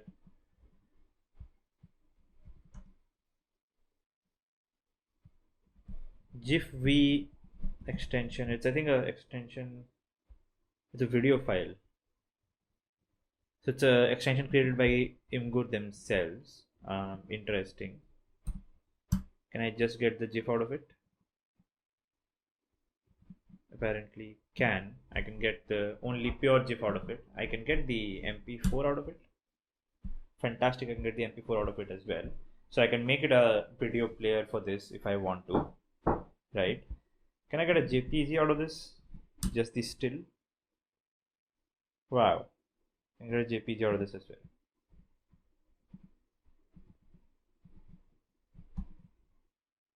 How can I get a moving JPG? Is this a GIF? Oh, it's a GIF. So if I look JPG, then I get a GIF at the end of it. Not a problem. So we either are gonna get is album in this case. I think, yeah. So either like is album is supposed to be false, but if is album is true for any item, if is album is true, then there will be images, right? And if there's going to be images, then I can get that image out of there. Okay. So great, seems pretty good. Is there a way in the Imgur API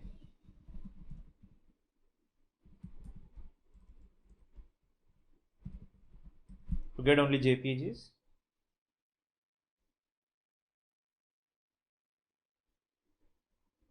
Or not? Let's check that. We can do that filtering on our own on our end. Okay.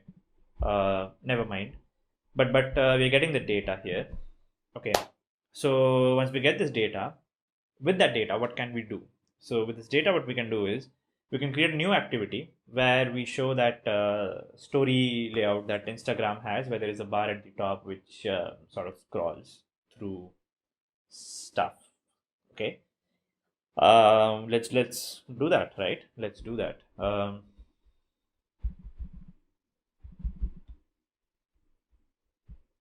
So we will need to rearrange the stuff here a little bit.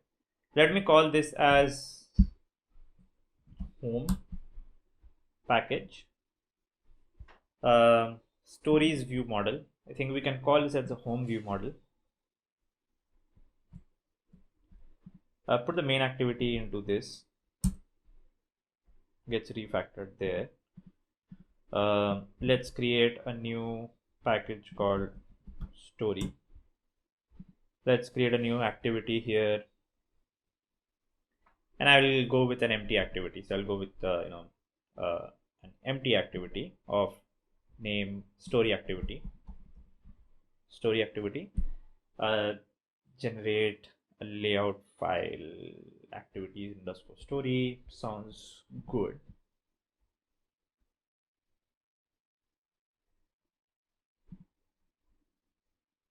So need to add the story activity and the main activity and all that stuff. So need this. Cancel. Just load the file system changes. Add. So I think got a little bit of problems here. Import the R file. Here I think in main activity also I might need to import the R file. It's already been done. Manifest the story activity and the main activity. Cool. So I'll send an intent to the other activity from there, right? So I'll send a intent to the story activity. Does the Android navigation graph work with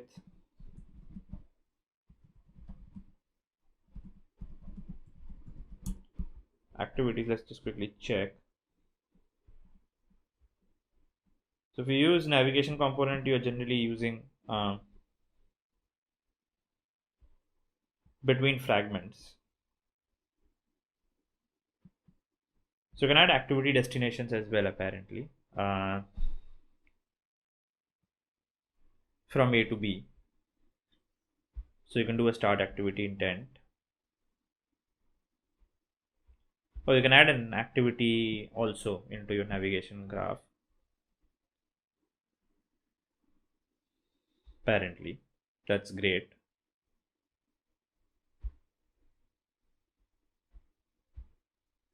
I can just start with a new activity intent directly like that. But yeah, we'll see activity destinations later on. For now, I will use the simple activity stuff. So if you look at the navigation, it has like a design view where you can see what all navigations are happening, navigation top and all of that stuff. We can create another navigation graph for stories, but we don't need one. We can just simply send a new intent to that. Okay. So what happens is when I click on any of those stories, which is inside that adapter. So I'll go to the recycler adapter and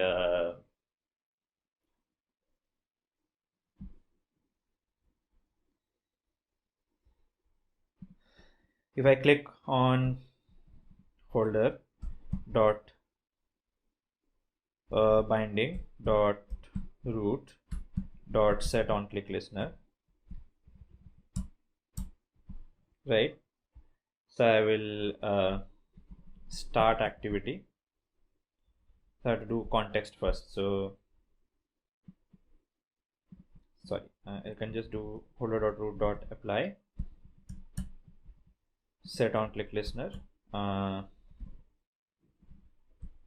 context dot start activity, create a new activity with intent,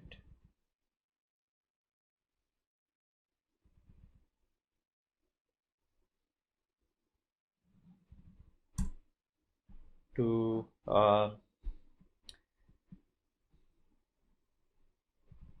context and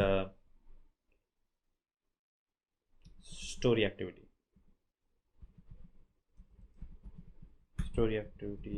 class. Sure, right? So it'll open the new activity in this case. If I click on any of those things, just quickly check that out.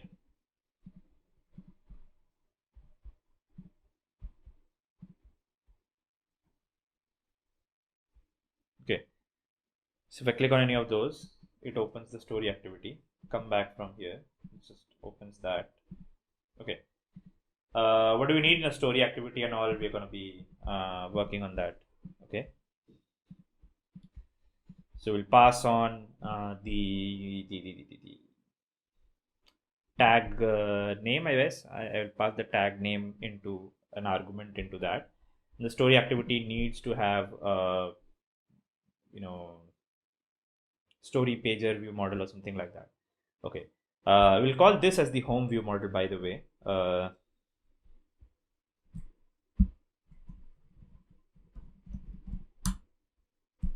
It's called the home view model. We can call main activity as home activity, by the way.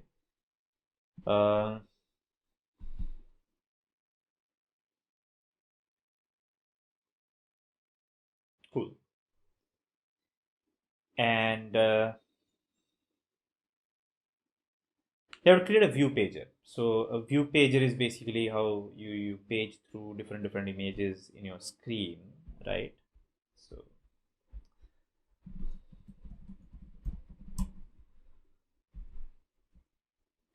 So you can use a view pager, right?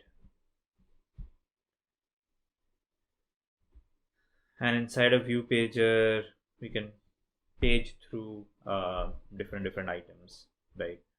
And we can create a pager adapter for that. So we don't need a pager fragment pager adapter. We can just use a normal pager adapter. Pager adapter should work for us.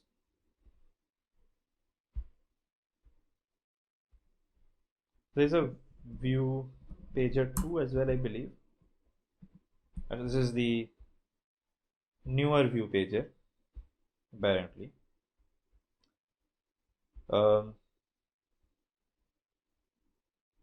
Okay, a view pager 2, and it obviously has got a view pager adapter also as well, I believe. View pager 2 dot adapter. So I can create a view pager adapter here. But I think a normal pager adapter should be okay for me. So let's go ahead and build that stuff. So I will add in my activity story, make it a frame layout. God, I hate the fact that they always make default constraint layout everywhere, because most of the views don't require a constraint layout. It's too complex for that. Frame layouts are kind of pretty cool enough for most stuff. So what's the difference between view pager and view pager 2? What's the difference? Is anything new available from view pager 2? That offers enhanced functionality, addresses common difficulties. If your app are okay, if you want to use view pager, not slide between fragments and create swipe. Okay, slide between fragments. I don't need slide between fragments, I believe. I just need photos. Just need simple views, right?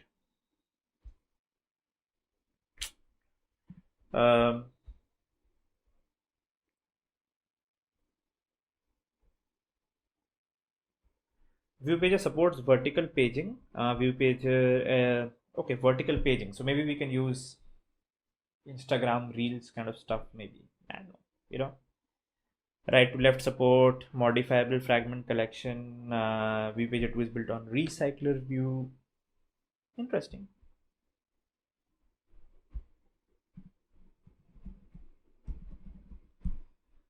Let's open view pager 2.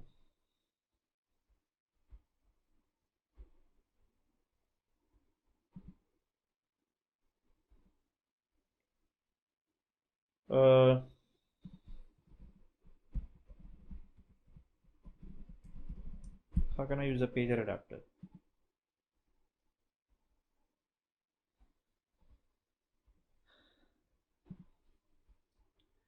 Update the XML file to view pager 2. Update your adapter classes. When view pager oh, we just use a recycler view.adapter with view pager 2.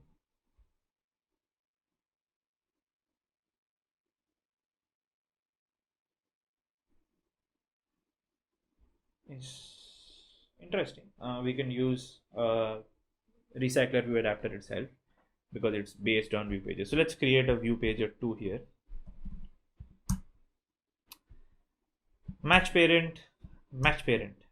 Let's give everything to this view pager. Okay. Let's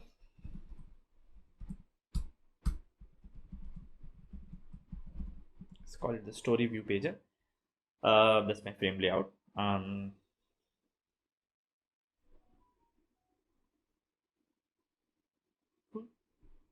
Looks good. Okay. Then my activity, we need to access this view pager. What do we do? So new Kotlin class story pager adapter extends from recycler view dot adapter.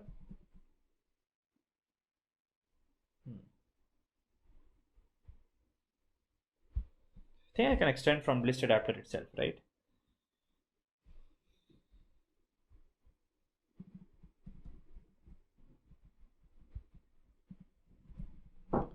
because I mean list adapter extends from recycler view.adapter actually, right? So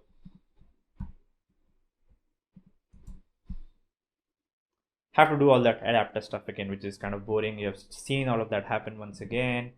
So you have to create a bind view holder, create view holder, you have to create a stories, so you have to create a class story page view holder extends from recycler view holder,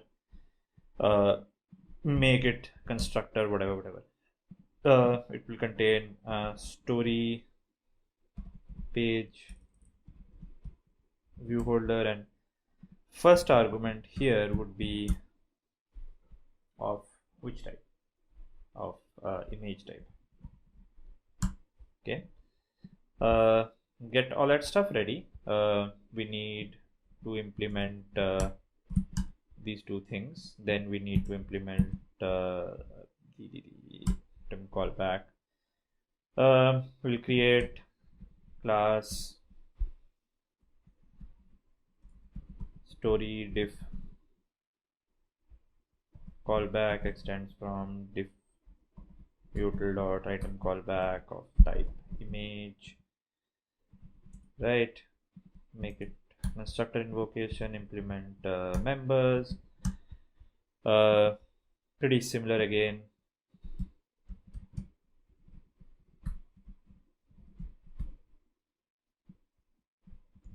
This is kind of boilerplate, looking bad. Bigger apps, like kind of places I've worked at, we generally create a base recycler adapter which does this boilerplate in one place. You don't have to write the same boilerplate over and over again, right? But for now we're just doing that, and universal recycler view kind of things that we make in other places. So we had that similar stuff in Zomato. We have similar stuff in Target. So everybody does that with big apps. You see, there's a lot of common stuff we're writing inside every adapter. Anyway, besides the point, this is the view holder. We will get to that view holder stuff soon. Okay, what do we need? We need a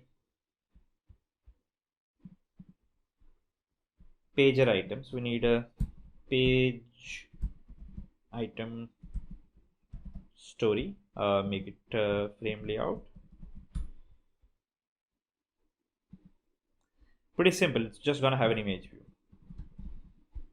That's it. Match parent. That's it. Just give story image view. Okay, that's it. Page item story. Just rebuild the project. So page item story binding, I will get there. On create view holder, I will do while inflator equal to parent dot context dot get system service layout inflator. Right. Page item story binding dot inflate with this inflator inside this parent attached to root false, where binding, let's make the constructor here use binding dot root there, right? Okay. Return story view holder with binding here sorted. On bind view holder, what we want to do is val image equal to get item image, get item position. Okay, so if image dot is album,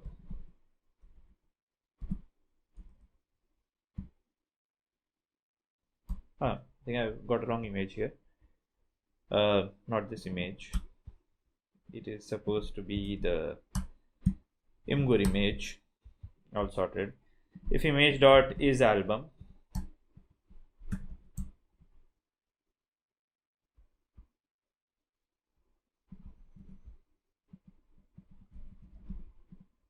So if it is album, then what we do is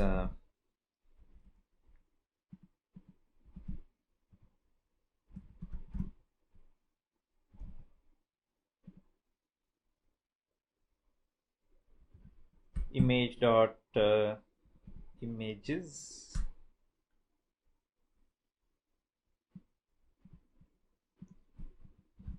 and image dot is album dot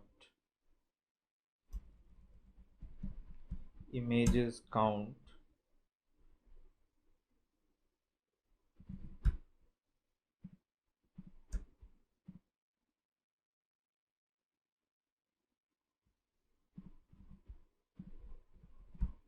not 0. Okay, so in that case I will do image dot images 0 dot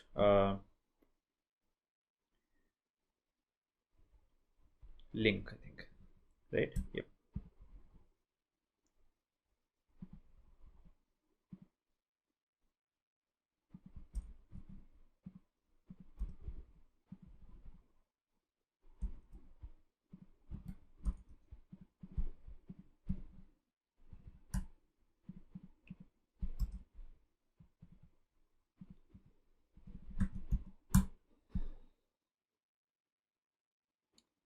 Else image dot link is also there. Okay, so you get the image URL. Okay, then image URL is, if it is available, then we do holder dot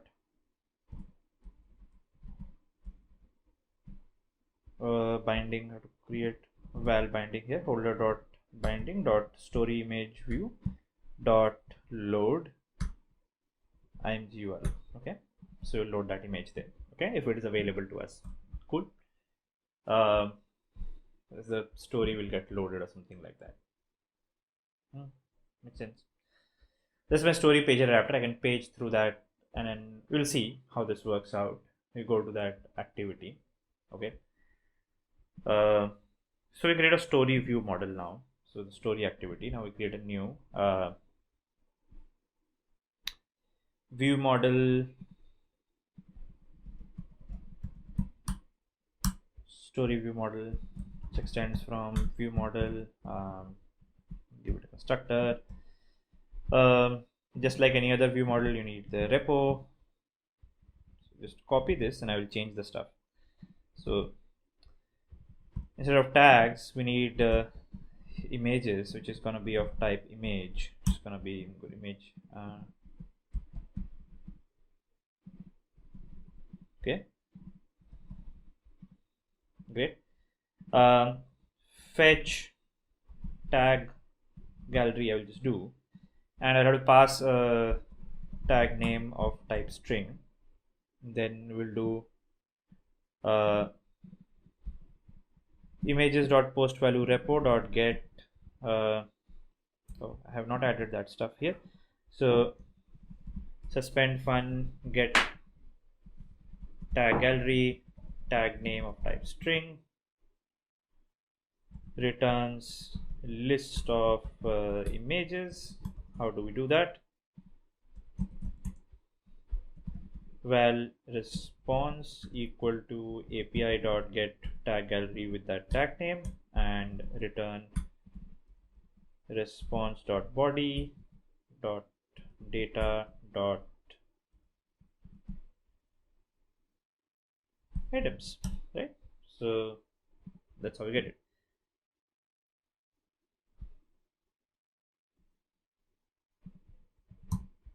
Okay, images itself could be null apparently in this case. So in the repository we can do like dot filter not null,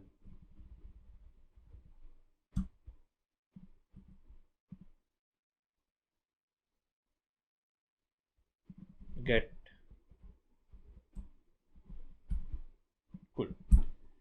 So get the non-null ones at least, because in the in the code it says that it could be null apparently. We can fix that part, by the way. Like it should probably not say null there. Here, if we look at the repository,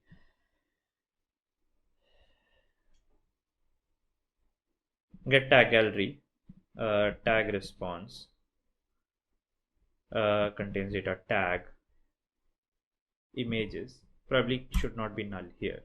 Should be list of non-nullable images. Yeah. The list is null. Yeah, I think that's a better way to sort it. So we don't need the question mark here, and we basically don't need to put the filter not null here because everything would be non-nullable. Okay, so fetch tag gallery is done here in my story view model. Okay, story view model I will create in my story activity. So I will do is private val story view model by view models story view model. Okay, I don't need this. Cool. So I'll get my story view model. By the way, everywhere else my view model should also be private. I believe it's private. So this is my story view model. I've gotten it. Story activity. Inside on create, I will do story view model dot fetch gallery tag. And what tag name will I pass here? So for that, I will do val tag name equal to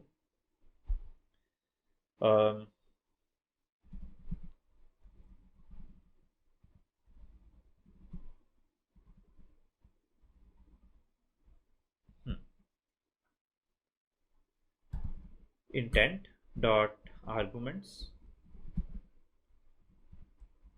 get string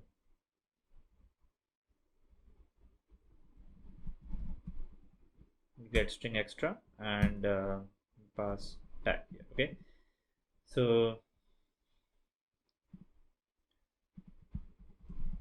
tag name dot let I do that. So if tag name is available, then fetch that data, and then I do inside on resume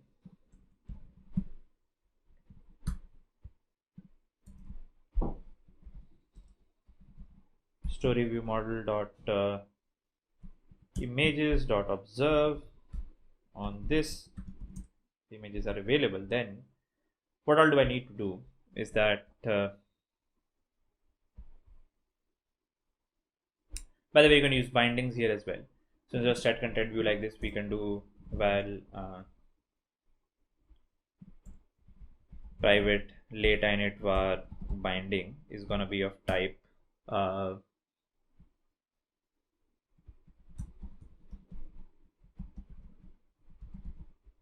activity story binding.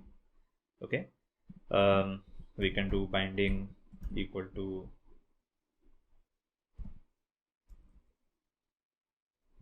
activity story binding dot inflate on layout inflator, set content view binding dot root like this.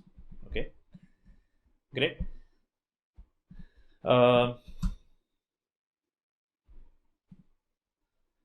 What else we need to do is we need to set up a adapter and all that stuff for this here. So binding dot story view pager dot adapter equal to, and here I can set the adapter to private val adapt story pager adapter equal to story pager adapter like this. Story pager adapter. Set that story pager adapter dot submit list it. Okay. Believe I don't need to set anything else. Let me just quickly check how to use view pager 2.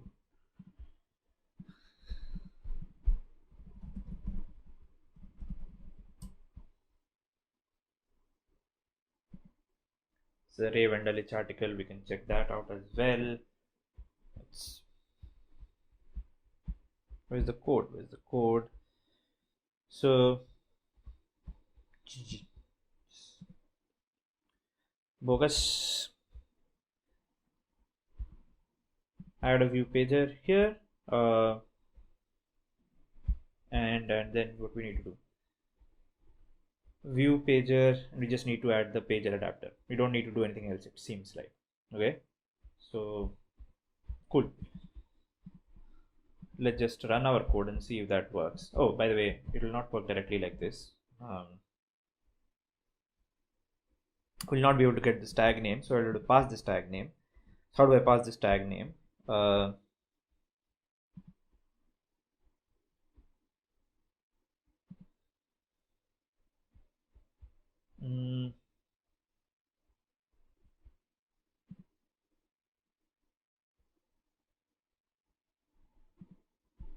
Story pager adapter. Oh, sorry. I need to remove this stuff, and I have to make this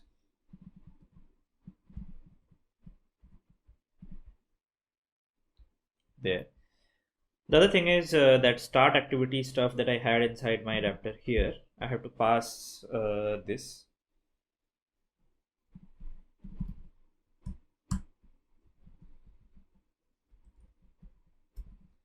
Put extra tag, and inside tag I will pass tag dot name.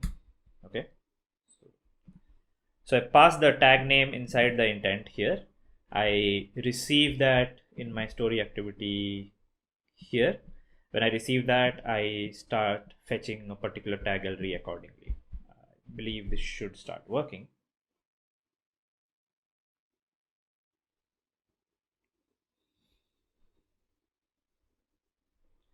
Click on any, new activity opens. Not bad, right? The images are not preloaded, which is a bit of a bummer. Okay.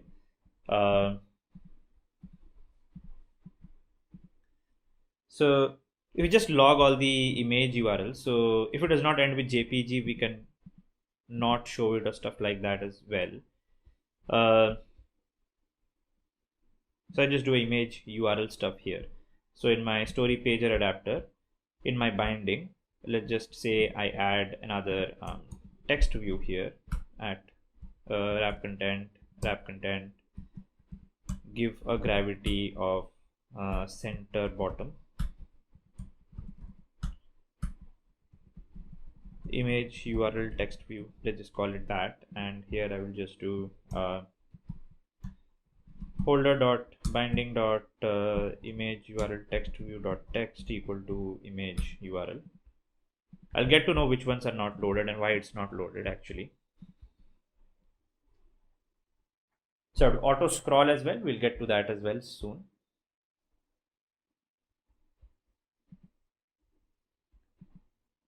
This was a GIF, so it did not get loaded. So coil is sort of unable to load GIFs.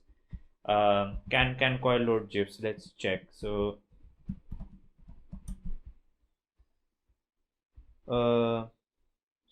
sorry, coil kt GIFs. Can it load GIF? So I have to add the coil GIF stuff. Unlike glide GIFs are not supported by default, however, coil has an extension library to support them. So let's implement that for sure, right? We need the GIFs. So let's go to app. Let's add coil GIF, right? Then we need to add something like this here, which says that to add to your component registry when constructing your image loader. When you're creating an image loader. Do I need an image loader? I have not created an image loader as of now, right? So I believe, how does this work? Dot load is taking a context dot image loader. It's a coil dot image loader. Can it take a image loader? Can we create our own image loader?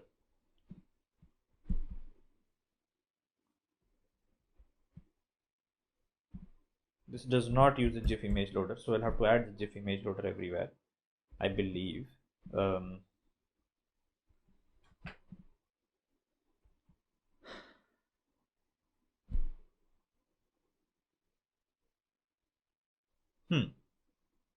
Context.image loader.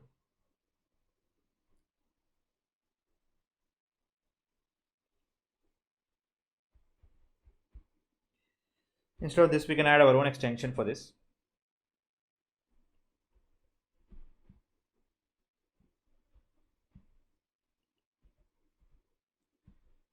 So we can pass image URL and we can pass the image loader, which we can do.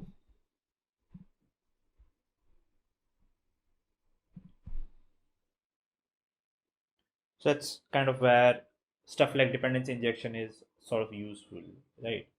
But we can deal with that problem a little bit using some context and all stuff. So load image loader is context.image loader, call.image loader. This, it always creates an image loader like that. So okay, let's create some utils.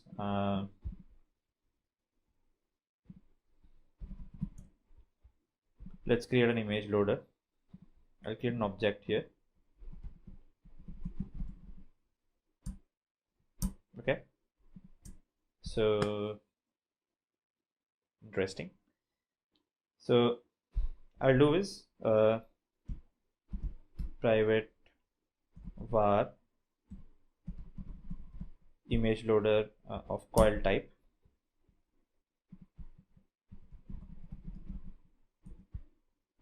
Here, this is going to be private. Okay, underscore like this, right?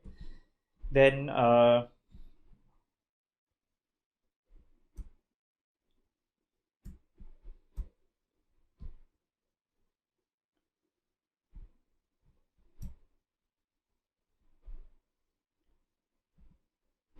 val image loader is going to be of image loader coil type. Will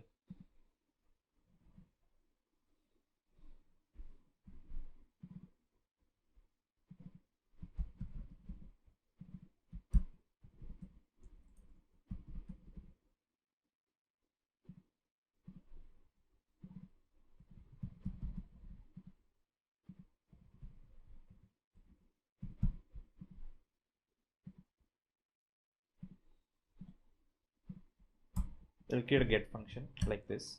Okay,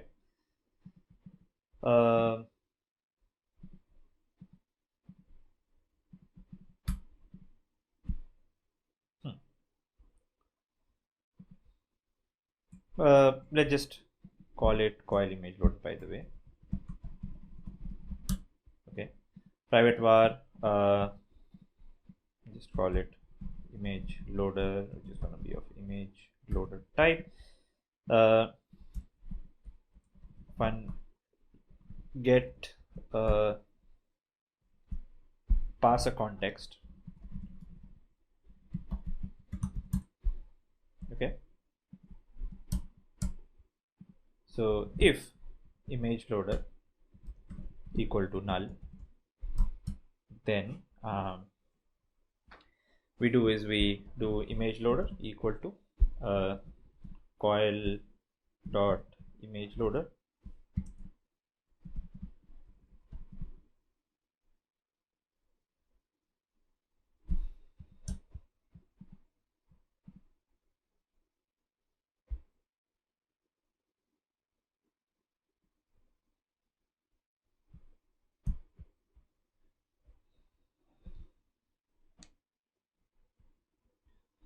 or we can use a set image loader apparently exists. So we can remove this stuff from here. So let's do is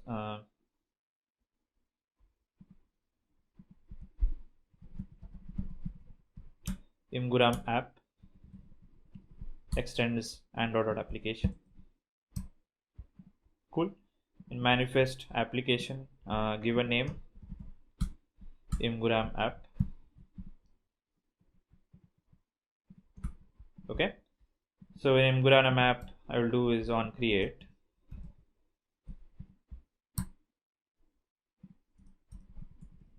coil dot set image loader, and I will pass an image loader factory, which needs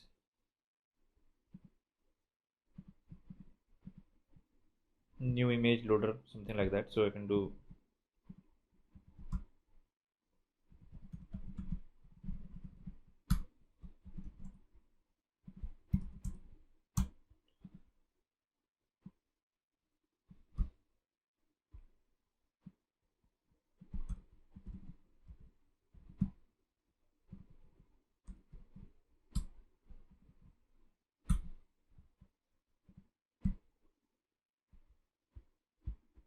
okay. What do we need to do? Image loader dot builder. Okay, we have to do a builder kind of a thing. So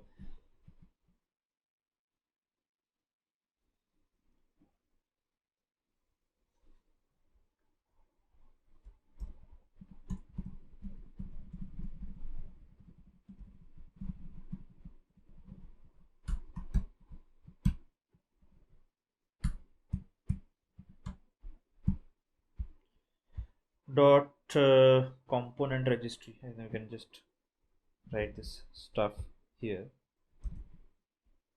If SDK int greater than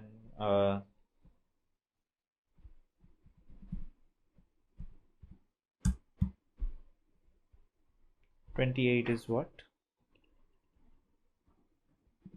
P is 28, I believe. Yeah, is greater than P. Add image.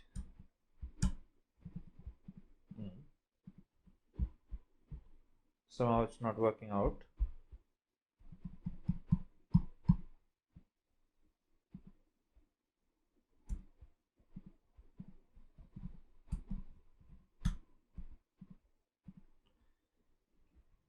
Decoder, where is that coming from?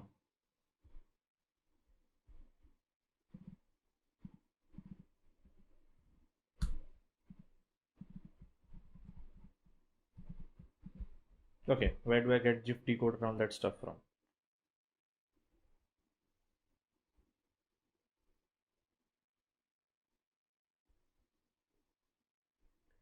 Image decoder, why am I not getting this?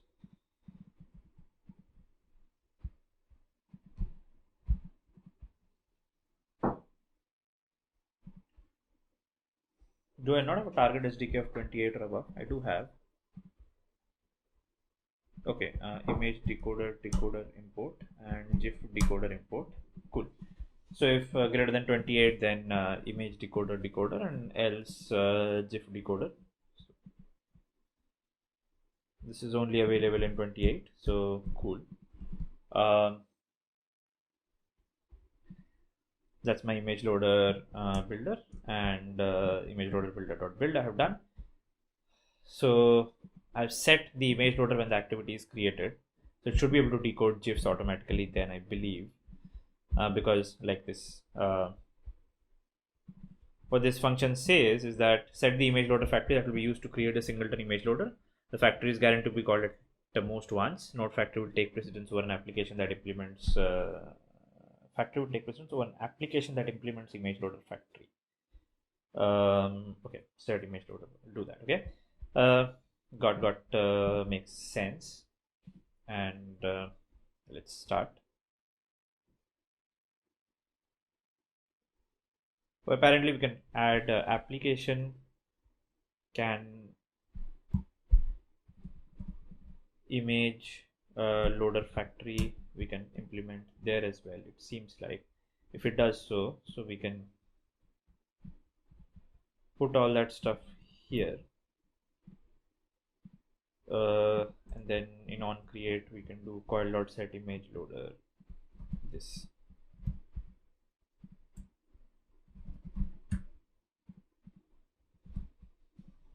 Interesting.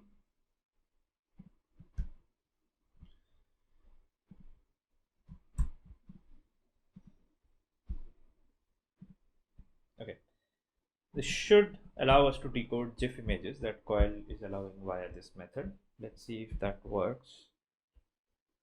Video frames, it can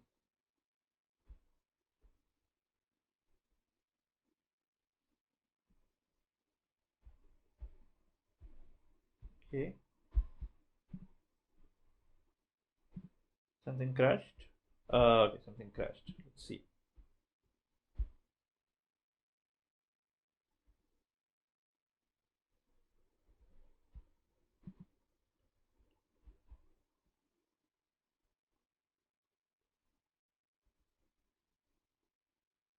Action bar dot set title. Okay, something wrong happening here.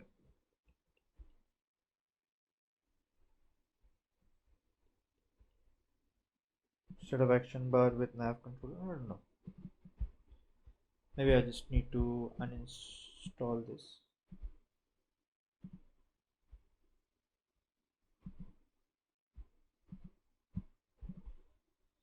Okay, let's run it again. Why is such a stupid thing happening? Okay, again, it's happening. Okay, here it's happening. Context is not yet available when you need it.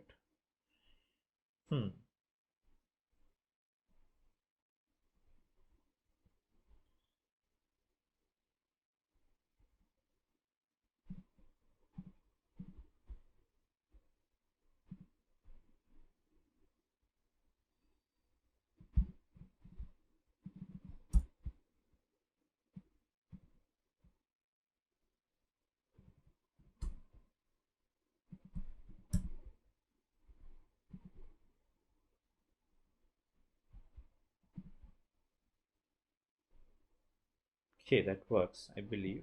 Will the GIFs work now? It's not exactly still working.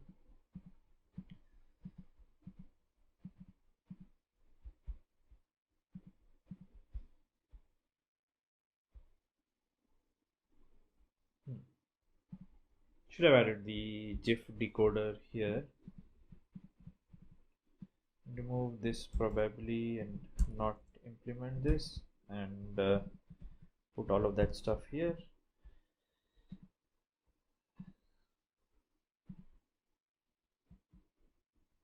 Let's try one more time.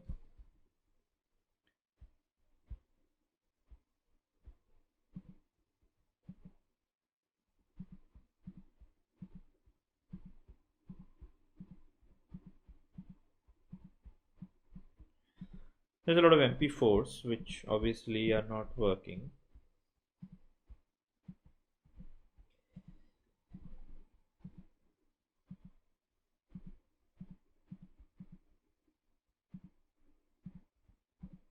GIF is also not working. Okay. Okay.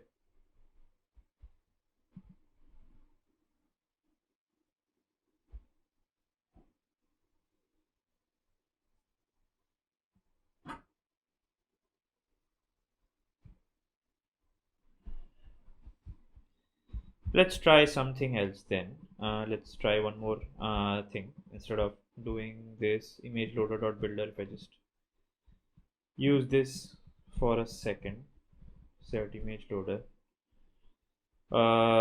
in my story pager adapter.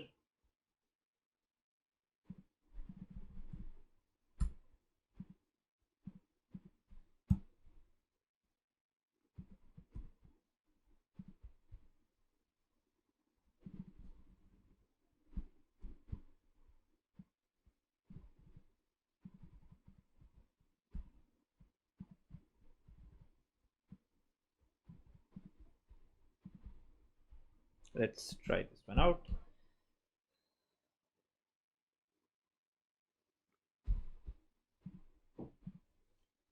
If this GIF decoder works, apparently it does not. So I'll have to search coil kt GIF URL.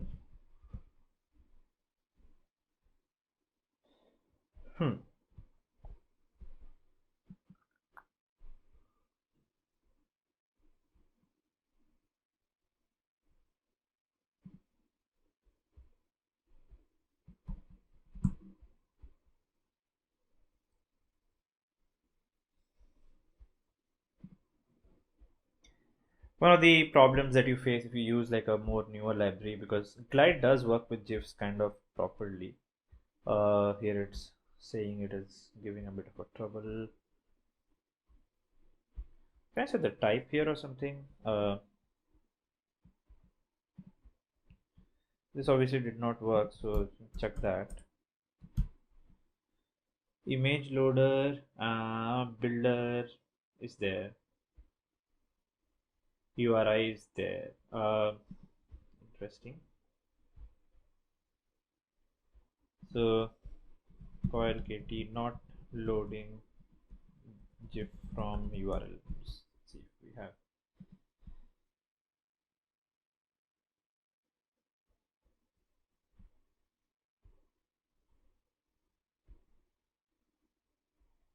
Cool. If I just use maybe GIF decoder everywhere.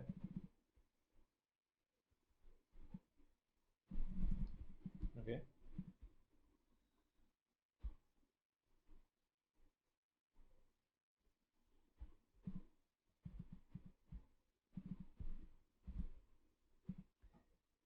So for all APIs, if I use GIF decoder, maybe then let's give it a shot.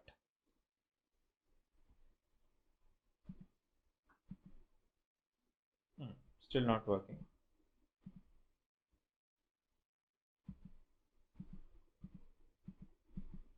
Here's a GIF again. Still not working. Oh, that's working. Okay, so some GIFs are actually working. Some GIFs apparently do not work. Should probably set a loading or something here. Apparently there's some stuff happening here. If I actually set it to 28, does that other GIF still work? So we have to understand a lot of these problems that happen in production level code. Certain GIF has certain format which does not work, so we'll have to deal with those things as well. Okay, so GIFs are actually working. Perfect, right? Let's make a few more changes in my page item story. Let's give this frame layout a background of black.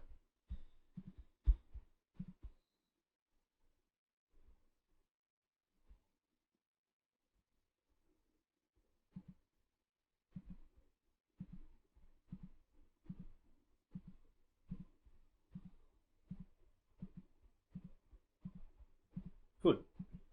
So stories are kind of there. We need to auto scroll the stories. We will just develop that. By the way, this background black here, instead of here, we can also give it to the story XML itself. So the activity story itself, we can give it here as well. That should also work.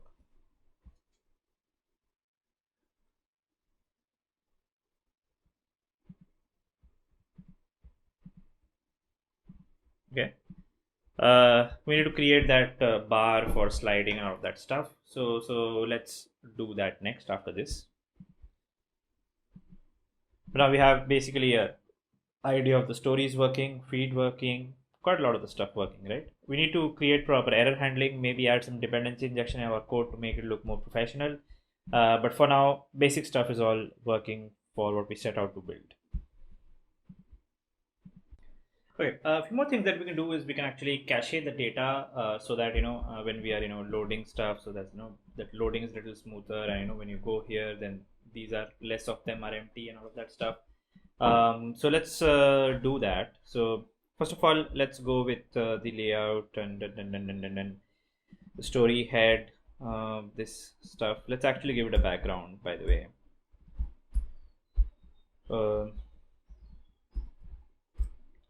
Right.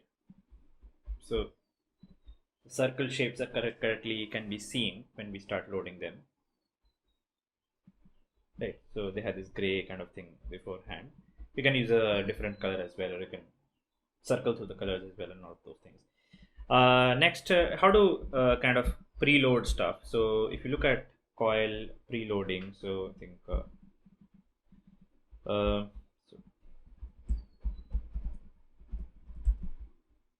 so get is there like coil FAQ or something like that? So this is coil FAQ. Yeah, so there's this preloading information available. So how do I preload an image? So apparently you create a request and you enqueue that request like that. to preload a network image only into disk cache, disable the memory cache for that request. So stuff like that.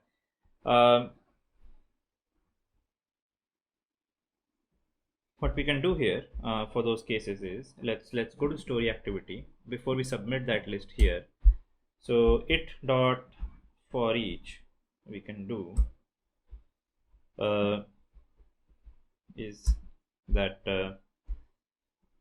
while URL equal to, and inside the story page adapter as we're using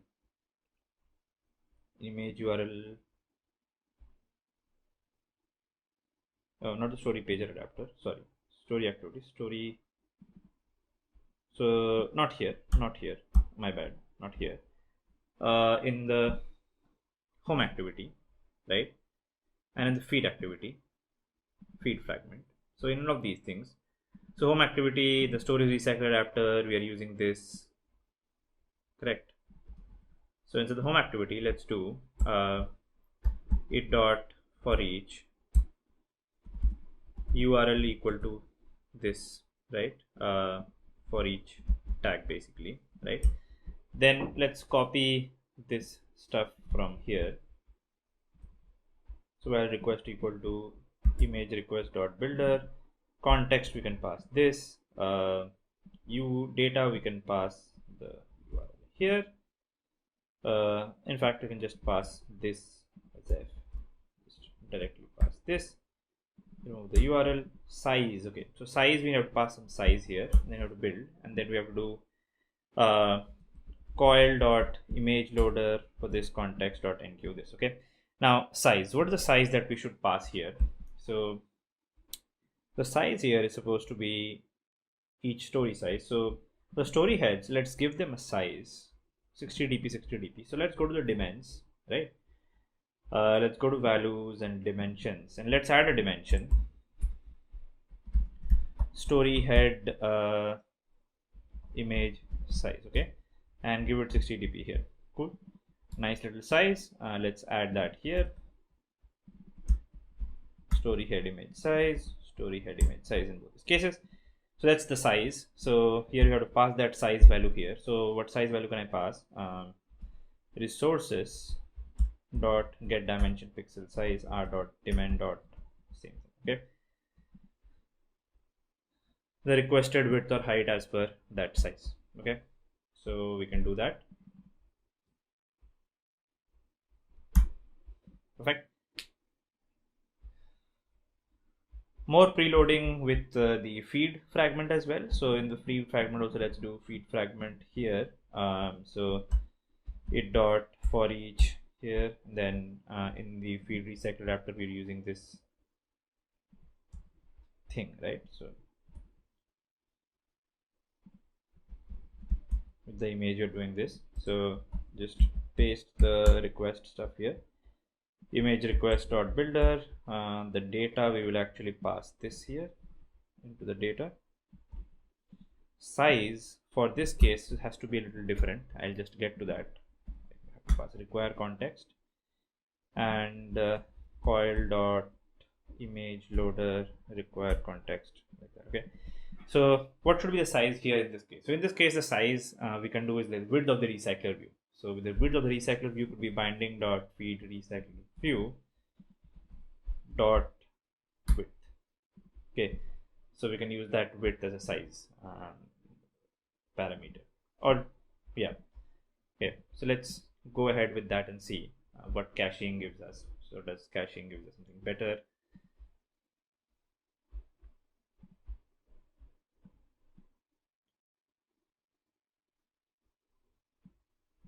All the images seem to be previously loaded. The hot and top seems to take a little time to load to me. Images are taking a little bit more time. We can disable the disk cache, by the way, as it is said. So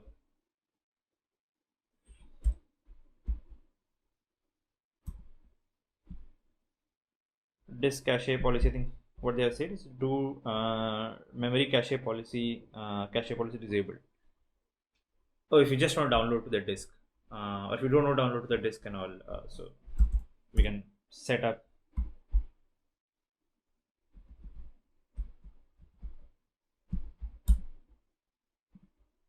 just do this. So I disable it in the disk, but only keep it in the memory. Is that faster? Doesn't seem to be any faster.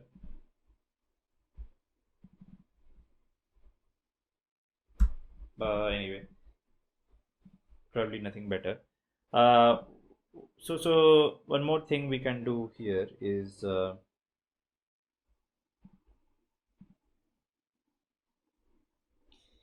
actually do that a little while later. So submit the list a little while later, while the cache is getting built. That's also something we can do, by the way, right? So we can do for each indexed and delay the loading and all of that stuff. We can do a little bit. For now, we need one thing else. When we load the app for the first time, we can show a little loader till the stuff is loaded in our page and all. So if I just remove the app from home screen, and then if I just start it fresh,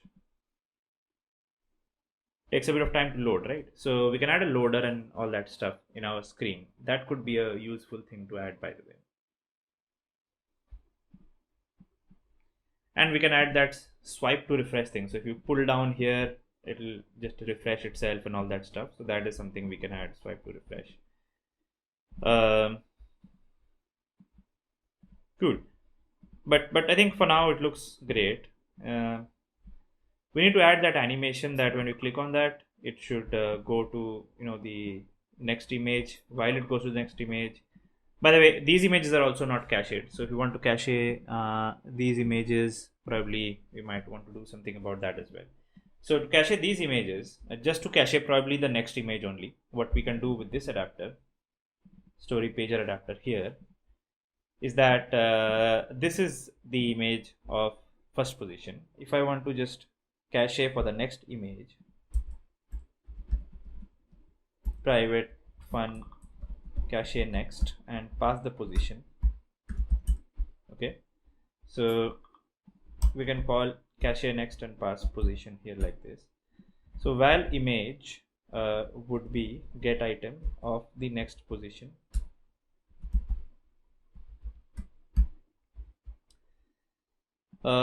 We should try catch it. So we should do try, and so we should probably get a index out of bound array index out of bound exception if the array list is not that big. So we can just catch for an exception and return null here, right? So if image is available, and inside that in the same thing, so val image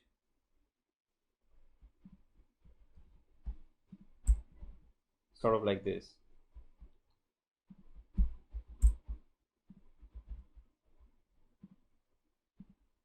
Right. So the image URL is available.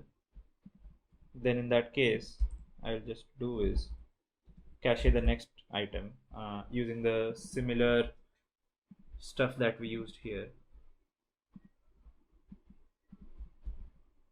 What other stuff do we have to do that? So we need a context. So we'll pass the context.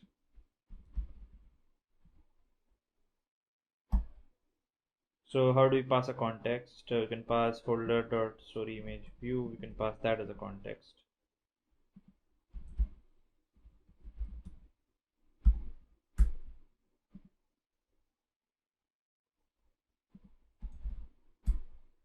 Okay. We get the context from there. Cool. The data, we pass this URL that we just had, img URL like this. Size, so the size would be so let's pass the image view actually. Sorry, let's pass the image view.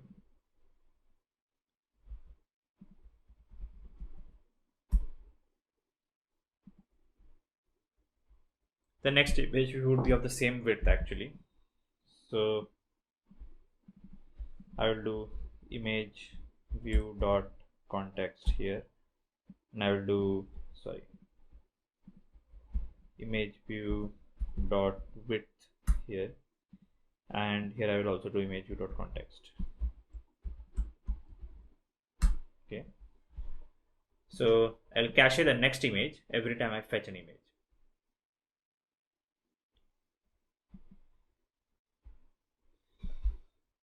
Let's see, hopefully that works.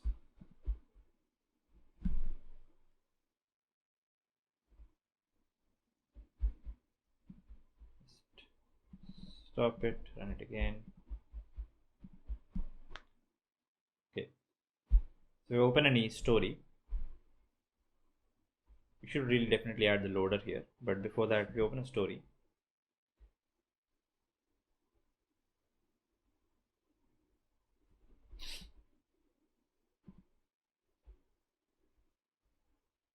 Okay, we got an error here. So what's the error? Let's see.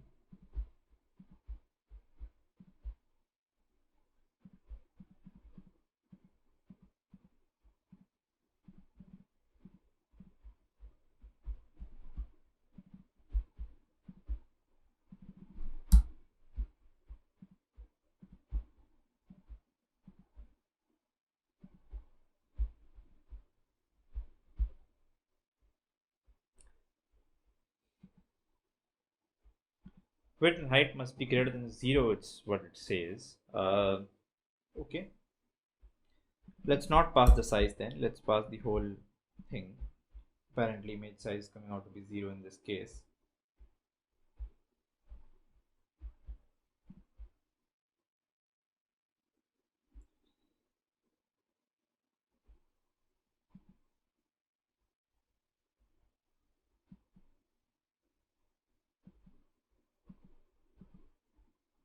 Does the next image get cached or not? Let me check. So we open funny.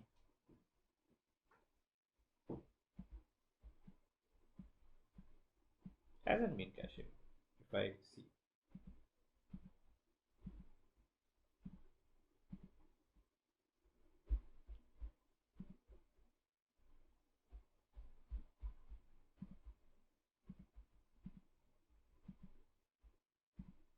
Ah, yeah, they are getting cached. So it's there, yeah. So sometimes it's getting cached, sometimes it's sort of not.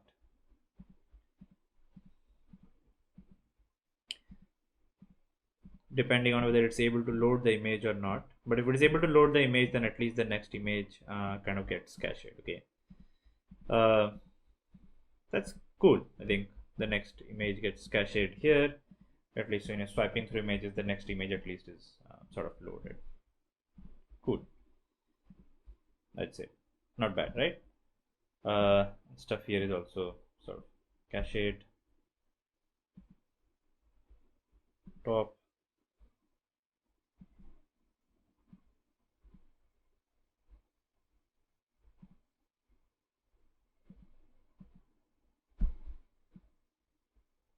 Cool. So stuff looks cool.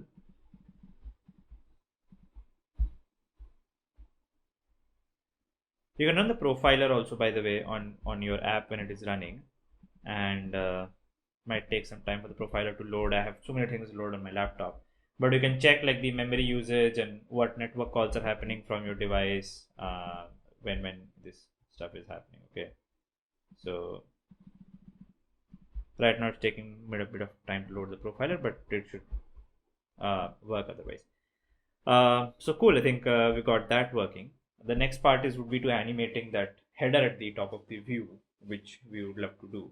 So the header at the top of the view, we can go for the fragment, not the fragment, the page item story, the frame layout. We can add a view here. Layout width match parent, layout height say 2 dp. So let's just put a tools background here.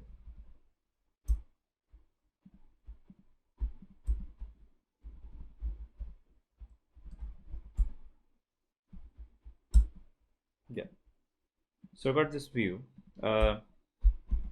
Margin top, I think can be 4 dp from the top, maybe even more, 8 dp from the top. Yeah. Height can actually be 4 dp itself. Background is white, so you have that thing.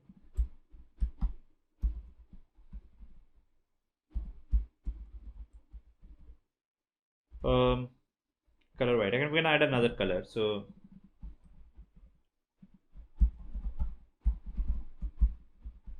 white transparent 50, where RGB A. So I think we can just pick that stuff and make it, half transparent. Okay, so 88 FFF like that. So white transparent 50, and let's put another view exactly at the same point, right? Make it white. Width, I would say here, so scale X I will do 50.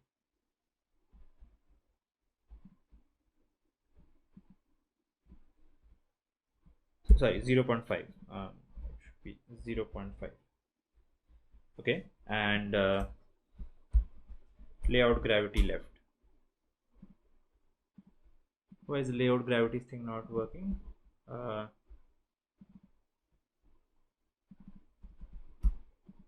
Should happen. I don't know.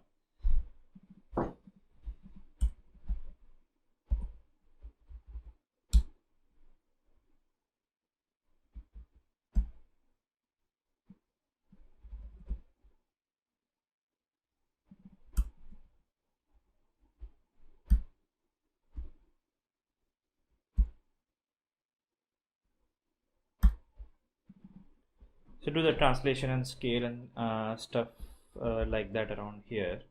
We'll check that. So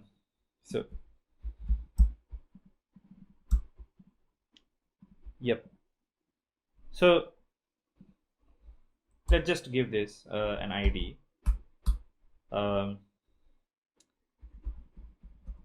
Progress view kind of thing. Just call that. Okay.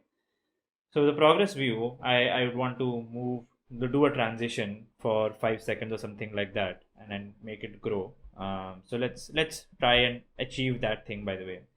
So in the story pager adapter here, we would have folder dot binding dot progress view.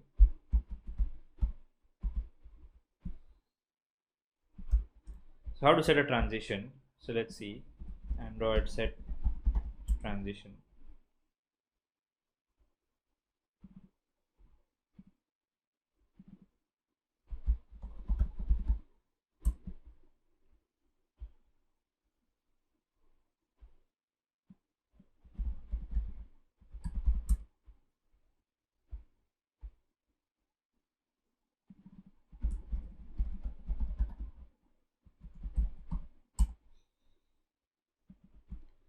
So how to do a scale animation on a view. So let's check that out. So I have to create a new scale animation. And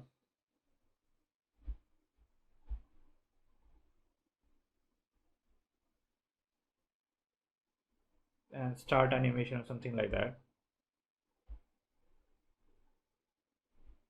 Dot animate scale X scale Y, something like that. So if I do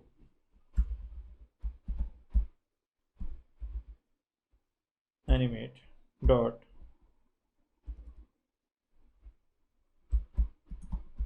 scale X 0.5 dot duration, I think 3000 milliseconds dot start. So I think let's start it from let's scale it to 1f, and let's start it from a scale with 0. Okay, how would that look like? Let's just check that.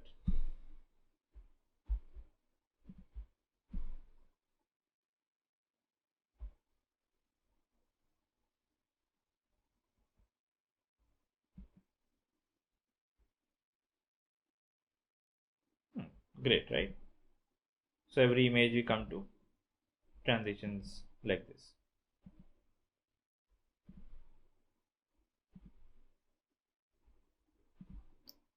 We can do from left to right as well, but I think this is also a good way to transition.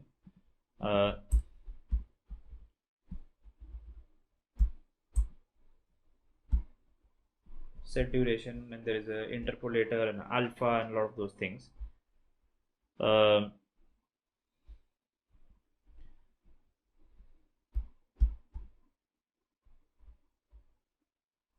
And you can do a with end action.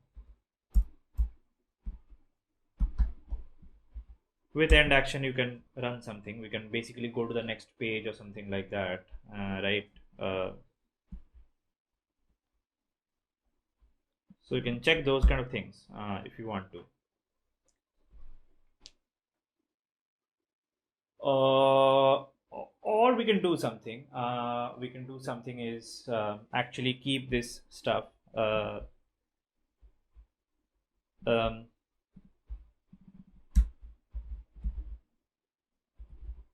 Just keep that stuff here instead of there. Let's keep an activity story, and let's just keep it here. Right, same place it goes. Instead of doing that stuff here, we can do it in my story activity.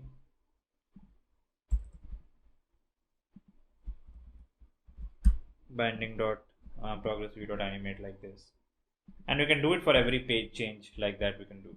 Okay, so here it will happen only once and not happen for every change, but to do it with every change we have to work on a few things.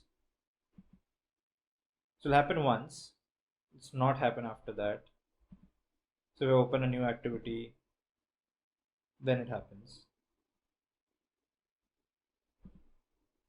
There's a bit of a stutter here, which seems bad. Should not happen. Okay. Cool. So maybe we can give it a 5-second delay, and bunch of things we can do here. Okay. So first of all, if you want a page transition to change to every new page on the page getting changed, stuff like that. So we can create a handler, do a post delayed, and every 5 seconds we can go to the next page. So stuff like that we can add here. Okay. So first of all, we should add story view page dot so animate gives me, I think, a view property animator.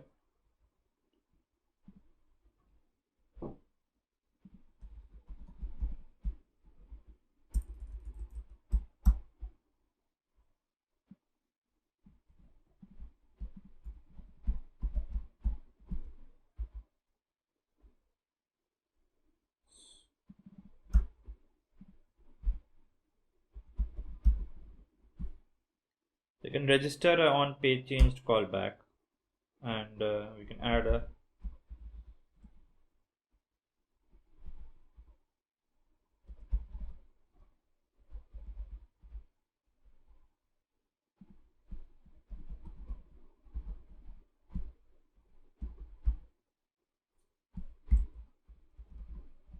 on page change callback. We can add here. Add oh, is that an abstract class?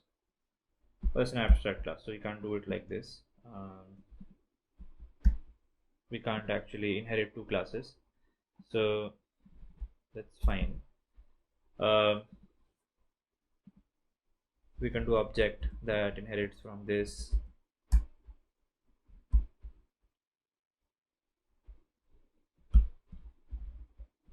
On page selected, So we can do something like this, whether we get on page selected or not. So toast dot make text context position short, and then show that. Let's see if we can see every page change is happening or not. We'll have to make a hook to the page changes as well, obviously.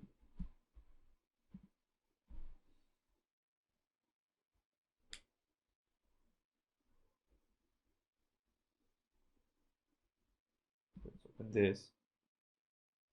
Page 0, page 1, page 2, page 3. That happens. So congratulations, that happens. What I will do is I will create a class here.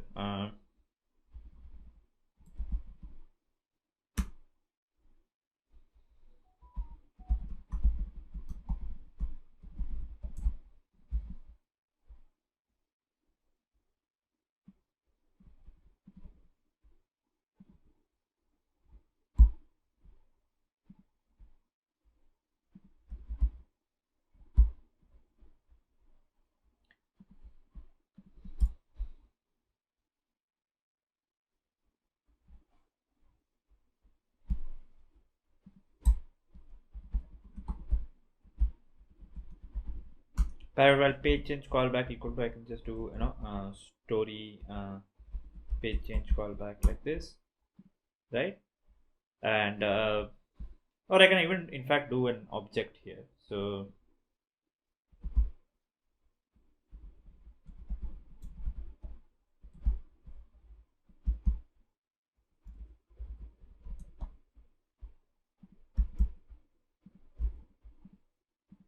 okay.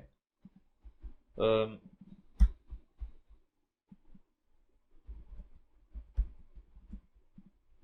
use the page change callback object here. Great.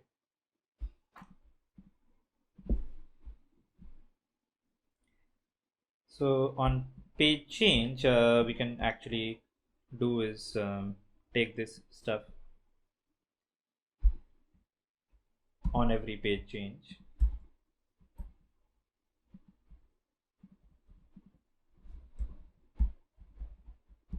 Clear animation, and I think on every page change we can at least make it happen every time again to start with.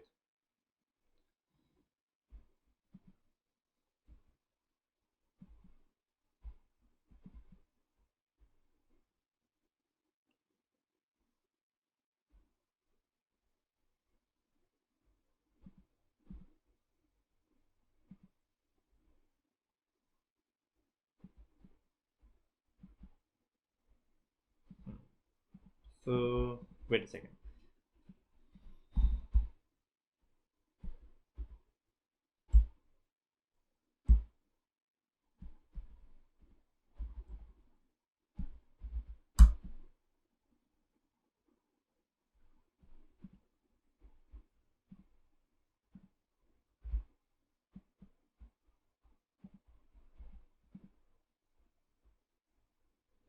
Where are we with this? Can we reset that animation, or we'll just check how we can make it work?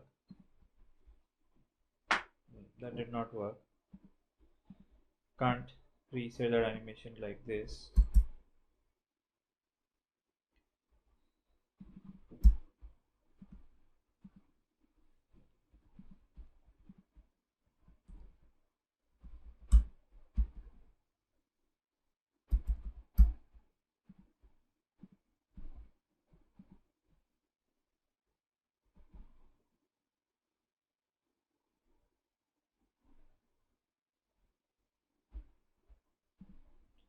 Okay, so let's just create a view property animator rather than that. So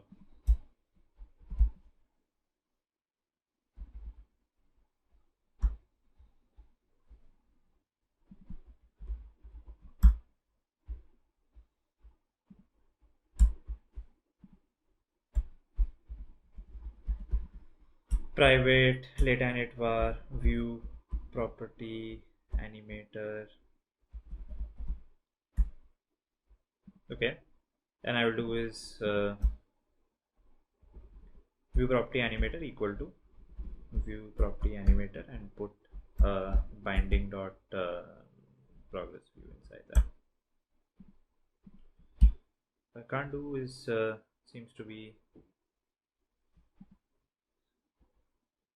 does it not have a public constructor?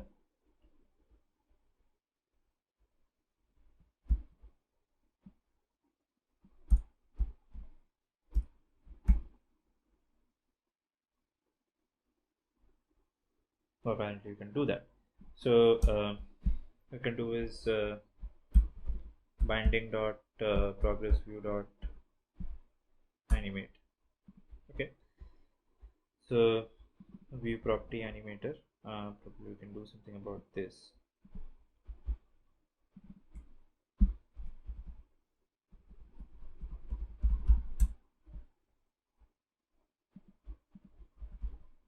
Progress animator dot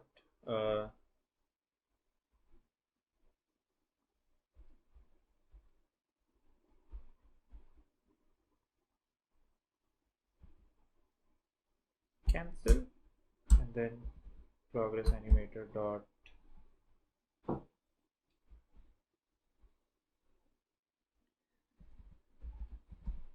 scale x to 0f dot duration 0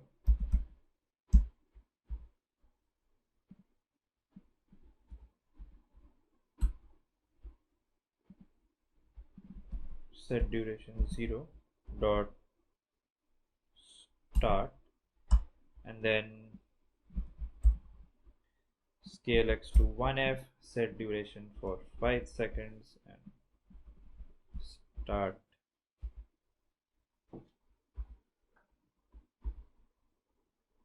set start delay after 10 milliseconds. So set start delay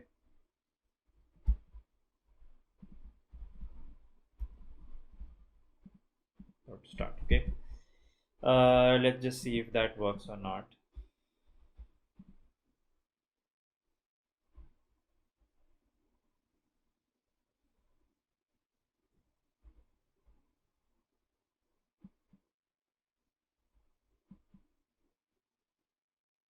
Apparently not.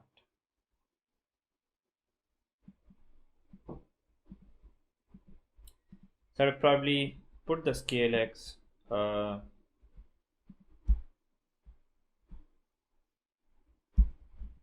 binding dot progress view dot scale x equal to 0f. I have to set it again, and then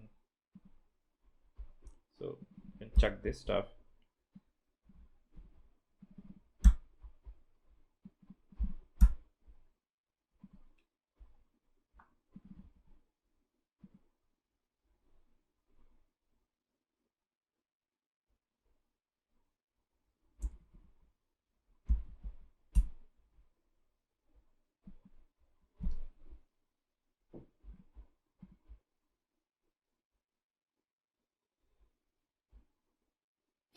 Okay, let's see if that works.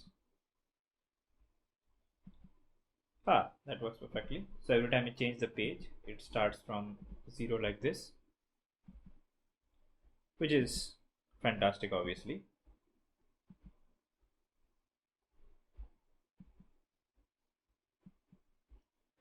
Plus, every time I change the page, let's also do one more thing. Handler dot, so let's create a new handler here for us.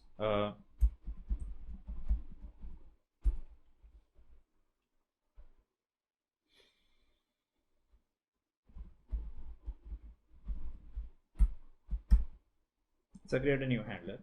It says it's deprecated. So what I should do?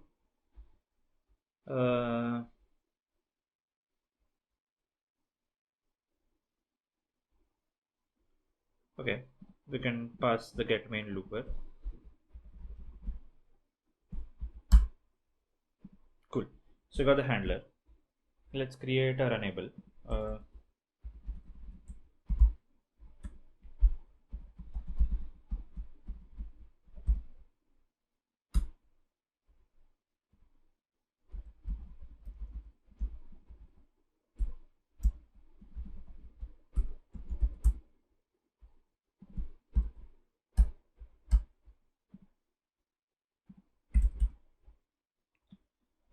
So to go to the next page, what I need to do is I just have to call binding dot story view pager dot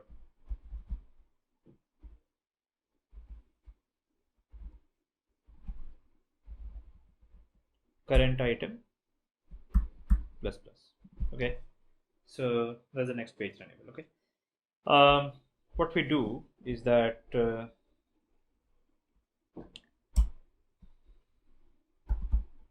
handler dot remove callbacks for next page runnable and handler dot post delayed next page runnable after 5 seconds. Okay, let's go and see how that works. So this animation thing took quite a bit of time actually, because it's a bit of a trial and error around this, and I don't do that kind of stuff on a daily basis, so it's a bit of a trial and error for me as well. You click on that, so opens that. After 5 seconds you should go to the next page. Perfect. 5 seconds goes to the next page. Not all pages actually have data, sadly, so it's up to you. You can choose to kind of go back if you go ahead and all that stuff, and there we go. You can use different kinds of animations. At the top, the Instagram has 3-4 bars for number of photos and all that stuff, so you can do all of those things. You have gotten an idea how to do these things now. Okay, cool. So we have got quite a bit of an Instagram clone working. We got stories, we got the feed, we got hot feed, top feed, all that stuff using the Imgur API. I think that's a great app that we have learned building. We can possibly continue doing other things. We can clean up the code a little bit, use dependency injection here, use something like Tagger, Coin, something like that. Wrap up the errors in a better format right now, so it does not have good error handling right now in this case. We have exposed retrofit from my libimgur, which I really did not want to do. You should have it implementation here and expose only the created objects, so that what network library are you using is encapsulated only to the lib level. There's a bunch of things which we can do for making it a little better, but I think at this stage it's pretty workable app, and a lot of people in their initial days, they do deploy apps of this quality to the Play Store, and we keep improving things as we go by. Hope this has been a good learning experience. If anybody has been seeing this video so long for 5 hours, hats off to your patience. If you like that, please subscribe to the channel. We will probably have more such marathon sessions building stuff.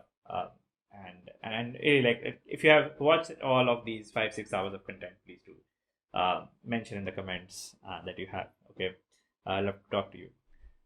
Great. So we have got an app which is a clone of Instagram using the Imgur APIs. There we go.